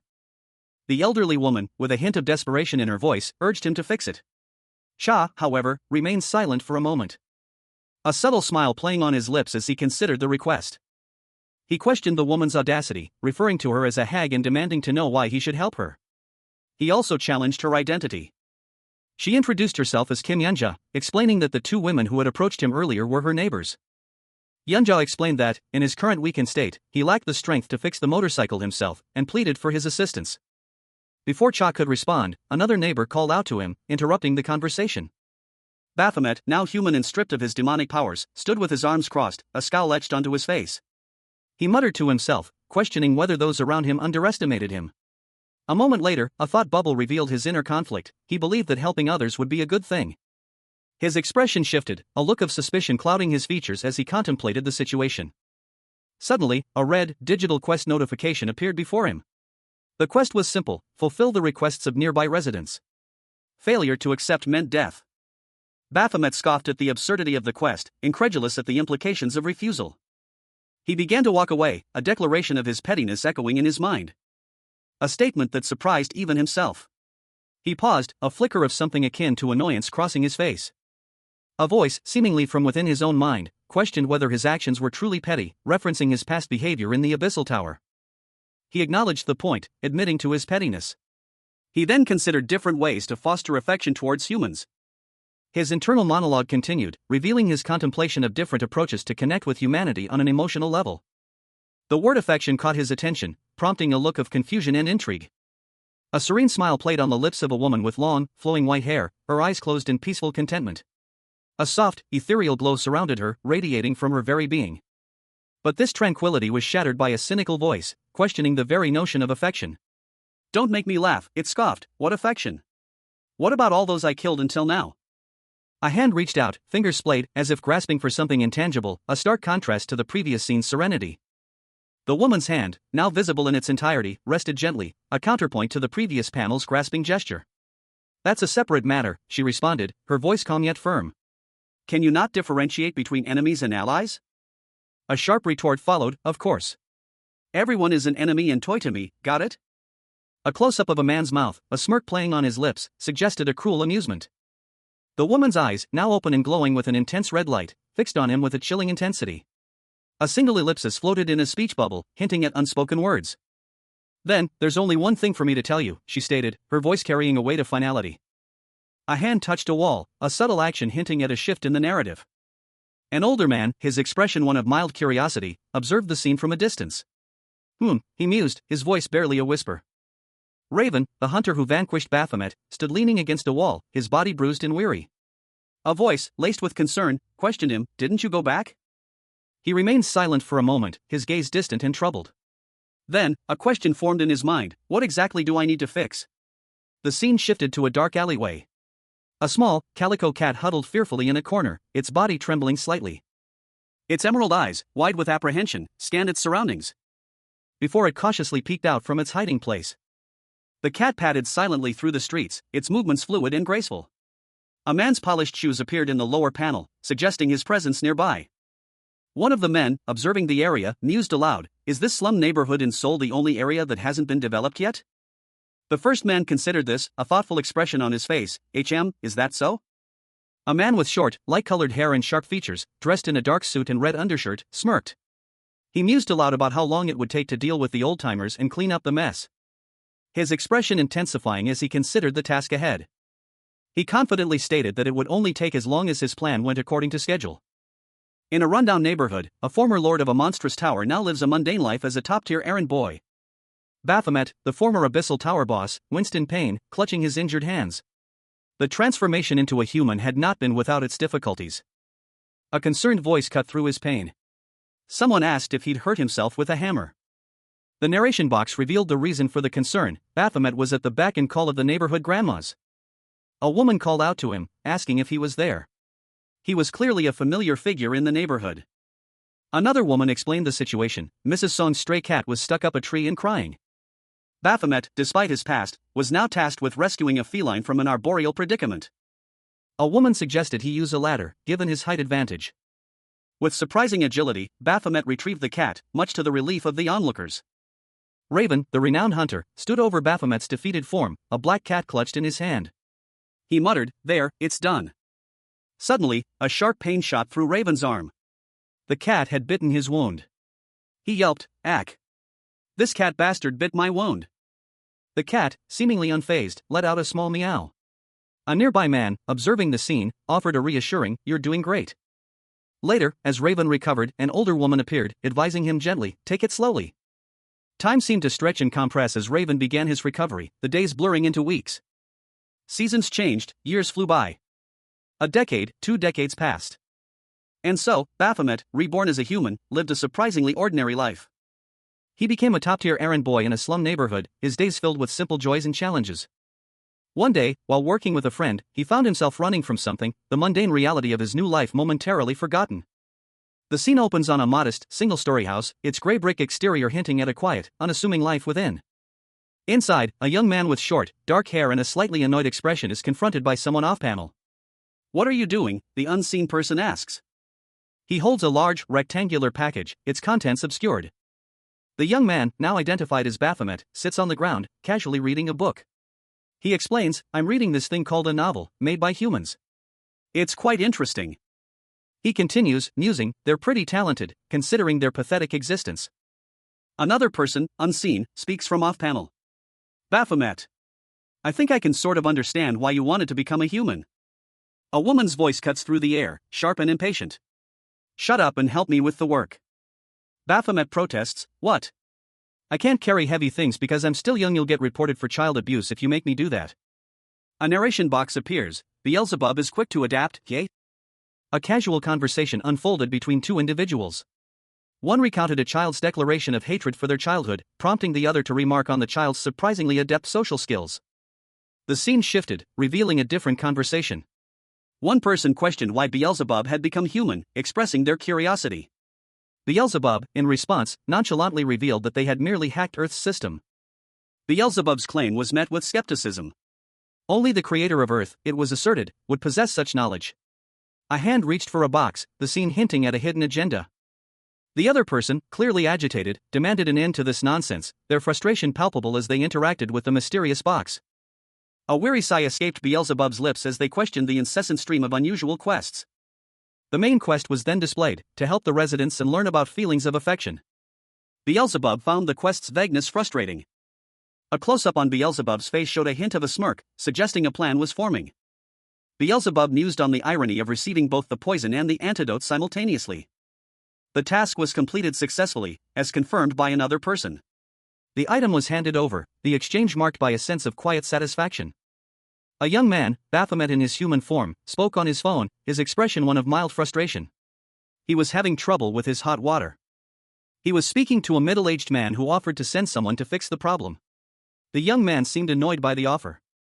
The middle-aged man continued, explaining that a young man of similar age had lived in the same house years ago, and that the neighbors had been curious about him, given his lifestyle in the neighborhood. The neighbors had noticed empty alcohol bottles outside his house regularly and that he rarely left. Mrs. Kim, a neighbor, often asked him to run errands, hoping to get him out of the house and away from his drinking habit. She was concerned for his well-being, fearing he might die from his alcoholism. However, over time, the young man began to change. He started helping out with errands without being asked. He started smiling more often. And he also began to drink less. One day, Baphomet, the former lord of the Abyssal Tower, left the slum neighborhood, stating that he had found something to do. That same day, he made a peculiar request. His request was simple: should someone move into his place later, he asked that they be treated with the same kindness he had received. Two figures bowed deeply before each other, a silent exchange of respect and understanding. Baphomet, now a young man with dark hair and piercing eyes, looked thoughtfully into the distance. He sat with his family, a simmering anger evident in his expression. He had endured much because of Raven, the hunter who had defeated him. His mother inquired about the food, noting his enjoyment of the simple village fare. She commented that young people these days often dislike such traditional food, but Baphomet ate heartily. Later, Baphomet's siblings returned home. His mother asked about his day and what he had eaten. Baphomet, having eaten with friends, retreated to his room to study, requesting not to be disturbed. A proud grandmother looked on as her granddaughter studied with friends. She mused to herself about her granddaughter's academic achievements, noting that she had never fallen from first place at school. The scene shifted to an urban cityscape, showing a dense collection of buildings under a bright sky. Inside a dimly lit office, a man sat at his desk, thoughtfully examining a piece of paper. He seemed deep in thought. He turned to address his associates, inquiring about their assessment of the situation. One of the associates responded that there was nothing they could do except cause a disturbance and call for backup. Another associate, however, suggested that dealing with a single house would be manageable. The reason for their interest in this particular house was revealed: it had borrowed money from them. An exterior shot showed the house in question, nestled amongst other buildings in a residential area. The scene focused on the house's gate, which creaked open as someone approached. The sound of a hammer hitting would echo through the air. As Baphomet, now a human, surveyed his handiwork with satisfaction. "Great, it's perfect," he declared, pleased with the simple task. He continued his chores, a quiet contentment settling over him. "I plucked out the weeds. Hot water is also coming out nicely," he muttered to himself, inspecting the plumbing. He paused, lost in thought. "I just need to get the necessary things. Should I get a dog to look after the house?" he pondered. Baphomet looked up at the sky, a thoughtful expression on his face. His gaze lingering on a detail beneath his new bed. He stretched out on the floor, relaxing against the wooden wall. The simple act brought him a sense of peace he had never known before. He reached out a hand towards the clear blue sky, a small smile playing on his lips. "It isn't cloudy," he observed. A wave of genuine laughter escaped him. "Ha ha ha ha ha. This neighborhood, it's not bad," he chuckled. A sudden thought crossed his mind.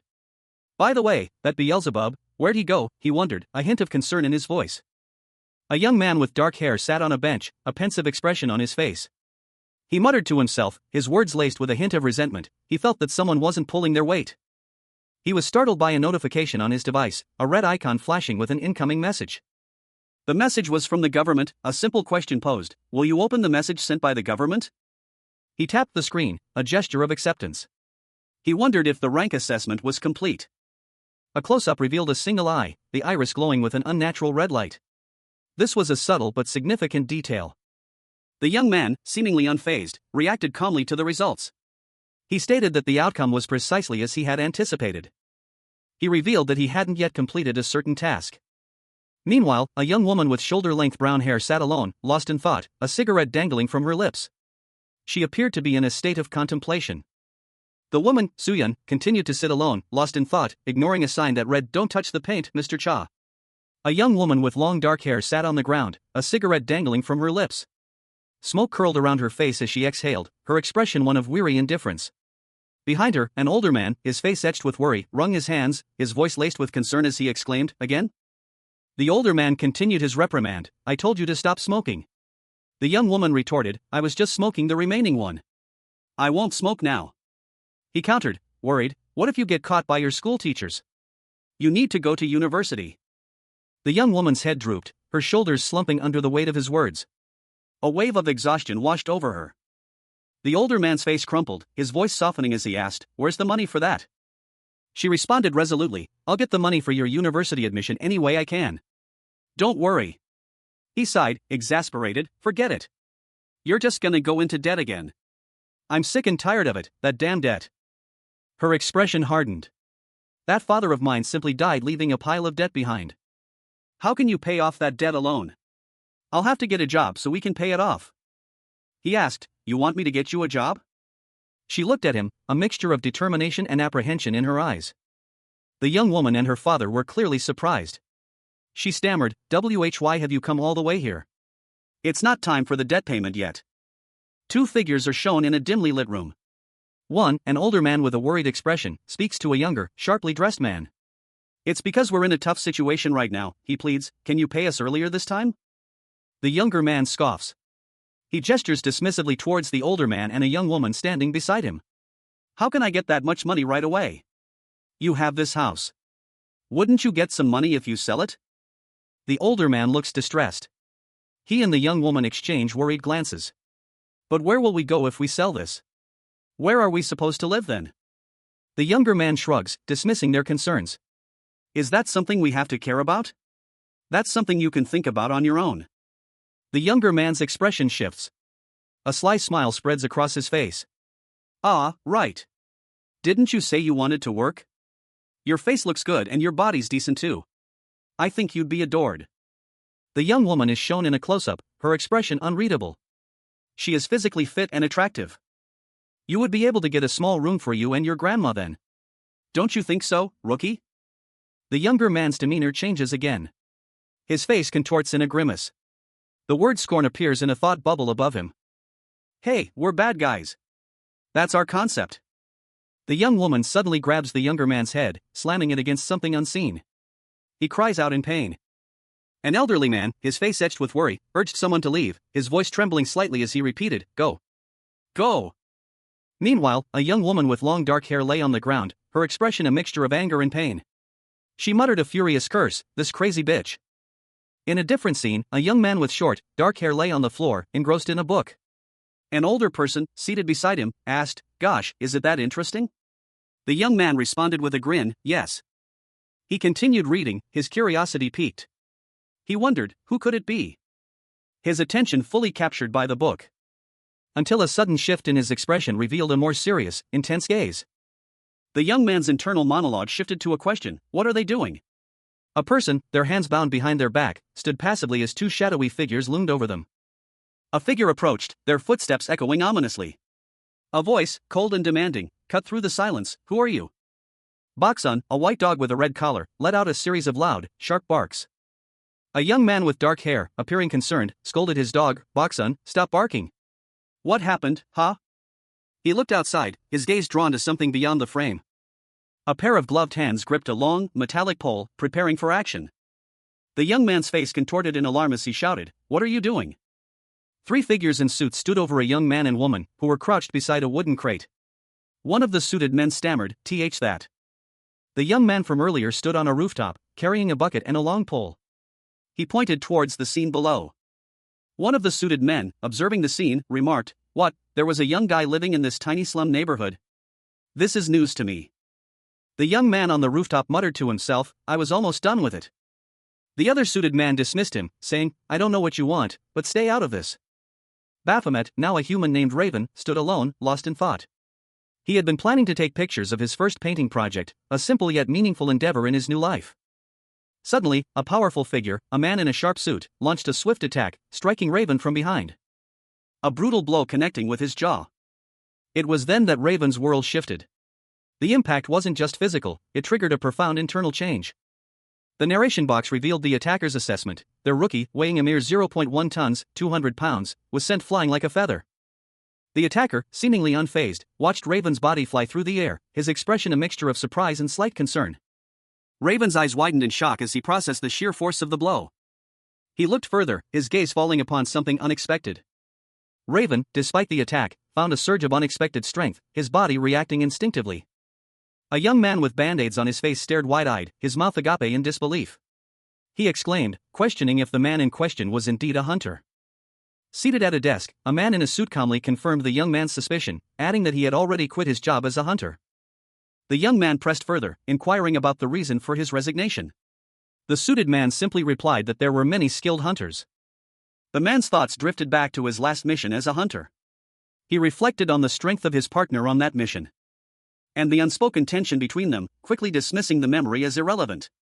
He then reaffirmed his belief that the man in question was indeed a hunter. The young man, now certain of his suspicions, voiced his conviction. He then questioned the likelihood of a hunter residing in such a poor neighborhood. His uncertainty was palpable as he pondered his next course of action. A close-up on the suited man's eyes revealed a calculating gaze. The suited man decided that a background check on the mysterious individual was necessary.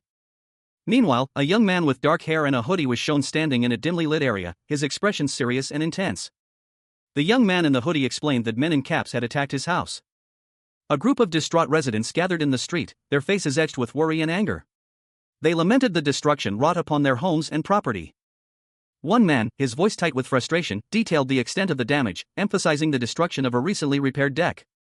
Another resident, an older woman, added to the chorus of complaints, her voice trembling as she described the ruin of her beloved garden. A young man, his face partially obscured, appeared nearby, seemingly observing the scene. He wondered about the cause of the commotion. He began walking away, his steps heavy with a sense of foreboding. But then paused, turning back towards the distressed group. He was approached by a young woman who identified him as a hunter, a professional who deals with dangerous situations for a fee. She offered him a small amount of money, explaining that it was all she had for now, but promised more once she could afford it. She pleaded with him to help, explaining that she and her grandmother had nowhere else to go if they were evicted from their home. The young man, however, simply stated that there was no need for payment. A voice, calm yet resolute, declared their intention: "I was planning on taking care of it even if you hadn't asked." The same voice continued, a hint of cold fury now lacing their tone. I have to make them pay the price for making a mess out of my area. The scene shifted to a young man with dark hair and brooding eyes, his expression a mask of simmering anger. Behind him, a woman with long brown hair, dressed in athletic wear, stood with her back turned, seemingly oblivious to his intensity. Raven, the hunter who vanquished Baphomet, the Abyssal Tower's lord, now moved with a quiet intensity, his features obscured by a shadowing cap. He adjusted his headwear, a subtle gesture that hinted at the weight of his past deeds and the uncertainty of his present path. A silent preparation for whatever lay ahead. His movements were economical, precise, betraying a practiced skill honed through countless battles against the denizens of the Abyssal Tower. A practiced ease that spoke of a life dedicated to the hunt. He was ready. He anticipated the actions of his enemies, a grim satisfaction in his eyes. I thought you might do this, so I prepared in advance, he muttered, a low hum of confidence in his voice. So I attached a familiar spirit to them. A subtle smirk played on his lips as he recalled his strategic foresight. Raven held out his hand, revealing a small, glowing insect, a familiar spirit, imbued with his power. It pulsed with a faint, ethereal light. With a swift movement, he sent the familiar spirit to track his targets. It zipped away, disappearing into the night, leaving Raven to follow its trail. He moved with a silent grace, his movements fluid and purposeful. Raven responded curtly, you can't kill anyone unless you're given a mission. Even if those bastards are crooks? Baphomet, the former lord of the Abyssal Tower, now a human, overheard a conversation. One man, casually dressed in a cap, expressed concern about the morality of their actions, specifically regarding the beating of civilians. He questioned the severity of their actions. While another, sharply dressed in a suit, dismissed the concern, stating that beating them half to death should be acceptable. The suited man then approached the beaten man, who lay on the ground, and kicked him again. The man in the suit walked away. The man in the cap quickly fled the scene, reaching for his phone and contacting someone, identifying himself as the team manager. Later, the man in the cap received his wages from a man in a Hawaiian shirt. The transaction was quick and efficient. The man in the Hawaiian shirt promised to leave the wages in his hands next time as well. A man with a bandage on his face smirked, a casual air about him as he asked, by the way, what happened to your face? Another man, wearing sunglasses and a vibrant Hawaiian shirt, confidently replied, I'll get the guys prepared for everything. He added, with a wave of his hand, then, I'll see you soon. The bandaged man's eyes widened in surprise. Huh, what? Who or? Suddenly, a sharp pain shot through the Hawaiian-shirt man's face as a hand clamped down on his jaw. He was thrown to the ground with brutal force. As several figures in dark clothing swarmed him, raining blows upon him. One of the attackers swiftly drew a knife and plunged it into another man's shoulder. The attackers cried out in pain as one of them clutched his bleeding arm. My arm. My arm. Baphomet, the former lord of the Abyssal Tower, now found himself in an unfamiliar human form. He walked with a stoop, his head bowed low, a stark contrast to his previous commanding presence. Surrounded by a group of men whose worried expressions hinted at an impending confrontation. Their unease was palpable. He lifted his gaze, his eyes now devoid of demonic power, yet holding a newfound intensity. A subtle shift in his demeanor foreshadowing the events to come. The men's fear intensified. With a sudden, swift movement, Baphomet revealed a bloody knife, his expression hardening. A chilling display of unexpected violence. The scene shifted to a nearby street. A man in a Hawaiian shirt watched from afar, his words a testament to the escalating situation. What's with that bastard? The attack began, a flurry of motion and violence. Baphomet, despite his lack of demonic powers, moved with surprising speed and precision. The attackers lay defeated, Baphomet standing over them, his knife still stained crimson. Raven, the legendary hunter, moved with impossible speed, his blade ablur as he engaged multiple opponents simultaneously. His strikes were precise and deadly, each blow finding its mark with terrifying efficiency, leaving a trail of defeated foes in his wake. The air crackled with energy as Raven's movements became even more fluid and powerful. Each strike a testament to his unparalleled skill and strength. One of Raven's opponents, a man in a cap, let out a pained cry as he was struck. The battle raged on, a brutal dance of death between Raven and his relentless pursuers. Raven's blade sliced through the air, a deadly arc of destruction, sending his enemies tumbling through the air, their bodies leaving trails of blood. With each passing moment, Raven's mastery only grew more evident. A man in a suit, carrying a baton, cautiously navigated a dimly lit corridor. His movements precise and alert, as if expecting an ambush. In another part of the building, a man in a brightly colored shirt stood calmly, seemingly unaware of the tension in the air. Until another man in a suit appeared, his expression grim. Suddenly, a scream echoed through the corridor. The man in the colorful shirt recoiled in surprise as he witnessed a brutal attack unfolding before him. He muttered, "What's going on?" The attacker, a figure in a cap, moved with lethal efficiency, his movements a blur of violence, leaving his victim bleeding and groaning. A witness recognized him. "It's the hunter who sent our rookie flying." The man in the colorful shirt, now terrified, stammered, "What the F asterisk asterisk asterisk?" "Wait." The hunter, seemingly unfazed, continued his assault, leaving the man in the suit injured and screaming in agony. The scene opens on a grisly tableau. A man lies dead on a tiled floor, blood pooling around him, a knife discarded nearby. Another man, dressed in a sharp suit, stands over the body, his face obscured, his hands stained crimson. A young man with dark hair and a baseball cap appears, his expression a mixture of confusion and suspicion. He questions the suited man, "We've met before, haven't we?" Suddenly, a figure in a dark suit, their head concealed in a bag, is violently thrown into the scene. The young man reacts with alarm, exclaiming, "Ah, ack. What?" The suited man calmly instructs him, "Stop freaking out. Fill it." The young man is clearly bewildered, questioning, What? He is then told, "I'm talking about the scattered arms." "What else?" The scene shifts to reveal a severed arm lying amidst the bloodstains on the ground. The young man and the suited man stand facing away from the camera, their backs to the viewer. Another suited man is shown collecting a severed arm, his face partially obscured. The young man asks, "Did you get them all?" The suited man replies, "Yes, I did." A man, his face partially obscured by shadow, noticed something amiss. He muttered to himself, "Wait, one's missing." He was a man with short, dark hair, a bandage covering a small wound on his nose, and a look of dawning realization on his face. A bead of blood trickled down his cheek. He responded with a confused, what?" A sharply dressed man stood silently against a gray wall, his expression unreadable. He was impeccably dressed in a dark suit and crisp white shirt. He remained still, observing his surroundings. A subtle shift in his posture indicated a change in his awareness, as sounds of approaching footsteps alerted him to someone's presence. He was called out to, "Hey, you." A cell phone lay face up on a dark surface, the screen displaying an incoming call from an unidentified caller. A different man, this one with short, light brown hair and a gold chain, answered the call, saying, "Hello?" A man with short, light brown hair and a smirk answered a call on his phone, his expression betraying a hint of amusement. He ended the call and looked at a small, rectangular object in his hand, a question forming on his face. Suddenly, a figure flew across the room, crashing to the floor. The man watched, his eyes wide with surprise. He muttered to himself, impressed by the unexpected display of agility. Another figure crashed into the room, this time landing heavily on the desk. The man watched calmly. A third person entered the room, his face partially obscured by a cap, moving with a quiet intensity. The man's eyes narrowed, his expression shifting to one of suspicion.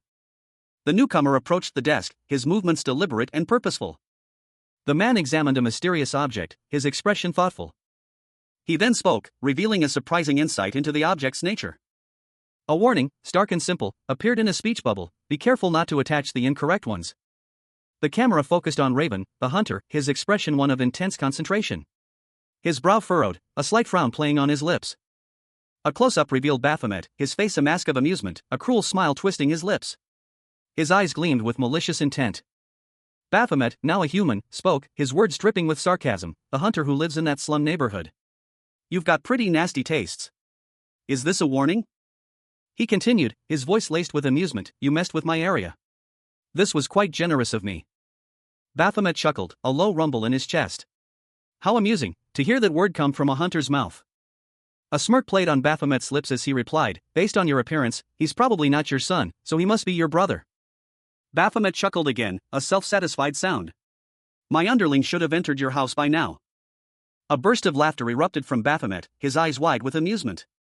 He let out a hearty "Pwahaha." Two figures stand face to face, their expressions starkly contrasting. One, a man in a cap, smirks with a knowing glint in his eyes, while the other, his face partially obscured by shadow, looks apprehensive. The capped man's words hang heavy in the air. "Do you have the luxury to worry about someone else?" The scene shifts to an exterior shot of a traditional style building, its gates slightly ajar, hinting at a possible point of entry or escape. Inside, a man stands, his face etched with a mixture of surprise and discomfort. A wave of energy crackles around him.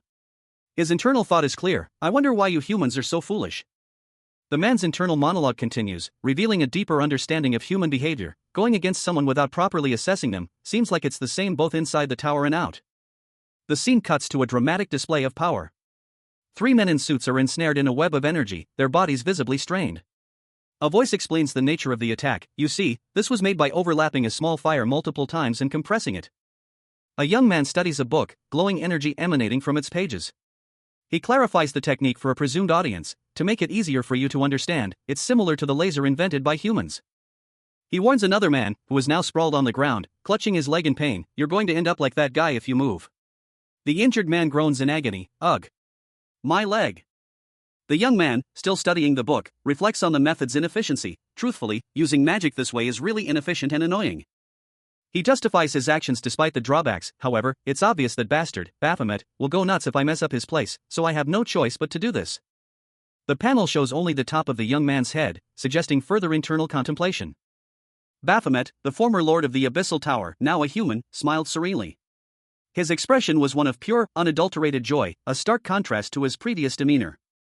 He addressed two men in suits, his voice calm despite the strange energy crackling around them. He instructed them to remain still while he finished reading. The two men, clearly unnerved, obeyed, their movements restricted by glowing, ethereal chains that appeared seemingly out of nowhere. As Baphomet continued to read, completely unfazed by their apprehension. A phone rings, displaying a voicemail message. The person they were trying to reach was unavailable. A man with blonde hair and a scar above his eye, looking tense, answered the call. He listened intently, a slight smile playing on his lips as he ended the call, a subtle shift in his demeanor suggesting a change in plans. He let out a short, sharp laugh. As he was suddenly attacked from behind by someone wielding a knife. Baphomet's eyes narrowed, a flicker of his old power visible in his gaze as a memory surfaced, a time when he was younger, before his transformation. Baphomet, now a human, was planning to resume his investigation in the slum neighborhood after gathering some information on the hunter living there. But a sudden clash with another individual left him astonished. The sheer power displayed during their brief sword fight was remarkable. As expected of a hunter, his opponent's skill was exceptional. He wondered what rank this hunter held. The hunter, however, was clearly unprepared for a fight without prior intel. He received a message on his phone, "You wanted to game, right?" The hunter, overwhelmed by the sudden attack and the message, found himself on the defensive. And ultimately conceded defeat, shouting, "I give up." The hunter's surrender was swift, and the other man seemed surprised by his opponent's quick capitulation. The victor, pleased with the outcome, declared that they would leave the slum neighborhood alone. He even offered to overlook the hunter's earlier actions, suggesting they end things amicably. Baphomet, the former lord of the Abyssal Tower, lay sprawled on the cold, hard floor. His expensive suit was rumpled, a stark contrast to his previous imposing presence. Raven, the hunter who had defeated him, loomed over him, a sinister smirk playing on his lips. His eyes gleamed with a predatory intensity. With a swift, brutal movement, Raven brought his blade down, ending Baphomet's reign of terror. The impact echoed through the silent chamber. Raven's satisfied grin widened, the blood of his vanquished foe still fresh on his blade. He had accomplished his mission, but a strange sense of emptiness settled upon him. Later, in a hospital bed, a weary Raven spoke into his phone, his voice laced with doubt. He had defeated an A-rank threat, but the cost was high. A deep wound marred his arm. His colleague, shocked by his decision, questioned his sudden resignation. He was an A-rank. What are you talking about? Raven's colleague explained that A-rank hunters were considered special, potentially evolving into S-rank threats. They were, in essence, monsters in human guise.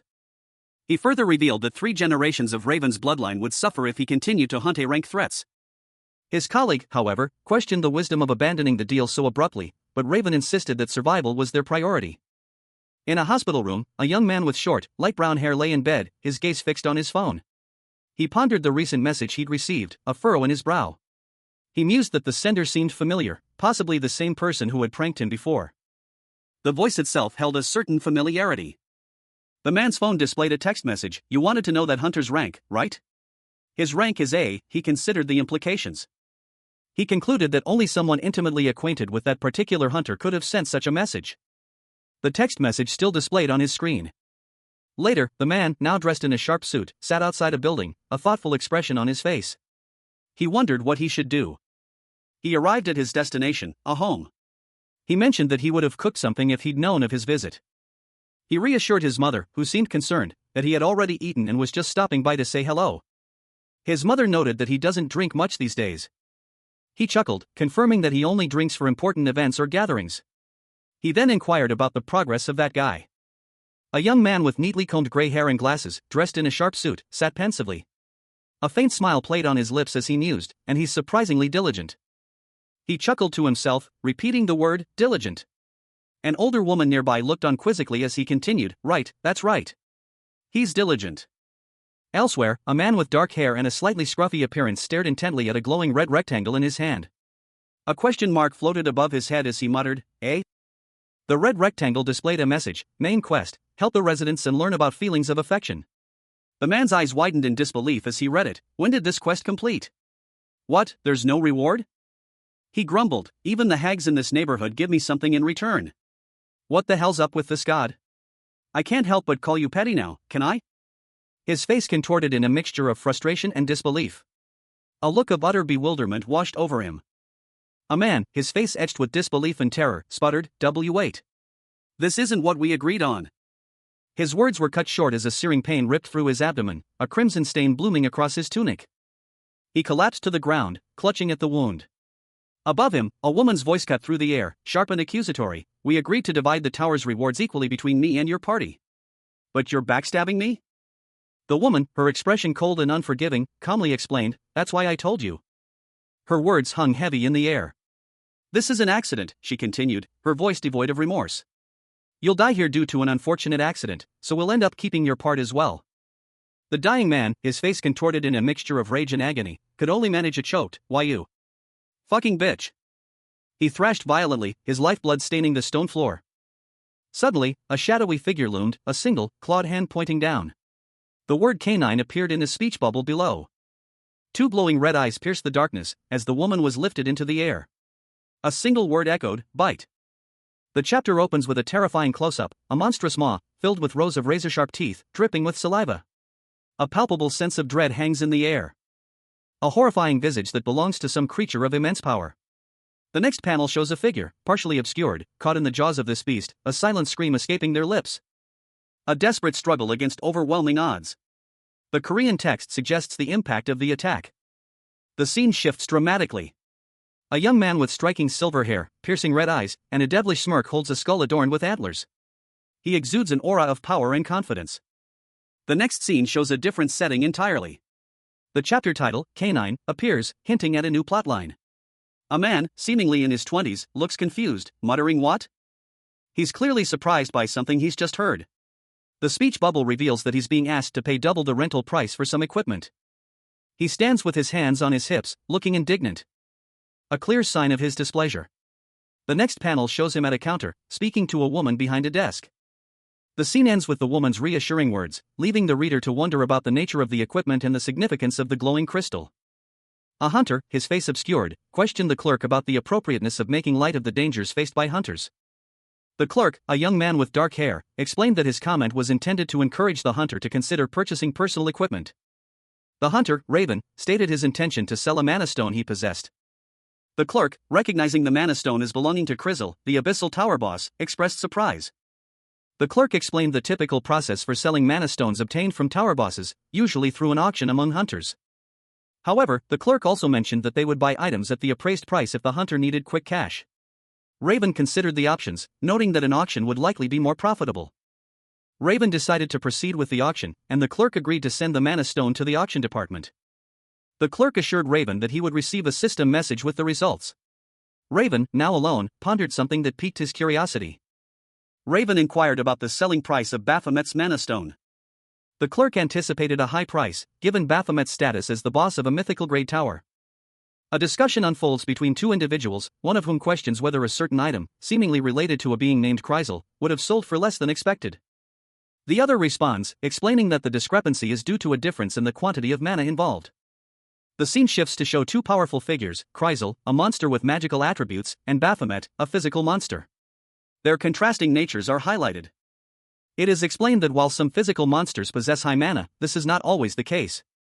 An inspection of Baphomet's Tower of Abyss revealed that Baphomet possessed very low amounts of mana. This confirms that Baphomet was primarily a physical monster. A flashback shows a conversation between a young man and a monstrous figure, identified as Beelzebub. Beelzebub comments on the young man's lack of magical talent, focusing instead on his skill in chaining magic. The young man reflects on the limitations this places on him, as high-grade equipment relies heavily on mana. The conversation continues, with a statement that there's no way of knowing how much Baphomet's Mana Stone actually sold for, followed by the revelation that the Mana Stone was never found.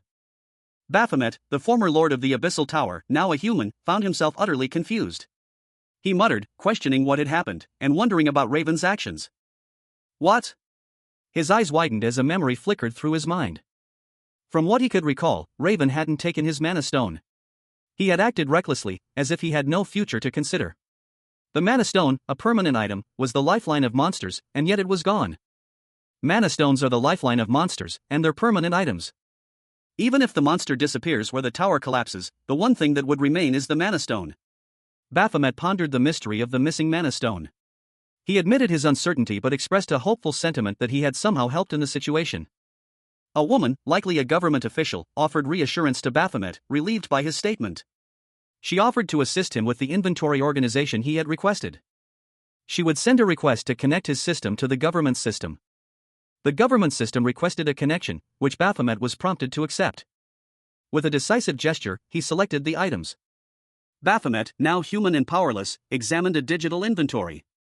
His eyes fell upon a locked item, a sword, strikingly similar to the one Raven used to defeat him. He noted that it was locked and a personal weapon, a mystery deepening his curiosity.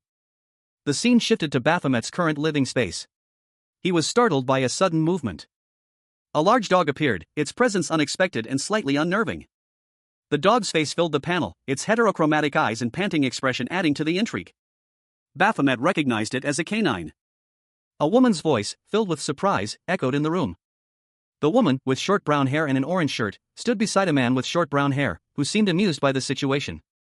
The woman addressed the man, reminding him of his responsibility to watch Baphomet while she was away. A young man, Baphomet in his human form, suggested to a woman and a man that they go outside to play ball with their dog. He paused, noticing something unusual about the dog.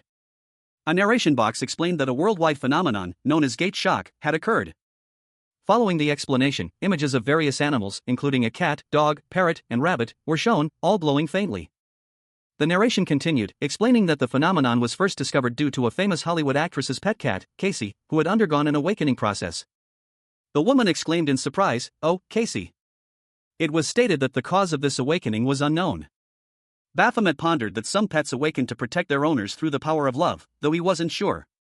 Baphomet, the former lord of the Abyssal Tower, now a human, found himself sprawled on the ground, his hand outstretched, a faint tremor running through his body. He had just declared his intention to leave the Hunters Guild, his voice filled with a quiet determination. The name of the guild clearly displeased him. His face was a mask of frustration, his jaw clenched tight as he struggled to regain his composure. A woman, her features obscured by shadow, addressed him, her words laced with a teasing tone. She offered him an envelope, her expression unreadable. He received it with a quiet curiosity. The contents of the envelope were revealed to be money, hard-earned from Baphomet's time working in the quarry. He had been saving it, a small act of self-reliance in his new human life.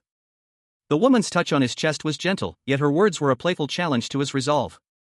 She urged him to stay in the guild, highlighting the necessity of a guild for accessing the Abyssal Towers. Baphomet, however, remained firm in his decision, stating his intention to join another guild and return the money. The woman's final words were a teasing remark about his prospects of finding a better guild.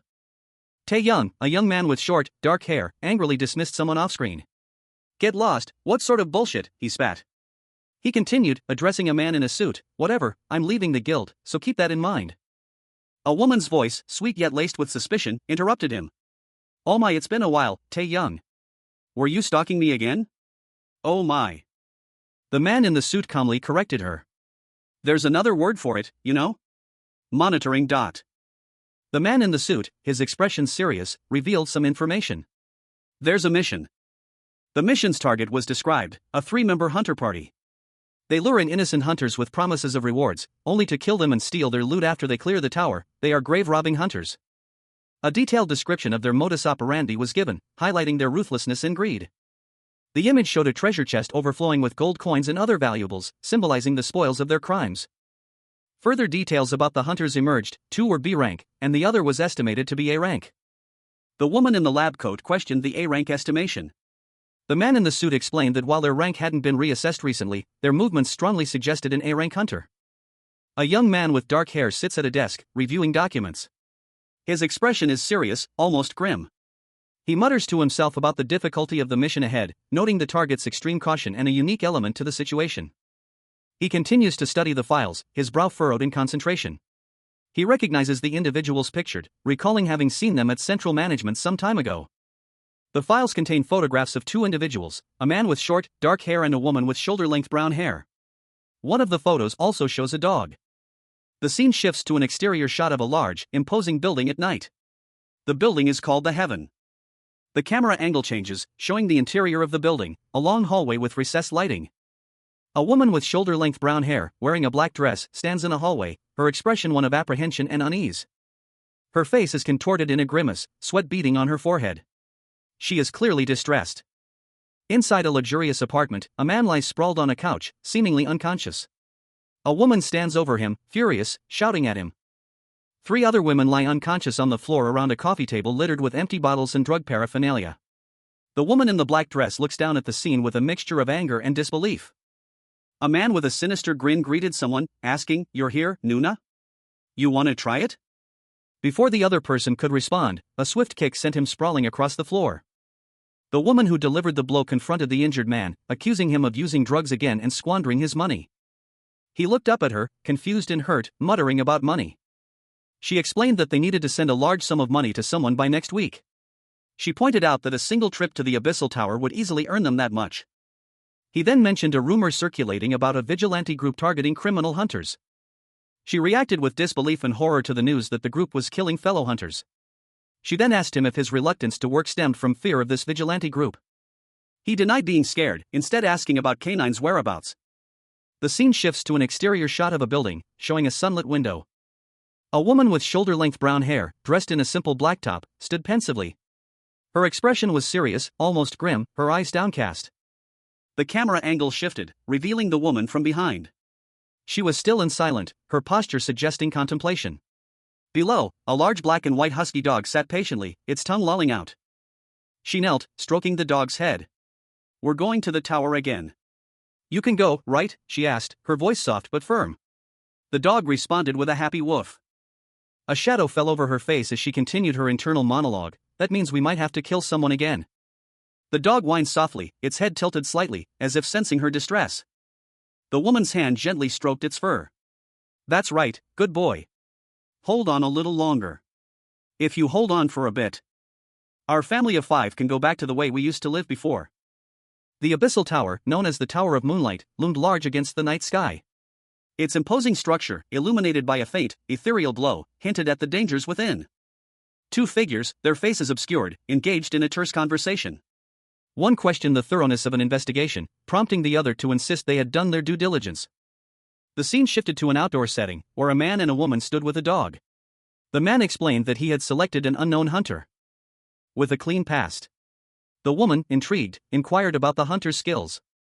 The woman expressed surprise at the hunter's low ranking, questioning the unusual nature of the assessment. The man explained that the hunter had failed the A-rank accession test. Despite this, the woman wondered about the hunter's whereabouts.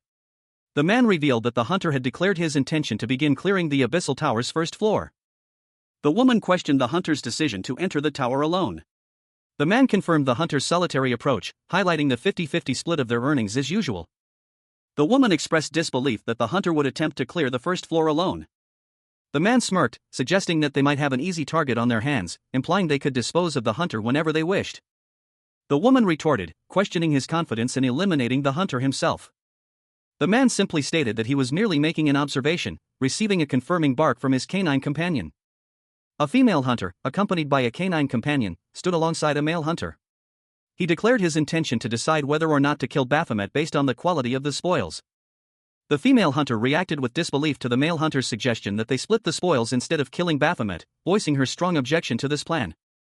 The male hunter's face showed a grim determination, suggesting a conflict of interest or a hidden agenda. Suddenly, a monstrous figure emerged from the shadows, its presence filling the scene with an ominous aura. The female hunter's expression shifted to one of alarm. The monstrous figure loomed over the female hunter, its power palpable. Its immense size and menacing presence dwarfing her. The male hunter, observing the situation from a distance, expressed his concern about the unfolding events. He noted that if Baphomet had been recognized by the hunting dog, whose sense of smell is exceptionally keen, the mission would be compromised. In a meeting room, a group of people discussed the mission's failure, expressing doubt about its feasibility. Two individuals, a man and a woman, sat in an office, discussing the meticulous background checks required to select a hunter. The woman pointed out that the organization also employed a hunting dog with an exceptional sense of smell, capable of tracking targets by scent. They continued, noting the additional challenge of a hunter's prior television appearances, making them easily recognizable. The conversation concluded with the suggestion that this mission would be better suited for a different hunter. Three individuals, two men and a woman, sat around a table, discussing a problem. One of the men questioned the situation, while the other two listened intently. The solution, as proposed, was simple: disguise. The woman, previously mentioned, offered a concise solution: create a false identity. Suddenly, a young woman with short, light brown hair appeared, addressing the hunters who were about to raid the abyssal tower. A close-up revealed a clawed hand, dripping with blood, suggesting a recent violent encounter. A figure in shining, silver armor, identified as Bill, stepped forward, stating his intention to clear the tower with the hunters. The lower half of the armored figure was shown, still stained with blood from the previous encounter. The final panel showed a close-up of the armored figure's helmet, revealing only the glowing eyes within. The scene opens with a monstrous creature, its red hide glistening with an unnatural luminescence, lunging forward with terrifying speed. Its massive jaws snapping shut with a resounding crack as it attempts to crush its opponent. But a blur of motion precedes a powerful kick that sends the beast reeling back. Baphomet, the demonic lord of the abyssal tower, unleashes a furious counterattack, his horns lowered, a malevolent grin twisting his lips. A surge of dark energy erupting from his hands as he aims a devastating blow at his adversary. Raven, the strongest hunter, expertly dodges the attack, his movements a whirlwind of precise grace. And counters with a swift, brutal strike that sends Baphomet sprawling. Raven's blade cuts deep, leaving a visible wound on Baphomet's chest. The final blow cleaving the demon lord in two, ending his reign of terror over the abyssal tower.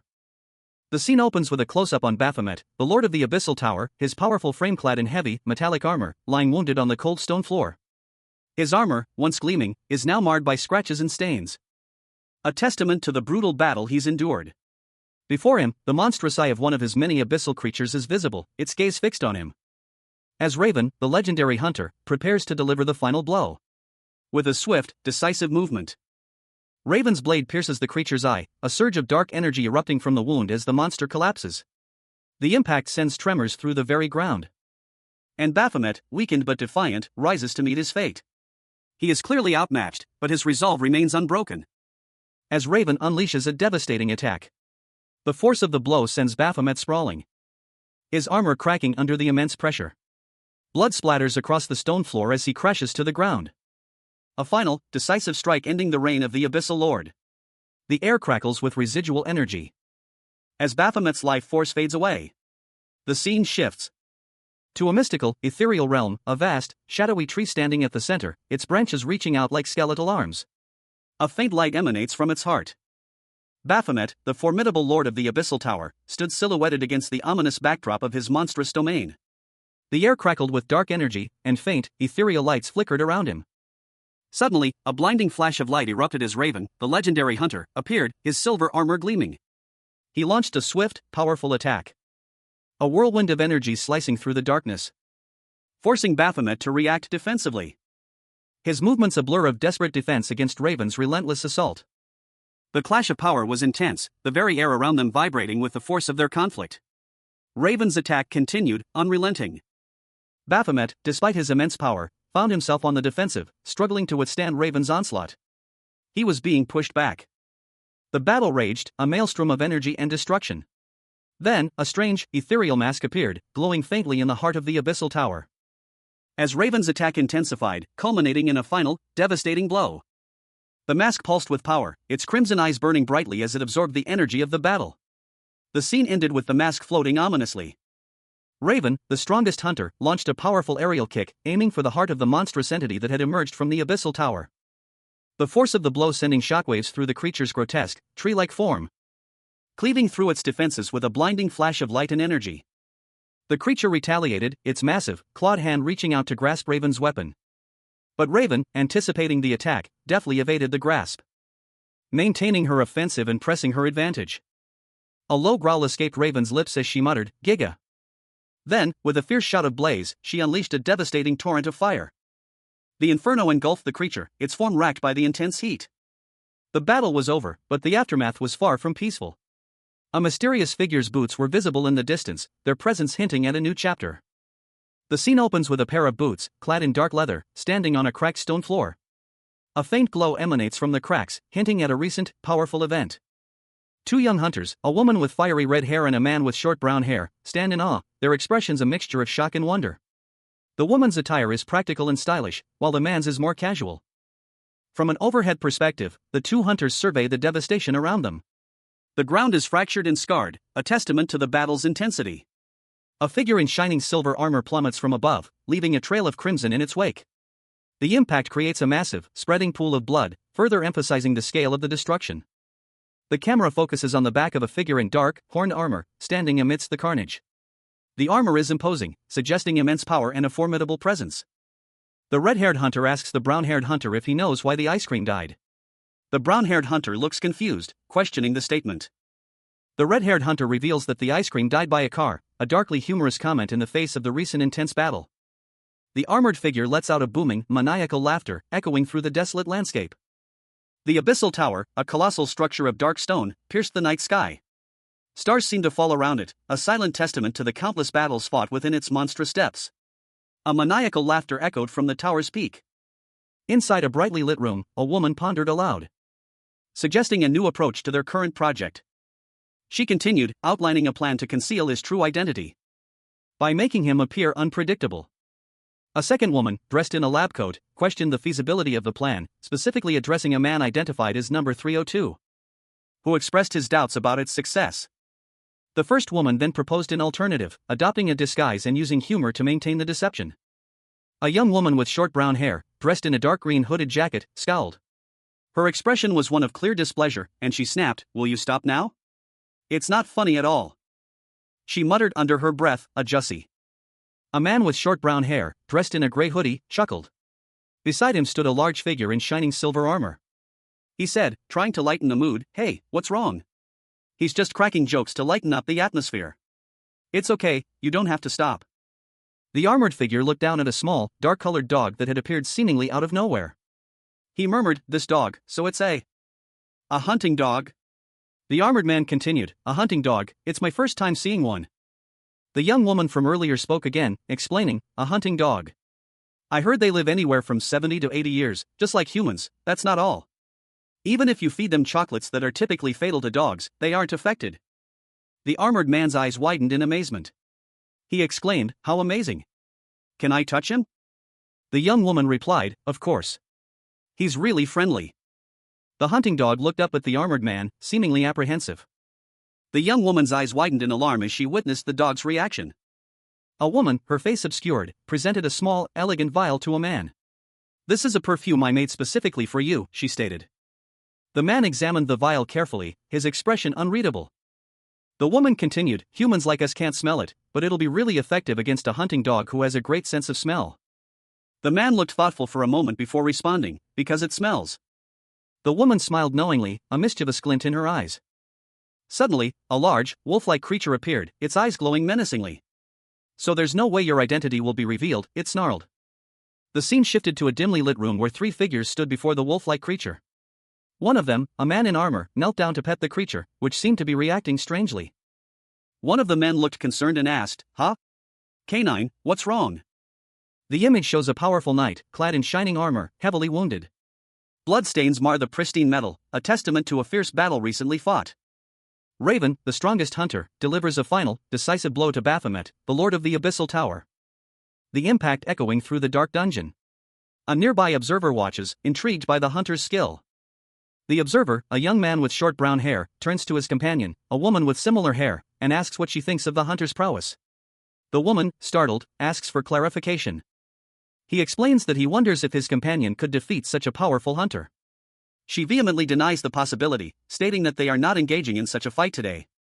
The young man muses that the hunter's strength might be equal to, or even surpass, his companion's. The woman presses him for his point. He grins, revealing a mischievous plan. He has a good idea and wants to share it with her. A fiery eruption bursts forth, illuminating the scene. The scene opens with a close-up on a helmeted figure, their hands clasped together in thought.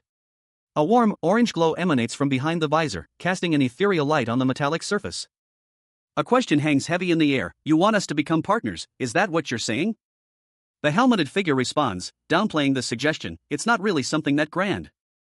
They explain their reasoning, we just thought if we could raid towers as a party for a while, it'd be beneficial for all of us. After all, it'd be impossible for us to clear the tower with our skills alone, and we had already decided to leave after farming until the middle floors, right? The helmeted figure agrees, that's true.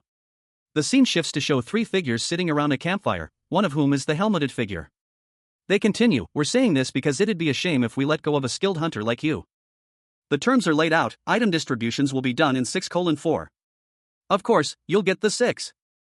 One of the figures at the campfire asks, what do you think?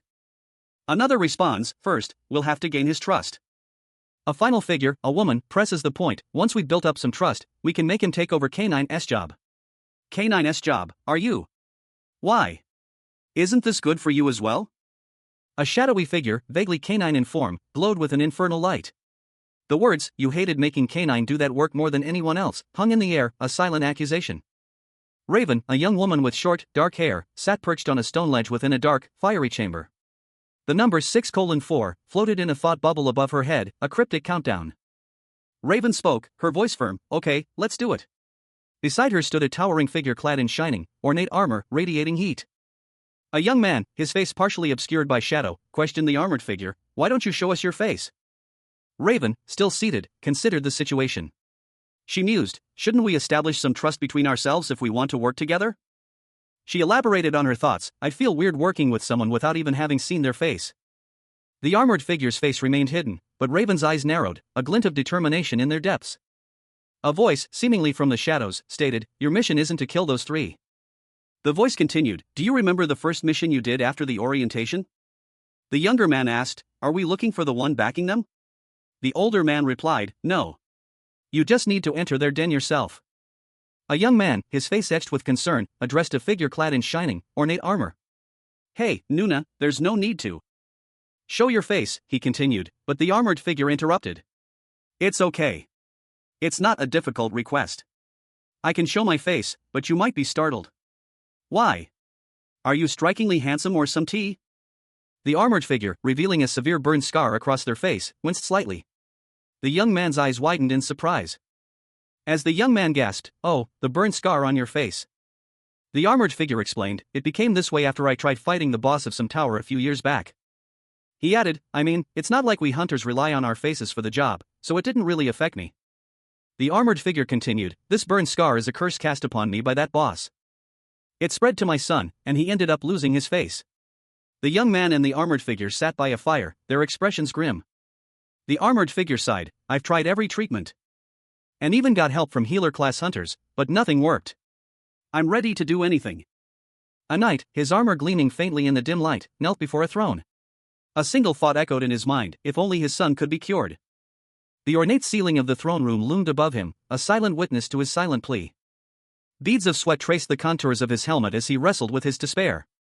The knight, his face still hidden by his helmet, muttered to himself, questioning if he had overdone it.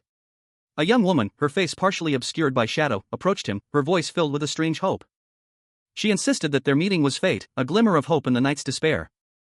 The young woman's confident declaration cut through the knight's despair, they knew a way to save his son. A second young person, a man with a sly smile, appeared beside her, adding to the intensity of the moment. The young man explained their desperate work in the Abyssal Tower, revealing the heartbreaking reason behind their efforts. Their parents were gravely ill, afflicted by a strange, incurable disease stemming from the gate shock a decade prior. They had exhausted every possible cure, leaving them with only the dangerous work in the tower as a last resort.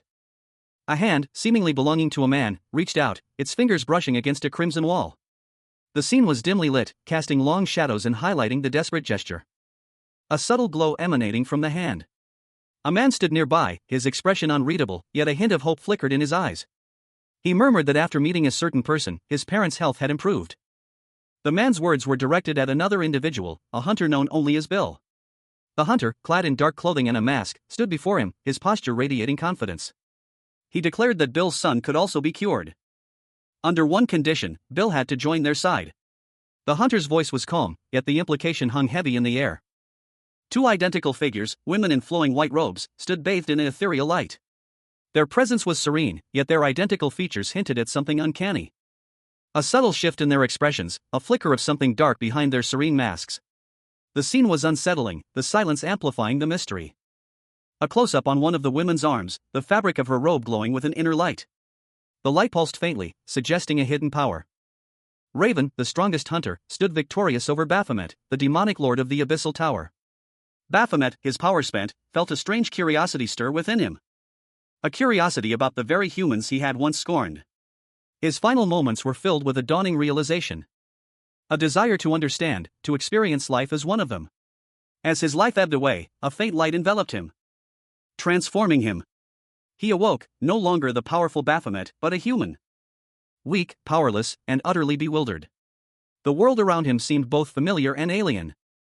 He stumbled, his new human body unsteady beneath him. A strange lightness replacing the crushing weight of his demonic power. He looked down at his hands, his mind racing, trying to grasp the reality of his transformation. The world spun, a dizzying kaleidoscope of sensations. A stark contrast to the cold, calculated existence he had known as Baphomet. A wave of nausea washed over him. And he collapsed, the weight of his newfound humanity proving too much to bear. He had been granted his wish, but at what cost? A wave of panic washed over the crowd as they cried out for their leader. Another person, overcome with fear, also called out for the sect leader. The desperate cries continued as a powerful figure, clad in white robes, emerged from the shadows. Followed by another, this one in dark attire. And finally, a third, a man in a black shirt and sunglasses, a mask obscuring his face, appeared. He smirked, seemingly amused by the chaos. A masked figure with glowing eyes appeared, the word punish looming above them. The man in the mask observed the scene, commenting on the coincidence. The final confrontation concluded with Raven, the strongest hunter, vanquishing Baphomet, the merciless lord of the Abyssal Tower. Baphomet, despite his immense power, had harbored a secret curiosity about humanity. A young man, his dark hair neatly styled, held up a book, showing a diagram of a six-pointed star with words around it. He explained that this represented the 7 deadly sins.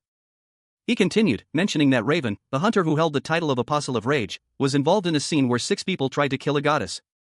The young man and an older man with slightly longer hair sat together, studying the diagram. The younger man pondered aloud whether Raven and the other 6 individuals could be the 7 deadly sins. The older man responded with a non-committal probably. The younger man continued his deduction, stating that if his guess was correct, the next individuals to appear would be those representing pride and sloth. Followed by envy. And greed. Then gluttony. Finally, lust appeared, his face obscured by a mask, his eyes glowing eerily. The imposing figure of Baphomet, the vanquished lord of the Abyssal Tower, stood before a kneeling woman. His white robe, cinched at the waist with an ornate belt, concealed the monstrous form he once possessed. Only the mask, partially obscuring his face, hinted at his demonic past. The woman, her face etched with worry, explained her plight. Her daughter had been diagnosed with leukemia years ago, and despite numerous treatments, the disease persisted. She and her daughter, a young girl in a wheelchair, were a picture of despair. The girl's head was shaved, a stark reminder of her illness. Overcome with desperation, the mother pleaded with Baphomet, now a mere human, for help. Her voice, though choked with tears, held a desperate hope. The young girl, her eyes downcast, seemed resigned to her fate. Baphomet, stripped of his demonic power, looked upon the girl with a mixture of pity and understanding. He had once ruled over an abyss of suffering, but now, he saw a different kind of pain. He acknowledged the girl's acceptance of death, a chilling realization for one who had known only power and immortality. But the mother's grief, her fear of a life without her daughter, pierced through his newfound empathy. The girl's fear wasn't of death itself, but of the pain her death would cause her mother. Baphomet, despite his own mortality, made a promise. He would cure her disease. A golden light emanated from his hand as he reached out to the girl, a symbol of his newfound compassion and determination. A cloaked figure knelt beside a young girl in a wheelchair, a faint golden light emanating from them both. The scene was filled with a sense of hope and anticipation. A crowd of onlookers watched with bated breath, their faces a mixture of awe and concern. Among them, one man's expression was particularly intense. A woman in the crowd wept openly, her hands clasped to her mouth in a silent scream of relief. Hahana. A golden light enveloped the girl's head, a soft glow that seemed to emanate from within her. Her eyes fluttered open, a look of wonder and dawning comprehension in their depths. The crowd erupted in joyous shouts, their relief palpable. Hana! The onlookers cheered wildly, calling out to the cloaked figure as sect leader. The sect leader, still kneeling, humbly accepted their praise. He explained that he had merely redirected the girl's ki flow, but that the twisted knots within her were not yet fully untangled. He instructed them to take the child to the prayer hall for further treatment. A woman knelt beside a wheelchair, her expression resolute. "Yes, I'll do that," she affirmed. Meanwhile, two men stood before her, one of them addressing the kneeling woman. "What do you think, Mr. Hunter?" he asked, the title carrying a weight of expectation. A figure in a white robe and a hooded mask appeared, surrounded by outstretched hands. The man in the robe spoke, his voice calm yet powerful. "That person can easily cure your son as well." The camera focused on the mysterious figure's face, revealing a striking, almost alien visage. The sect leader's identity remained shrouded in mystery. A man in sunglasses and a face mask responded, his voice barely a whisper, "Yes." He thought to himself, a quiet determination hardening his gaze. "I really want to meet him." The scene shifted to a large, imposing mansion, hinting at the wealth and power of those involved. A woman with shoulder-length brown hair, dressed in a dark green cardigan, stood with her arms crossed, a thoughtful expression on her face. She had heard about the situation. Across from her, a man with short brown hair and a kind smile listened intently. He was seeking to lift the curse placed upon his son. The woman, seemingly unfazed, assured him that he had come to the right place. In a dimly lit office, a man in a black mask and dark robes introduced himself as Changyu, the leader of the butterfly sect. The man in the cap, who had accompanied the father, identified himself as Bill. Changyu, observing the father and son, inquired if the child hiding behind Bill was indeed his son. The father confirmed, mentioning his son's shyness. A young boy, his face partially covered by bandages, peeked out from behind Bill, his expression hesitant. The boy, nervously, offered a quiet greeting. Only to be met with a sharp question, "What?" Raven, a young man with dark hair, looked incredulous. "You want me to infiltrate that place?" He questioned the necessity of such a dangerous mission. "Is that really necessary? If you were able to see him, shouldn't you have gotten a sense of how strong he is?" A taller, more muscular man, his superior, responded, "I'm doing this because I didn't. He was weaker than me." Raven looked unconvinced. "What? It doesn't make sense, right?" Raven continued to express his disbelief. "One of the guys who should be strong enough to kill me is weaker than me? There's something more to it." His superior explained his plan. "So what you're saying is you're going to use me to lay a trap first?" Raven vehemently protested. "I'm not doing it. What if things get dangerous?" His superior dismissed his concerns. "I doubt you'd die." "Well, I could end up dying. I'm not as strong as I used to be when I was the tower's boss. And although I'm your underling, I'm just a lowly human now." The superior continued, "It's the same with you too. You can really die now." Raven's eyes widened in fear and apprehension. A disembodied voice addressed Baphomet, the former lord of the Abyssal Tower. "You already died once fighting Raven, but you resurrected. Why do you think that is?" The voice continued, explaining, "It's because the tower hadn't accepted you as its boss at that time. You were resurrected because you were regarded as a regular monster." Baphomet, now human and powerless, stood pensively.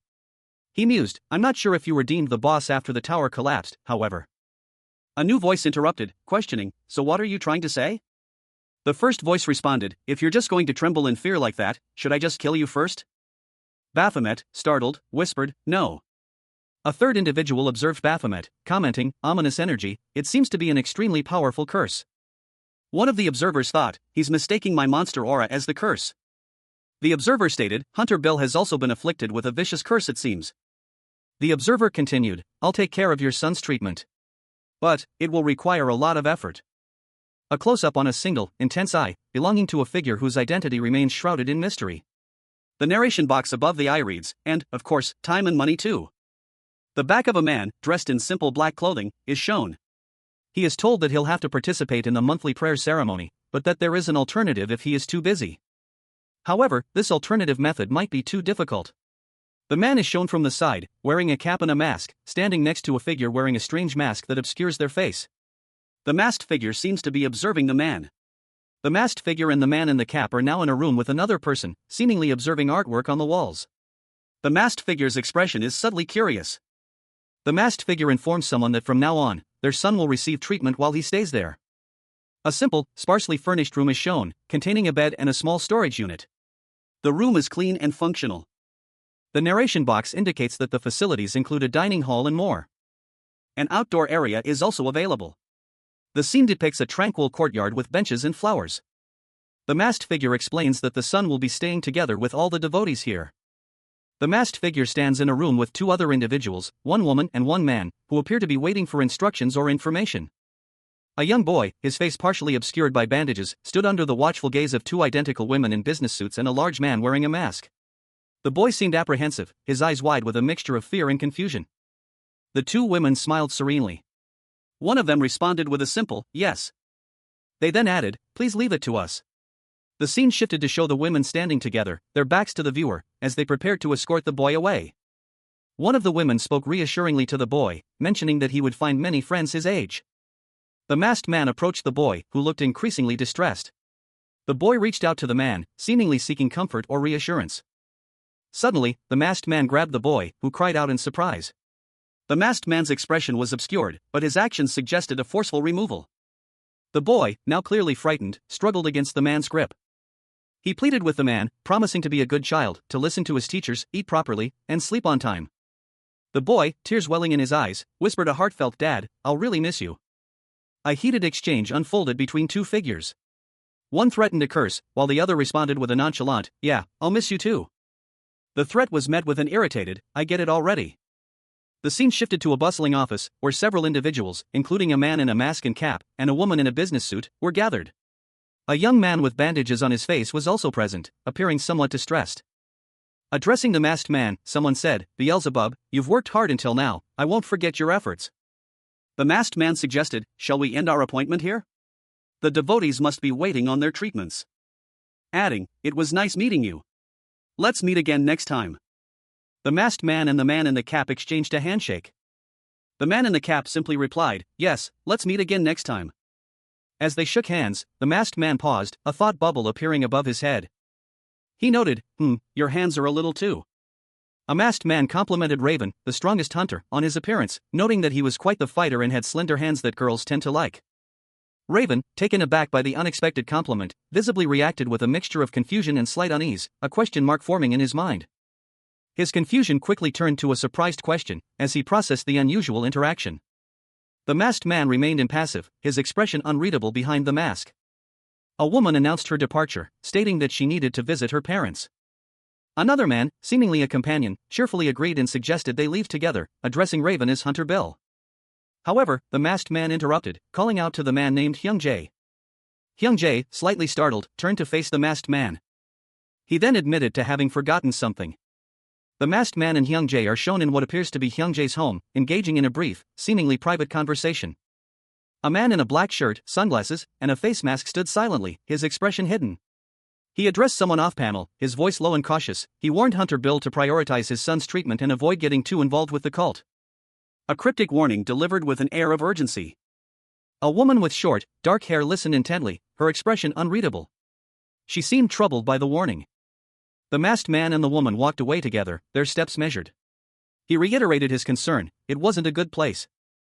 A young boy, his face partially covered by bandages, stood alone, a look of apprehension on his visible features. He seemed anxious and uncertain. A woman, presumably a caregiver, informed the boy that books were not allowed, as they could interfere with his treatment.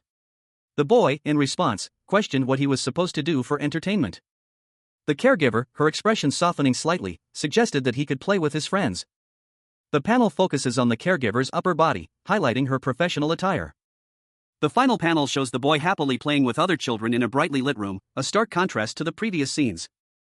A group of young people, dressed in pristine white, sat around a lavishly set table, laden with an assortment of delectable dishes. Among them, a young woman with striking black hair and a heart-shaped hair clip caught the eye, her gaze fixed on something beyond the immediate scene. A voice announced that a special meal had been prepared to welcome a new friend. It was suggested that they show gratitude to the sect leader for the meal. The group, now seated around the table, looked at the feast before them. A young man with dark hair, his face partially obscured by bandages, sat among them. He quietly agreed. The young man, Kim Da-kyung, felt a sudden, sharp pain behind his eyes. Kim Da-kyung introduced himself to a young woman with black hair and a heart-shaped hair clip. He noted that the twin girls across from him seemed unusual. The young woman, Cha Jinwoo, introduced herself. Da-kyung suspected the twin girls were familiars of the sect leader, and wondered if the leader was hiding their power. Da-kyung decided to investigate the sect leader's residence. He activated his demonic eyes. And was shocked by what he saw. Baphomet, now a human, awoke in a strange room, his head bandaged. Confusion clouded his mind as he muttered, what is this? He looked around, noticing several people seated at a table nearby. His eyes widened in alarm as he realized their condition. These kids, they're all dying, he gasped, remembering the strange visions he'd experienced earlier. The gravity of the situation hit him with full force.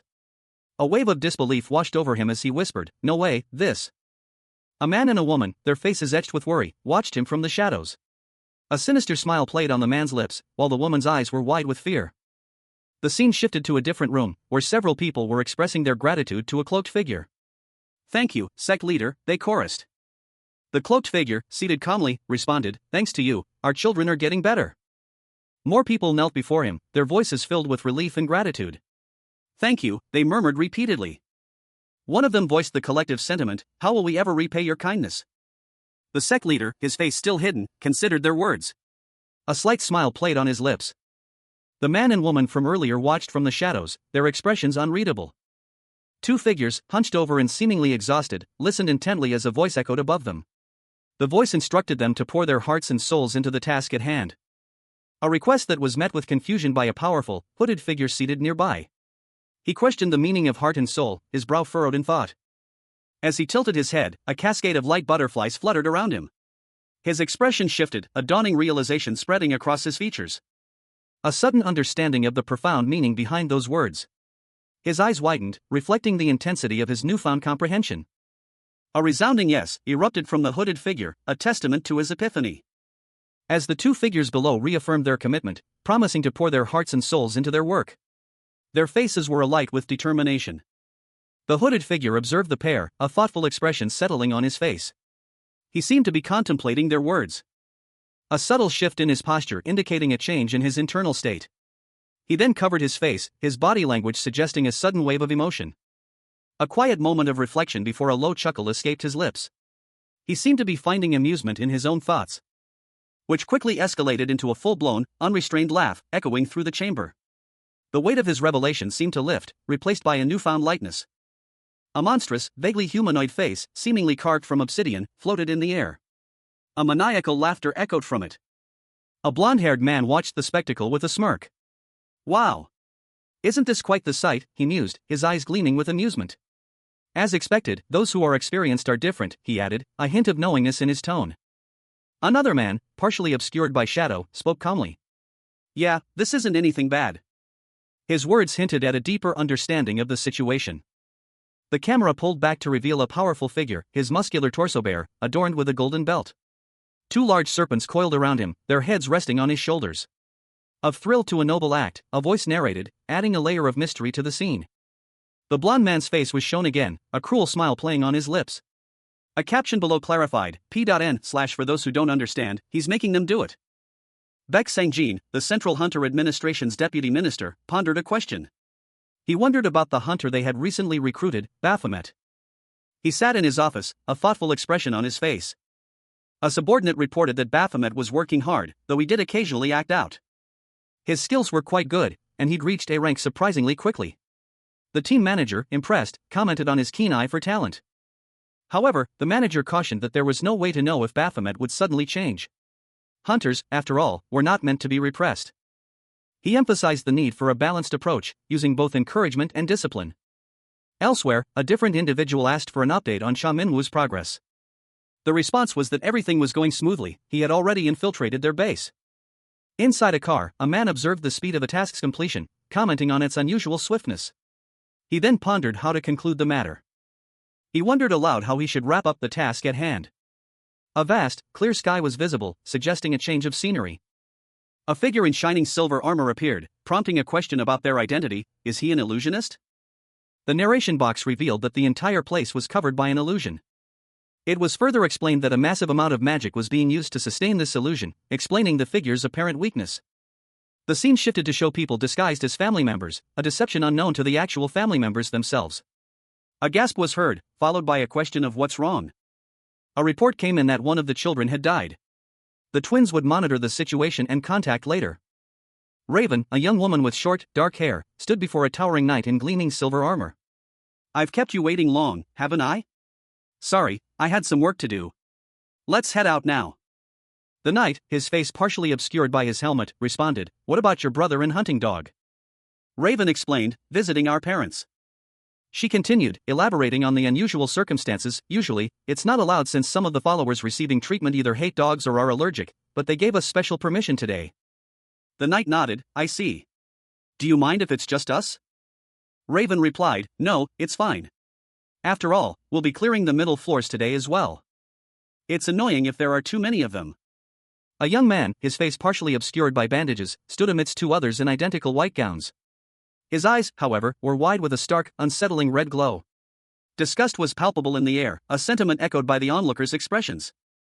A woman with unervingly wide eyes and a long, thin object protruding from her mouth observed the scene with a chilling detachment.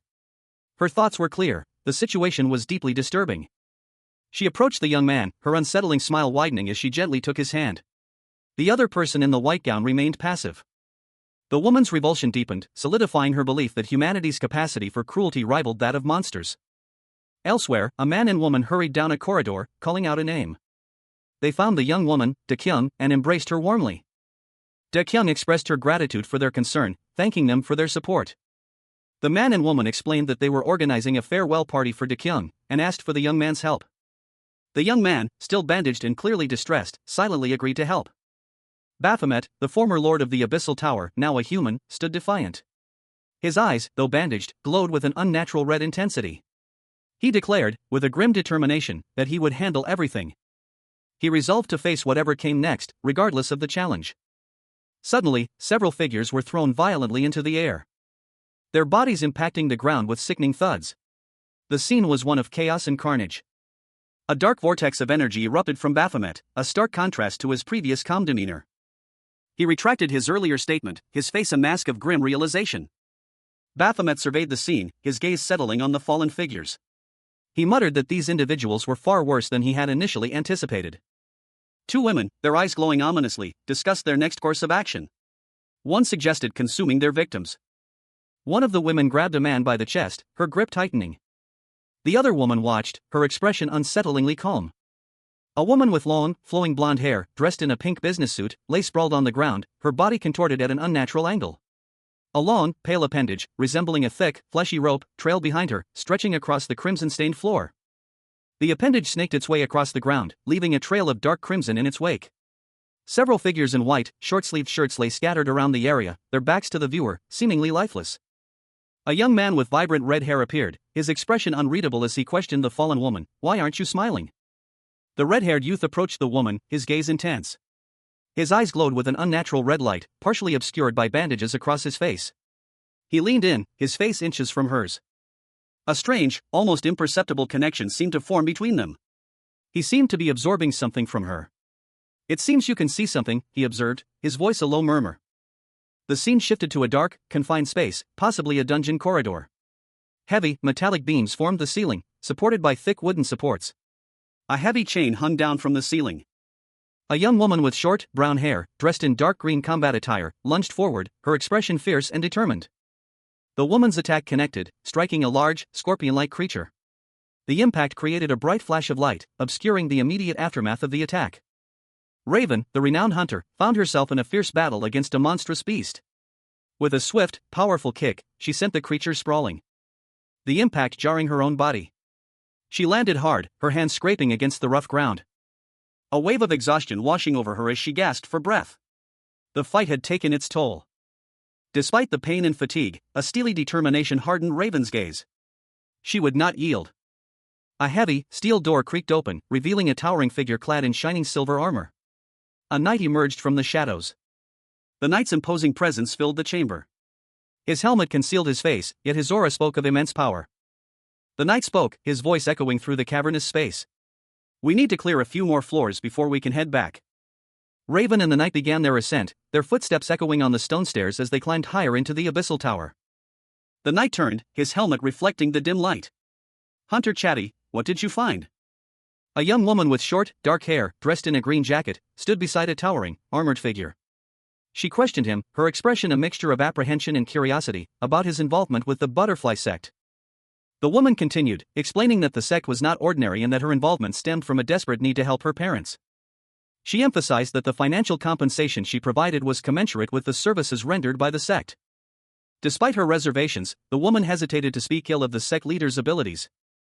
Because those abilities offered a crucial source of hope. The panel showed an elderly couple, their faces etched with worry, holding hands. Their expressions shifted to one of cautious optimism. The young woman, her back to the viewer, spoke of the importance of perseverance, suggesting that if they held on a little longer, their group of 5 would succeed. She expressed gratitude for being part of a party with such a strong hunter, implying that this was a key factor in their continued success. The armored figure, his helmet obscuring his face, briefly questioned the woman about the money. The conversation shifted to the practicalities of the situation. The woman had explained that she was giving money equivalent to the effort required to cure the disease, but what happens if she doesn't have enough money? Raven, the strongest hunter, stood before a towering, armored figure. She listened intently as the sect leader explained the disturbing practices of his followers, revealing that those who lacked the means to pay the sect leader's exorbitant demands were forced into a horrifying alternative: their bodies. The armored figure, seemingly conflicted, questioned Raven's reaction to this revelation, reminding her of her own desperate actions to save her son, emphasizing the lack of choice in such dire circumstances. A blurry image of a dog appeared in the background. Raven reached out to touch a large, ornate door, and then turned to face the armored figure, who stood silently beside her. Raven's expression was unreadable as she contemplated the situation. She was clearly troubled by the moral implications of the sect's actions. Suddenly, the armored figure lunged at Raven. A violent clash erupting between them, sending debris flying. Dust motes danced in the dim light as a pair of worn boots landed heavily on the cold stone floor. A figure emerged from the debris, their movements slow and deliberate, revealing a towering knight clad in gleaming, silver armor, their visor concealing their face. A palpable tension filled the air. A young woman with short brown hair, dressed in a dark green jacket, confronted the knight. "Unlike your brother, you're aware that what you're doing is a crime," she stated, her voice laced with accusation. The knight remained silent for a moment, before responding, "And I don't like that. The way you are not proud of your evil deeds, I mean." The woman's eyes widened in surprise. "What do you?" she began, but the knight lunged forward, his attack swift and brutal. "Put your guard up if you don't want to die," the knight warned, his voice a low growl. The knight's attack sent the woman sprawling to the ground, the force of the blow leaving her breathless. Baphomet, the former lord of the Abyssal Tower, found himself in an unexpected predicament. Defeated by Raven, the strongest hunter, his demonic form was dissolving, replaced by the agonizing sensation of his power fading away. His vision blurred, his body racked with pain as his essence shifted. The once terrifying Abyssal Lord was experiencing the raw, visceral terror of mortality.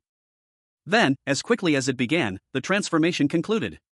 He opened his eyes, no longer the fearsome Baphomet, but a human, lying on the cold ground. Raven, clad in shining armor, looked down at him, a hint of surprise in her eyes. "You surprised?" she asked, her voice laced with curiosity. Baphomet, now in his human form, smirked. "That I'm so good-looking?" His new face was striking, dark hair, sharp features, and a confident smirk that hinted at the power he once wielded. He was undeniably handsome, a stark contrast to his previous monstrous form. He addressed Raven, his voice calm and collected despite his recent ordeal. "You should help me. I'm trying to catch that bastard." The image shifted to reveal the target of Baphomet's pursuit, a terrifying figure with a grotesque mask, its eyes burning with malevolent intent. The scene changed again, showing Baphomet in a grand, opulent room. He was surrounded by several individuals, their expressions a mixture of concern and curiosity. A large black dog stood patiently by his side. The dog, Hyuxiol, looked up expectantly. "Oh my, our Hyuxiol. How have you been?" A woman and a man, presumably his parents, approached him with warm smiles. "Did you miss Mom and Dad?" A large, black and white husky-like dog sat patiently, its gaze fixed on a pair of outstretched hands. The dog's head tilted slightly, its ears perked as if listening intently. A single tear rolled down its furry cheek. The dog whimpered, a low, mournful sound escaping its throat. It seemed to be remembering something painful. A young man with short brown hair knelt beside the dog. "Hyuxiol, are you crying?" "Looks like you missed Mom and Dad," he said, a hint of amusement in his tone. Hyuxiol's eyes widened, another tear tracing a path down its muzzle. The young man continued, "They're dead." The image shifted to show 2 elderly people slumped in wheelchairs, their faces pale and lifeless. The young man's expression shifted to one of concern as he looked at the dog. Hyuxiol whimpered again, rising to its feet and moving away from the young man. The young man reached out a hand, but the dog avoided his touch. A figure in a dark robe and a strange, mask-like face appeared in the doorway. That man. The masked figure observed the scene, a thoughtful expression on their face. "Is that a hunting dog?" I guess it's pretty hard to fool them with imperfect illusions. A man, his expression a mixture of concern and confusion, stared at something unseen. He muttered to himself, questioning what was happening and suspecting something amiss. A figure in a mask, their face obscured, calmly explained that the disturbance was due to the presence of a hunting dog. They couldn't allow a hunting dog to disrupt their plans. The masked figure paused, stroking their chin thoughtfully. As the hunting dog, a large, powerful canine, began to emanate a dark, ominous aura, its eyes glowing menacingly. Its form shifted, growing larger and more monstrous, its power palpable. The monstrous canine lunged forward, a wave of dark energy surging from it, engulfing the masked figure. A blonde-haired man appeared, his eyes glowing with power, declaring the masked figure no longer needed. The blonde-haired man unleashed a golden energy blast, striking the masked figure. The masked figure was consumed by the golden light, leaving behind only golden dust and a single white butterfly. Two luminous butterflies, their wings aglow with an ethereal light, drifted through the inky blackness. Their delicate forms tracing silent patterns against the void. A shower of golden sparks trailed in their wake. Surrounded by these shimmering lights, a ghostly figure materialized, its form indistinct but undeniably human. It raised a hand, as if reaching for something beyond. The hand, clad in a dark glove, pointed upwards, a gesture of both uncertainty and determination. A single, malevolent red eye opened, filling the frame with a chilling intensity. A predatory gaze that promised violence and suffering. Raven, the hunter, stood before it, her expression a mixture of apprehension and defiance. A shadowy figure, cloaked and masked, commanded a monstrous, black wolf to attack. "Bite him," it hissed, its voice a venomous whisper. A grotesque, wooden mask, its features contorted in a silent scream, filled the panel. The eyes, wide and vacant, stared out at the unseen horror. Terror etched itself onto the man's face as he stared up at the approaching beast. The monstrous wolf's jaws snapping shut around him. "Canine," he gasped, his last breath caught in his throat. Baphomet, the vanquished lord of the Abyssal Tower, found himself in the throes of a profound existential crisis. His eyes, wide and vacant, reflected the utter bewilderment that consumed him. A single, desperate question echoed in his mind. But why? The scene shifted. Baphomet, now reborn as a human, stood in an opulent hall, his blonde hair disheveled, a nervous tremor running through him. A barely suppressed chuckle escaped his lips. A sound that betrayed his inner turmoil. A voice, smooth and chilling, cut through the silence. "Ha, you're more ruthless than I thought," it hissed, the words laced with a hint of dark amusement. A large, pale snake slithered into view, its gaze fixed on Baphomet. The creature seemed to possess an unnerving intelligence. With surprising grace, the snake coiled around Baphomet's torso. Its cold scales brushing against his skin. A single word, barely audible, escaped the snake's jaws. "Master." Baphomet's new human form was clearly struggling to comprehend the situation. A woman, her expression a mixture of concern and apprehension, approached him. "What? Really? What should we do?" she asked, her voice laced with urgency. A young man with blonde hair and dark eyes, wearing a white-collared shirt, tilted his head slightly. His expression was one of mild surprise, his eyebrows raised in question. He asked, "Prepared a surprise?" His lips curled into a sly smile, a glint of mischief in his eyes. He let out a soft, knowing chuckle. "Ha!" A low, guttural laugh erupted from him, growing louder and more unrestrained. The sound echoing with a manic energy. The laughter continued, a wild, unrestrained outburst. A moment of stunned silence followed. The blond young man, his face now visible, leaned back, a self-satisfied smirk playing on his lips. He mused, as expected, "This is fun." A woman with shoulder-length brown hair, her expression serious and determined, spoke, "We can't afford to lose, can we?" She continued, "We should throw a surprise party too." A man in a black shirt and cap, his face partially obscured by a mask, stood with his fists clenched, a determined look on his face. A young man with short, dark hair, his face partially obscured by bandages, stood alone, his expression somber and downcast. The scene opens with a narration box introducing the two main protagonists, a young man with his face obscured by a bandage, and a taller, muscular man wearing a mask and cap. The focus shifts to the younger man. He is described as a son who lost his face due to a curse. He quietly utters the word, "Hey." The narration box identifies the taller man as the father, who is tirelessly working to cure his son. He wonders aloud, "How did this happen?" A woman observes the scene, commenting on the father's heartfelt paternal love. Another man, witnessing the scene, expresses pity for the father and son. A narration box explains that, moved by their plight, the sect leader himself will intervene. The panel shows only a dark, cloaked foot descending from above. A figure in a white robe and hood, with a muscular physique, descends. A bystander excitedly wonders what miracle the sect leader will perform. The crowd erupts in cheers, shouting leader. Sect leader. The crowd continues to enthusiastically hail the arrival of the sect leader. A masked figure, identified only as sect leader, stood before a cloaked individual in ornate, metallic armor. The masked figure declared, with a hint of smugness, that the scene before them was magnificent. The armored figure, his hand outstretched, scornfully addressed the sect leader, calling him a fool for being so oblivious to the unfolding events. A condescending smirk playing on his lips as he leaned in close. The armored figure's gaze shifted, his words now directed at someone off-panel. He began, "Watch well, Hunter Bill." A pause hanging heavy in the air before he corrected himself. The armored figure continued, "Or should I say, Baphomet?" A spectral hand reached out towards the sect leader, a faint purple glow emanating from it. The sect leader's face, though masked, showed a growing sense of unease. His eyes narrowed, a flicker of fear in their depths. A dark, swirling vortex of energy began to form behind the sect leader. Baphomet, revealed to be the armored figure, used his power to pull the sect leader into a dark magical circle. Raven, the legendary hunter, stood amidst a swirling vortex of magical energy, a triumphant grin spreading across his face. He muttered, amazed, at the sheer power he was wielding. He marveled at his own strength, the raw power coursing through his veins. Nearby, a young woman with short hair, also a hunter, stared, her eyes wide with disbelief. The young woman's thoughts raced, she could only think of one person who possessed such overwhelming power, the sect leader.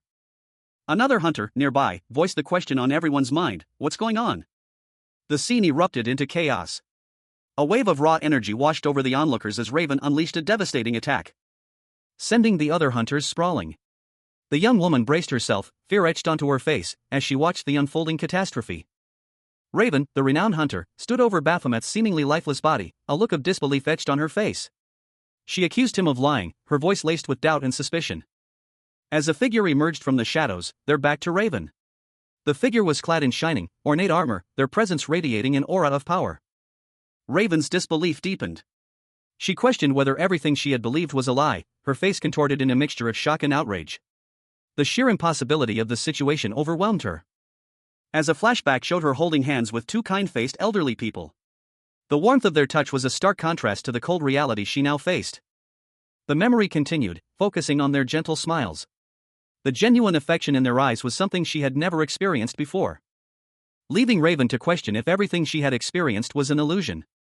The weight of this possibility crashed down on her. The armored figure, revealed to be a man, questioned Raven's ability to see the elderly couple outside of a specific location. He suggested that her interactions were limited to a single, controlled environment. A stark contrast to her previous belief that she had known them intimately. Their confrontation was tense, the unspoken accusations hanging heavy in the air. Raven reflected on her actions, a wave of despair washing over her. Everything she had done felt meaningless. As the man's words confirmed her worst fears, her efforts had been in vain. A knight, clad in shining silver armor, stood amidst the rubble of a ruined landscape. His dark hair fell over his brow, partially obscuring his pensive expression. He mused that his sudden visit was likely a ploy to eliminate him, a mere hunting dog, as he was known. Even with the illusions in place, a hunter with his keen sense of smell would easily detect the lingering scent of death. He realized that they might also eliminate his brother as well. A young woman with short brown hair knelt on the ground, her face etched with despair. Tears streamed down her cheeks as she bit her lip, clearly overwhelmed by grief and fear. She trembled, her body racked with sobs as she clutched at something on the ground. The scene conveyed a sense of profound loss and helplessness. The knight, still in his armor, spoke again. He explained that he was working with the government, making any major incident a significant problem. He needed her help. The woman, still kneeling, listened intently as he continued. He assured her that this would be a good opportunity for her to atone for past mistakes. The knight's words hung in the air, a promise of redemption. His offer was a chance for her to make amends for her past actions. Suddenly, a woman with short brown hair, wearing a denim jacket and cap, appeared, her expression grim. She stood defiantly before two men who seemed ready to attack. One of the men, his face partially obscured, glared at the woman, his jaw clenched in anger. The tension was palpable. A young man with dark hair and red eyes raised a finger, a dark magical symbol glowing behind him. The word void appeared in a speech bubble above his hand, hinting at a powerful ability. The scene opens with a close-up of Baphomet, the demonic lord of the Abyssal Tower, his form partially obscured by a swirling vortex of dark energy. Two spheres of concentrated power pulsed ominously within the chaos. As Raven, the strongest hunter, launched a final, devastating attack. The energy crackled and surged, threatening to consume Baphomet entirely. A dark, star-filled void opened up, swallowing Baphomet whole. The text "Infinite Hell" appeared below, indicating the immense power of Raven's attack. The scene shifts. Raven, his face obscured by a mask and sunglasses, stood amidst a cosmic backdrop of swirling nebulae. He clenched his fist, his body tense. A look of grim determination etched on his features. He seemed to be bracing himself for something. Suddenly, a powerful energy wave erupted from Raven, a dark, shadowy tendril lashing out, striking something unseen. The impact was fierce, the energy crackling violently. A powerful beam of light shot out from the darkness, seemingly from the void where Baphomet had been consumed. Raven, the strongest hunter, launched a final, devastating attack against Baphomet, the lord of the Abyssal Tower. A blinding flash of energy erupted from his blade, cleaving through the air with terrifying speed. The impact sent Baphomet hurtling through the air, leaving a trail of shimmering energy in his wake. As Baphomet fell, a strange energy began to emanate from his body. A swirling vortex of dark power that pulsed with an otherworldly light. Baphomet found himself in a strange, ethereal realm, a swirling vortex of crimson energy surrounding him. He felt a profound sense of unease, a premonition of a momentous change. A large, intricate magical circle pulsed beneath his feet, its arcane symbols glowing with an ominous red light. He felt a strange pull, a force beyond his comprehension. Suddenly, a blinding light engulfed him. And when the light subsided, Baphomet's eyes glowed with an intense, crimson light.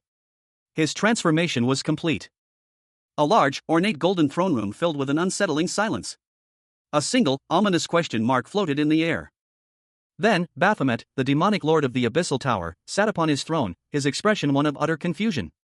What happened, he wondered, his voice barely a whisper. He was certain he had been in the lair of a strange cult due to a threat from Baphomet himself, however, he found himself back in his tower. A wave of disorientation washed over him. A grim realization settled upon him. Fuck, I'm finally here. He muttered, a dark glint in his eyes. The arduous journey had been excruciating. A hulking figure, carrying a large sack, trudged through the sandy landscape.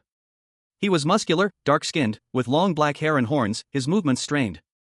The weight clearly a burden. That unlucky bastard is, he thought, a surge of recognition hitting him. The demonic beast Baphomet appeared before him, his presence filling the frame.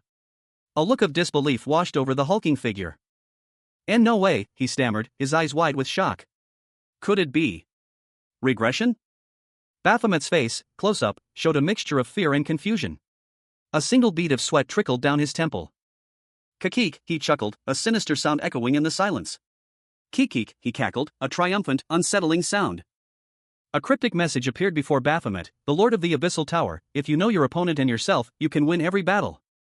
And as his body returned, Baphomet vowed, "I will no longer lose against you." Raven, the strongest hunter, stood before the defeated Baphomet, his eyes burning with righteous fury. He declared, "I'll return the pain you've caused back to you, Baphomet." A surge of dark energy erupted from Raven as he unleashed a devastating attack, the force of which sent Baphomet hurtling through a swirling vortex of purple energy and into the abyss. Baphomet found himself falling through a cosmic void, a swirling nebula of purple and black surrounding him. He reached out, his hand brushing against strange, arcane symbols. A blinding flash of light engulfed him. And when the light subsided, Baphomet had vanished, leaving behind only a faint scent of ozone. A crowd of onlookers watched with a mixture of fear and awe as the scene unfolded before them. Their faces, a mixture of apprehension and morbid curiosity, reflected the gravity of the moment. Suddenly, a figure emerged from the swirling chaos, a hulking silhouette cloaked in white. Only a grotesque, mask-like face was visible, its features unsettling and inhuman. Raven, the legendary hunter, landed heavily, his dark clothing dusted with fragments of shattered ice. He had clearly been in a fierce battle. His expression was grim, his eyes narrowed in concentration. He seemed to be assessing the situation, his gaze sharp and calculating. The masked figure spoke, its voice a low growl. "Is that your real face?" Raven moved with blinding speed, his spear a blur of motion as he launched a series of devastating attacks. Each strike precise and powerful, aimed to overwhelm his opponent.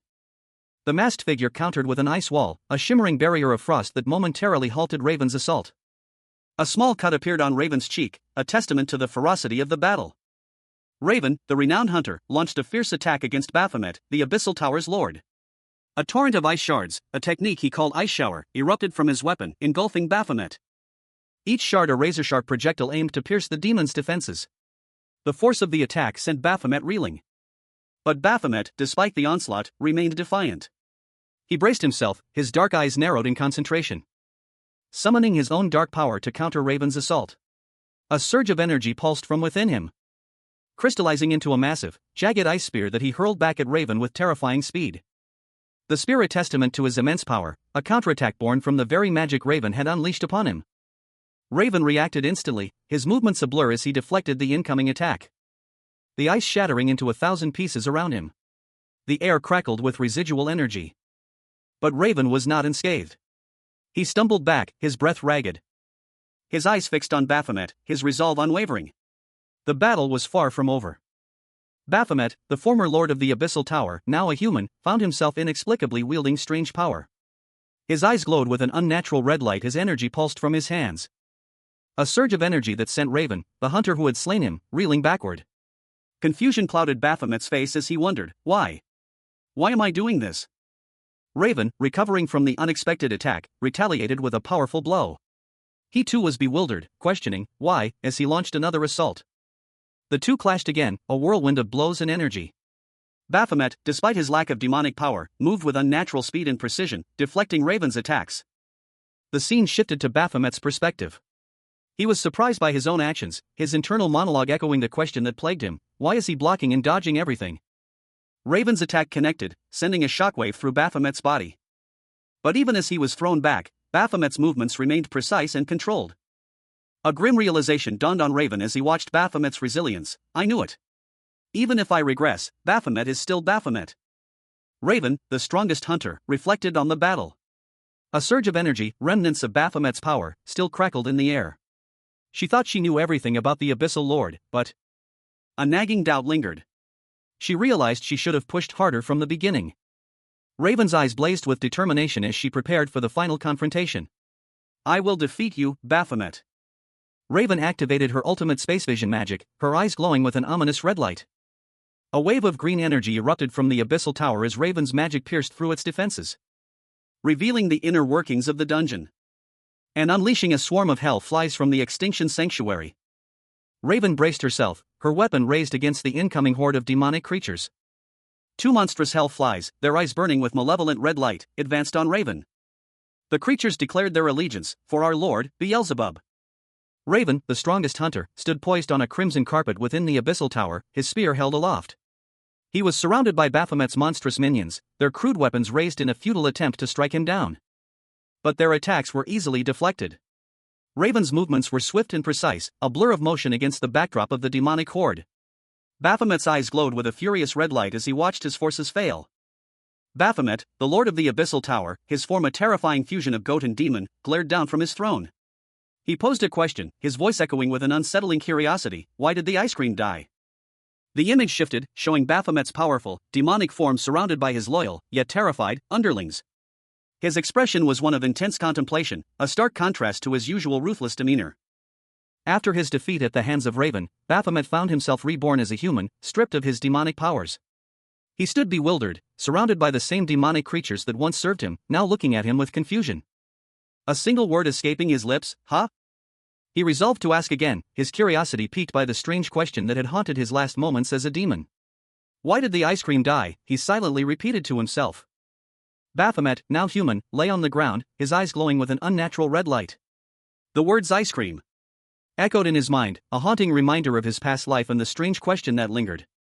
He floated in a dark, swirling void, the repetition of ice cream. Growing more insistent, a manifestation of his lingering confusion and the mystery of his transformation. Baphomet, now reborn as a human, stood in the darkness, his red eyes glowing faintly. A strange longing washed over him as he whispered, ice cream. He tried to speak, but only a strained, barely audible sound escaped his lips. The word "be" was all he could manage before. A wave of dizziness overcame him. A moment later, he found himself in a different location, his mind racing. He muttered to himself, he got me. He really got me. He was on the ground, injured, as someone shouted, what? Already? The voice continued, anyway, your strategy failed. He decided, it's better to just run for now. They're probably trying to figure out my identity, which means they'll also look for yours. He then added, let's take this chance to use them instead. Show off your powers in front of those bastards. A young man, his face partially obscured by bandages, questioned his captor. What do you mean by use? His captor explained, I mean manipulating you using a stronger illusion technique. The young man, seemingly resigned to his fate, muttered, I'm screwed. I already used my demonic eyes to break through the illusion, so I won't be affected again. His captor responded curtly, just pretend. He protested, that's hard. I'll get caught again. The captor countered, how about you cast a spell on yourself? Confused, the young man exclaimed, what do you mean by? His captor offered a suggestion, it's a better plan than you thought, right? The young man considered the idea. It's not bad, but I'll need a trigger to release the spell. His captor clarified, the trigger can be an object or a word. The captor continued, an object or uncommon words. Alright, then use this trigger. Baphomet, the demonic lord of the Abyssal Tower, found himself contemplating his defeat. Yes, he had to accept it. He had no talent in magic, and he wasn't very smart. But his tactical prowess was undeniable. Raven, the hunter who had vanquished him, stood over his fallen form, her greatsword resting on the cracked earth. Baphomet's thoughts continued, focusing on Raven's remarkable tactics. That's probably how she got to be the strongest hunter. Suddenly, a blinding light erupted as Baphomet was reborn as a human, his demonic power gone. He landed on the ground, disoriented and confused. The transformation was violent, sending shockwaves through the surrounding area, causing nearby civilians to shield their eyes from the intense energy and flee in terror from the chaotic scene. He moved with surprising speed and skill, his movements precise and deadly. Observing from afar, a man in white robes watched the young man, his eyes narrowed in suspicion. Is that bastard's source of power, below? Raven, the legendary hunter, felt a surge of power as he sensed the Abyssal Tower's core drawing near. He unleashed a devastating blow, aiming for the very heart of the demonic structure. The impact triggered a catastrophic earthquake, fracturing the ground and sending tremors through the very foundations of the Abyssal Tower. The ground buckled and crumbled under the sheer force of the attack. Dust and debris rained down as Raven stood amidst the chaos, his expression grim but resolute. From the depths of the shattered tower, a radiant light began to emanate, taking the form of a swirling orb of pure energy. Raven, sensing the shift in power, braced himself for the aftermath. As the energy pulsed and throbbed, promising a transformation of epic proportions, Baphomet, the lord of the Abyssal Tower, felt a familiar surge of power. His eyes, glowing an ominous red, reflected the intensity of the moment. A single tear traced a path down his cheek, a stark contrast to the demonic aura emanating from him. Raven, the strongest hunter, stood before him, his face obscured by a mask. A question mark bubbled above his head, reflecting his surprise at Baphomet's sudden power surge. He was taken aback by the sheer force of the attack, the impact sending tremors through his body.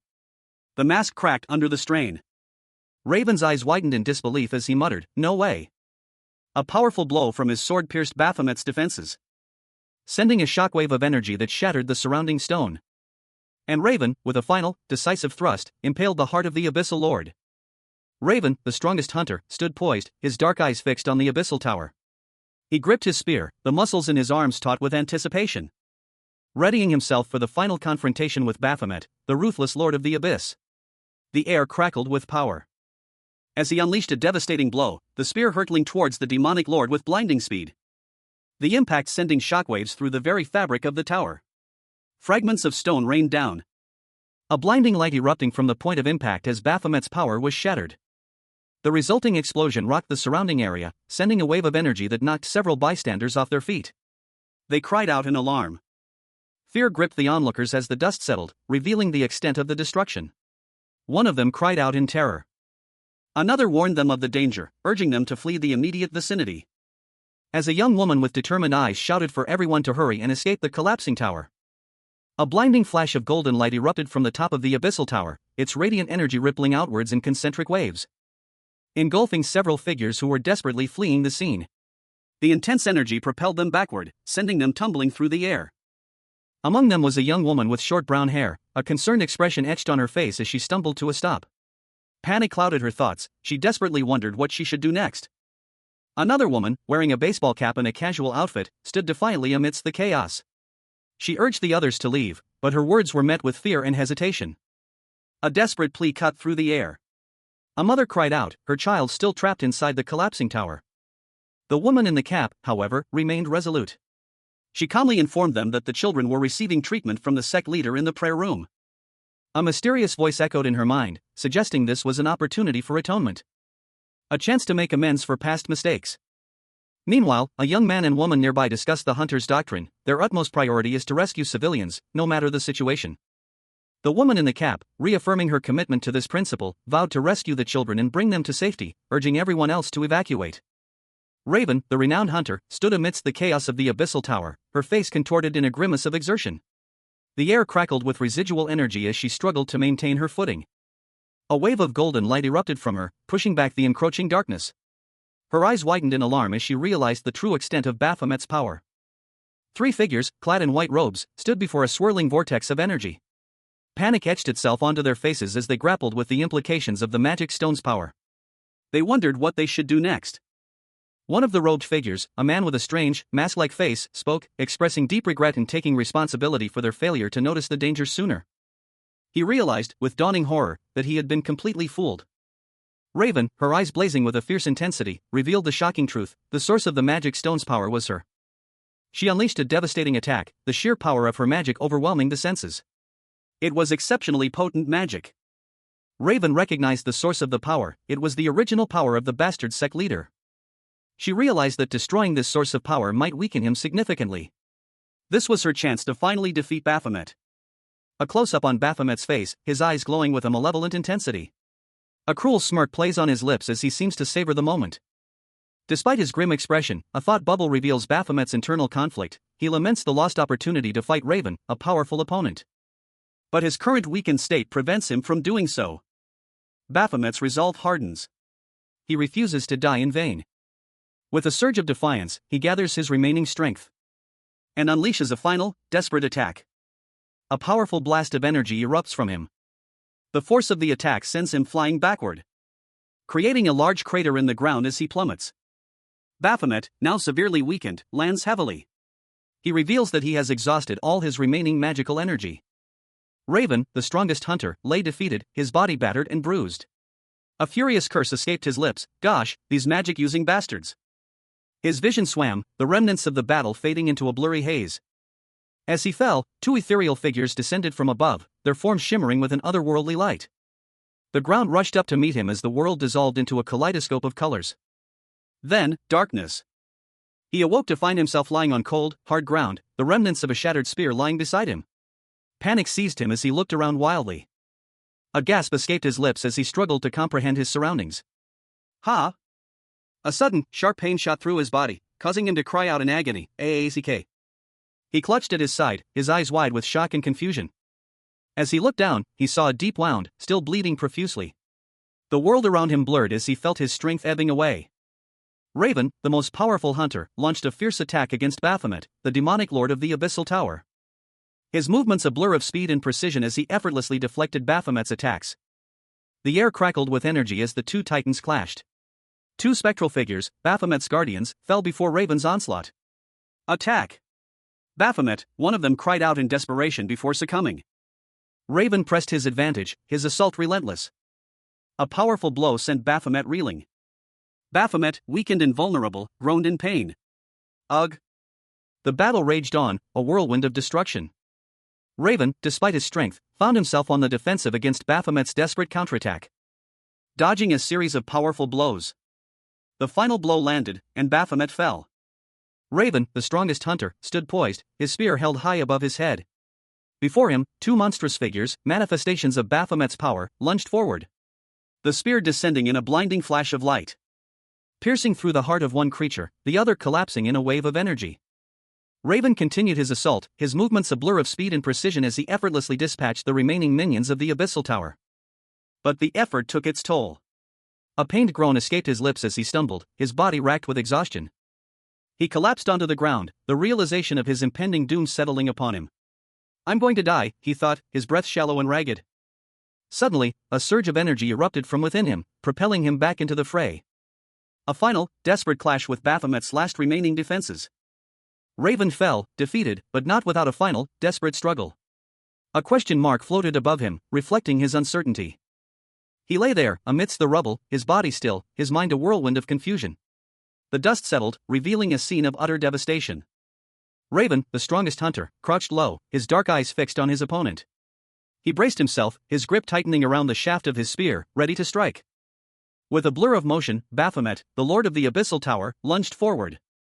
But Raven anticipated the attack, sidestepping with practiced ease. the impact of their clash sending tremors through the very ground. A nearby hunter observed, commenting on the sheer force of the blow. Dust and debris rained down as Baphomet staggered back, his dark robes slightly torn. Baphomet, despite his injury, smirked, admitting to having underestimated Raven. Raven's expression remained stoic, his gaze unwavering. The battle continued, the ground shaking violently from the force of their blows. A nearby hunter, noticing the tremors, wondered if the building was shaking from the aftermath of the fight. She also noted the darkness, unable to see anything clearly in the dust and debris. A woman, wearing a blue jacket and a baseball cap, stood in the shadows, her brow furrowed in concern. She wondered aloud where the missing children could possibly be. Suddenly, a gasp escaped her lips, as she heard a desperate plea for help from a nearby room. Finding a young girl, her eyes wide with fear, hiding in a corner. The woman rushed to her side, asking if she was all right. The girl, however, explained that she had always been there, and that everyone else had been tricked by an illusion. She then pointed towards a different location, indicating where the others were. Relieved, the woman decided to find the rest of the children and leave the area. Taking the girl's hand, they walked together towards the indicated location. The woman's eyes narrowed, a sudden realization dawning on her. They found all the other children safe and sound, huddled together in a room. Relief washed over her as she expressed her gratitude that they were all safe. A woman, her face obscured by a cap, addressed a group of children. She declared that she would take them to their parents. The woman led the children, one of whom was blindfolded, through a dimly lit corridor, only to be confronted by a monstrous, shadowy figure with glowing red eyes. The creature's presence filled the scene with palpable dread. The monstrous shadow loomed over the woman and children, its immense size dwarfing them. Fear gripped the children as they huddled together. The woman's face, partially visible, showed a mixture of fear and determination. A single tear traced a path down her cheek as she braced herself. But the creature's voice, surprisingly gentle, broke the tension. It exclaimed that the woman was alive and so cute. Later, a young man and woman discussed whether or not to take the creature home. The woman commented on the creature's cuteness, but noted that this breed of animal grows significantly larger as an adult. The man expressed his dislike for large dogs, prompting a young girl to plead with her mother to keep the creature. Two women, one with long dark hair and the other with shoulder-length brown hair, walked together. They decided to stop by a pet store on their way home to buy a small dog. Arriving at the pet store, a man with dark hair approached the counter and announced his intention to buy a dog. He specified that he was looking for a small breed. And the woman with dark hair, from the earlier scene, looked on thoughtfully. Inside the pet store, a large, dark-colored dog lay down. The scene then shifts to the pet store's welcome sign. The woman with dark hair and the man from before were now inside the pet store. The man stated his intention to buy a dog. The pet store employee asked if he had a specific breed in mind. He seemed unsure. The woman with dark hair commented that the large dog was quite big. The pet store employee explained that it hadn't been picked yet, and the woman found it cute. Raven, the strongest hunter, stood over Baphomet, the defeated lord of the Abyssal Tower. A fierce determination hardened her gaze as she declared her intent: she would take him. Raven offered Baphomet a hand, a gesture of unexpected kindness. "Here," she said, "let's go home together." Her smile held a warmth that belied the intensity of her previous battle. Baphomet, in his defeated state, could only stare, his mind reeling from the unexpected turn of events. As panels shift to show Baphomet's perspective, his eyes, though defeated, held a flicker of curiosity and hope. A profound change was underway within him, a shift in his very being. Baphomet awoke in a new body, a human form, in a simple room. He was no longer the lord of the abyss, but a creature of flesh and blood, stripped of his demonic power. A large, black wolf sat calmly in the room. The wolf, once Baphomet, cautiously approached the door, his new senses overwhelmed by the mundane reality of his surroundings. Outside, a young woman called out, "Huxiol." The wolf, now named Huxiol, tilted his head, a flicker of recognition in his eyes. The rain lashed down, turning the ground into a muddy mire. Several young people huddled together, their faces etched with fear and exhaustion, their clothes soaked through. They were clearly trapped, their hope dwindling with each passing moment. Suddenly, the ground trembled violently. A monstrous shadow erupted from the earth, its form vaguely canine but impossibly large and menacing. Its eyes glowed with malevolent red light. One of the young people, a girl with a baseball cap, stared in horror, her face contorted in terror as she watched the creature rise. Another young person, Huxiol, cried out in desperation, a desperate plea echoing in the downpour. The monstrous creature lunged forward, its massive jaws snapping shut with terrifying speed. The girl in the cap braced herself, preparing for the inevitable. With a burst of speed, she launched herself forward, attempting a desperate, last-ditch effort to save her friend. she was too late. A disembodied voice, calm yet insightful, observed that looking into someone's eyes reveals how they have lived. The voice continued, noting a shared scent between the speaker and the subject. Raven, the powerful hunter, stood amidst the debris of battle, his expression grim. Baphomet, his body partially obscured, approached Raven with a curious smile. Baphomet's gaze fell upon Raven, and he remarked that he could see more evil in Raven's eyes than good. Raven scoffed at Baphomet's statement, retorting with a question about the absurdity of such a claim. Raven, pointing his spear at Baphomet, angrily challenged the comparison, questioning how he could be similar to an exhibitionist. Baphomet, a smirk playing on his lips, countered that Raven was a sly person who talked about noble actions while doing something far from it. Raven, growing increasingly irritated, expressed his desire to silence Baphomet. Baphomet, the lord of the Abyssal Tower, felt a tremor of something unfamiliar fear as Raven's attack struck. Raven, his face contorted in fury, seethed, his words a venomous whisper. He wanted to rip Baphomet's mouth apart. Baphomet, despite the pain, found himself strangely detached. He mused that Raven's sins, however disgusting, were different from his own. His sin, he realized, was being utterly merciless, even to the very end. Raven, seizing the moment, declared that he could show Baphomet something right then. With a final, earth-shattering blow, Raven vanquished Baphomet.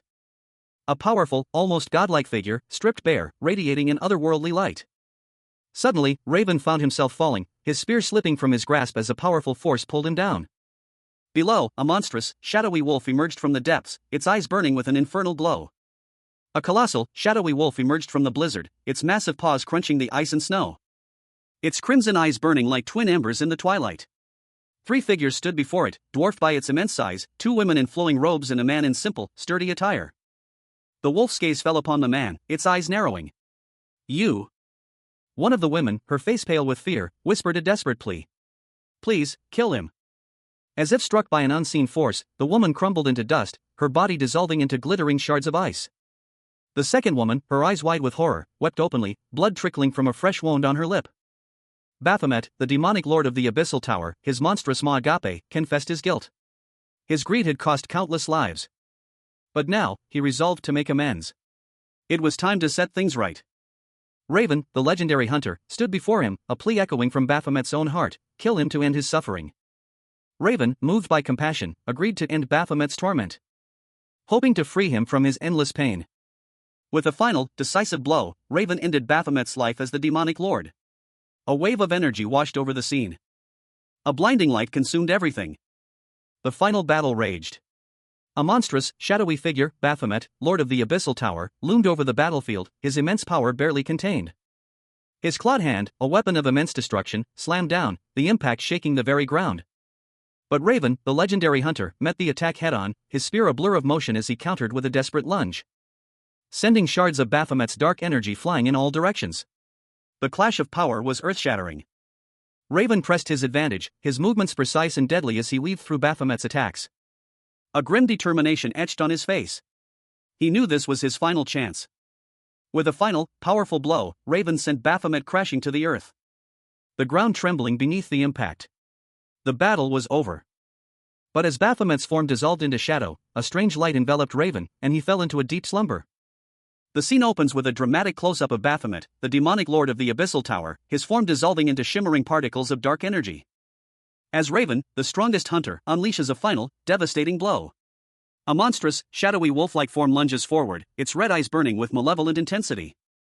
The creature's features shifting and coalescing into a humanoid shape. Confusion clouds its expression as it seems to struggle to comprehend its own form. A dark, shadowy form rises from the ground, a swirling vortex of darkness. Raven stands over the dissipating form of Baphomet, his sword still raised, his breath ragged. He seems to be in a state of shock, unsure of what just happened. The close-up focuses on Raven's sword, its blade gleaming faintly in the dim light. The weapon is intricately designed, hinting at its immense power. The scene shifts to show Baphomet's body collapsing, his form dissolving into nothingness, leaving behind only scattered fragments of dark energy. The air crackles with residual power. Suddenly, Raven notices something unusual. A faint glow emanates from his own hand, a strange, unfamiliar energy pulsing within him. He looks down in surprise, a question mark floating above his head. High above the battlefield, Raven, the legendary hunter, rode a shadowy wolf, his form cloaked in a protective shadow shield. He braced himself, a look of grim determination etched on his face, unleashing a devastating shadow thorn arrow's attack. A flurry of dark energy projectiles arcing towards his target. Each arrow imbued with the power to pierce even the most formidable defenses. With a final, powerful thrust, Raven's spear found its mark, striking the monstrous beast with brutal force. The impact shattered the creature's shadowy form, leaving behind only fragments of dark energy. Raven stared, a look of confusion crossing his features as he muttered, "Huh? You'll have to reimburse the entire equipment as well as the rental fee." The image of a broken spear shaft confirmed the unfortunate news. The final blow landed, shattering Baphomet's imposing form into a million fragments. Again? The sheer power of Raven's attack echoed through the abyssal tower, leaving only dust and debris in its wake. A dark, shadowy figure plummeted from the remains of the tower, a silent testament to the epic battle that had just concluded. The impact of the fall created another massive explosion of energy, sending shockwaves through the very foundations of the abyssal tower. The dust settled, revealing a scene of utter devastation. The once formidable tower was now a crumbling ruin. Raven, kneeling amidst the rubble, gasped in disbelief. "The Baphomet?" Two ethereal figures, their eyes glowing menacingly, descended from the heavens, their presence both beautiful and terrifying. They loomed over Raven, their intentions unclear, as he remained frozen in fear. As the two ethereal beings were consumed by the intense energy. High above, Baphomet, the demonic lord of the abyssal tower, carried a young man, Beelzebub, in his arms. Below, another monstrous figure lunged, its claws extended. A desperate struggle ensued as the two demons clashed, their battle sending icy shards raining down upon the scene. Beelzebub, gasping for air, pleaded with Baphomet. He had used an extreme amount of demonic power to summon him, and now he needed to be taken to safety. A look of annoyance crossed Baphomet's face. He muttered to himself, unconcerned, that no matter where that asshole was, he would always survive. He added, with a grimace, that he had been injured while helping Beelzebub. Baphomet, carrying Beelzebub, was suddenly attacked by another monstrous creature. A pained cry escaped his lips, as the creature's attack sent him reeling. Beelzebub, terrified, cried out for his lord, Beelzebub. A voice boomed from the shadows, ordering that Beelzebub be taken to safety immediately. They would handle the situation. A powerful figure emerged from the darkness, his muscular physique and flowing white robes hinting at immense power. Baphomet, the former lord of the abyssal tower, now stood as a human, his demonic power gone. A cold, hard glare settled in his eyes, reflecting the remnants of his immense power. He stood before a gaping chasm, the remains of the tower crumbling around him. Fragments of ice and magical energy still drifting in the air. The weight of his past actions settled heavily upon him. A surge of blue energy erupted from the depths of the chasm, taking the form of a monstrous claw, reaching out from the darkness. From the darkness, a colossal, shadowy wolf emerged, its eyes burning with an ominous red glow. Baphomet, now powerless, found himself at its mercy. Raven, the hunter who had defeated him, appeared atop the beast. Her expression was grim, determined. She spoke, her voice carrying a weight of responsibility. "This has to happen so the five of us can live together." Raven looked down at Baphomet, her gaze unwavering. She asked, "You understand that, right?" Baphomet, the lord of the abyssal tower, smirked, a cruel glint in his eyes despite the ethereal glow surrounding him. He uttered a single, chilling command, "So die." Raven, the strongest hunter, lay broken on the ground, his body embedded in the cracked stone floor of the abyssal tower. A grim testament to Baphomet's power. His eyes, however, held a flicker of something unexpected. A powerful fist, glowing with an otherworldly light, descended from above. The final blow connecting with Baphomet's form. Raven's attack sent a shockwave through the abyssal tower, the force of the impact visibly shaking the very foundations of the demonic structure. A monstrous, shadowy wolf emerged from the ensuing chaos. The wolf lunged at Raven, its jaws snapping shut. But Raven, despite his injuries, managed to evade the attack with surprising agility. The monstrous beast snarling in frustration. Raven, the legendary hunter, stood amidst a desolate landscape, his body radiating an almost ethereal glow. A fierce determination etched itself onto his features as he clenched his fists, preparing for battle. He muttered to himself, convinced that fighting barehanded was superior. A subtle smirk played on his lips, hinting at a confidence bordering on arrogance. Suddenly, a monstrous wolf-like creature emerged from the shadows, its eyes burning with malevolent red light. Its massive jaws opened, revealing rows of razor-sharp teeth, ready to strike. Raven met the beast's charge head-on, his fist coiling into a tight ball, and unleashing a devastating blow that sent a shockwave rippling through the air. The impact echoing as the monstrous creature staggered back, momentarily stunned. The wolf, enraged, lunged again, its eyes blazing with fury. Raven, anticipating the attack, dodged with incredible speed, his movements a blur. He countered with a swift kick to the creature's jaw, sending it flying backward, its body crashing into the ground with a deafening thud. Baphomet, the lord of the Abyssal Tower, felt a familiar chill as he braced himself for the final confrontation. His crimson eyes, usually devoid of emotion, now burned with a strange mix of anticipation and dread. Before him loomed Raven, the strongest hunter, her form obscured by a monstrous, shadowy wolf, its maw agape, revealing rows of razor-sharp teeth. Raven's attack was swift and brutal. A blinding flash of light erupted as she unleashed a devastating blow, sending Baphomet hurtling backward, his body cracking under the sheer force of the impact. He crashed into the ground, the very stone beneath him crumbling to dust. A wave of searing pain washed over him as he felt his demonic power begin to wane. As Raven prepared another attack, Baphomet's eyes widened. He saw not a foe, but a reflection of something he desperately craved, the fragility, the pain, the very essence of humanity. With a final, earth-shattering roar, Raven delivered the killing blow. And Baphomet's reign of terror came to an abrupt end. In death, Baphomet was granted a peculiar wish, to experience life as a human, stripped of his demonic power. He awoke in a world he once despised, now a mortal man, ready to embark on a new, unexpected journey.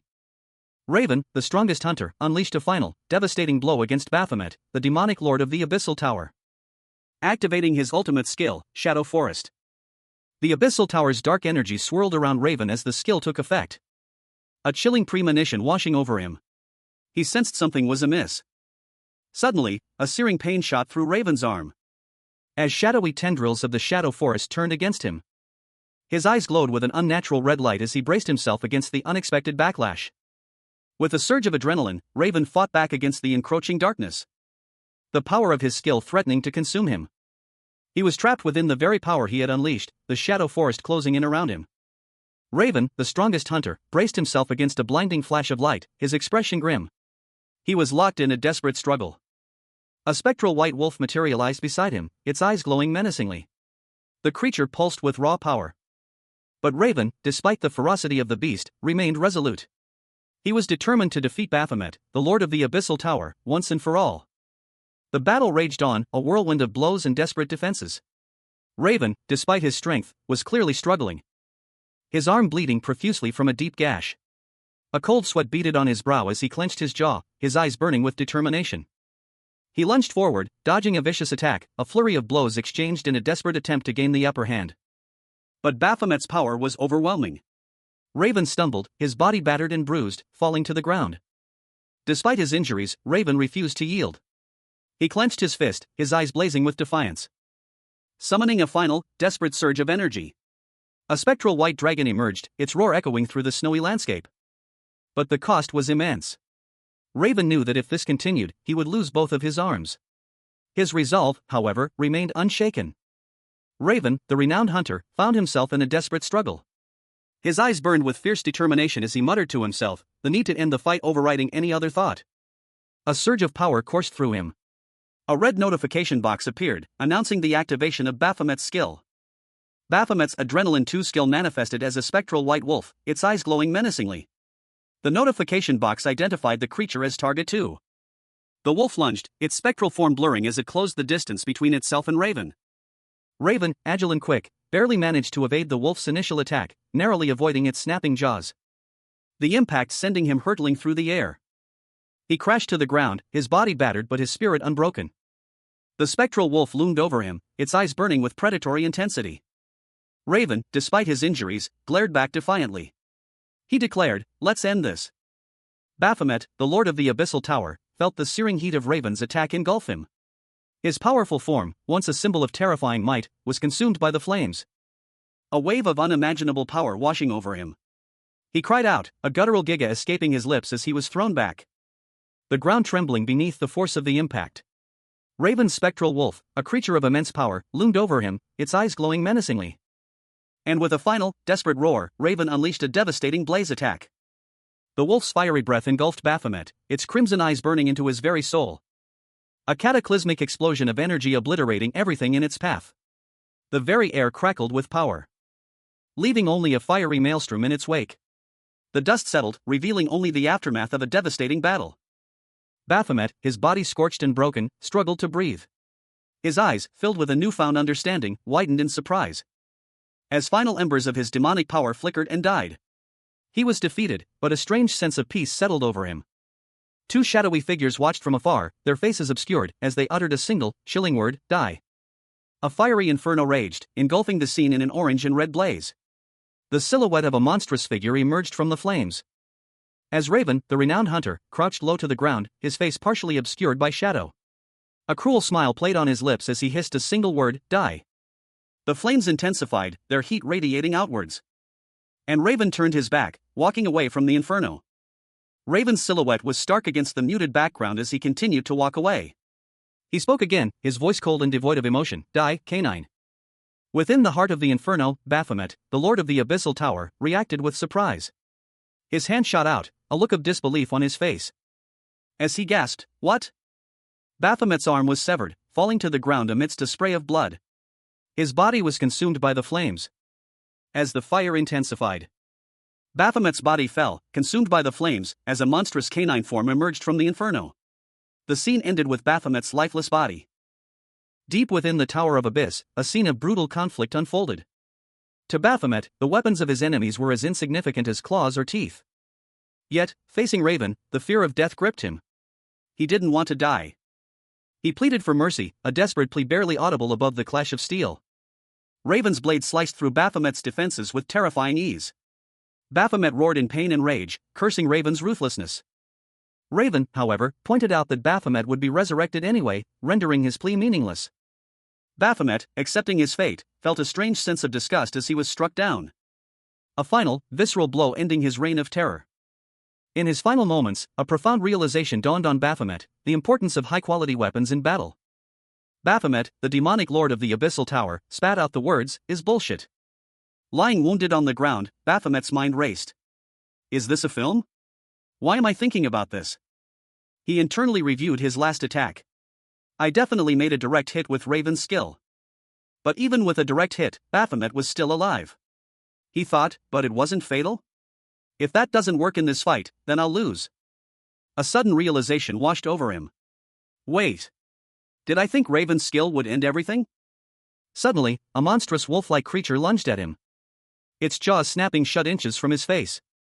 Baphomet gritted his teeth in pain and fear. The creature snarled, "You're the same. You'll die for real this time." Baphomet's thoughts turned inward. I'll die? A woman, presumably a medic, spoke calmly to him, "I'm telling you this while you settle the equipment." Baphomet, the former lord of the abyssal tower, now a human stripped of his demonic powers, reflected on his past. He mused that perhaps, with the right equipment, he could have achieved more. Suddenly, a surge of blue flames erupted around him. A searing heat intensifying as the flames coalesced into a spectral blade. A weapon of pure energy forming in his very hands. His eyes glowed with an unnatural blue light as he gripped the ethereal weapon. The power coursing through him, a remnant of his former might. But even this power was not enough to fully protect him. Raven, his former vanquisher, appeared, his face etched with worry and concern. A monstrous creature emerged from the shadows, its gaping maw filled with rows of razor-sharp teeth. Its presence radiating malice and hunger. Raven, despite his concern, reacted instantly, launching a powerful kick towards the beast's gaping maw. Baphomet, the lord of the abyssal tower, found himself on the verge of defeat. His eyes, wide with a mixture of disbelief and dawning understanding, reflected the harsh reality of his situation. Raven, the legendary hunter, pressed his attack, his blade a blur of motion as it sliced through the air, narrowly avoiding Baphomet's desperate counter. The impact of the final blow sending Baphomet sprawling across the snow-covered ground, his body marred by deep wounds. He lay there, defeated, his demonic power spent. A desperate cry escaping his lips as he struggled to comprehend his mortality. Inventory, he gasped, his mind racing. A realization dawning on him as he plummeted towards the earth. He had foolishly relied on Raven's skill, underestimating the true power of the hunter. The force of his fall shattering the frozen ground beneath him. He had been defeated, not by some overwhelming force, but by a human. A bitter truth settling in his mind. He fought me, with that, he thought, his gaze falling upon the locked item in his inventory. An image of Raven's sword flashing before his eyes. It was the weapon Raven had used to defeat him, a weapon of immense power. A memory of the battle resurfacing. It wasn't just a weapon, it was the instrument of his demise. If it used to be that jerk's weapon, then it must be of the highest grade, he mused. A stark contrast to the rental weapons he was accustomed to. It's different from cost-effective rental weapons, he realized, a glimmer of understanding dawning in his eyes. Raven, the renowned hunter, lay wounded in the snow, his body battered and bleeding. A large, white wolf-like creature nuzzled him, its presence offering a strange comfort amidst the harsh winter landscape. He lifted his head, his gaze hardening with determination despite his injuries. A fierce resolve burned in his eyes, a stark contrast to the serene snow around him. A red screen appeared, displaying a locked katana, its blade stained crimson. The image pulsed with a menacing glow. Frustration boiled over. "Fuck it," he roared, his voice raw with anger and desperation. He attempted to access his equipment, but a message flashed across the screen: "This equipment is locked and unavailable for use." He scoffed, a bitter laugh escaping his lips. "Don't make me laugh," he muttered, his voice laced with disbelief. Ignoring the system's refusal, Raven focused his will, shouting "Unlock" twice, his voice echoing with unwavering resolve. He leaped into the air, aiming for a desperate attack against the looming threat. The same message appeared again, mocking his efforts. Undeterred, Raven roared, "I said unlock it!" His foot landed heavily, the impact echoing through the snowy landscape. The scene ends with a sense of impending conflict. A swirling vortex of dark energy pulsed in the snowy wasteland. Its ominous presence casting a long shadow over Raven, the renowned hunter, who stood with his back to the monstrous entity, his body bearing the marks of a fierce battle. The creature, a colossal wolf-like beast with eyes burning with malevolent red light, loomed over him, its power palpable. Raven's gaze, though hidden, betrayed a steely determination. A silent vow formed in his mind: if I die, he would make sure Baphomet, the Abyssal Lord, would pay the ultimate price. Raven launched a final, desperate attack. A blinding flash of energy erupted from his hand. A searing beam of light streaking across the snow. The beast snarled, "You'll be in trouble too." A mystical symbol, glowing faintly, appeared amidst the chaos.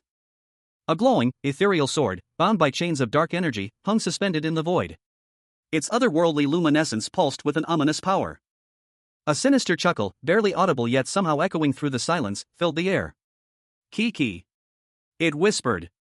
A blinding flash of light erupted from the sword, a surge of raw energy that tore through the darkness, sending Raven, the legendary hunter, hurtling downwards in a torrent of purple energy. He plummeted towards an unseen abyss. As he fell, a voice, laced with barely concealed amusement, echoed in his ears. "Are you threatening me?" Raven, battered but defiant, landed hard. Scratches marred his arms, but his eyes burned with determination. Raven gritted his teeth, a fierce glint in his eyes. "I'm ego weapon. Baphomet's voice, though still amused, held a hint of something else: curiosity. "It's still too early, but I'll let you use me." As Baphomet's true form was revealed, a name whispered on the wind: Baphomet. The narration box declared this to be an unexpected situation. Raven, the hunter who had defeated Baphomet, found himself the subject of Baphomet's anger. A purple aura surrounded him, highlighting his grim expression. In Baphomet's imagination, a scene unfolded: a goddess, seemingly unconcerned, reclined on a couch, munching on popcorn. He vowed to take action, but something else intervened. A mystical, purple-hued sword materialized before Raven. It identified itself as an ego weapon, a magic sword whose form shifted based on the wielder's desires, and revealed that it had been observing Raven, assessing his capability to wield its power. The sword urged Raven to reveal his desires. He was asked, "What do you want me to be?" The question hung in the air, the sword's form shifting expectantly. Raven's face twisted into a cruel smile, a chilling expression that belied his inner turmoil. He declared that he didn't care about the sword's shape. A monstrous claw, immense and powerful, pierced the night sky. Below, a figure stood, his form small against the looming shadow. Raven, the legendary hunter, stood defiant, his body scarred but his gaze unwavering. He craved power, a strength to match the beast above. With a surge of energy, Raven launched a devastating attack. The ground cracked and shattered under the force of the blow. The monstrous claw, weakened and broken, fell to the earth. Raven, victorious but wounded, soared through the air, his movements fluid and precise. He had defeated Baphomet, the lord of the Abyssal Tower. But the battle had taken its toll. A red notification flashed before his eyes: Passive Master of Weapons 3 has been activated. Raven's eyes glowed with a newfound power. Another notification appeared: the skill Weapon Theft has been automatically activated.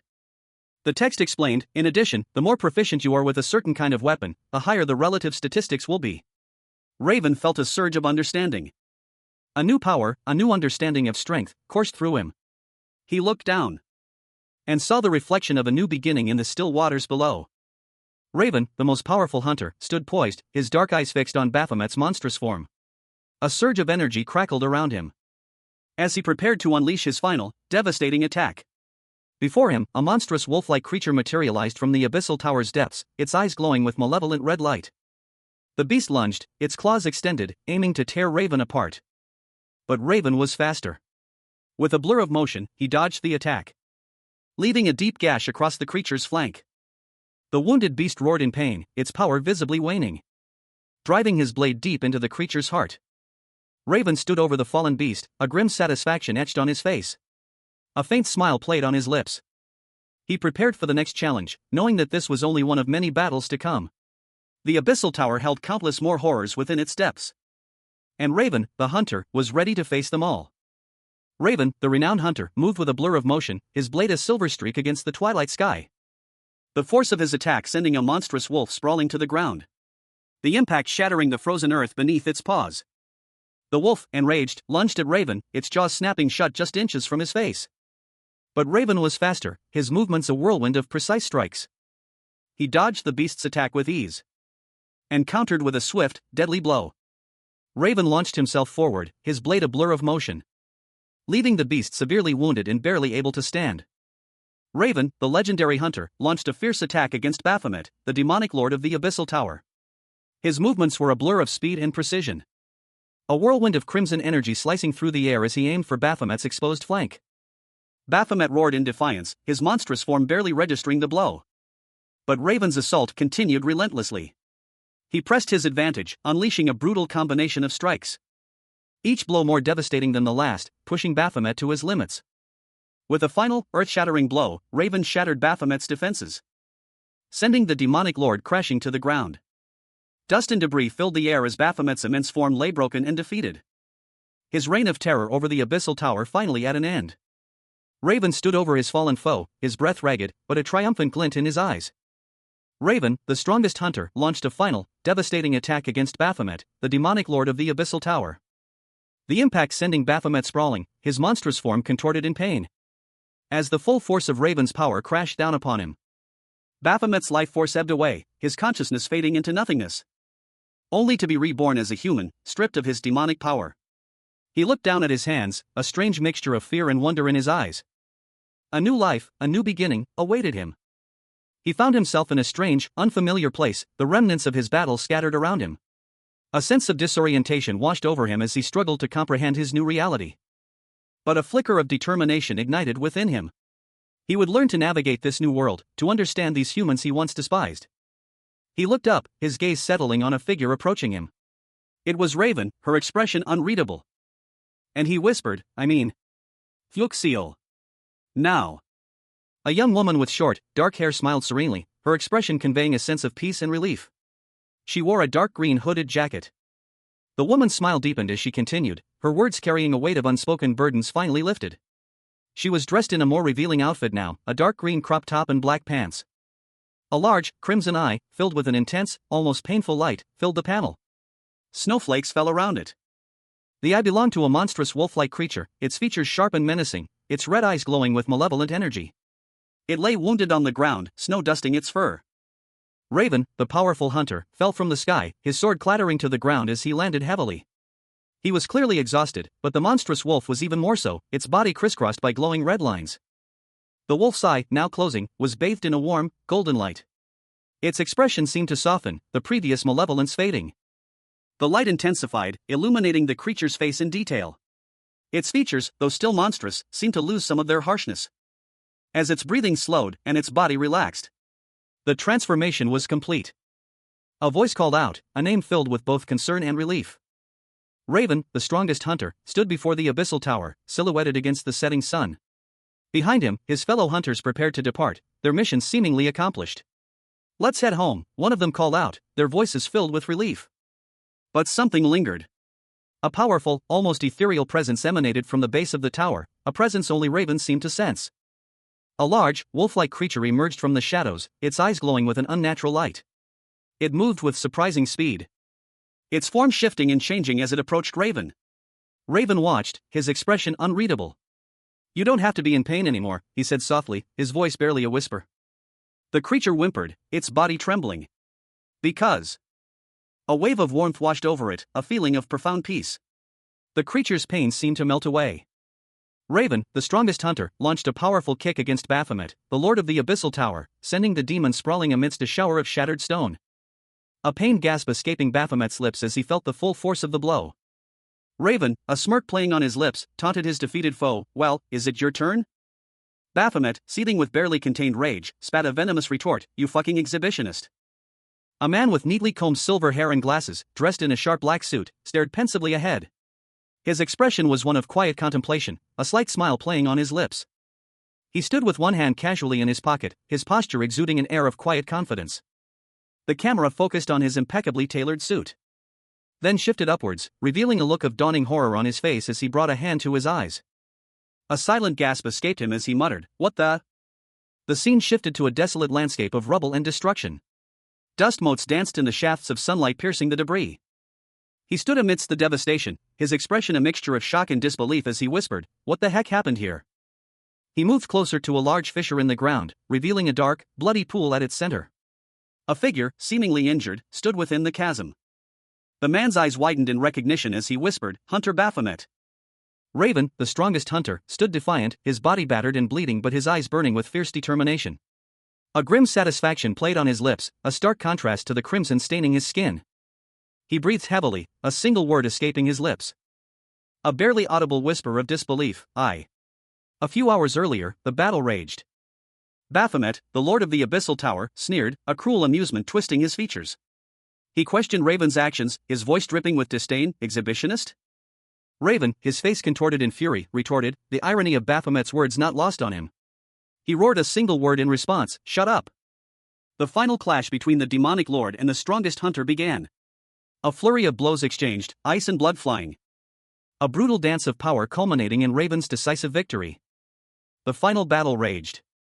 A blinding flash of light erupted from the clash of titans. As Baphomet, the lord of the Abyssal Tower, found himself on the defensive against Raven, the strongest hunter. A desperate cry escaped Baphomet's lips, "Master?" Raven, his face grim, pressed his attack. A furious roar tore from his throat, "You bastard!" He unleashed a devastating blow, his movements a blur of deadly precision. The impact sending shockwaves through the very fabric of reality. Baphomet staggered, his eyes wide with disbelief. He gasped, "What in the world?" As Raven's blade sliced through his defenses. Raven continued his assault, a whirlwind of motion. He shouted, "What?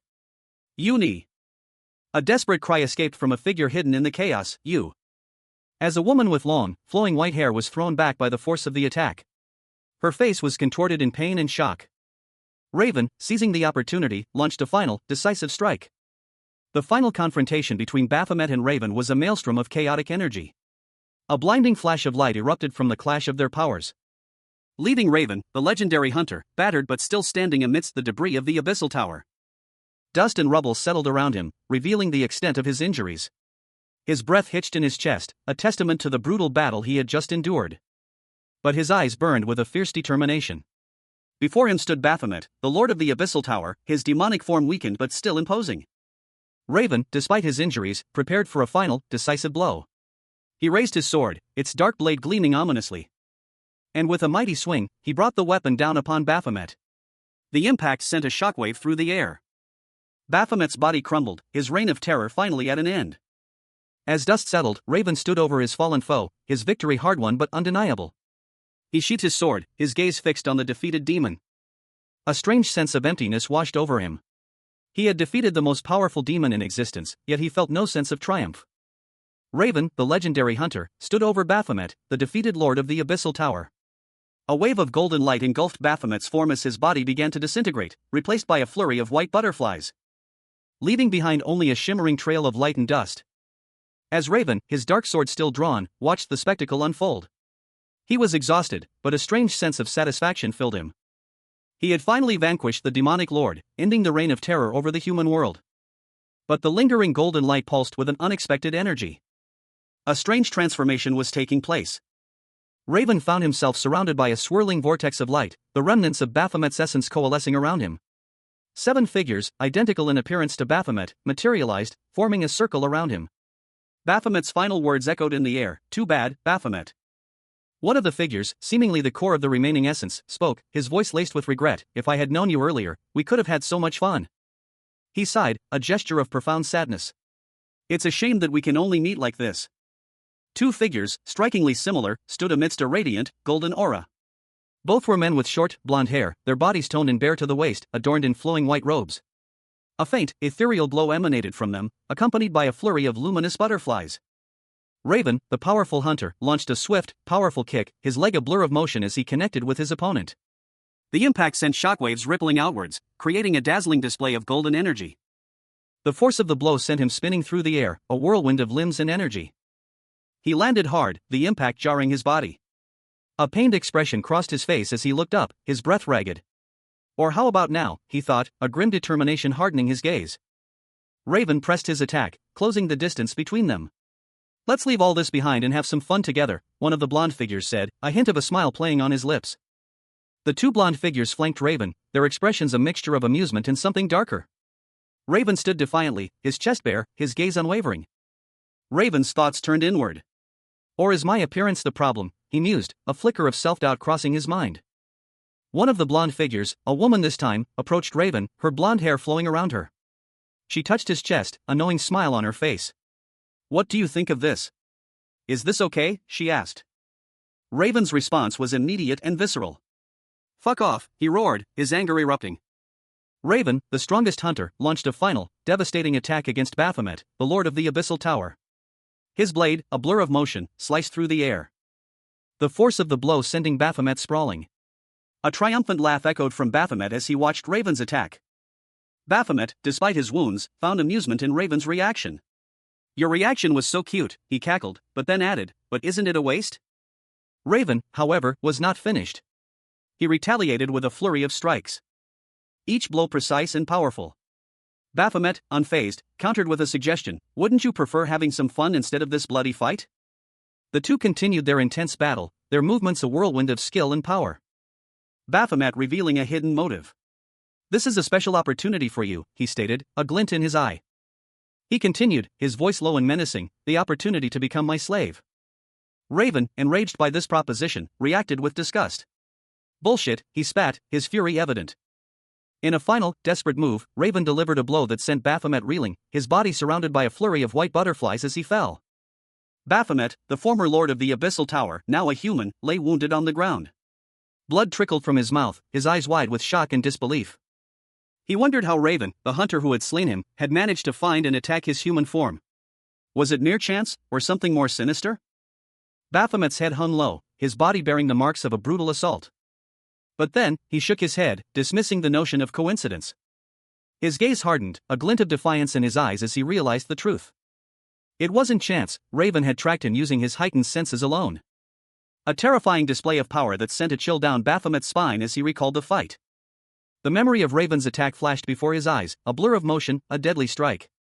Leaving him defeated and on the brink of death. She had won, but at a great cost. A desperate cry pierced the air, "Master!" Two colossal, serpentine creatures, their scales shimmering faintly, rose from the depths of a chasm.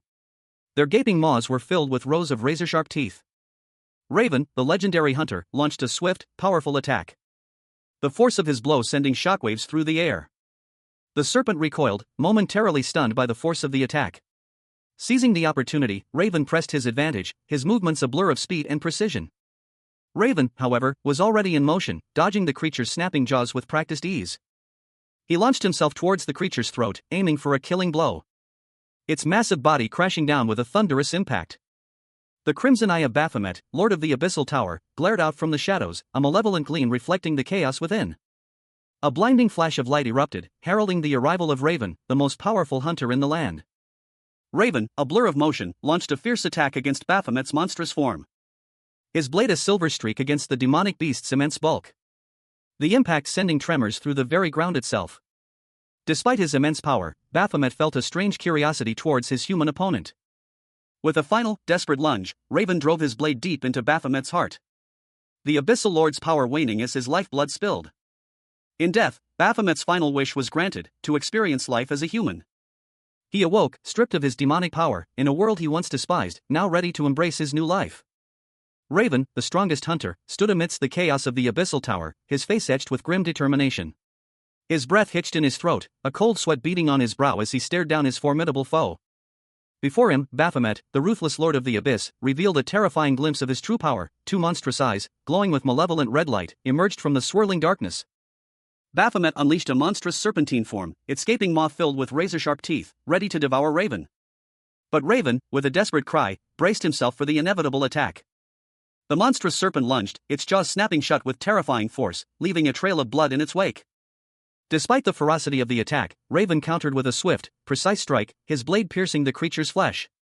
He stood victorious, his body battered but his spirit unbroken, a grim satisfaction etched on his face.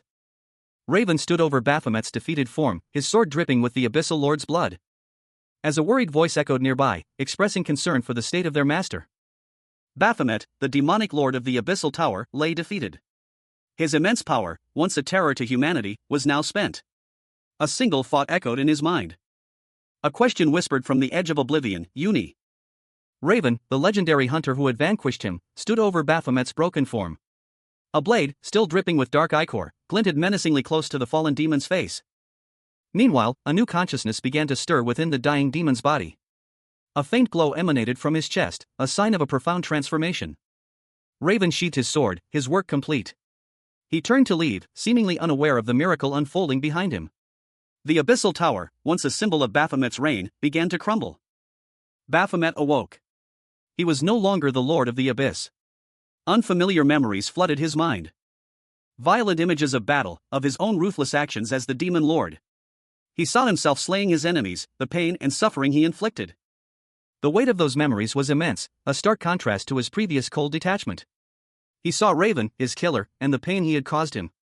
A chilling realization dawned on him. He understood the human condition, the capacity for both immense cruelty and profound suffering. He felt a strange kinship with Raven, his former enemy. Raven, the renowned hunter, stood over Baphomet, the fallen lord of the Abyssal Tower. Baphomet, his body ravaged by Raven's attack, lay dying. A chilling threat escaped Raven's lips: "You will die the same way." A blinding flash of light engulfed Baphomet as his life force ebbed away, leaving behind only a swirling vortex of energy and uncertainty. Elsewhere, Raven found himself facing a monstrous snake-headed creature. He braced himself for the attack. The creature lunged, its jaws snapping shut just inches from Raven's face. He barely managed to dodge the attack, his body battered and bruised from the fight. Raven's eyes burned with fury and determination as he glared at his opponent. He was clearly exhausted but refused to yield. The snake-headed beast opened its massive jaws, preparing for another attack. Raven, wounded and weary, braced himself for the inevitable. He muttered to himself, "No way." With a surge of adrenaline, Raven unleashed a final, desperate attack, his body ablaze with energy. He landed a powerful blow, shouting, "Do you know how hard I worked?" Raven, the strongest hunter, stood defiant, his blade raised against Baphomet, the fearsome lord of the Abyssal Tower. A furious cry escaped his lips: "How dare you take him!" He lunged forward, a blur of motion, his determination unwavering. A desperate attempt to stop whatever Baphomet was about to do. His resolve hardened as he declared, "I won't let you." Baphomet, weakened but still powerful, addressed an unseen companion. "Go first. Uni." With a final surge of energy, Raven launched himself at Baphomet, a desperate attack fueled by grief and rage. He roared, "Hurry!" Raven's blade connected, a powerful blow that sent a shockwave through the air. The impact echoing with the force of a collapsing mountain, leaving Baphomet reeling from the unexpected ferocity of the attack. His breath hitched in his throat as a cold sweat beaded on his brow. Raven pressed his advantage, unleashing another devastating blow. The final blow landed, and Baphomet fell, defeated. Dust and debris filled the air, the remnants of a cataclysmic battle. Baphomet, the once unstoppable lord of the Abyssal Tower, lay defeated amongst the rubble, his powerful form reduced to a broken husk. Raven, the legendary hunter, stood over him, her silhouette a stark contrast against the devastation. The weight of her victory seemed to settle heavily upon her. A grim expression etched on her face. "What a shame, it looks like you did your best to prepare for this," she observed, her voice laced with a hint of pity. "But it can't be helped, there's no time for you to get yourself involved with the great master's matters." Baphomet, stripped of his demonic power, felt a strange sense of peace wash over him as he looked towards the horizon. He had been defeated, but a new chapter was about to begin. A sudden, unexpected laughter erupted from his lips. Ah ah ah ah ah ah ah. The sound echoed through the desolate landscape, a stark contrast to the silence that had preceded it. A raw, unbridled joy that surprised even him. He was free. He was human. Raven watched him go, a mixture of confusion and concern clouding her features. She had defeated the Abyssal Lord, but she couldn't understand the strange, almost childlike glee in his laughter. A question forming in her mind: did you finally go mad? Baphomet, now a mortal man, felt a surge of determination. He would learn everything about this world, this humanity he had once scorned. And he would embrace it fully. His eyes, once filled with cold, abyssal darkness, now held a spark of something new, hope. Raven, the renowned hunter, launched a final, devastating attack against Baphomet, the Abyssal Tower's lord. The impact sent Baphomet sprawling, his demonic form crumpling to the ground, leaving him vulnerable and defeated. Raven stood over him, her expression unreadable, a grim satisfaction etched on her features. Baphomet, despite his defeat, felt a strange curiosity stir within him. He had never understood humans before, but now, in his final moments, a profound desire to be like them took root, transforming him. Baphomet awoke as a human, stripped of his demonic power, lying amidst the ruins of his former domain. Pain shot through his body as he gasped for breath, a curse word escaping his lips as he registered his new reality. He was human, weak, and utterly vulnerable. He struggled to his feet, his eyes narrowed in a mixture of confusion and disbelief. The weight of his past life, the power he once wielded, felt like a distant memory. A distant memory that now seemed both alien and strangely appealing. In the distance, the silhouette of Raven stood, a stark reminder of the battle that had changed his life forever. An interrogation was underway. The accused had infiltrated a secure location and been apprehended by authorities. His defense? He had no choice but to fight. The interrogator, a man in a sharp suit and glasses, observed him with a skeptical expression. Doubt clouded the interrogator's mind. He questioned the validity of the suspect's explanation. Seated in a chair, the accused, a young man with a bandage on his arm, remained impassive. The interrogator pressed further, highlighting the accused's role in the unfolding crisis. He reminded the accused that Chief Kong had already briefed him on the situation, emphasizing the importance of immediate escape if danger was sensed. The accused countered that the situation had escalated before he could even perceive any threat. His expression was one of grim determination. The scene opens with a speech bubble, a pointed question directed at Manhwa. You couldn't get a grasp on the situation because you couldn't sense it? You? Manhwa? A man with short, light gray hair and glasses is shown in profile, his expression unreadable but hinting at concern. Next to him, another man with dark hair is shown in profile, his expression equally inscrutable, but with a hint of defiance. An older man in a suit observes, his words revealing his thoughts. Hunters are supposedly not to be suppressed like this. We need to have an appropriate reward and punishment. He continues his internal monologue, questioning his actions. Did I give him too many rewards? The dark-haired man's thoughts are revealed. He disobeyed my orders. And his judgment hardens, and if he keeps on doing whatever he wants, then it's not worth it to expect anything from this man anymore. A stark statement appears, the best method to kill a hunting dog that doesn't listen to its master. The gray-haired man's internal conflict continues. I can't ignore his growth rate, too. His decision is made, before he grows even more. Raven, the renowned hunter, stood over the defeated Baphomet, the Abyssal Tower's lord. Dark, shadowy tendrils, remnants of Baphomet's power, writhed and dissipated around them. A stark white background punctuated only by a large question mark, hinting at the uncertainty of what was to come. A celestial being, radiating ethereal light, appeared before Raven. Her long, flowing white hair cascaded around her, and her eyes held an otherworldly glow. The being's gaze shifted to a man in a sharp suit and glasses, observing the scene from a distance. He seemed both intrigued and apprehensive. The celestial being extended a hand towards Raven, a gentle light emanating from her palm, a golden ring shimmering within its embrace. Her expression softened as she looked down at Raven, who seemed lost in thought. The man in the suit watched intently, his expression unreadable, as the celestial being's actions unfolded before him. A woman's face, contorted in a silent scream, filled the panel. Her mouth was agape, eyes wide with terror, as if she had witnessed something horrifying. The woman, her face now visible, was shouting at a younger woman with reddish-brown hair. Open the door, she demanded. The older woman, impatient and clearly agitated, stood with her hands on her hips, while the younger woman looked on with apprehension. A man in a suit appeared, explaining that there was an ongoing investigation and that only those directly involved were allowed to enter. The older woman insisted she was involved because her patient, a hunter who hadn't fully recovered, was inside. She argued that even with a hunter's regenerative abilities, he couldn't move around in his current state. The older woman, identifying herself as a guild master and member number 302, stated that she couldn't allow just anyone to drag a member around as they pleased. The man in the suit calmly countered that the team leader had assigned the hunter to her guild. He questioned her methods, his expression a mixture of concern and disapproval. A young man with dark hair and a contemplative expression mused to himself, this will be on the news. Meanwhile, a woman with shoulder-length brown hair and glasses stood before a door, her voice sharp and demanding as she threatened, if you don't open the door, I will make a scene here and...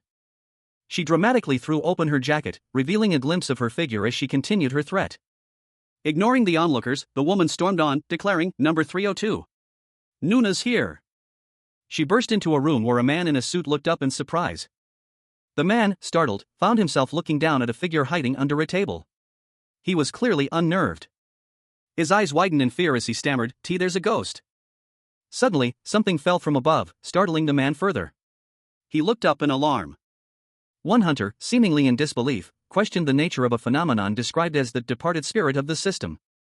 Yoon Seona, a woman with shoulder-length brown hair and glasses, stood with her arms crossed, a look of concern on her face. She seemed to be explaining something to another person, whose face was mostly obscured. Another hunter, this one with short, light green hair and glasses, sat slumped in a chair, a look of disgust on his face. He muttered to himself about hating ghosts, recalling a previous encounter with a woman who possessed white hair and an unusual aura. Seona, still standing, asked him if the woman he saw was pretty. He responded that he wasn't in the right state of mind at the time, but yes, she was pretty. He then wondered aloud if she was prettier than Seona, prompting her to question the relevance of such a detail in their current situation. Seona reminded him that she had also witnessed the red system window he had seen earlier. Seona's expression shifted to concern as she asked if the system had threatened him. Raven, the legendary hunter who vanquished Baphomet, the tyrannical lord of the Abyssal Tower, stood before the fallen demon. A faint, ethereal glow surrounded her, highlighting her striking features, long, white hair, piercing red eyes, and a confident smirk playing on her lips. Her gaze was unwavering as she spoke, her words echoing with an unspoken power, "Because you will also be harmed." Meanwhile, in a different scene, a man with short, neatly combed hair and glasses, dressed in a sharp business suit, hurried through a brightly lit corridor. His expression was one of grim determination. The words "just as he will be the one to fulfill my wish, I will be the one to fulfill his" appeared in a stark red box, hinting at a complex bargain. He paused, a troubled frown etching itself onto his features. The thought, "Did she know what my intention was?" crossed his mind, revealing a hidden layer of anxiety beneath his composed exterior. The scene shifted to a conversation between the man in the suit and a woman with dark hair, partially obscured. He spoke, his voice laced with a hint of defensiveness. It wasn't a threat. The woman responded sharply, her words cutting through his carefully constructed facade. "If it wasn't, then why did you stop talking?" He replied, his voice strained, pressured. The scene then shifted to an outdoor setting. A muscular man with short, dark hair and a bandage on his arm stood confidently, his expression serious. A younger man with dark hair and glasses, wearing a yellow hoodie, appeared startled, a question mark floating above his head. The younger man exclaimed, relieved, "Why, you're here. Looks like the treatment went well because your arm looks fine. That's a relief." The muscular man responded calmly, "I did everything you told me to do at home. Do you want to check it out?" Raven, the powerful hunter, stood hunched over, his body racked with exhaustion. Beside him, a younger man, his face etched with worry, watched with concern. A silent exchange passed between them. The younger man explained, his voice strained, that he had run out of magic power and could no longer help. Raven, despite his fatigue, allowed a small, grim smile to play on his lips. He mused that they had defeated Baphomet, but if given the chance. A sudden, sharp sound broke the silence. Raven turned, his eyes narrowing as he saw the younger man's expression shift. A burst of manic laughter erupted from the young man. Raven reacted instantly, his body tensing as he prepared for a sudden attack. The younger man's laughter echoed, a chilling sound that sent shivers down Raven's spine. A wave of dark energy pulsed from the young man, leaving Raven stunned and questioning what was happening. The young man's laughter filled the air, echoing with a newfound power. He declared that it was finally his time to step up. A surge of dark energy erupted from him, taking a terrifying, demonic form. The young man, now revealed to be Baphomet, addressed Raven, stating that there was still a problem between them that needed resolving. A dark, powerful sword materialized behind them, Baphomet reminding Raven that he had given him temporary permission to wield it that day. A disembodied voice echoed, explaining that to fully wield its power, a test must be passed. The voice commanded, "Now, show me. Show me what you've got." Raven, the strongest hunter, stood before a young man, seemingly confused as he held a glowing purple blade. A second young man watched from behind him, equally perplexed. Raven reacted with alarm as the young man, now identified as Baphomet, unleashed a wave of energy from the blade. The intense heat scorching the ground. Then, just as suddenly, an intense cold enveloped the blade, forming ice crystals. Baphomet cried out in pain as the blade seemed to scratch and burn him. He desperately pleaded for it to stop, his voice filled with fear. Baphomet explained that continuing would cause him to lose himself. He screamed again, begging for the ordeal to end. The scene opens with a high-angle shot of a corrugated metal roof, pipes, and a gas meter, suggesting a somewhat rundown urban setting. On the ground lies a defeated Baphomet, his essence now a shattered, purple crystalline shard. He weakly utters a surrender, acknowledging Raven's victory. Raven, holding the shard of Baphomet's essence, instructs his younger brother to call him Hyungnim from now on. The brother complies, addressing him as such. A narration box declares the conversion done. Raven reflects internally on his lack of foresight regarding the potential consequences of his actions. Raven's brother, Hyungnim, questions how an ego weapon can feel pain. Raven explains that the weapon can feel pain from direct damage inflicted by the user. Hyungnim further inquires if the weapon's characteristics are highly influenced by the user. Raven confirms this. A series of narration boxes reveals that the weapon's attributes are shaped by the user's abilities, disposition, and style. Most significantly, by the power of the user. Hyungnim looks pensive as he processes this information. Finally, Raven reveals that the weapon's previous owner was Raven. Baphomet, the former lord of the Abyssal Tower, reflected on his defeat at the hands of Raven, the strongest hunter. He mused that while Raven was undeniably powerful, his personality left something to be desired. Even in death, his stubborn nature was evident, as he only ever used one form of his weapon, the Fury Dagger. Now reborn as a human, Baphomet, or rather, the man he had become, found himself in possession of the Fury Dagger. He entrusted it to Hyungnim, who questioned him about the weapon's unique property of being influenced by its wielder's abilities. Hyungnim wondered aloud which wielder, Raven or Baphomet himself, would better suit the weapon's power. Baphomet, examining the dagger, contemplated the question. Hyungnim's question was met with a swift, almost dismissive response from the dagger itself. Hyungnim, startled by the weapon's sudden outburst, looked on in surprise. The dagger's response was blunt, deeming Hyungnim's question obvious. The more potent the abilities of the user are, the more satisfied I am. Baphomet, the former lord of the Abyssal Tower, now found himself in a human body, his immense power gone. He stared at his hands, a faint purple glow emanating from a strange mark on his palm. A lingering reminder of his past life. A voice, sharp and mocking, echoed in his mind, "Don't you know that well because you lost in a fight against Raven?" Baphomet, now going by a human name, unnamed, winced at the memory. "Let's say if everything's still the same during the fight with that perverted asshole," he muttered, a grimace twisting his features.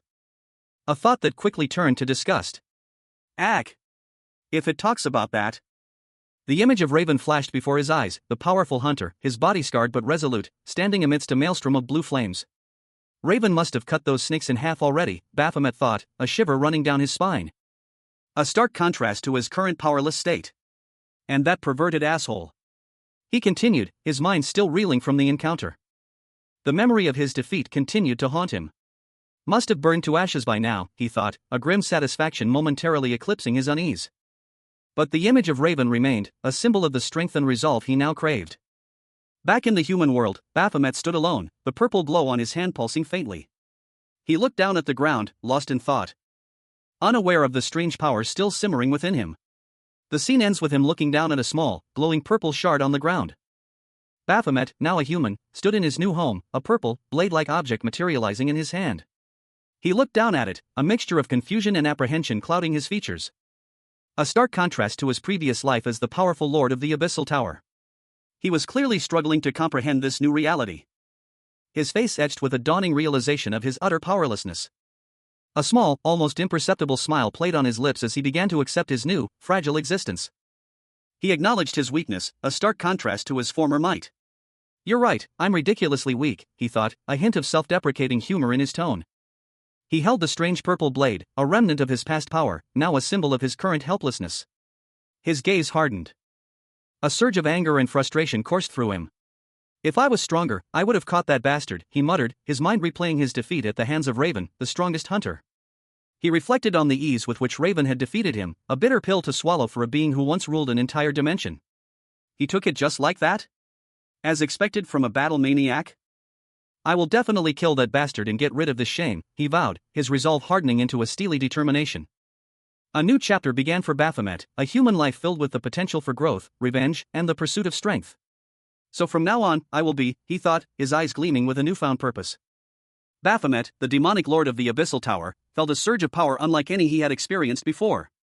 His eyes, glowing with an infernal red, reflected his inner turmoil as he repeated the word, stronger, a desperate mantra echoing his insatiable hunger for more power. A narration box appeared, explaining that Baphomet's abilities had abnormally increased due to his boundless greed. The image showed Baphomet from behind, his back turned, cloaked in darkness, his white hair a stark contrast to the ominous shadows. Suddenly, the scene shifted. Raven, the strongest hunter, stood before a young boy, his powerful form radiating strength as he held a glowing purple sword. The boy looked up at him, his expression unreadable. The scene changed again, showing a bustling city street at night. People walked past, oblivious to the events that had just transpired. A tall building loomed in the background, its many windows glowing like eyes in the darkness. A blood bag hung from an enforced stand, its contents slowly dripping into a tube. A young man lay on a hospital bed, his eyes covered, undergoing a mysterious procedure. The sound of a rhythmic whooshing filled the air. Baphomet, the former lord of the Abyssal Tower, lay on a cold, metallic table, his powerful physique now vulnerable and exposed. A faint, rhythmic whoosh filled the sterile room. Several other similar figures, all similarly stripped and unconscious, occupied identical tables in the same large chamber. A lone figure in a dark suit observed them from above, his presence exuding an air of detached clinical observation. The rhythmic whoosh continued, a constant, almost hypnotic background hum. Suddenly, a leg emerged from a pool of crimson liquid, its pale skin contrasting sharply with the dark red fluid. Followed by a woman with long, vibrant green hair, slowly rising from the pool. Her face remained obscured by shadow, but a subtle smile played on her lips. She emerged fully, revealing a lithe, powerful figure, her body glistening with the dark red liquid. The scene was both alluring and unsettling. She climbed out of the pool, her movements slow and deliberate. The crimson liquid clung to her skin, highlighting her form. She collapsed onto a plush, modern sofa, the dark red liquid staining the pristine white fabric. Her breathing was shallow, ragged. Her eyes fluttered closed, her face pale and drawn. A small cut on her forehead pulsed faintly. A sudden, sharp crack echoed through the room, followed by the image of a blonde woman aiming a large firearm. The scene cuts to black. A woman with long, vibrant green hair, her face obscured by a dark mask, held a pistol with practiced ease. Blood stained her crimson gloves, hinting at recent violence. She fired, the shot echoing through the air as a man in a dark suit crumpled to the ground. His body dissolving into shimmering butterflies, a surreal and unsettling end.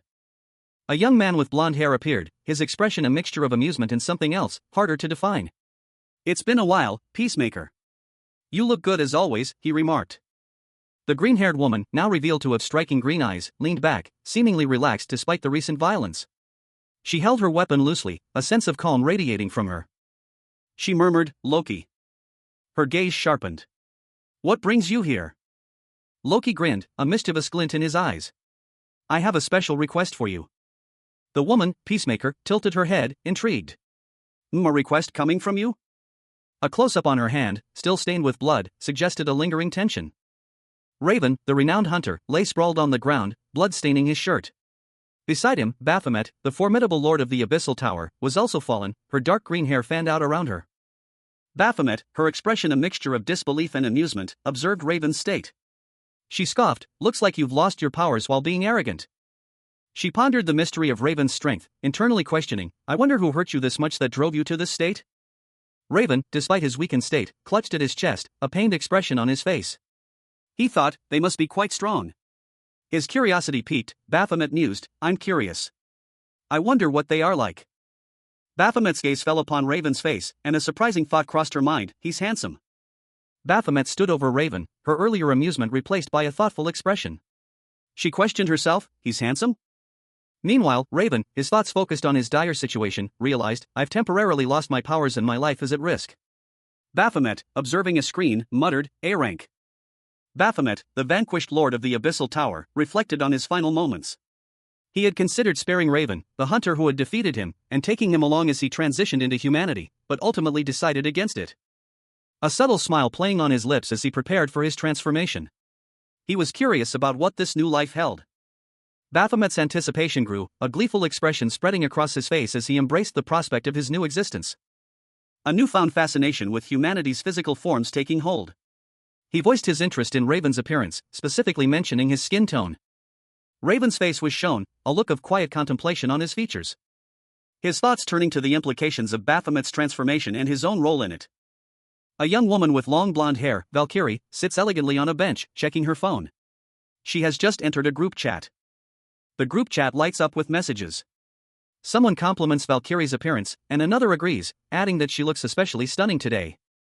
The conversation shifts, someone mentions that Valkyrie, a renowned hunter, wasn't officially recognized for clearing the Tower of Labyrinth. Confusion follows. The mystery deepens as the group speculates about another S-rank hunter, possibly Echidna, being responsible. However, someone reveals that the actual victor was a hunter named Baphomet. The group expresses unfamiliarity with Baphomet, but someone points out that his codename is similar to the boss of the Tower of Abyss. This revelation leads to a flurry of surprised and questioning messages. One person incredulously asks how a demonic beast could become human. Someone laughs, dismissing the idea as anime-inspired fantasy. However, the original poster insists on the truth of their statement. Valkyrie, frustrated by the disbelief, slams her phone down in exasperation. Valkyrie sits alone, staring at her phone, questioning why no one believes her story. A young man, his bare feet planted firmly on the floor, stood before his computer. His posture spoke of intensity, his gaze fixed on the screen. He muttered to himself, convinced of what he had seen. A giant eye, filled with cosmic dust and swirling nebulae, dominated the panel. It was a vision of the Tower of Labyrinth, a place of immense power and mystery. The young man's recollection continued. He had witnessed a terrifying sight, the true form of a powerful being. The image shifted to reveal a monstrous figure, Baphomet, his powerful physique and demonic features on full display. His presence radiated menace and power. The young man's voice trembled as he confessed that he had seen Baphomet in the Tower of Abyss. The memory of the Tower of Abyss, a place of immense darkness and despair, flooded his mind. Back in his room, the young man's body tensed, his mind still reeling from the terrifying vision. The scene shifted to an exterior shot of a building, with a sign indicating it was an Oriental clinic. A burst of laughter echoed in the air. The young man, now seemingly more relaxed, held a smartphone, marveling at the technology. A young man, his face obscured by a phone, excitedly exclaimed that he could read countless web novels on his new device. Beside him stood a taller, more stoic figure, his expression unreadable. He continued, explaining that the phone's battery would no longer drain quickly. His companion, however, questioned the expense, reminding him to spend wisely. The taller man retorted that his companion was earning a significant amount, making his frugality seem stingy. The younger man, clearly irritated, complained that all he did was sit around while the other worked in life-or-death situations. He further criticized his companion for saving money instead of spending it, reminding him of the need to buy an air conditioner due to the heat. The taller man responded that he was concerned about the environment. The younger man scoffed, questioning when his companion had started caring about such things. Despite this, the taller man revealed that he had bought the younger man a new phone as thanks for his help with a previous problem. He urged him to use it well. As the younger man looked on, seemingly confused, a notification appeared on his phone, indicating a message from Hunter Headquarters. The younger man questioned the message, wondering what Hunter Headquarters was. The scene opens with two young men. One, with dark hair and a somewhat pale complexion, looks concerned. The other, with darker skin and slightly longer hair, has a more serious expression. A narration box above them reads, "The amount gained from the auction is." A revelation that causes both of them to widen their eyes in shock. A close-up on a digital display shows the winning bid, 800 million won. The younger man exclaims, 1, 10, 100, 1,000, 800 million won? The display confirms the amount, specifying that it can be claimed from Hunter Headquarters, excluding taxes and fees. The older man reacts with disbelief, questioning, someone bought it for 800 million? The younger man's thoughts bubble up, potential for blossoming. He continues, his thoughts shifting to a more practical concern, how many bowls of rice soup can I buy with that? The younger man, now walking away, considers another possibility, can't we buy a small apartment like that one over there with that much money? The older man scoffs, what are you talking about? With the housing prices here in Seoul, there's no way we... He trails off, his expression shifting to one of intense frustration. The older man's tone turns serious as he states, if it's the whetstone embedded in you, you're insane. There's no way to have a whetstone with this human body. Two individuals engaged in a conversation. One suggested claiming the money first, then deciding how to spend it later. The other agreed. The scene shifts to the exterior of a family restaurant. Inside, a group dines. One of them recognizes Valkyrie among the patrons. Someone comments on a picture Valkyrie posted on Instagram, praising its quality. The conversation turns to the hot weather, confirming it's summer. A suggestion is made to visit a nearby cafe after their meal. Someone mentions finding a cafe with a pleasant atmosphere. Valkyrie expresses her desire to have ice cream at that cafe. Valkyrie's expression shifts to one of contemplation as she continues to look at her phone. One of the women at the table comments that a certain he is no fun, prompting a questioning look from another. Valkyrie is asked who she is referring to, and she responds with the name Min Dae-hun. A young woman with blonde hair rested her head on her hand, a look of exhaustion and slight annoyance on her face. She sighed, muttering to herself about a hunter named Kabian. Another woman, this one with reddish-brown hair, explained that she had met with Hunter Kavian several times because he seemed interested in her. But that he always said whatever he wanted. He kept talking about golf and an event he participated in to help those in need, insisting she should be touched by his story. The blonde woman's expression shifted to one of disbelief and anger, her hands clutching at her chest. The redhead, with a mischievous glint in her eyes, bluntly stated that the blonde woman had been dumped by someone named Baphomet. The blonde vehemently denied this, insisting she hadn't even confessed her feelings, let alone been rejected. The scene shifts to a cafe where the two women are sitting with other friends. A narration box summarizes the situation: 0 confessions, 1 rejection. The blonde woman, still flustered, stammered that she only wanted to have a celebratory meal after clearing the Tower of Labyrinths. The next panel shows a muscular, shirtless man with dark hair, looking thoughtful. Another young man, this one with brown hair, nervously agrees to something. Baphomet, now a human, stood before a mirror, his muscular physique starkly contrasting with the woman's concerned expression. He merely hummed thoughtfully, seemingly lost in contemplation. The woman, his companion, voiced her concerns. She noted that he needed to take a placement test and clean his apartment. But he dismissed her worries, stating that he lacked the time. He then questioned the necessity of company during meals, expressing indifference to dining alone. 2 other women overheard his comment and began to speculate about his dating life, wondering aloud about his preferences. One of the women suggested he might already be dating someone, or perhaps something else entirely. Another then playfully wondered if he might prefer men, her thoughts accompanied by a playful, romantic illustration. The first woman reacted with disbelief to this suggestion, exclaiming that it made no sense. The blonde woman offered an alternative explanation: perhaps he simply hadn't met the right person yet. Or, she mused, perhaps he was already in a relationship. Baphomet, in his human form, stood alone, a question hanging in the air: Hunter. He looked pensive, his expression unreadable, as 2 younger individuals watched him from behind, their faces etched with curiosity. A woman with striking dark hair and a confident demeanor approached, her words cutting through the silence: "It's been a while since the Tower of Labyrinth." She continued, her gaze intense: "Do you remember me? Reaper." Her smile was sharp, almost predatory, a hint of mischief in her eyes. The scene shifted to a luxurious building, the Heaven, suggesting a change of location. Baphomet and the 2 younger individuals entered the building, their expressions a mixture of awe and apprehension. Baphomet's whispered question hung in the air: what are these? They found themselves seated at an opulent dining table, a lavish spread before them, the woman from earlier already seated. The woman, Reaper, spoke with a disarmingly casual tone: "Just order anything you want. I'll pay for all of it." Baphomet, still bewildered, questioned her actions: "Why are you suddenly doing this?" A woman's voice, warm and friendly, filled the air. She expressed gratitude for the safe return of everyone from the Tower of Labyrinth, mentioning that she'd heard the recipient of her thanks had been discharged from the hospital. She continued, stating her intention to return the favor now that they had met. A man's voice, sharp and slightly accusatory, interrupted. He reminded her of their previous encounter in the tower, where formal speech was the norm. She countered that, given their similar ages, formal speech felt unnatural. She then admitted to possibly falsifying her age. The man, seated at a table, looked pensive. He then asked if she had investigated him. A close-up on the woman's face showed a subtle, knowing smile. She revealed that there was something curious about him, referring to him as Hunter Baphomet.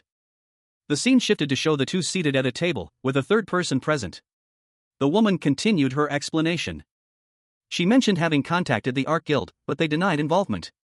She explained that she had contacted Hunter headquarters, but the hunter who cleared the tower wished to keep it secret, so they did not reveal any information. She concluded by stating her belief that he was the one who cleared the tower. Raven, the renowned hunter, sat calmly, his expression inscrutable. He was a man of few words, his dark eyes betraying nothing of his thoughts. Across the table, a woman with dark purple hair sighed. "Well, there's nothing I can do if you deny it because I have no evidence," she stated, her tone laced with a hint of frustration. A plate of spaghetti and a cheese platter sat between them, untouched. The silence stretched, heavy with unspoken tension. A subtle smile playing on the woman's lips. Her eyes, however, held a glint of something sharper, more calculating.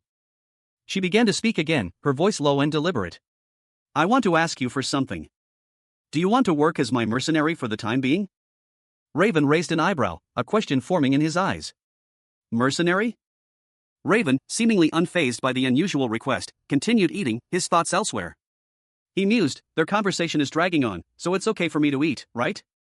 And that time, you were there." The woman's request became clearer.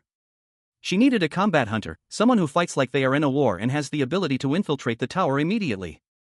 Her gaze sharpened. and the hunter who might have cleared the Tower of Labyrinth. A woman with dark hair, dressed in elegant attire, made a proposition. She stated that payment was, of course, guaranteed. And then inquired about the nature of the job, questioning if the target was a dangerous tower, hence the need for mercenaries. A young man with dark hair and glasses listened intently, his expression thoughtful. He remained silent for a moment before revealing the substantial reward. A staggering 800 million. The young man's eyes widened slightly in surprise at the sheer amount. The woman, concerned about the inherent danger, suggested the need for insurance, given the perilous nature of the mission. The young man readily agreed. The woman reiterated the life-threatening nature of the job, prompting a surprised question from the young man about her financial situation. He questioned if she possessed significant wealth. A question she found slightly awkward to answer. Suddenly, a door opened, revealing an elderly man and another man in suits who had arrived unexpectedly. They addressed the woman as young miss and questioned her sudden arrival. In a lavish hotel dining room, two impeccably dressed men bowed deeply before a young man with dark hair and a slightly annoyed expression. A young woman with dark purple hair and a black top watched from the side. One of the men apologized for the lack of courtesy, explaining that there was an ongoing conference. The young man, however, waved off their apologies, stating that it was fine, he was tired and sick of seeing ongoing conferences. The young woman, surprised by his nonchalance, questioned if he was all right. He simply responded with a curt "oh." A wide shot revealed the exterior of the hotel, a modern building with the letter H prominently displayed on its facade. The words "The Hellgate" were subtly visible beneath it. Back inside, the young man and his companion exchanged worried glances. The young man looked particularly concerned. The young woman, meanwhile, looked at them with a curious expression, a question mark appearing above her head. The young man, feeling the weight of the situation, ran a hand through his hair in frustration. Suddenly, the young woman's body began to glow, surrounded by a shower of golden light. The two young men watched in stunned silence as she levitated.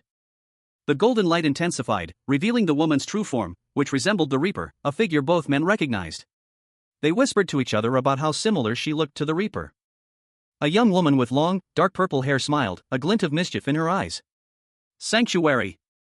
Her words caused a man in a suit to react with surprise. He exclaimed, "The Tower of Sanctuary? It still exists?" The man's concern was evident as he spoke to a woman, also in a suit. He said, "Don't tell me that's," she responded calmly, "not at all. The system is picking up biological signs." The man's worry deepened. He questioned, "Oh no. Isn't that one of the hunters working under the team leader? What about the Sungwon Guild?" A powerful figure with long, flowing white hair appeared, his back to the viewer. A voiceover explained, "3 of our high-ranked members are trapped inside the tower, so our guild master, Van Gogh, said he will clear the tower by himself." "I see." The man in the suit considered the situation, muttering, "The investment will be worth it." He then instructed the woman, "Contact the Sungwon Guild. We should do something over there." "Yes."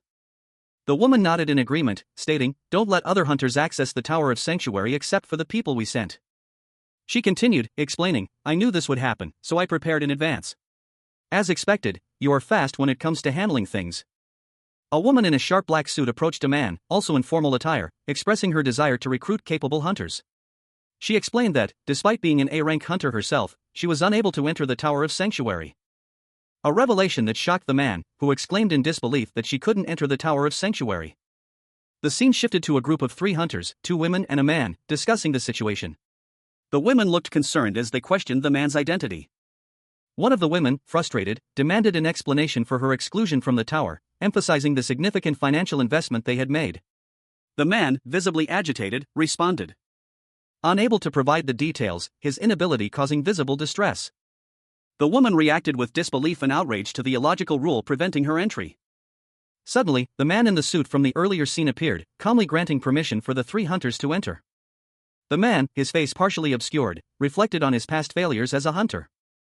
The man's identity was revealed, Baphomet, the former lord of the Abyssal Tower. Baphomet, along with the 2 hunters, Reaper and Hunter, requested support for their operation, highlighting their A-rank status. Inside a dimly lit room, 2 figures engaged in a conversation. One, a man with dark hair and a thoughtful expression, questioned the other's intentions. He wondered aloud if their plan to infiltrate the Abyssal Tower was truly a win-win situation. The second man, older with silver hair and a calm demeanor, chuckled softly. He explained that his plot involved a department dedicated to supporting hunters, emphasizing that any working hunter deserved respect. His words hung in the air, a subtle implication of something more complex beneath the surface. The younger man's eyes widened slightly. He couldn't believe the nurturing department had hired another hunter. And he suspected there was someone in the tower they truly cared about. A woman with dark hair, sitting beside the younger man, posed a question: what kind of hunters would they be assisting? The older man revealed that one of them was an S-rank hunter. A bloody katana was shown, followed by the description of another hunter, the right-hand man of Sungwon's guild leader. The final hunter was described as a summoner, the only woman in the group. The younger man's expression turned serious as he revealed the identity of the last hunter, Raven's brother. Raven, the legendary hunter, stood amidst the aftermath of his victory, his expression a mask of quiet intensity. His silver hair, slightly disheveled, framed a face etched with the weariness of countless battles against the denizens of the Abyssal Tower. A faint smirk played on his lips, the weight of his triumph was palpable. The scene shifted, revealing Baphomet, the former lord of the Abyssal Tower, now reborn as a human. His dark eyes, devoid of their former demonic power, held a newfound curiosity. He was no longer the ruthless overlord, but a man stripped bare of his might, his expression one of quiet contemplation. The scene opens on a cityscape ravaged by some unseen catastrophe. A high-rise building stands half destroyed, its skeletal frame a testament to the devastation. Amidst the chaos, a man is seen fleeing, his desperate cry for help echoing through the fiery ruins. A monstrous shadow looms over him, its presence filling the frame. A swift, brutal attack ends his flight. From a high-angle perspective, a monstrous, winged dragon-like creature is revealed, its fiery breath scorching the city below. The man lies dead on the ground, his blood staining the pavement. A creature's tail whips past a fleeing car, narrowly missing it. Elsewhere, a young man, Suhyuk, is shown in shadow, his name whispered in a hushed tone. Another voice calls out his name in alarm. A close-up on a worried face, the young man's features are clearly visible now. He is clearly distressed, his eyes wide with fear as he hears the news. Baphomet, the former lord of the Abyssal Tower, awoke with a gasp. His head throbbed, a dull ache that resonated through his skull. He found himself in the back of a car, his body weak and aching. A young woman, her face etched with worry, leaned over him. "Hyung? Are you okay? Did you get hurt?" she asked, her voice laced with concern. He could only manage a weak reply: "My head hurts." The woman continued, "There was an accident. I don't see Mom and Dad. I think we need to go find them. Stay here, okay?" Baphomet, still disoriented, let out a confused "huh?" Ignoring the woman's pleas, he pushed himself up and stumbled out of the car. "Don't go," she cried out as he ran off. The woman desperately called after him, "Don't go, Hyung." Her cries were swallowed by the night as Baphomet disappeared into the darkness. "Hyung!" A sudden, sharp pain shot through his head, and he collapsed. Raven, the hunter who had slain him, appeared, his expression grim. A cold sweat beaded on his brow as his breath hitched in his throat. He watched Baphomet, his former enemy, now a helpless human child, lost and alone. A silent question hung in the air. Raven, the strongest hunter, awoke in a medical facility. He apologized for waking up late, but the attending doctor simply replied that they had just arrived. The doctor then asked if Raven was all right, to which he replied affirmatively. The doctor gently touched Raven's shoulder, saying only, "Then." Raven stood before an ornate door, his back to the viewer. The doctor's words hung in the air, a simple then, yet heavy with unspoken meaning. He turned to reveal two swords sheathed at his hips, a stark contrast to his current human form. The scene shifted to a title card. The scene changed again, showing Raven outside a medical center. The doctor's voice was heard asking, "How is it? You don't feel anything weird when you move your arm, right?" Raven confirmed that he felt fine. The doctor continued, expressing surprise that even guild members don't receive such treatment for free, except for the guildmaster. Raven explained that the government covered his medical bills, receiving better treatment than usual. The doctor then asked if he would leave the guild now that he had access to such care. Raven shook his head, explaining that he had no choice but to re-enter the Abyssal Tower. The doctor expressed concern, mentioning that the Tower of Sanctuary hadn't been active for a long time and that even a support mission could turn into a battle. The panel showed the Tower of Sanctuary in the distance.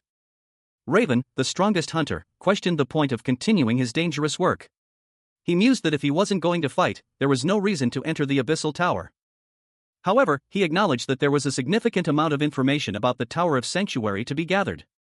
A woman in a lab coat, seemingly a researcher, inquired about Raven's team leader, wondering if he had said anything. Raven replied that they hadn't spoken since the incident, speculating that the leader was busy cleaning up the mess he had created. The researcher, observing Raven's actions, found his explanation suspicious. She noted that it was Raven who had asked the team leader to work, implying that the current situation was a consequence of his own actions. She concluded the conversation with a casual farewell, adding a seemingly offhand remark. The researcher suddenly asked Raven to give her his hand. Alarmed, Raven asked what she was going to do, expressing his apprehension about her intentions. She reassured him that she wouldn't do anything weird. As their hands touched, a bright, teal energy enveloped them both. The scene is filled with swirling, ethereal light. Raven's expression shifted to one of confusion and apprehension as the light intensified. The researcher, meanwhile, watched with a serene and knowing smile, seemingly pleased with the outcome. Baphomet, the former lord of the Abyssal Tower, now a human, found himself in an unfamiliar situation. A puzzled expression clouded his features as he touched his arm, a faint question mark hovering above his head. He looked down at his arm, noticing small, glowing, bird-like spirits flitting around his elbow. What are these? He wondered aloud, his curiosity piqued.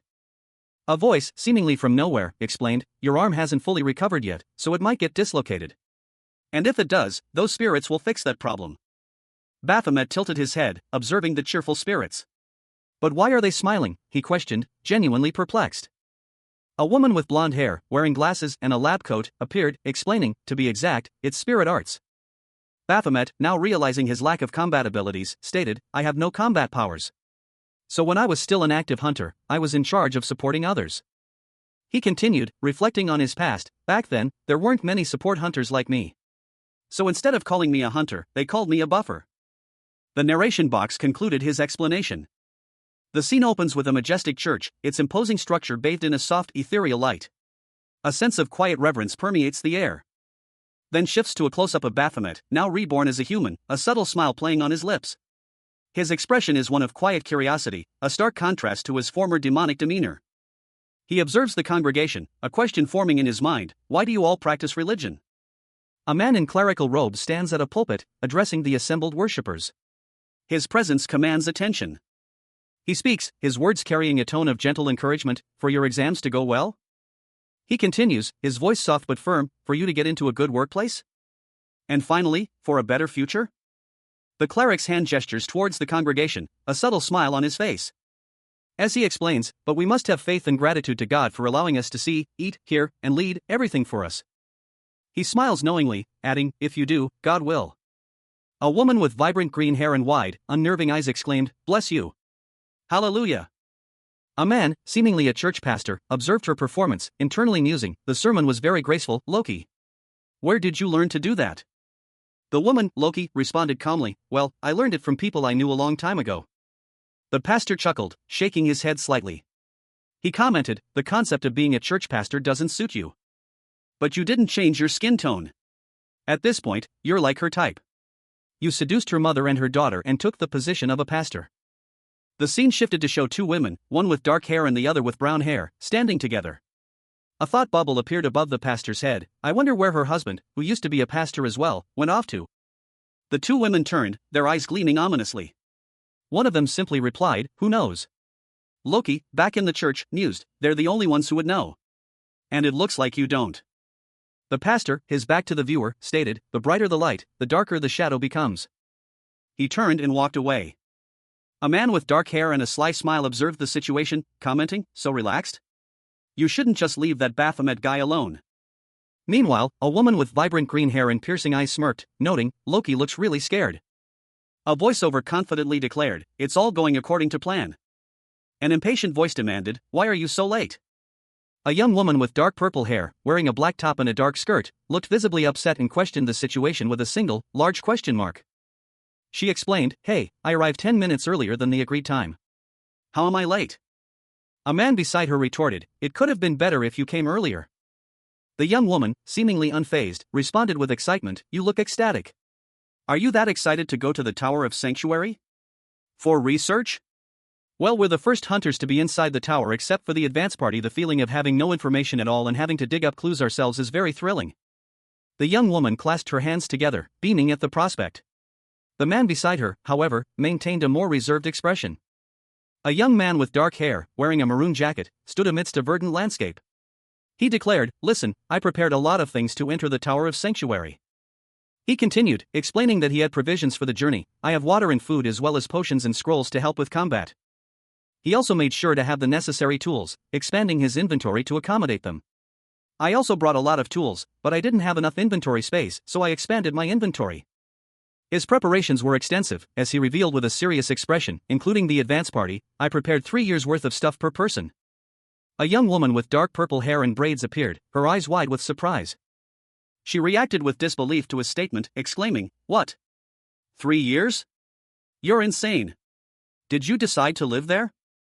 He calmly responded, "No, all I did was prepare."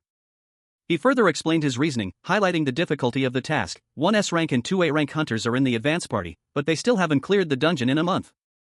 The young woman and the young man continued their discussion, with the young woman agreeing that a prolonged stay would be beneficial. "The longer we stay, the better. We're going inside the tower to support the advance party and clean up anyway." "Right, clearing it is." The young woman then remembered a condition she had set. "Wait, didn't I give you a condition?" Baphomet, the former lord of the Abyssal Tower, now a powerless human, stated his condition: he had no skills. He stood with his arms crossed, a pensive expression on his face. His dark hair and serious demeanor hinted at the weight of his decision. A close-up on Baphomet's arms, still folded across his chest, emphasized his resolute posture. As Raven, his former adversary, questioned his plan to enter the Abyssal Tower without any skills, she expressed concern about his ability to fight. Baphomet explained that he needed to get stronger through higher quality battles, believing he wouldn't improve by relying on his former demonic abilities. Raven acknowledged his point but urged him to consider the implications for his employer. Baphomet reassured Raven, stating that he would find a way to save her, regardless of the outcome, as he was already receiving 800 million won. He then asked if they could proceed immediately. Raven mentioned that there was one more person joining them. Suddenly, a third person, a woman in green tactical gear, appeared, apologizing for her lateness. A young woman with short brown hair, wearing a green hooded jacket and a dark brown top, stood pensively in a sun-dappled forest clearing. A single thought bubble above her head contained 3 ellipses, suggesting contemplation. A question hung in the air: a total of 3 people are going to enter? A man's voice, calm but firm, followed, "Then you should go too, Ji-hyun." Ji-hyun, the young woman from the forest clearing, now stood in a dimly lit room, facing a stern-looking man in a suit. Her surprised reaction was evident. "And me?" The man continued, his tone suggesting a degree of urgency. "Closely observe that Baphomet guy. There's not much information about him, right?" Ji-hyun's response was hesitant and apologetic. "Yes. I'm sorry." The man pressed further, his words laced with concern. "Why are you scared? Because it's been a long time since you've entered a tower?" Ji-hyun quickly defended herself, asserting her confidence. "No. I'm confident in combat." But a lingering worry remained. "But Hunter Baphomet might figure out your intention, about what the team leader asked you to do." Ji-hyun's resolve hardened. She stated her purpose plainly: "I don't care. My goal is to know more about him." The man responded, outlining a strategic concern: "If I put you there, he might become overconfident." He proposed an alternative approach: "You can dig up a bit of information when he's caught off guard." Back in the forest clearing, Ji-hyun revealed a key piece of information about herself: "My hunter codename is Zest. I'm an A rank." She then expressed her readiness for the mission: "I will enter the Tower of Sanctuary with you. I'm looking forward to working with both of you." A young woman with dark purple hair styled in thick braids, wearing a black sleeveless top and fingerless gloves, smiled enigmatically at a young man in a maroon jacket. Her expression hinted at a hidden agenda. The man, his gaze sharp and suspicious, questioned her intentions. "Are you here to observe?" Another young woman, this one with brown hair and a more serious demeanor, spoke up. She believed that their presence would be beneficial. "I think it's a good thing to help with my power."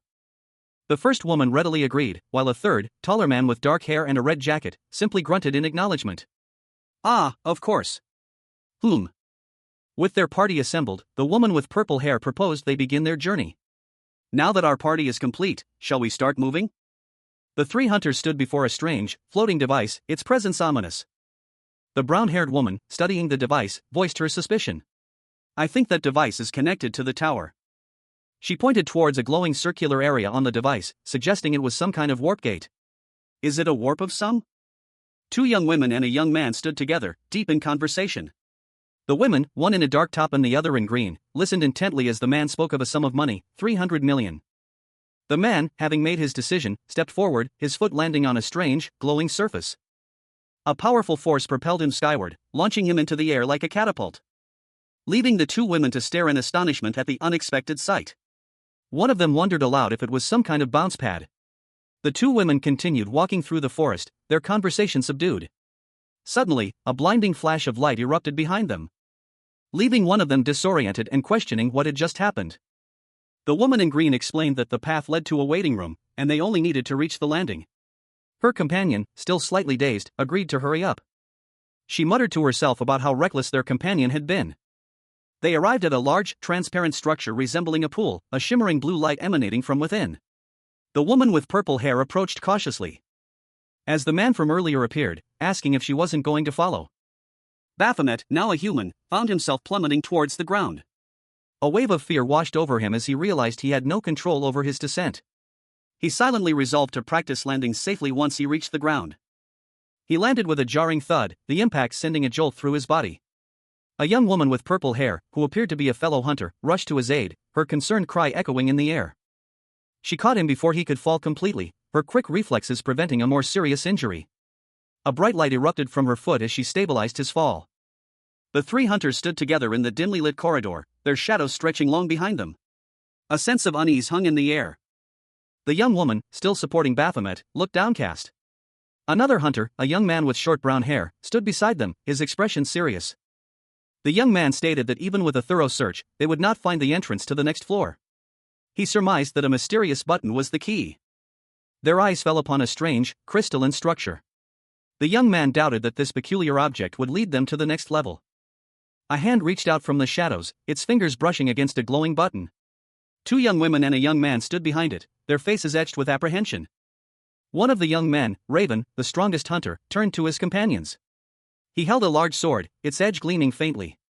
He asked for Baphomet's opinion on pressing the button. A young woman's eyes widened in fear. Sweat beaded on her brow as she stared at the button, a palpable sense of dread washing over her. Another young woman, her face contorted in a grimace of terror, seemed on the verge of panic. One of the young women voiced her concern, emphasizing the need for discussion before taking such a drastic step. The button was pressed, and a swirling vortex of purple energy erupted from the floor. The group watched in stunned silence. From the vortex, a monstrous, reptilian creature emerged, its scales shimmering menacingly. The trial had begun. The Abyssal Tower, a nightmarish dungeon teeming with grotesque monsters, loomed. At its heart resided Baphomet, its merciless and emotionless lord. Surrounding him, a horrifying court of demonic entities manifested, a spectral being, a serpentine creature, and a multi-eyed monstrosity, each radiating an aura of malevolent power. But even amidst this terrifying display, Baphomet's gaze remained fixed on something beyond the immediate horror. Raven, the most powerful hunter, stood before him, and two other hunters stood behind her, seemingly unfazed by the demonic presence. He questioned their inaction, demanding to know why they weren't drawing their weapons. Raven, the strongest hunter, stood before a glowing console, his gloved hands hovering over the interface. Data streams flickered across the screen, a digital storm mirroring the turmoil within him. As he prepared for his final confrontation with Baphomet, a spectral sword materialized before him, its ethereal blade shimmering with arcane energy.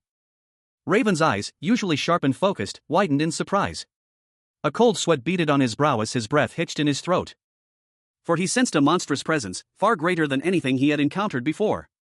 A gaping maw filled the next panel, rows of razor-sharp teeth bared in a silent snarl. He raised his spectral sword, its energy pulsing with anticipation, readying himself for the inevitable clash. He moved with practiced grace, a blur of motion against the dark background. A whirlwind of steel and magic. His blade sliced through the air, leaving a crimson trail in its wake. The monster's form shattered, its essence dissolving into nothingness.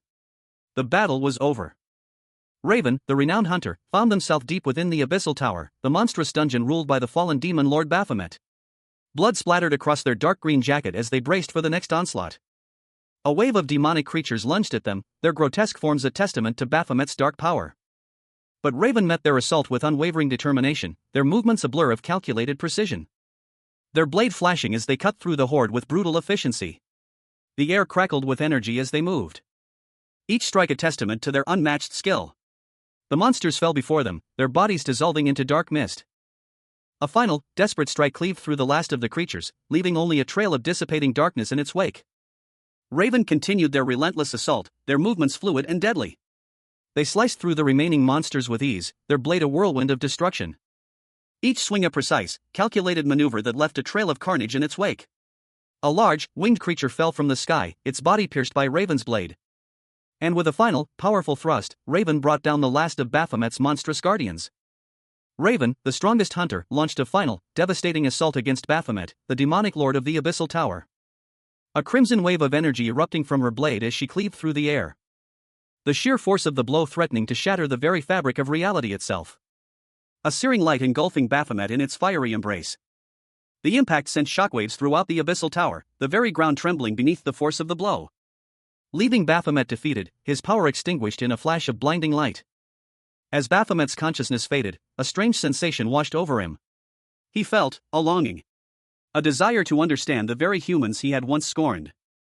A tall, slender obelisk of polished white stone, emanating a faint, ethereal glow, stood in the center of a vast, cavernous chamber. Dust motes danced in the light beams that pierced the gloom. Raven, the renowned hunter, his face obscured by shadow, extended a gloved hand towards the obelisk, his fingers brushing against its smooth surface. Beside him stood Zest, her dark eyes fixed on the artifact with a mixture of apprehension and curiosity. Zest suggested they discuss their approach first, but Raven, seemingly impatient, dismissed her concerns. Zest countered that it was simply a button, only demonic beasts would emerge from it. Raven worried aloud that the activation might be too much for Zest, but she insisted she was fine and wanted to proceed with the main group. However, Raven declared his intention to proceed as he saw fit, ignoring Zest's concerns. Zest argued that delaying was a waste of time. Raven revealed that the information about the obelisk's function was found in the system window. A stark red warning blared across the screen. Failure to defeat the demonic beasts within the time limit would result in a reset, forcing a restart from the beginning. Two young women, part of a hunting party, discussed their predicament. Wasting time was akin to starting over, and this was especially critical given the high stakes of their mission. One of the women, her brow furrowed in thought, concluded that their previous attempt to clear the tower had failed due to exceeding the time limit. Her companion, a young man with dark hair, agreed. He emphasized the need for continuous progress, stating that lingering on a single floor was not an option. The conversation continued. While understanding the urgency, the young woman countered that their safety was paramount. No progress could be made if they were in danger. Her voice sharp, the woman with dark hair insisted on proceeding without delay, emphasizing the importance of reaching the next party immediately. As they ventured deeper into the abyssal tower, a sudden misstep caused one of them to stumble. An apology followed. The woman with dark hair expressed regret, explaining that she had intended to be cautious but her companion had been caught off guard. Meanwhile, the young man's tactical prowess was noted by an unseen observer. His understanding of the tower's layout and his controlled movements during combat were highlighted. The observer pondered the possibility of such rapid improvement in strength within such a short time frame. Raven, the strongest hunter, stood in contemplation. His expression was grim, his gaze distant, as if wrestling with a difficult truth. He realized that Baphomet, the lord of the abyssal tower, hadn't revealed the full extent of his power during their battle. The narrative shifts to show Baphomet, his eyes blazing with a furious red light, unleashing a hidden power. A surge of dark energy erupting from him as he prepares for a final, desperate attack. With a roar, Baphomet's attack decimates several demonic beasts, leaving behind a trail of carnage. The ground collapses beneath the impact, creating a gaping chasm where the beasts once stood. A mechanical voice announces that a condition has been met, the demonic beasts have been eliminated. Raven and another hunter, a woman with short, dark hair and a green jacket, watch from above as the ground settles. The female hunter expresses her concern, noting the power of the demonic beasts summoned by Baphomet.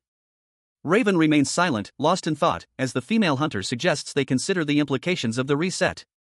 Baphomet, the former lord of the abyssal tower, now a human, felt a familiar thrill. The mundane world, once so uninteresting, now held a strange appeal. But it wasn't enough. He felt restless, a deep-seated unease gnawing at him. He suspected the government hunter, accompanying his group, was there to assess his remaining power. He had suppressed his abilities, ensuring the hunter wouldn't detect anything unusual. Meanwhile, another member of the group, unseen until now, scoffed at the situation, viewing it as a missed opportunity. Later, as they walked, the same unseen individual expressed surprise at having overlooked Baphomet's true potential. A moment later, a subtle shift in the atmosphere was noted. The group noticed something amiss, a strange feeling in the air. Baphomet, in particular, felt a growing unease. He felt a distinct sensation of being watched, a prickling on his skin. He looked up, a silent question hanging in the air. A guttural cry escaped Raven's lips as a searing pain shot through him. He stumbled back, his face contorted in agony. The force of the blow sent him reeling. But even as he staggered, a smirk played on his lips. He thought it was so cool.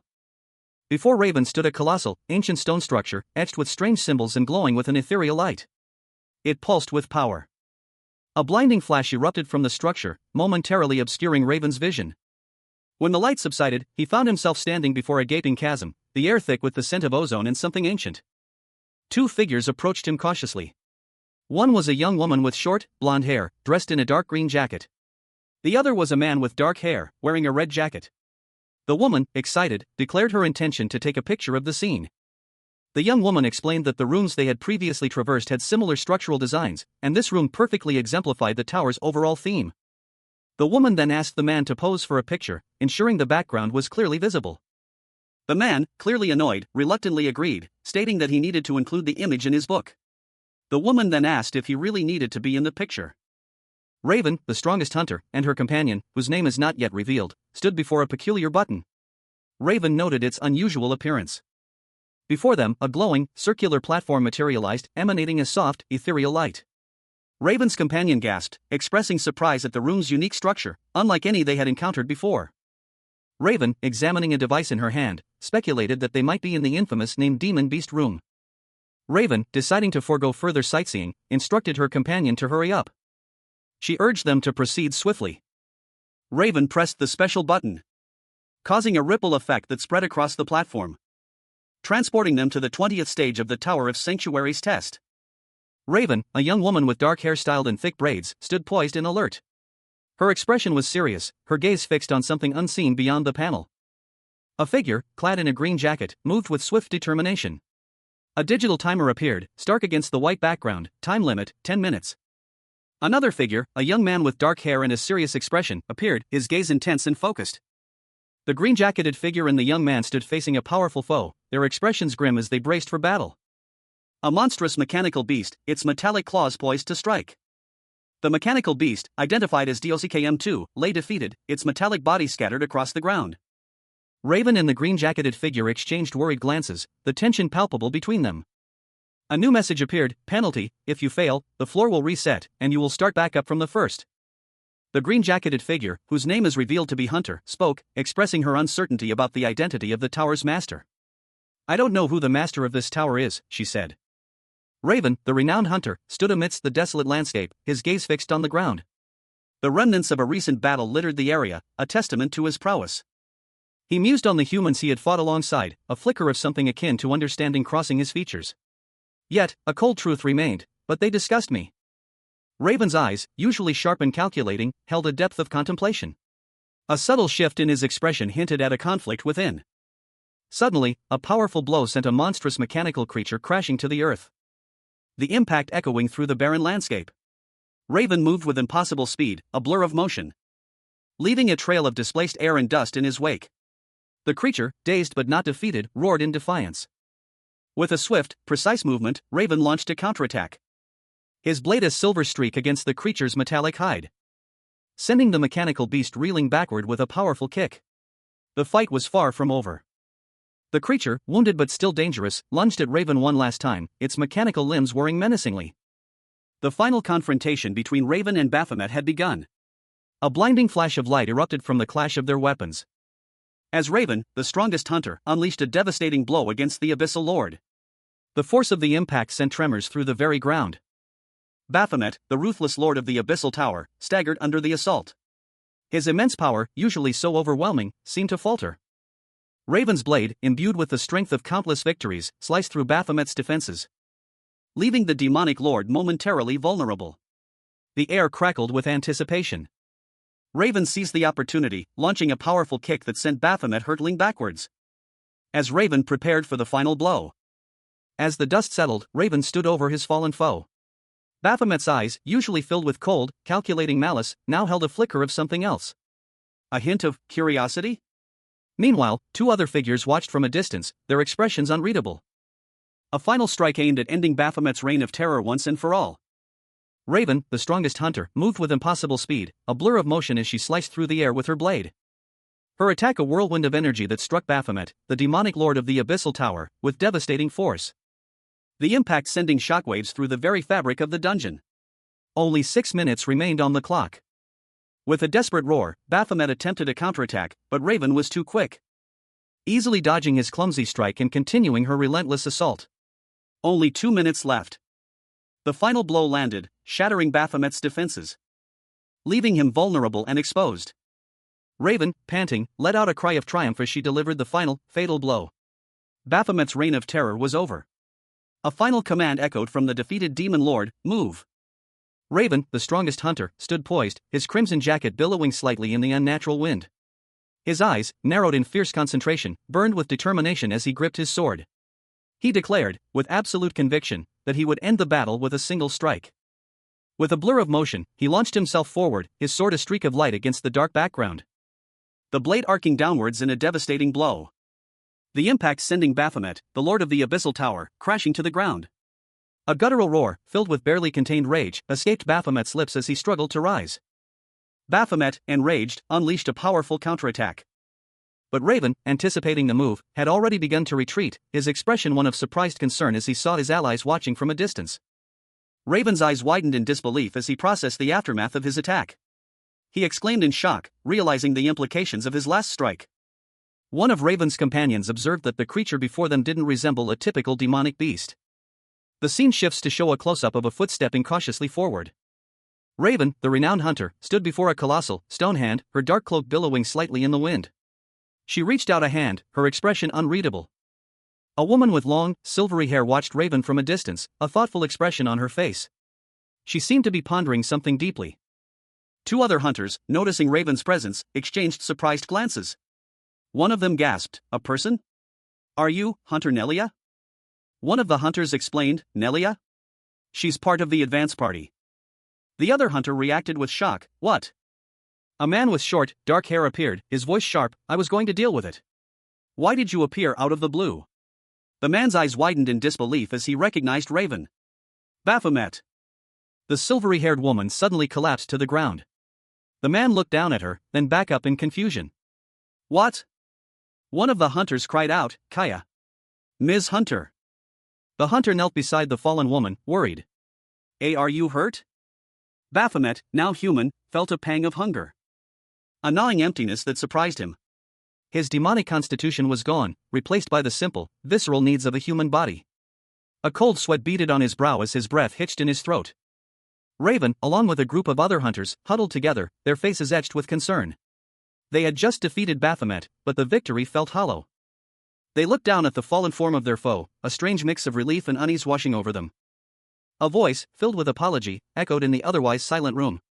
The speaker expressed disbelief that such esteemed individuals would travel so far, reiterating their profound regret.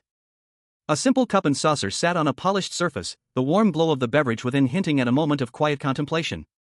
A man with a pleasant, almost sly smile stood behind a large desk, his posture exuding confidence and a hint of mischief. He seemed pleased to have his visitors present.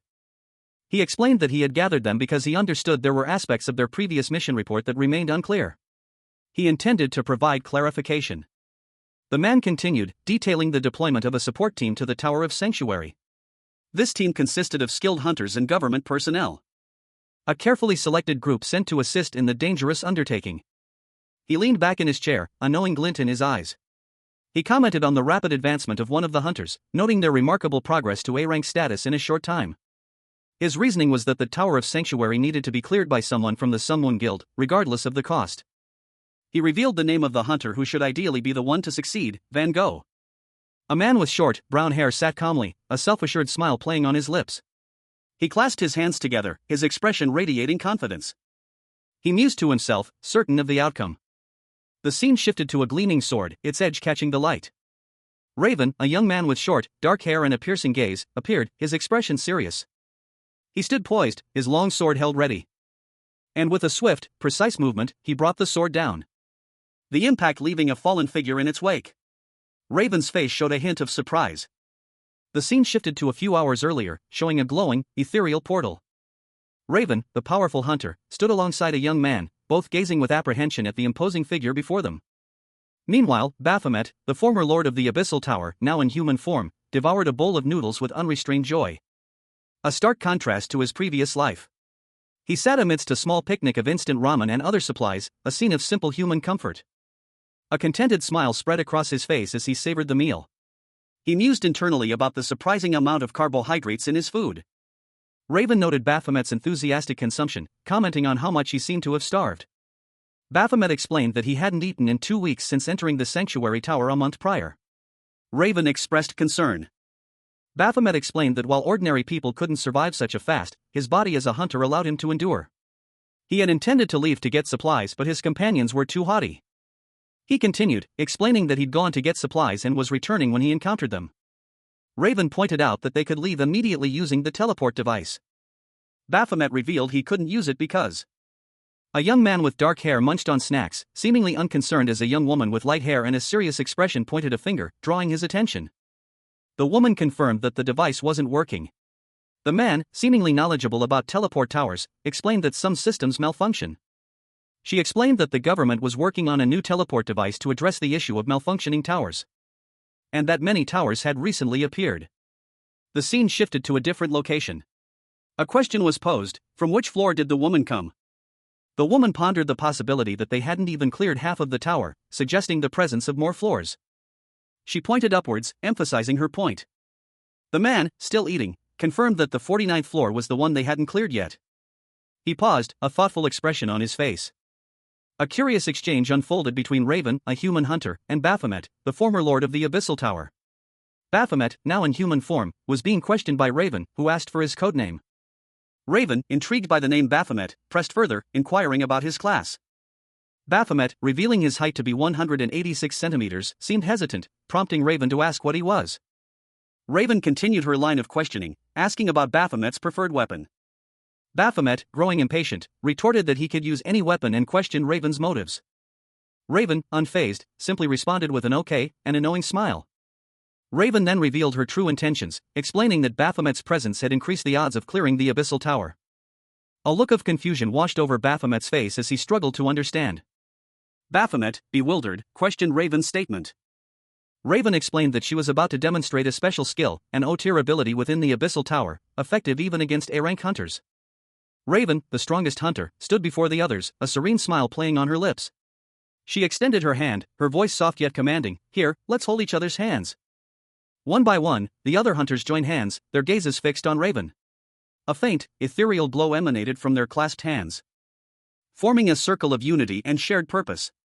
The scene was bathed in a soft, otherworldly light. Raven's eyes fluttered closed as a gentle smile graced her lips. She spoke, her voice barely a whisper. Think of a place you'd like to go.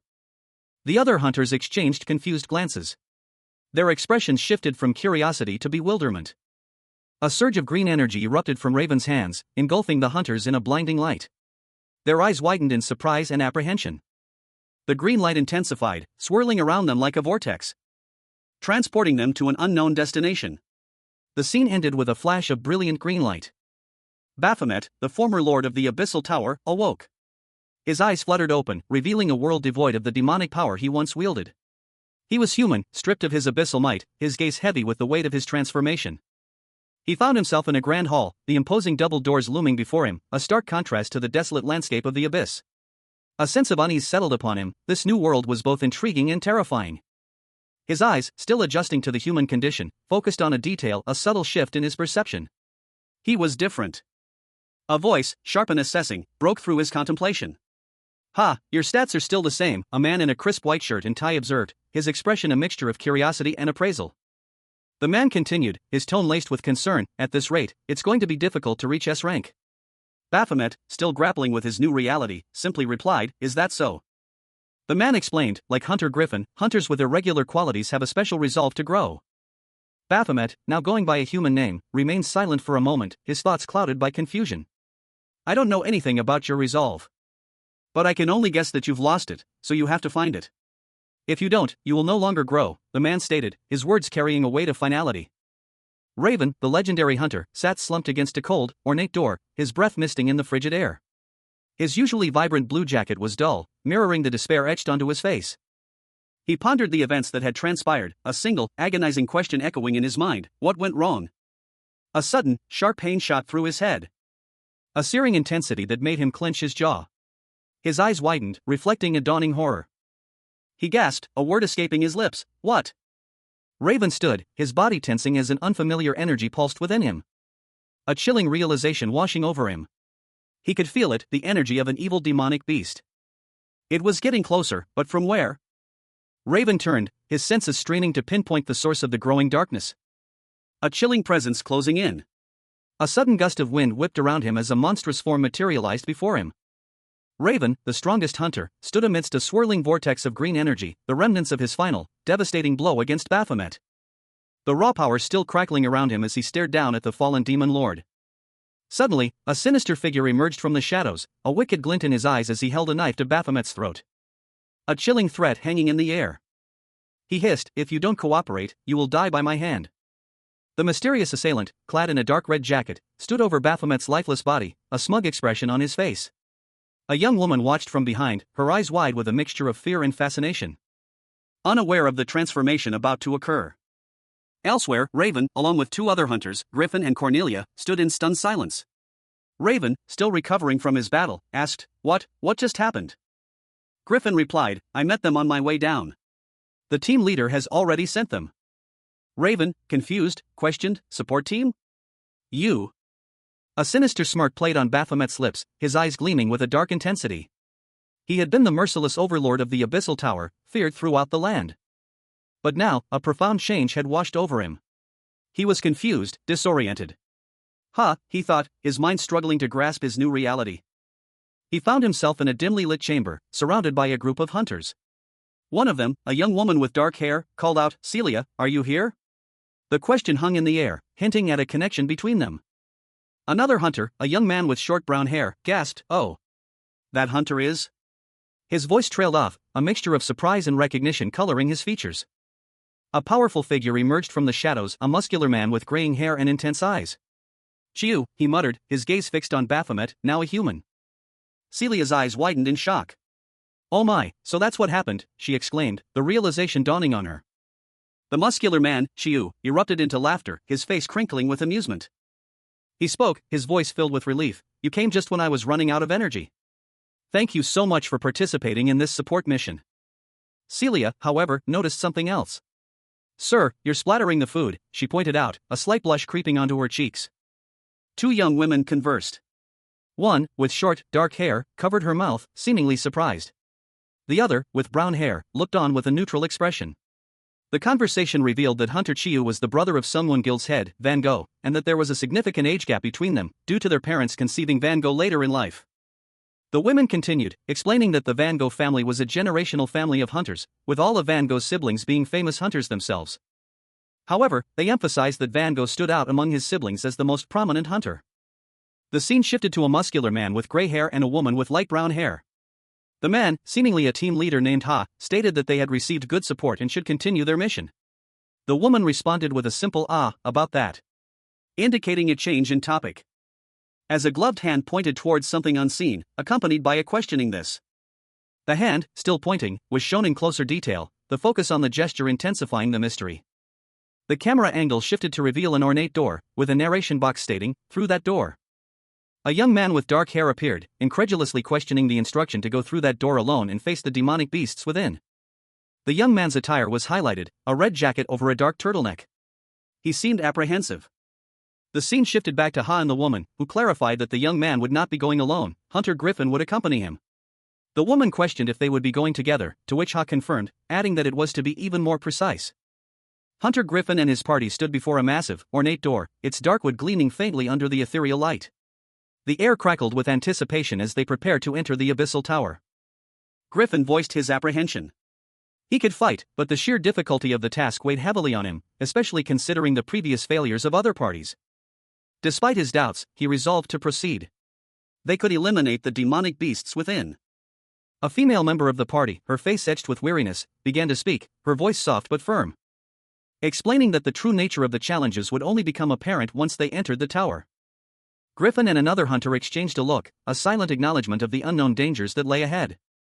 The tension between the two hunters was palpable as they stood on the precipice of the unknown. Griffin's gaze was intense, his expression unreadable. Griffin, his face set with grim determination, stepped through the doorway, ready to face whatever awaited him within the Abyssal Tower. Raven, the legendary hunter, stood resolute, his expression a mask of grim determination. The remnants of a fierce battle still clung to him, dust motes dancing in the faint light. A swirling vortex of dark energy coalesced before him, taking shape, revealing the imposing figure of Baphomet, Lord of the Abyssal Tower. A single, sharp question hung in the air, "It's you?" Raven stood his ground, facing the monstrous being. The air crackled with unspoken tension. Baphomet, his voice a low rumble, muttered, "Let's see." A surge of power erupted from Baphomet, a furious display of his demonic might. He roared, "How strong you are!" Raven reacted instantly, leaping to evade the attack. But the impact sent him sprawling. He landed hard, the force of the blow jarring him. Raven, surprised by the unexpected weakness, cursed, "What the heck? It's too weak." Another figure emerged from the shadows, a look of confusion on his face. He questioned, "Since when did you come out?" A figure, cloaked and imposing, questioned Raven, the hunter who had just emerged from the abyssal tower. They inquired, "Did you finish up, Hunter Baphomet?" The cloaked figure continued, noting that Raven had emerged a minute later than Griffin, another hunter. A surprised expression crossed Raven's face as they processed this information. "What? He came out before me?" Raven, frustrated, exclaimed, "Let me go again." The cloaked figure responded calmly, "Yes, I knew that'd happen." They then addressed Raven and the others, "Right, all of you." Raven pondered, "Wait. I definitely killed the demonic beast earlier. But why is there no entrance to the next floor yet?" Raven's confusion deepened. They wondered aloud, "Is there another condition?" The cloaked figure observed two identical doors, stating, "I think these two doors are alike." Griffin, another hunter, entered the scene, his gaze sharp. He observed that the room Raven had entered and the one he had entered were strikingly similar, almost like twins. Griffin continued, noting the uncanny resemblance between the two rooms, suggesting a connection between their simultaneous clearing of the previous floor. He mused, "It's as if they're affected by each other's clear time." The cloaked figure offered their theory, "Our guess is that we have to eliminate the demonic beast at the same time without even a 0.1 second difference." The cloaked figure's face, partially obscured, hinted at the gravity of the situation. Two figures, one in a dark red jacket and the other in a blue one, walked down a dimly lit corridor. Snowflakes drifted past them, adding to the somber atmosphere. The man in blue questioned if everything he had been asked earlier was for this. He was told that they needed to be in sync to increase their chances of success. A close-up revealed a woman's mouth, curving into a subtle, knowing smile. The woman's thoughts turned to Griffin and Baphomet's hunter. The man in the red jacket's expression hardened, his gaze intense. The man in blue remained stoic, arms crossed, as the two continued their silent walk. Their cooperative operation about to begin. The scene opens on a dark, metallic corridor, hinting at the remnants of the abyssal tower. Dust motes dance in the faint light.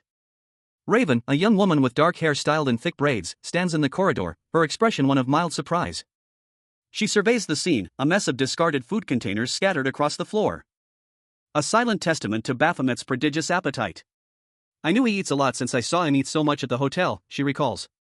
Raven continues her internal monologue, "And I knew this would happen, so I brought more food for Baphomet, but..." A sudden thought strikes her, Hunter Griffin is also a big eater? She rationalizes, it might be because he's still growing. And he was starving for 2 weeks too. Another hunter, Griffin, approaches.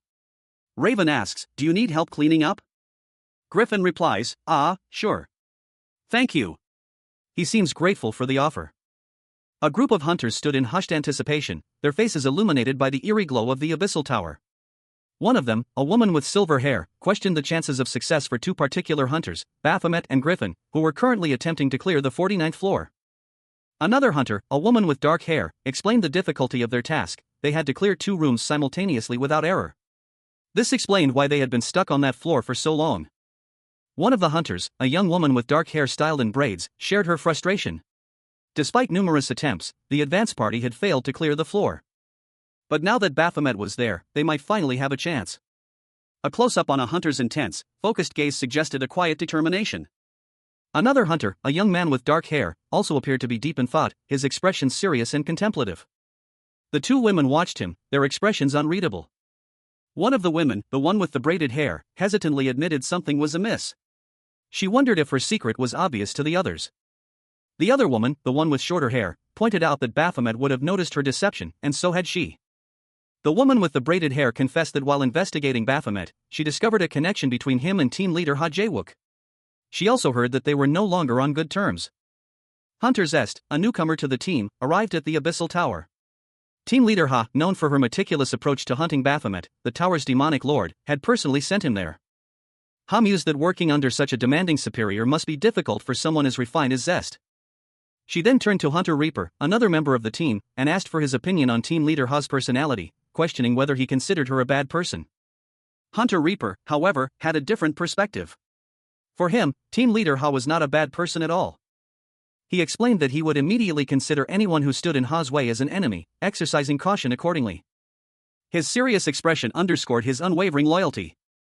Team leader Ha, slightly taken aback by Reaper's response, pondered aloud where they should dispose of the shopping bags full of various items they had collected. She noted the impracticality of leaving them in the waiting room and the complications of storing them in the inventory, a sly smile playing on her lips. A young man, clad in dark green, presented a small, ornate box. He announced with a flourish, "Ta-da! Anything we put inside the unknown cube will disappear without a trace."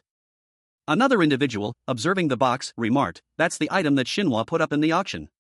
A woman with dark purple hair and a sly smile, holding a similar box, chuckled, "A lot of people participated in that auction, but you managed to get a successful bid. It can erase any hidden secret, there's no way I wouldn't buy it." The young man's eyes widened in surprise. Erase any hidden secret? He then hesitantly asked, "May I borrow it later?" The woman responded, "Of course." He replies, "It's simple. Another person objects, that's not possible. There's a special condition that states that we can't use any electronic devices." A young woman with long, silvery hair, clad in a worn gray cloak, stared ahead with wide, apprehensive eyes. Her expression was one of clear unease, a palpable tension radiating from her. Raven, a young man with dark hair and a determined set to his jaw, clenched his fist. "Then we attack it as soon as we enter," he declared, his voice sharp with resolve. An unseen voice spoke, its tone measured and cautious. The words echoed the inherent unpredictability of their mission. "We have different powers, so it's impossible to predict the time of the demonic beast's death." A grizzled, muscular man with short, white hair and a stern expression stood silently, his eyes closed.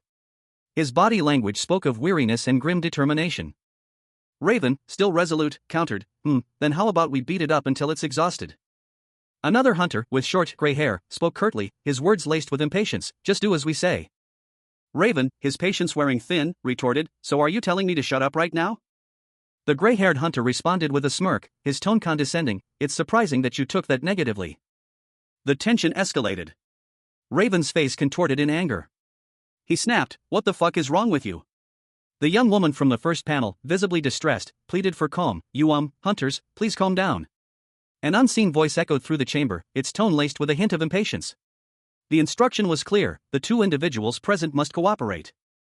The voice specified the identities of those involved, Hunter Griffin and Baphomet. The two figures stood facing each other, their expressions grim.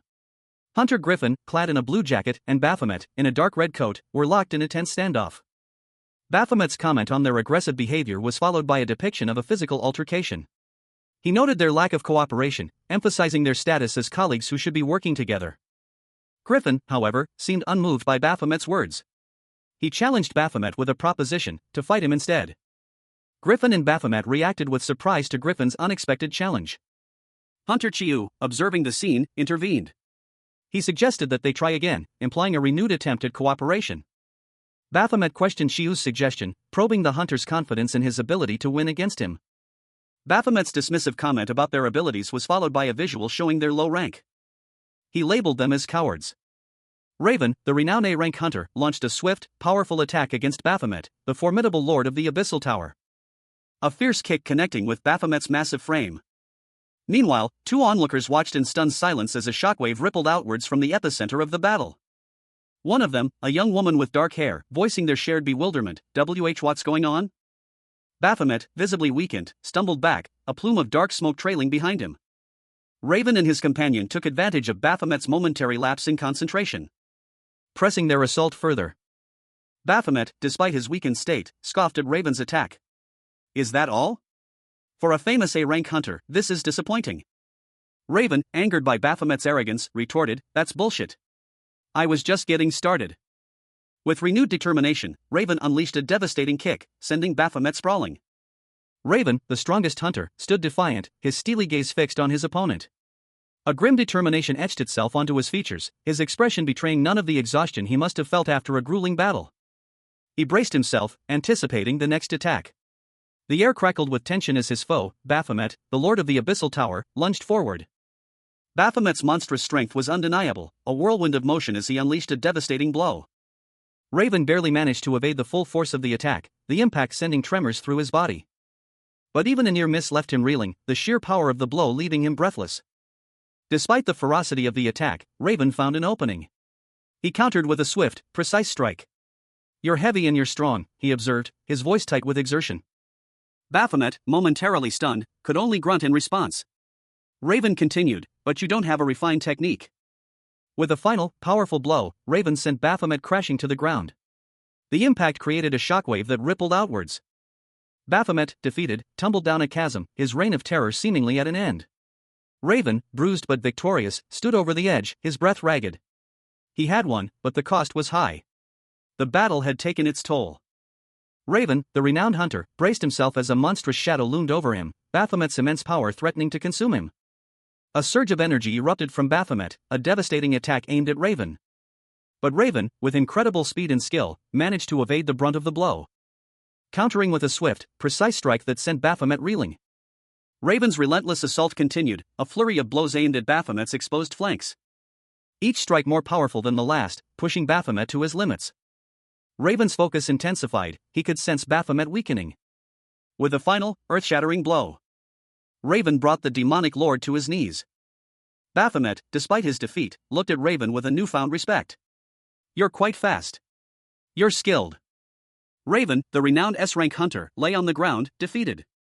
His body was battered, his blue coat torn, but his eyes still held a spark of defiance. He was still conscious, however, and heard a voice above him. You make too many big and unnecessary movements. The source of the voice was revealed, 3 other hunters, watching from above, their expressions a mixture of shock and awe. They were clearly impressed by Raven's skill. As expected from an S-rank? Meanwhile, Baphomet, the lord of the Abyssal Tower, stood over Raven and his fellow hunters, a triumphant grin spreading across his face. The ground beneath Raven and 2 of his companions had cracked under the force of Baphomet's attack.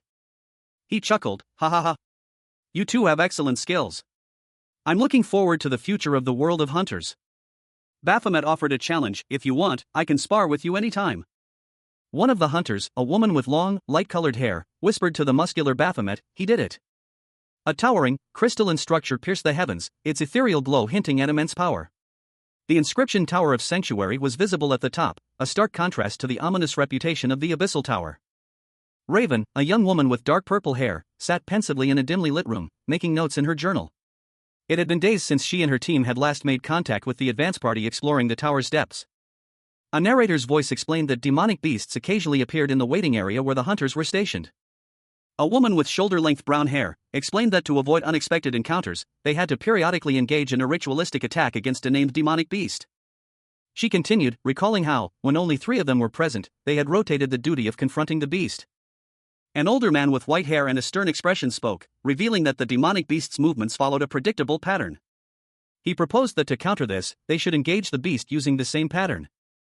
Since each hunter possessed unique fighting styles and skills, it was crucial to carefully coordinate their actions to match the beast's pattern. A narrator's voice explained that only one person should enter each room. The final narration box revealed that the success of clearing the 49th floor depended entirely on the coordinated efforts of Hunter Baphomet and Griffin. Raven, the renowned hunter, stood silently, his dark hair framing a pensive expression. Beside him, a man with striking silver hair, his features sharp and intense, waited patiently. The air crackled with unspoken tension. He continued, explaining, you must have eliminated the demonic beasts hundreds of times, so you know when it's going to die. Raven's gaze hardened, a subtle shift in his demeanor. His arms crossed, he seemed to weigh the other's words. The silver-haired man turned, revealing a staff resting on his shoulder. He seemed ready for action. With surprising speed, the silver-haired man launched a series of swift, precise strikes with his staff. Each blow a blur of motion, aimed with deadly accuracy. The attack culminating in a powerful downward strike that sent tremors through the air. The force of the blow sent the silver-haired man reeling, his body momentarily stunned. He lowered his head, catching his breath, the exertion evident on his face. Raven, the strongest hunter, stood firm, his gaze unwavering. He held his staff, a weapon as familiar as his own shadow. He muttered to himself, it doesn't have to be exact. He continued his internal monologue, a hint of doubt creeping into his usually confident demeanor. I don't think you'd be able to do it on your first try anyway. Raven's eyes glowed with an unnatural crimson light, a stark contrast to his usually calm expression. A surge of power pulsed beneath his skin. Meanwhile, a figure watched from the shadows, his silver hair catching the faint light. His expression was one of intense focus, anticipation hanging heavy in the air. Raven moved with impossible speed, his staff a blur of motion as he unleashed a flurry of attacks. Each strike precise and powerful, a whirlwind of energy that left his opponents reeling. The force of his assault sending shockwaves through the air. He collapsed, exhausted but victorious. The observers watched in stunned silence, their eyes wide with disbelief. One of them, a young woman with dark hair, finally broke the silence, her voice laced with awe. "How was that?" A final thought bubble revealed their initial expectation. "I thought we'd succeed right away." Raven, the renowned hunter, stood poised, his dark eyes fixed on Baphomet, the Abyssal Lord. Baphomet, despite his immense power, seemed momentarily surprised. A flicker of unexpected hesitation in his demonic gaze. The narration box confirmed the hunter's assessment: Baphomet was slower than anticipated. The unexpected turn of events was noted in a narration box. It didn't go as expected. Raven's companion, a woman with long silver hair, watched with a mixture of concern and anticipation. She whispered a single word. "Again." The scene shifted to show Raven delivering a powerful blow to Baphomet, who stumbled back. The impact echoing in the cavernous space. The silver-haired woman repeated the word. Raven's attack seemed to catch Baphomet off guard, his expression shifting from surprise to a hint of something akin to resignation. The silver-haired woman's repeated utterance of "again" continued, underscoring the repetitive nature of the battle. As Raven pressed his advantage, his movements precise and deadly. The word "again" echoed once more. "Again." The final panel shows a dark, almost empty space, suggesting the end of a long, arduous fight. A young woman with long, silver hair, dressed in a dark cloak, addressed someone off-panel. Her finger pointed upwards, as if making a crucial point. Her expression shifting to one of intense focus, a slight frown furrowing her brow. She seemed to be waiting for a response. Meanwhile, in a dimly lit corridor, two men, one with dark hair and the other with silver hair, slumped against a wall, exhausted. The dark-haired man, clearly the leader, muttered something about taking a break. The dark-haired man stood alone, gazing out at the corridor, his shoulders slumped with weariness. A comment from an unseen person reached him. "You said it with confidence." He looked troubled. The silver-haired man approached, adding, "Great job at matching me." The dark-haired man's expression was one of concern. The two men stood facing each other, a palpable tension hanging in the air. A moment of silent contemplation before the dark-haired man suddenly shouted, "Baphomet!" A young woman with dark hair styled in thick braids appeared, her expression unreadable. A young man with short, dark hair knelt beside a young woman with long, dark purple hair, who lay unconscious on the ground. He held a plastic bottle, his expression one of concern as he muttered, "What?" The young man spoke, his voice firm despite the situation. He stated that even if she gave up halfway and left the tower, her payment would remain the same. He continued, observing that she seemed filthy rich, yet she was willingly giving him a substantial sum of money. The woman, Zest, stirred, her eyes opening slowly. She pushed herself up, her expression thoughtful. She stated that she wouldn't enter the tower simply for the money. The young man, intrigued, pressed her for her true reason. "Then why?" he asked. Zest explained that her motivation was to end the war. The young man's eyes narrowed, a thoughtful expression crossing his face. He seemed to be considering her words. He recalled something after hearing Zest's statement. Zest continued, stating that it's a known fact that demonic beasts are only considered bad creatures in the eyes of humans. But from a different point of view, humans are bad creatures to demonic beasts. She pondered the length of the war, questioning if it would last a year, 10 years, or even 20. Even after death, the Abyssal Tower persists, a question hanging heavy in the air.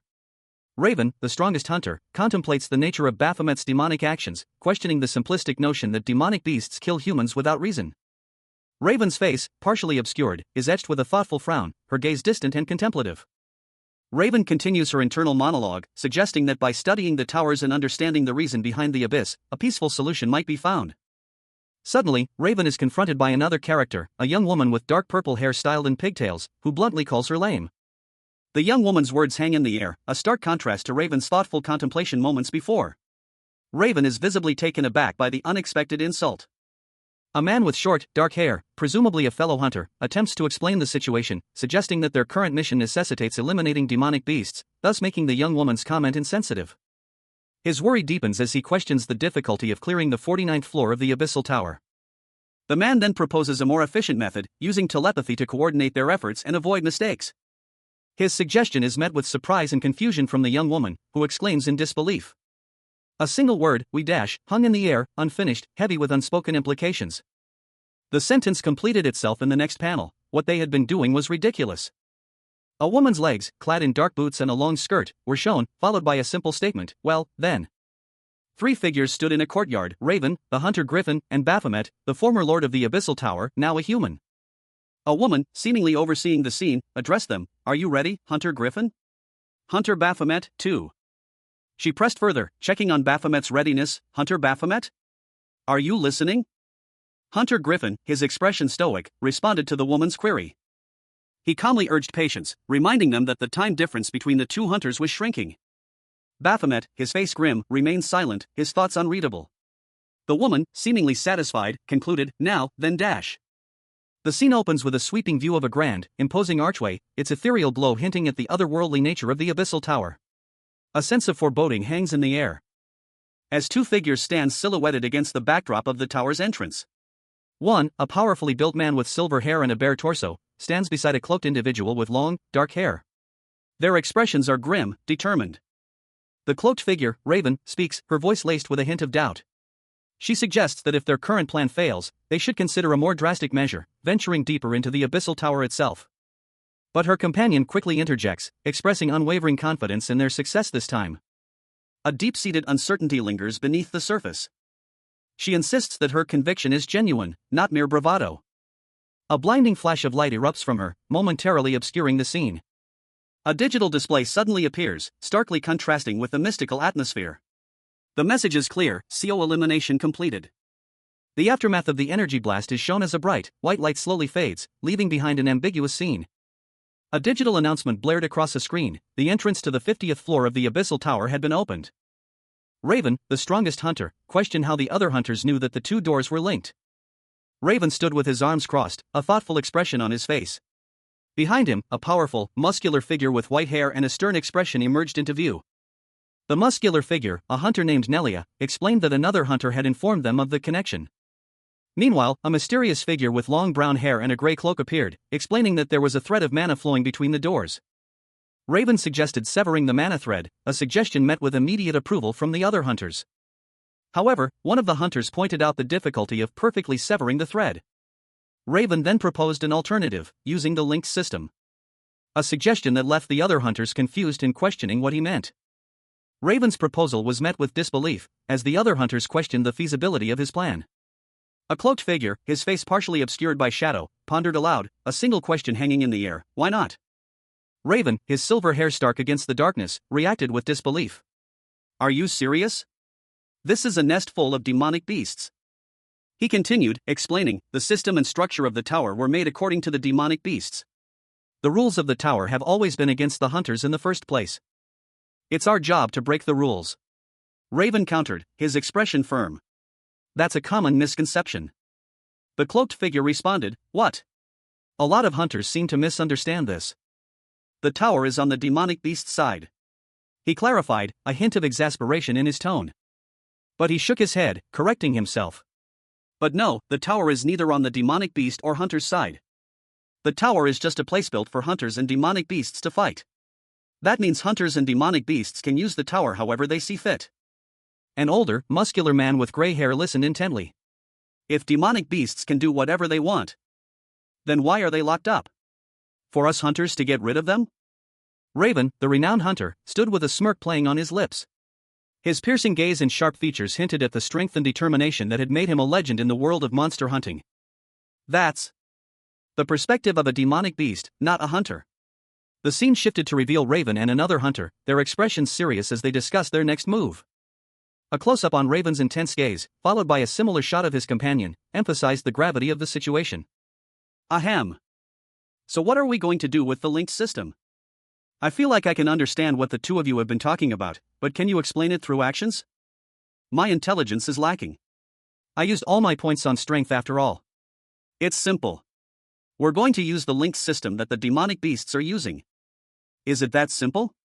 Is it even possible? The theory makes sense, but we just don't know how to apply it. That man will find a way. The scene opens on Baphomet, the former lord of the Abyssal Tower, now reborn as a human. His dark past is still evident in his intense gaze, but his powerful demonic aura is gone, replaced by a quiet intensity.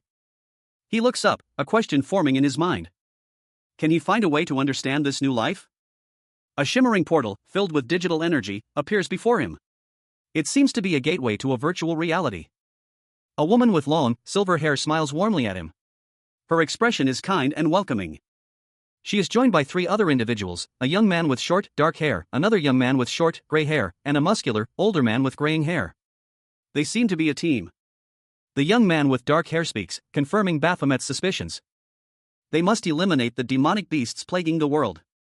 The young woman explains that the time it takes to eliminate the demonic beasts should be the same. A plan was devised. If Griffin entered room A, then the other participant would enter room B. The crucial detail was that the rooms were magically linked, A and B could not be activated simultaneously. When one moved, a magical thread connected them.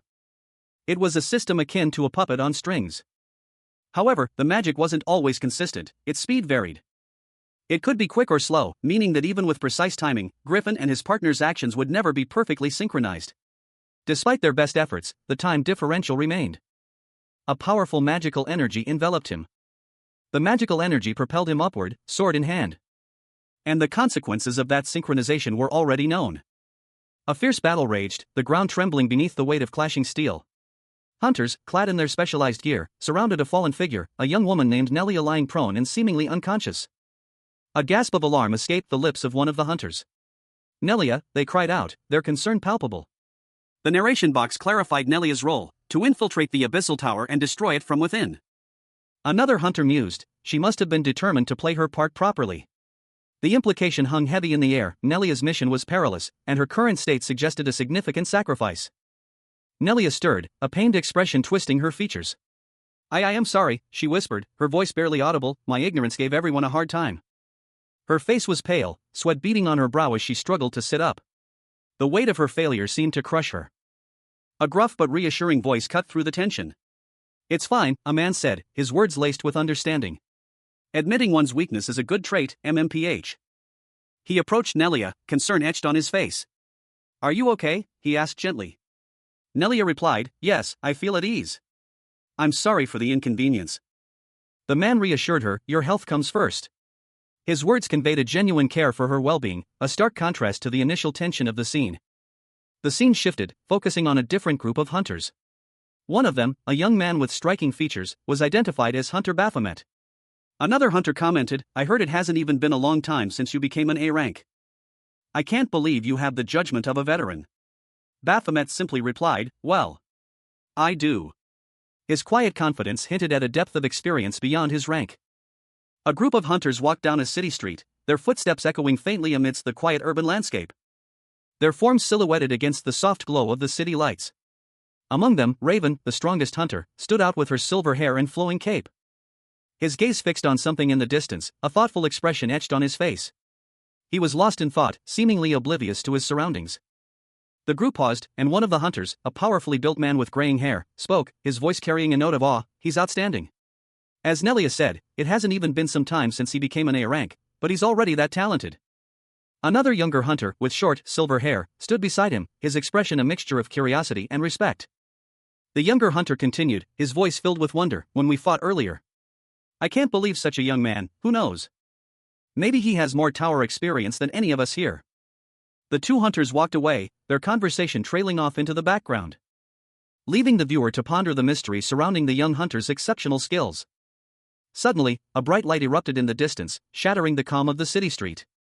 A powerful energy wave pulsed outwards, causing destruction in its wake. The chapter opens with a close-up on Raven, her purple hair partially obscuring her face, a mysterious aura surrounding her. The camera slowly pans down, revealing her attire, a black top, a purple skirt, and a determined expression. Her intense gaze hints at the weight of her past battles, the countless monsters she has vanquished in her quest to bring down the abyssal tower. Suddenly, her expression shifts to one of surprise as she finds herself in an unfamiliar urban landscape, two companions standing beside her, their faces partially obscured. "What?" One of them, a young man with dark hair and piercing eyes, shares her bewilderment, his gaze fixed on something in the distance. The scene shifts to a wide shot, revealing the extent of the devastation around them, a city reduced to rubble, a stark contrast to the vibrant cityscape they had previously known. The scale of the destruction is immense, buildings crumbled and broken, a testament to the power of the abyssal tower's influence. The young man stands amidst the ruins, his back to the viewer, contemplating the scene before him. Raven and her companion approach him, their faces etched with concern. "This is the inside of the tower?" A sudden realization dawns on Raven. Virtual reality. A digital notification appeared, informing them that this was a virtual reality training exercise. Successful completion of the current quest would unlock the next stage. Two figures stood, their expressions grim. One, with silver hair and a blue jacket, stood behind a taller man with dark hair and a red jacket. Tension hung heavy in the air. Suddenly, a monstrous head with large horns appeared, a voice bellowing, in front. Three figures faced a massive, grotesque creature, a young woman with purple hair, a blonde woman in a cloak, and a young man in a green jacket. Fear etched itself onto their faces. The young man in green launched a swift attack, his sword a blur of motion.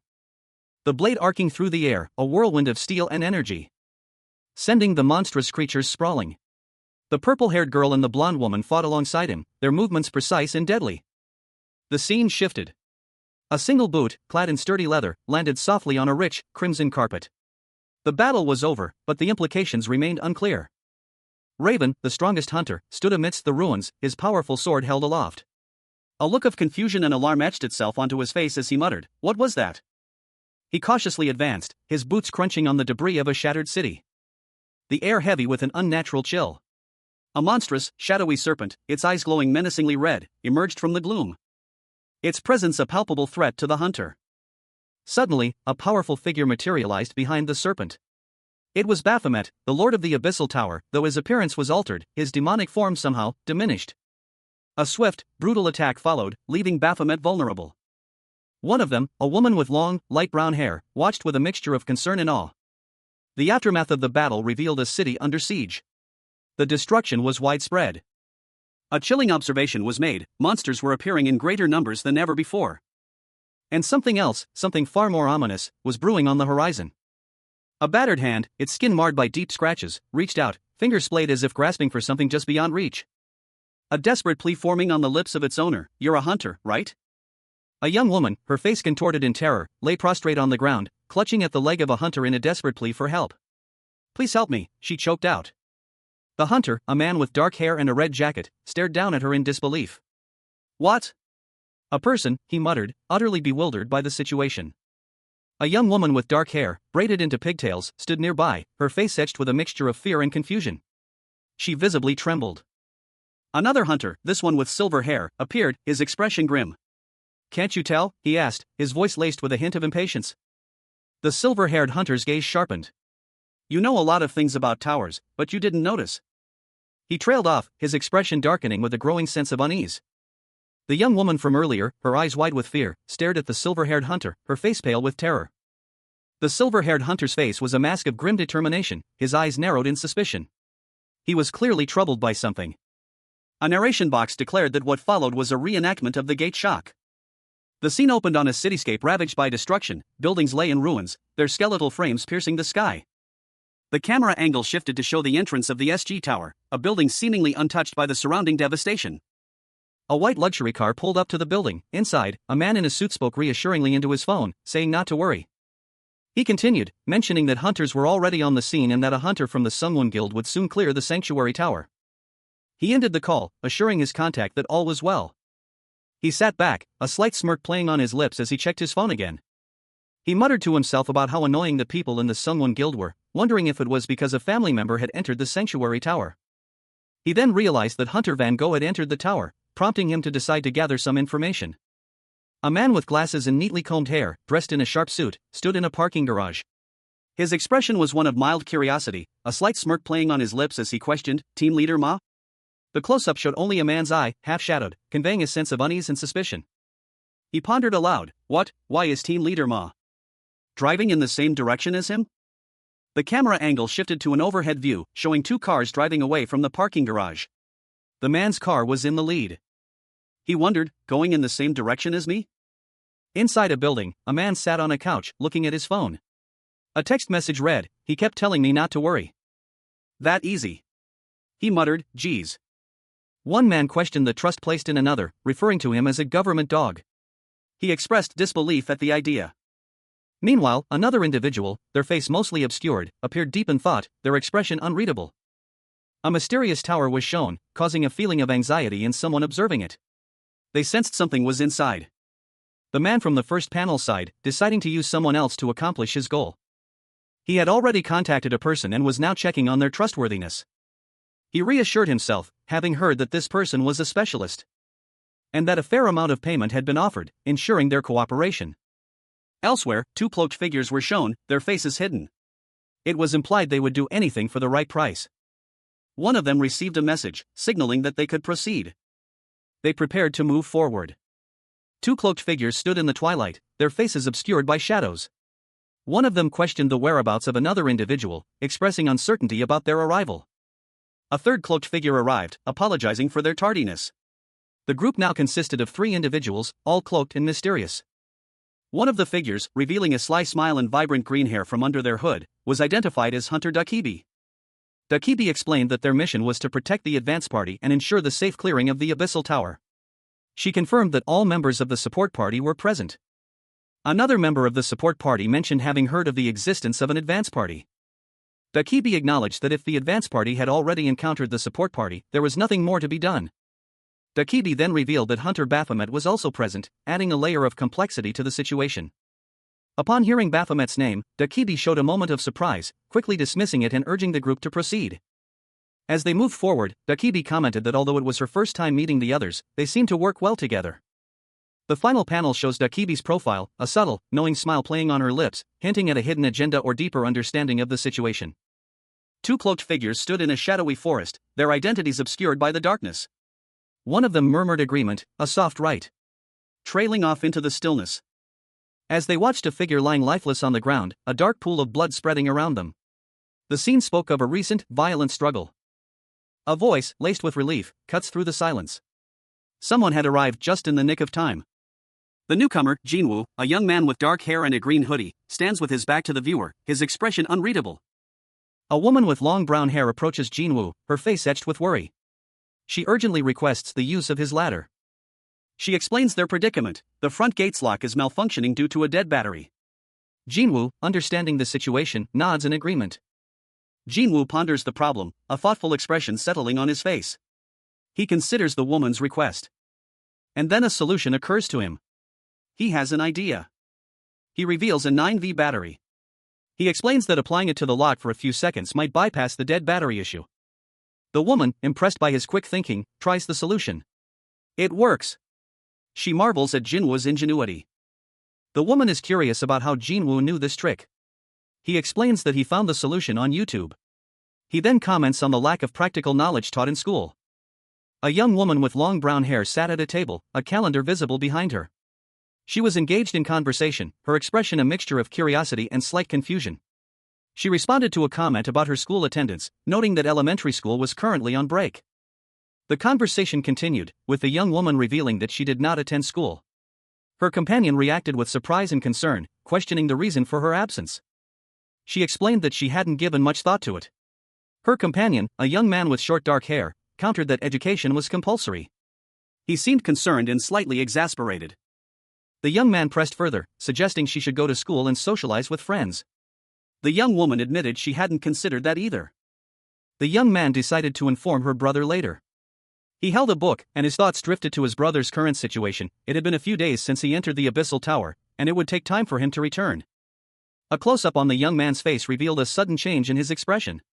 His eyes glowed with an intense red light, suggesting a sudden surge of power or emotion. His eyes flickered, and he visibly shuddered. The young woman noticed his sudden change, asking what was wrong. The young man, still visibly shaken, explained that he had come to help her open the front gate. However, he revealed that someone had already opened the gate and entered their house. The final panel shows an overhead view of the house's backyard, highlighting an open gate. The scene suggests an unexpected visitor has arrived. The scene opened on a quiet, nondescript alleyway. A weathered green gate stood between 2 buildings, its surface marked by time and neglect. The gate creaked open, revealing a glimpse of what lay beyond. A shadowed figure emerged, their face obscured by a dark hoodie. This was Baphomet's house. A voice, filled with disdain, cut through the silence. That disgusting demonic beast. He's been pretending to be a human. The figure clenched their fists, a silent promise forming in their mind. I will expose who you truly are in great detail. The final panel showed a desolate cityscape, buildings reduced to rubble, a stark reminder of the Abyssal Tower's destructive power. The aftermath of a devastating battle lay before them, a cityscape reduced to rubble, buildings shattered and broken, a testament to the destructive power unleashed. Amidst the chaos, a powerful figure, Raven, the strongest hunter, carried an unconscious person, their form limp in his arms. A monstrous, dragon-like creature loomed in the background, its red eyes burning with malevolent energy. He looked around frantically, his brow furrowed in concentration. Location, he roared, his voice strained with urgency. A woman beside him, her face pale with worry, quickly responded, her voice sharp and clear, 1,200 meters, no, 900 meters from here. Raven's gaze sharpened, his eyes fixed on a distant point. There, he declared, pointing towards a barely visible location. With a swift motion, Raven summoned a glowing blue orb, the letters safe appearing within its ethereal glow. He hurled the orb forward, its trajectory a blur of speed. A powerful shockwave erupted from the point of impact. The force of the blast sent Raven reeling backward, his body battered but his resolve unbroken. He landed heavily, the ground trembling beneath his feet. Raven, the strongest hunter, grappled with Baphomet, the demonic lord of the Abyssal Tower, their struggle a whirlwind of motion amidst a burst of energy. With a final, concentrated effort, Baphomet unleashed a wave of power, his body glowing with an ethereal light. Raven's companions watched in astonishment as the battle concluded. "It's done," one of them exclaimed, "now that we've completed the quest." But their celebration was short-lived. As a monstrous creature, seemingly unaffected by the battle, lunged towards them. Raven, despite his victory over Baphomet, was left severely wounded, blood staining his clothes. He collapsed to the ground, his body battered and bruised. Meanwhile, Baphomet lay defeated, his body also covered in wounds. The remaining hunters fought desperately against the unexpected threat, their combined efforts barely holding back the monstrous creature. Raven, the strongest hunter, launched himself through the air, his body a blur of motion as he plunged towards Baphomet's heart. The aftermath of the battle lay scattered before him, a desolate landscape of shattered buildings and twisted metal, a testament to the destructive power unleashed within the Abyssal Tower. Raven landed heavily, his breath ragged, a grim expression etched onto his sweat-streaked face. "Damn it!" His companion, another hunter, approached, concern etched on his features. The new equipment was blood-soaked. The two hunters exchanged a look of grim determination, their bodies bruised and battered, but their spirits unbroken. A voice cut through the air, startling them both. It was a woman, her tone laced with amusement. "I was going to rescue you both, but you managed to escape from the demonic beast's stomach by yourselves. What a bunch of promising hunters." The woman, along with the two hunters, stood before a massive, defeated demonic beast. The hunters looked exhausted but relieved. She continued, her gaze falling upon Raven's soaked clothing. "If it gets all wet." Another man, older and more powerfully built, approached, offering a reassuring smile. "Don't worry, it'll dry soon." A young woman with short, dark hair, dressed in a dark green jacket, sat alone, a troubled expression clouding her features. She murmured to herself, clarifying that the preparations weren't hers, but rather the work of Hunter Reaper. The weight of the situation settling heavily upon her shoulders as she huddled, alone and defeated, amidst a collection of wooden crates.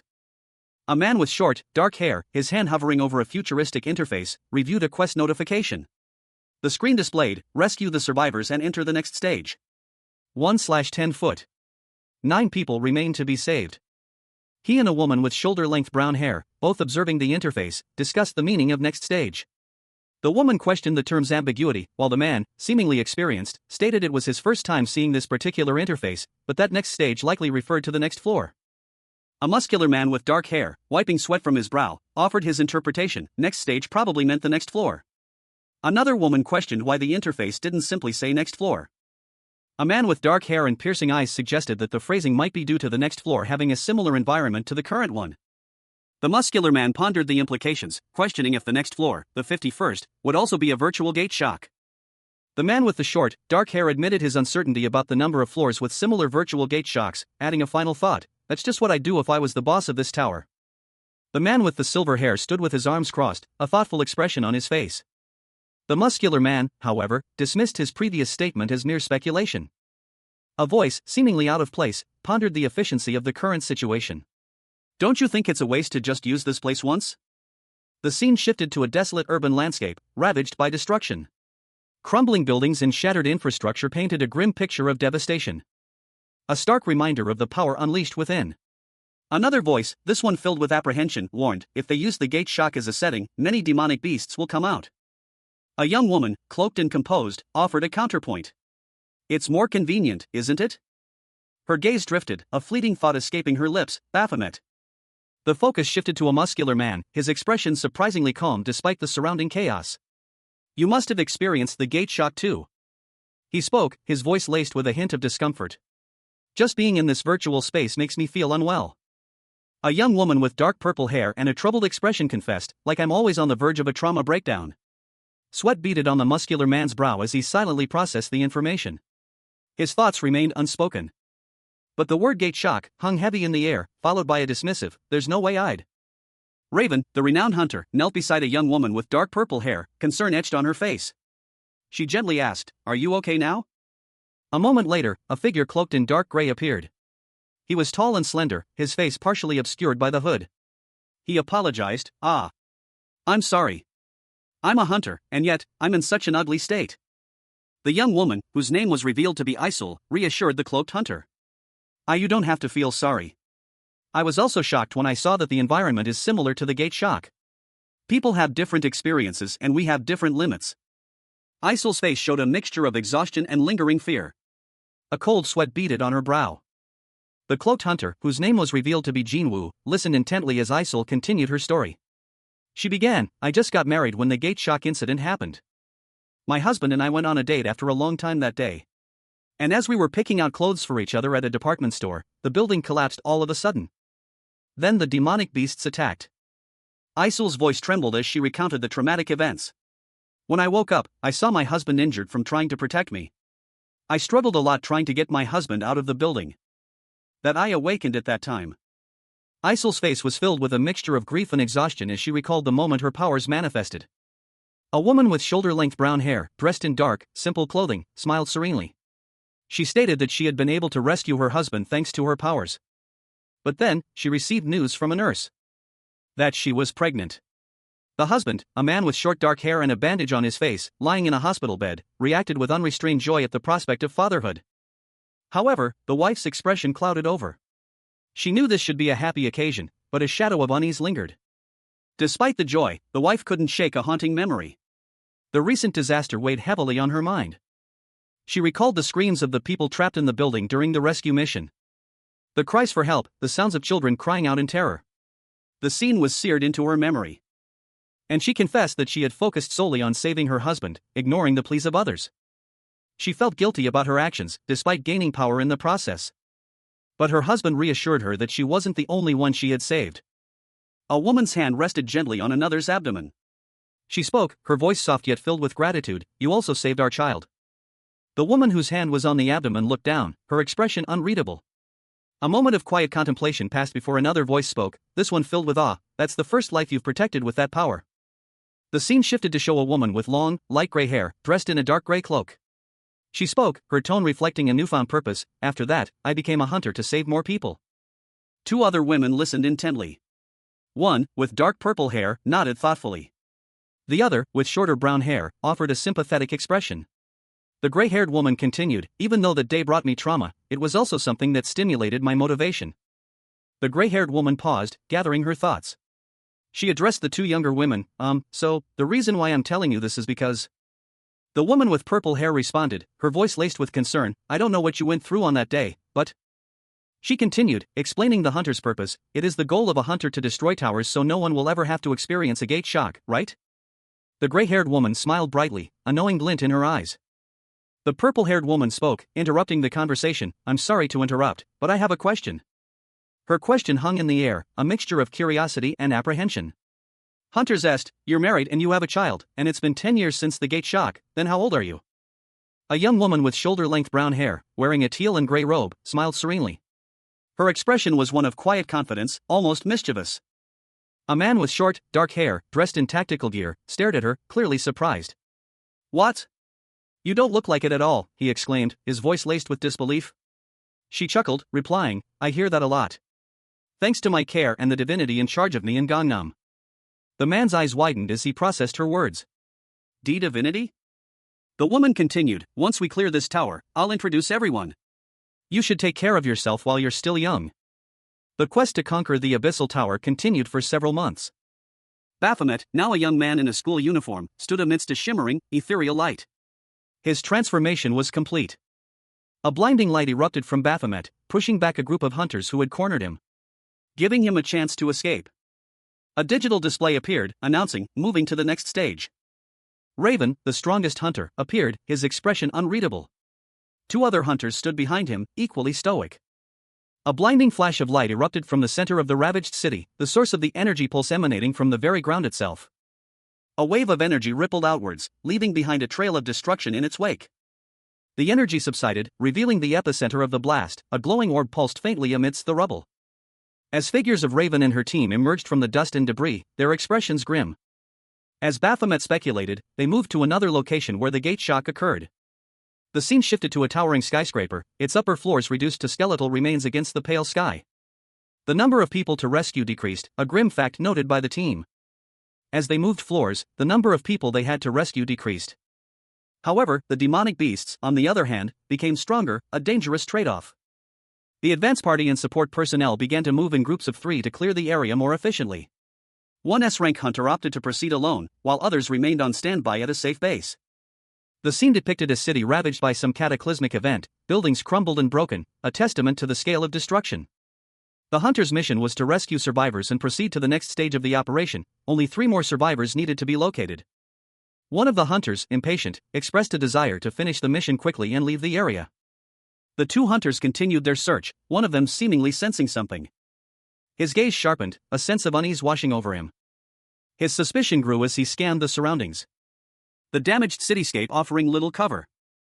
Until he felt a distinct sensation of being watched. Raven, the strongest hunter, stood amidst the urban sprawl, his gaze sharp and intense.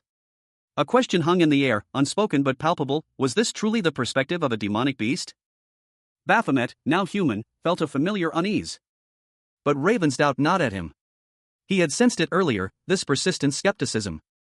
Raven's eyes narrowed, suspicion hardening his features. He wondered aloud if this was merely an extension of Baphomet's orientation.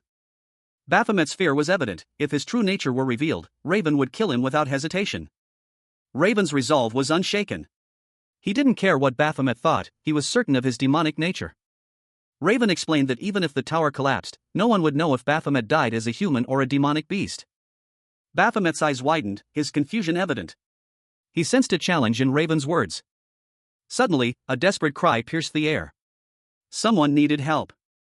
Raven noted the presence of a survivor, and decided to postpone their confrontation. A young man with dark hair sprinted through a desolate urban landscape, pursued by a figure with silver hair and a blue jacket. The pursuer seemed calm, almost bored, as they maintained a steady pace. Their expression betraying no hint of exertion. The silver-haired individual's eyes, however, held a flicker of something akin to curiosity. The fleeing young man, his face contorted in terror, desperately cried out for help: "Save me." His plea was cut short as a monstrous, gaping maw emerged from the shadows, a colossal worm-like creature blocking his escape. He cried out again, this time in sheer panic: "Please save me." With a swift, precise movement, the silver-haired figure appeared beside the terrified young man. Their blade flashing, slicing through the creature's flesh. The monster recoiled, its body dissolving into nothingness. "Good," the silver-haired individual stated, their tone devoid of emotion. Sheathing their weapon, the silver-haired individual turned, seemingly satisfied. The quest, it seemed, was over. The young man, still shaken, watched as the silver-haired figure approached, a look of surprise on his face. The silver-haired individual paused, their gaze fixed on the young man. A single word escaped their lips: "Lu." The young man, sweat beading on his brow, stared back, his expression a mixture of fear and confusion.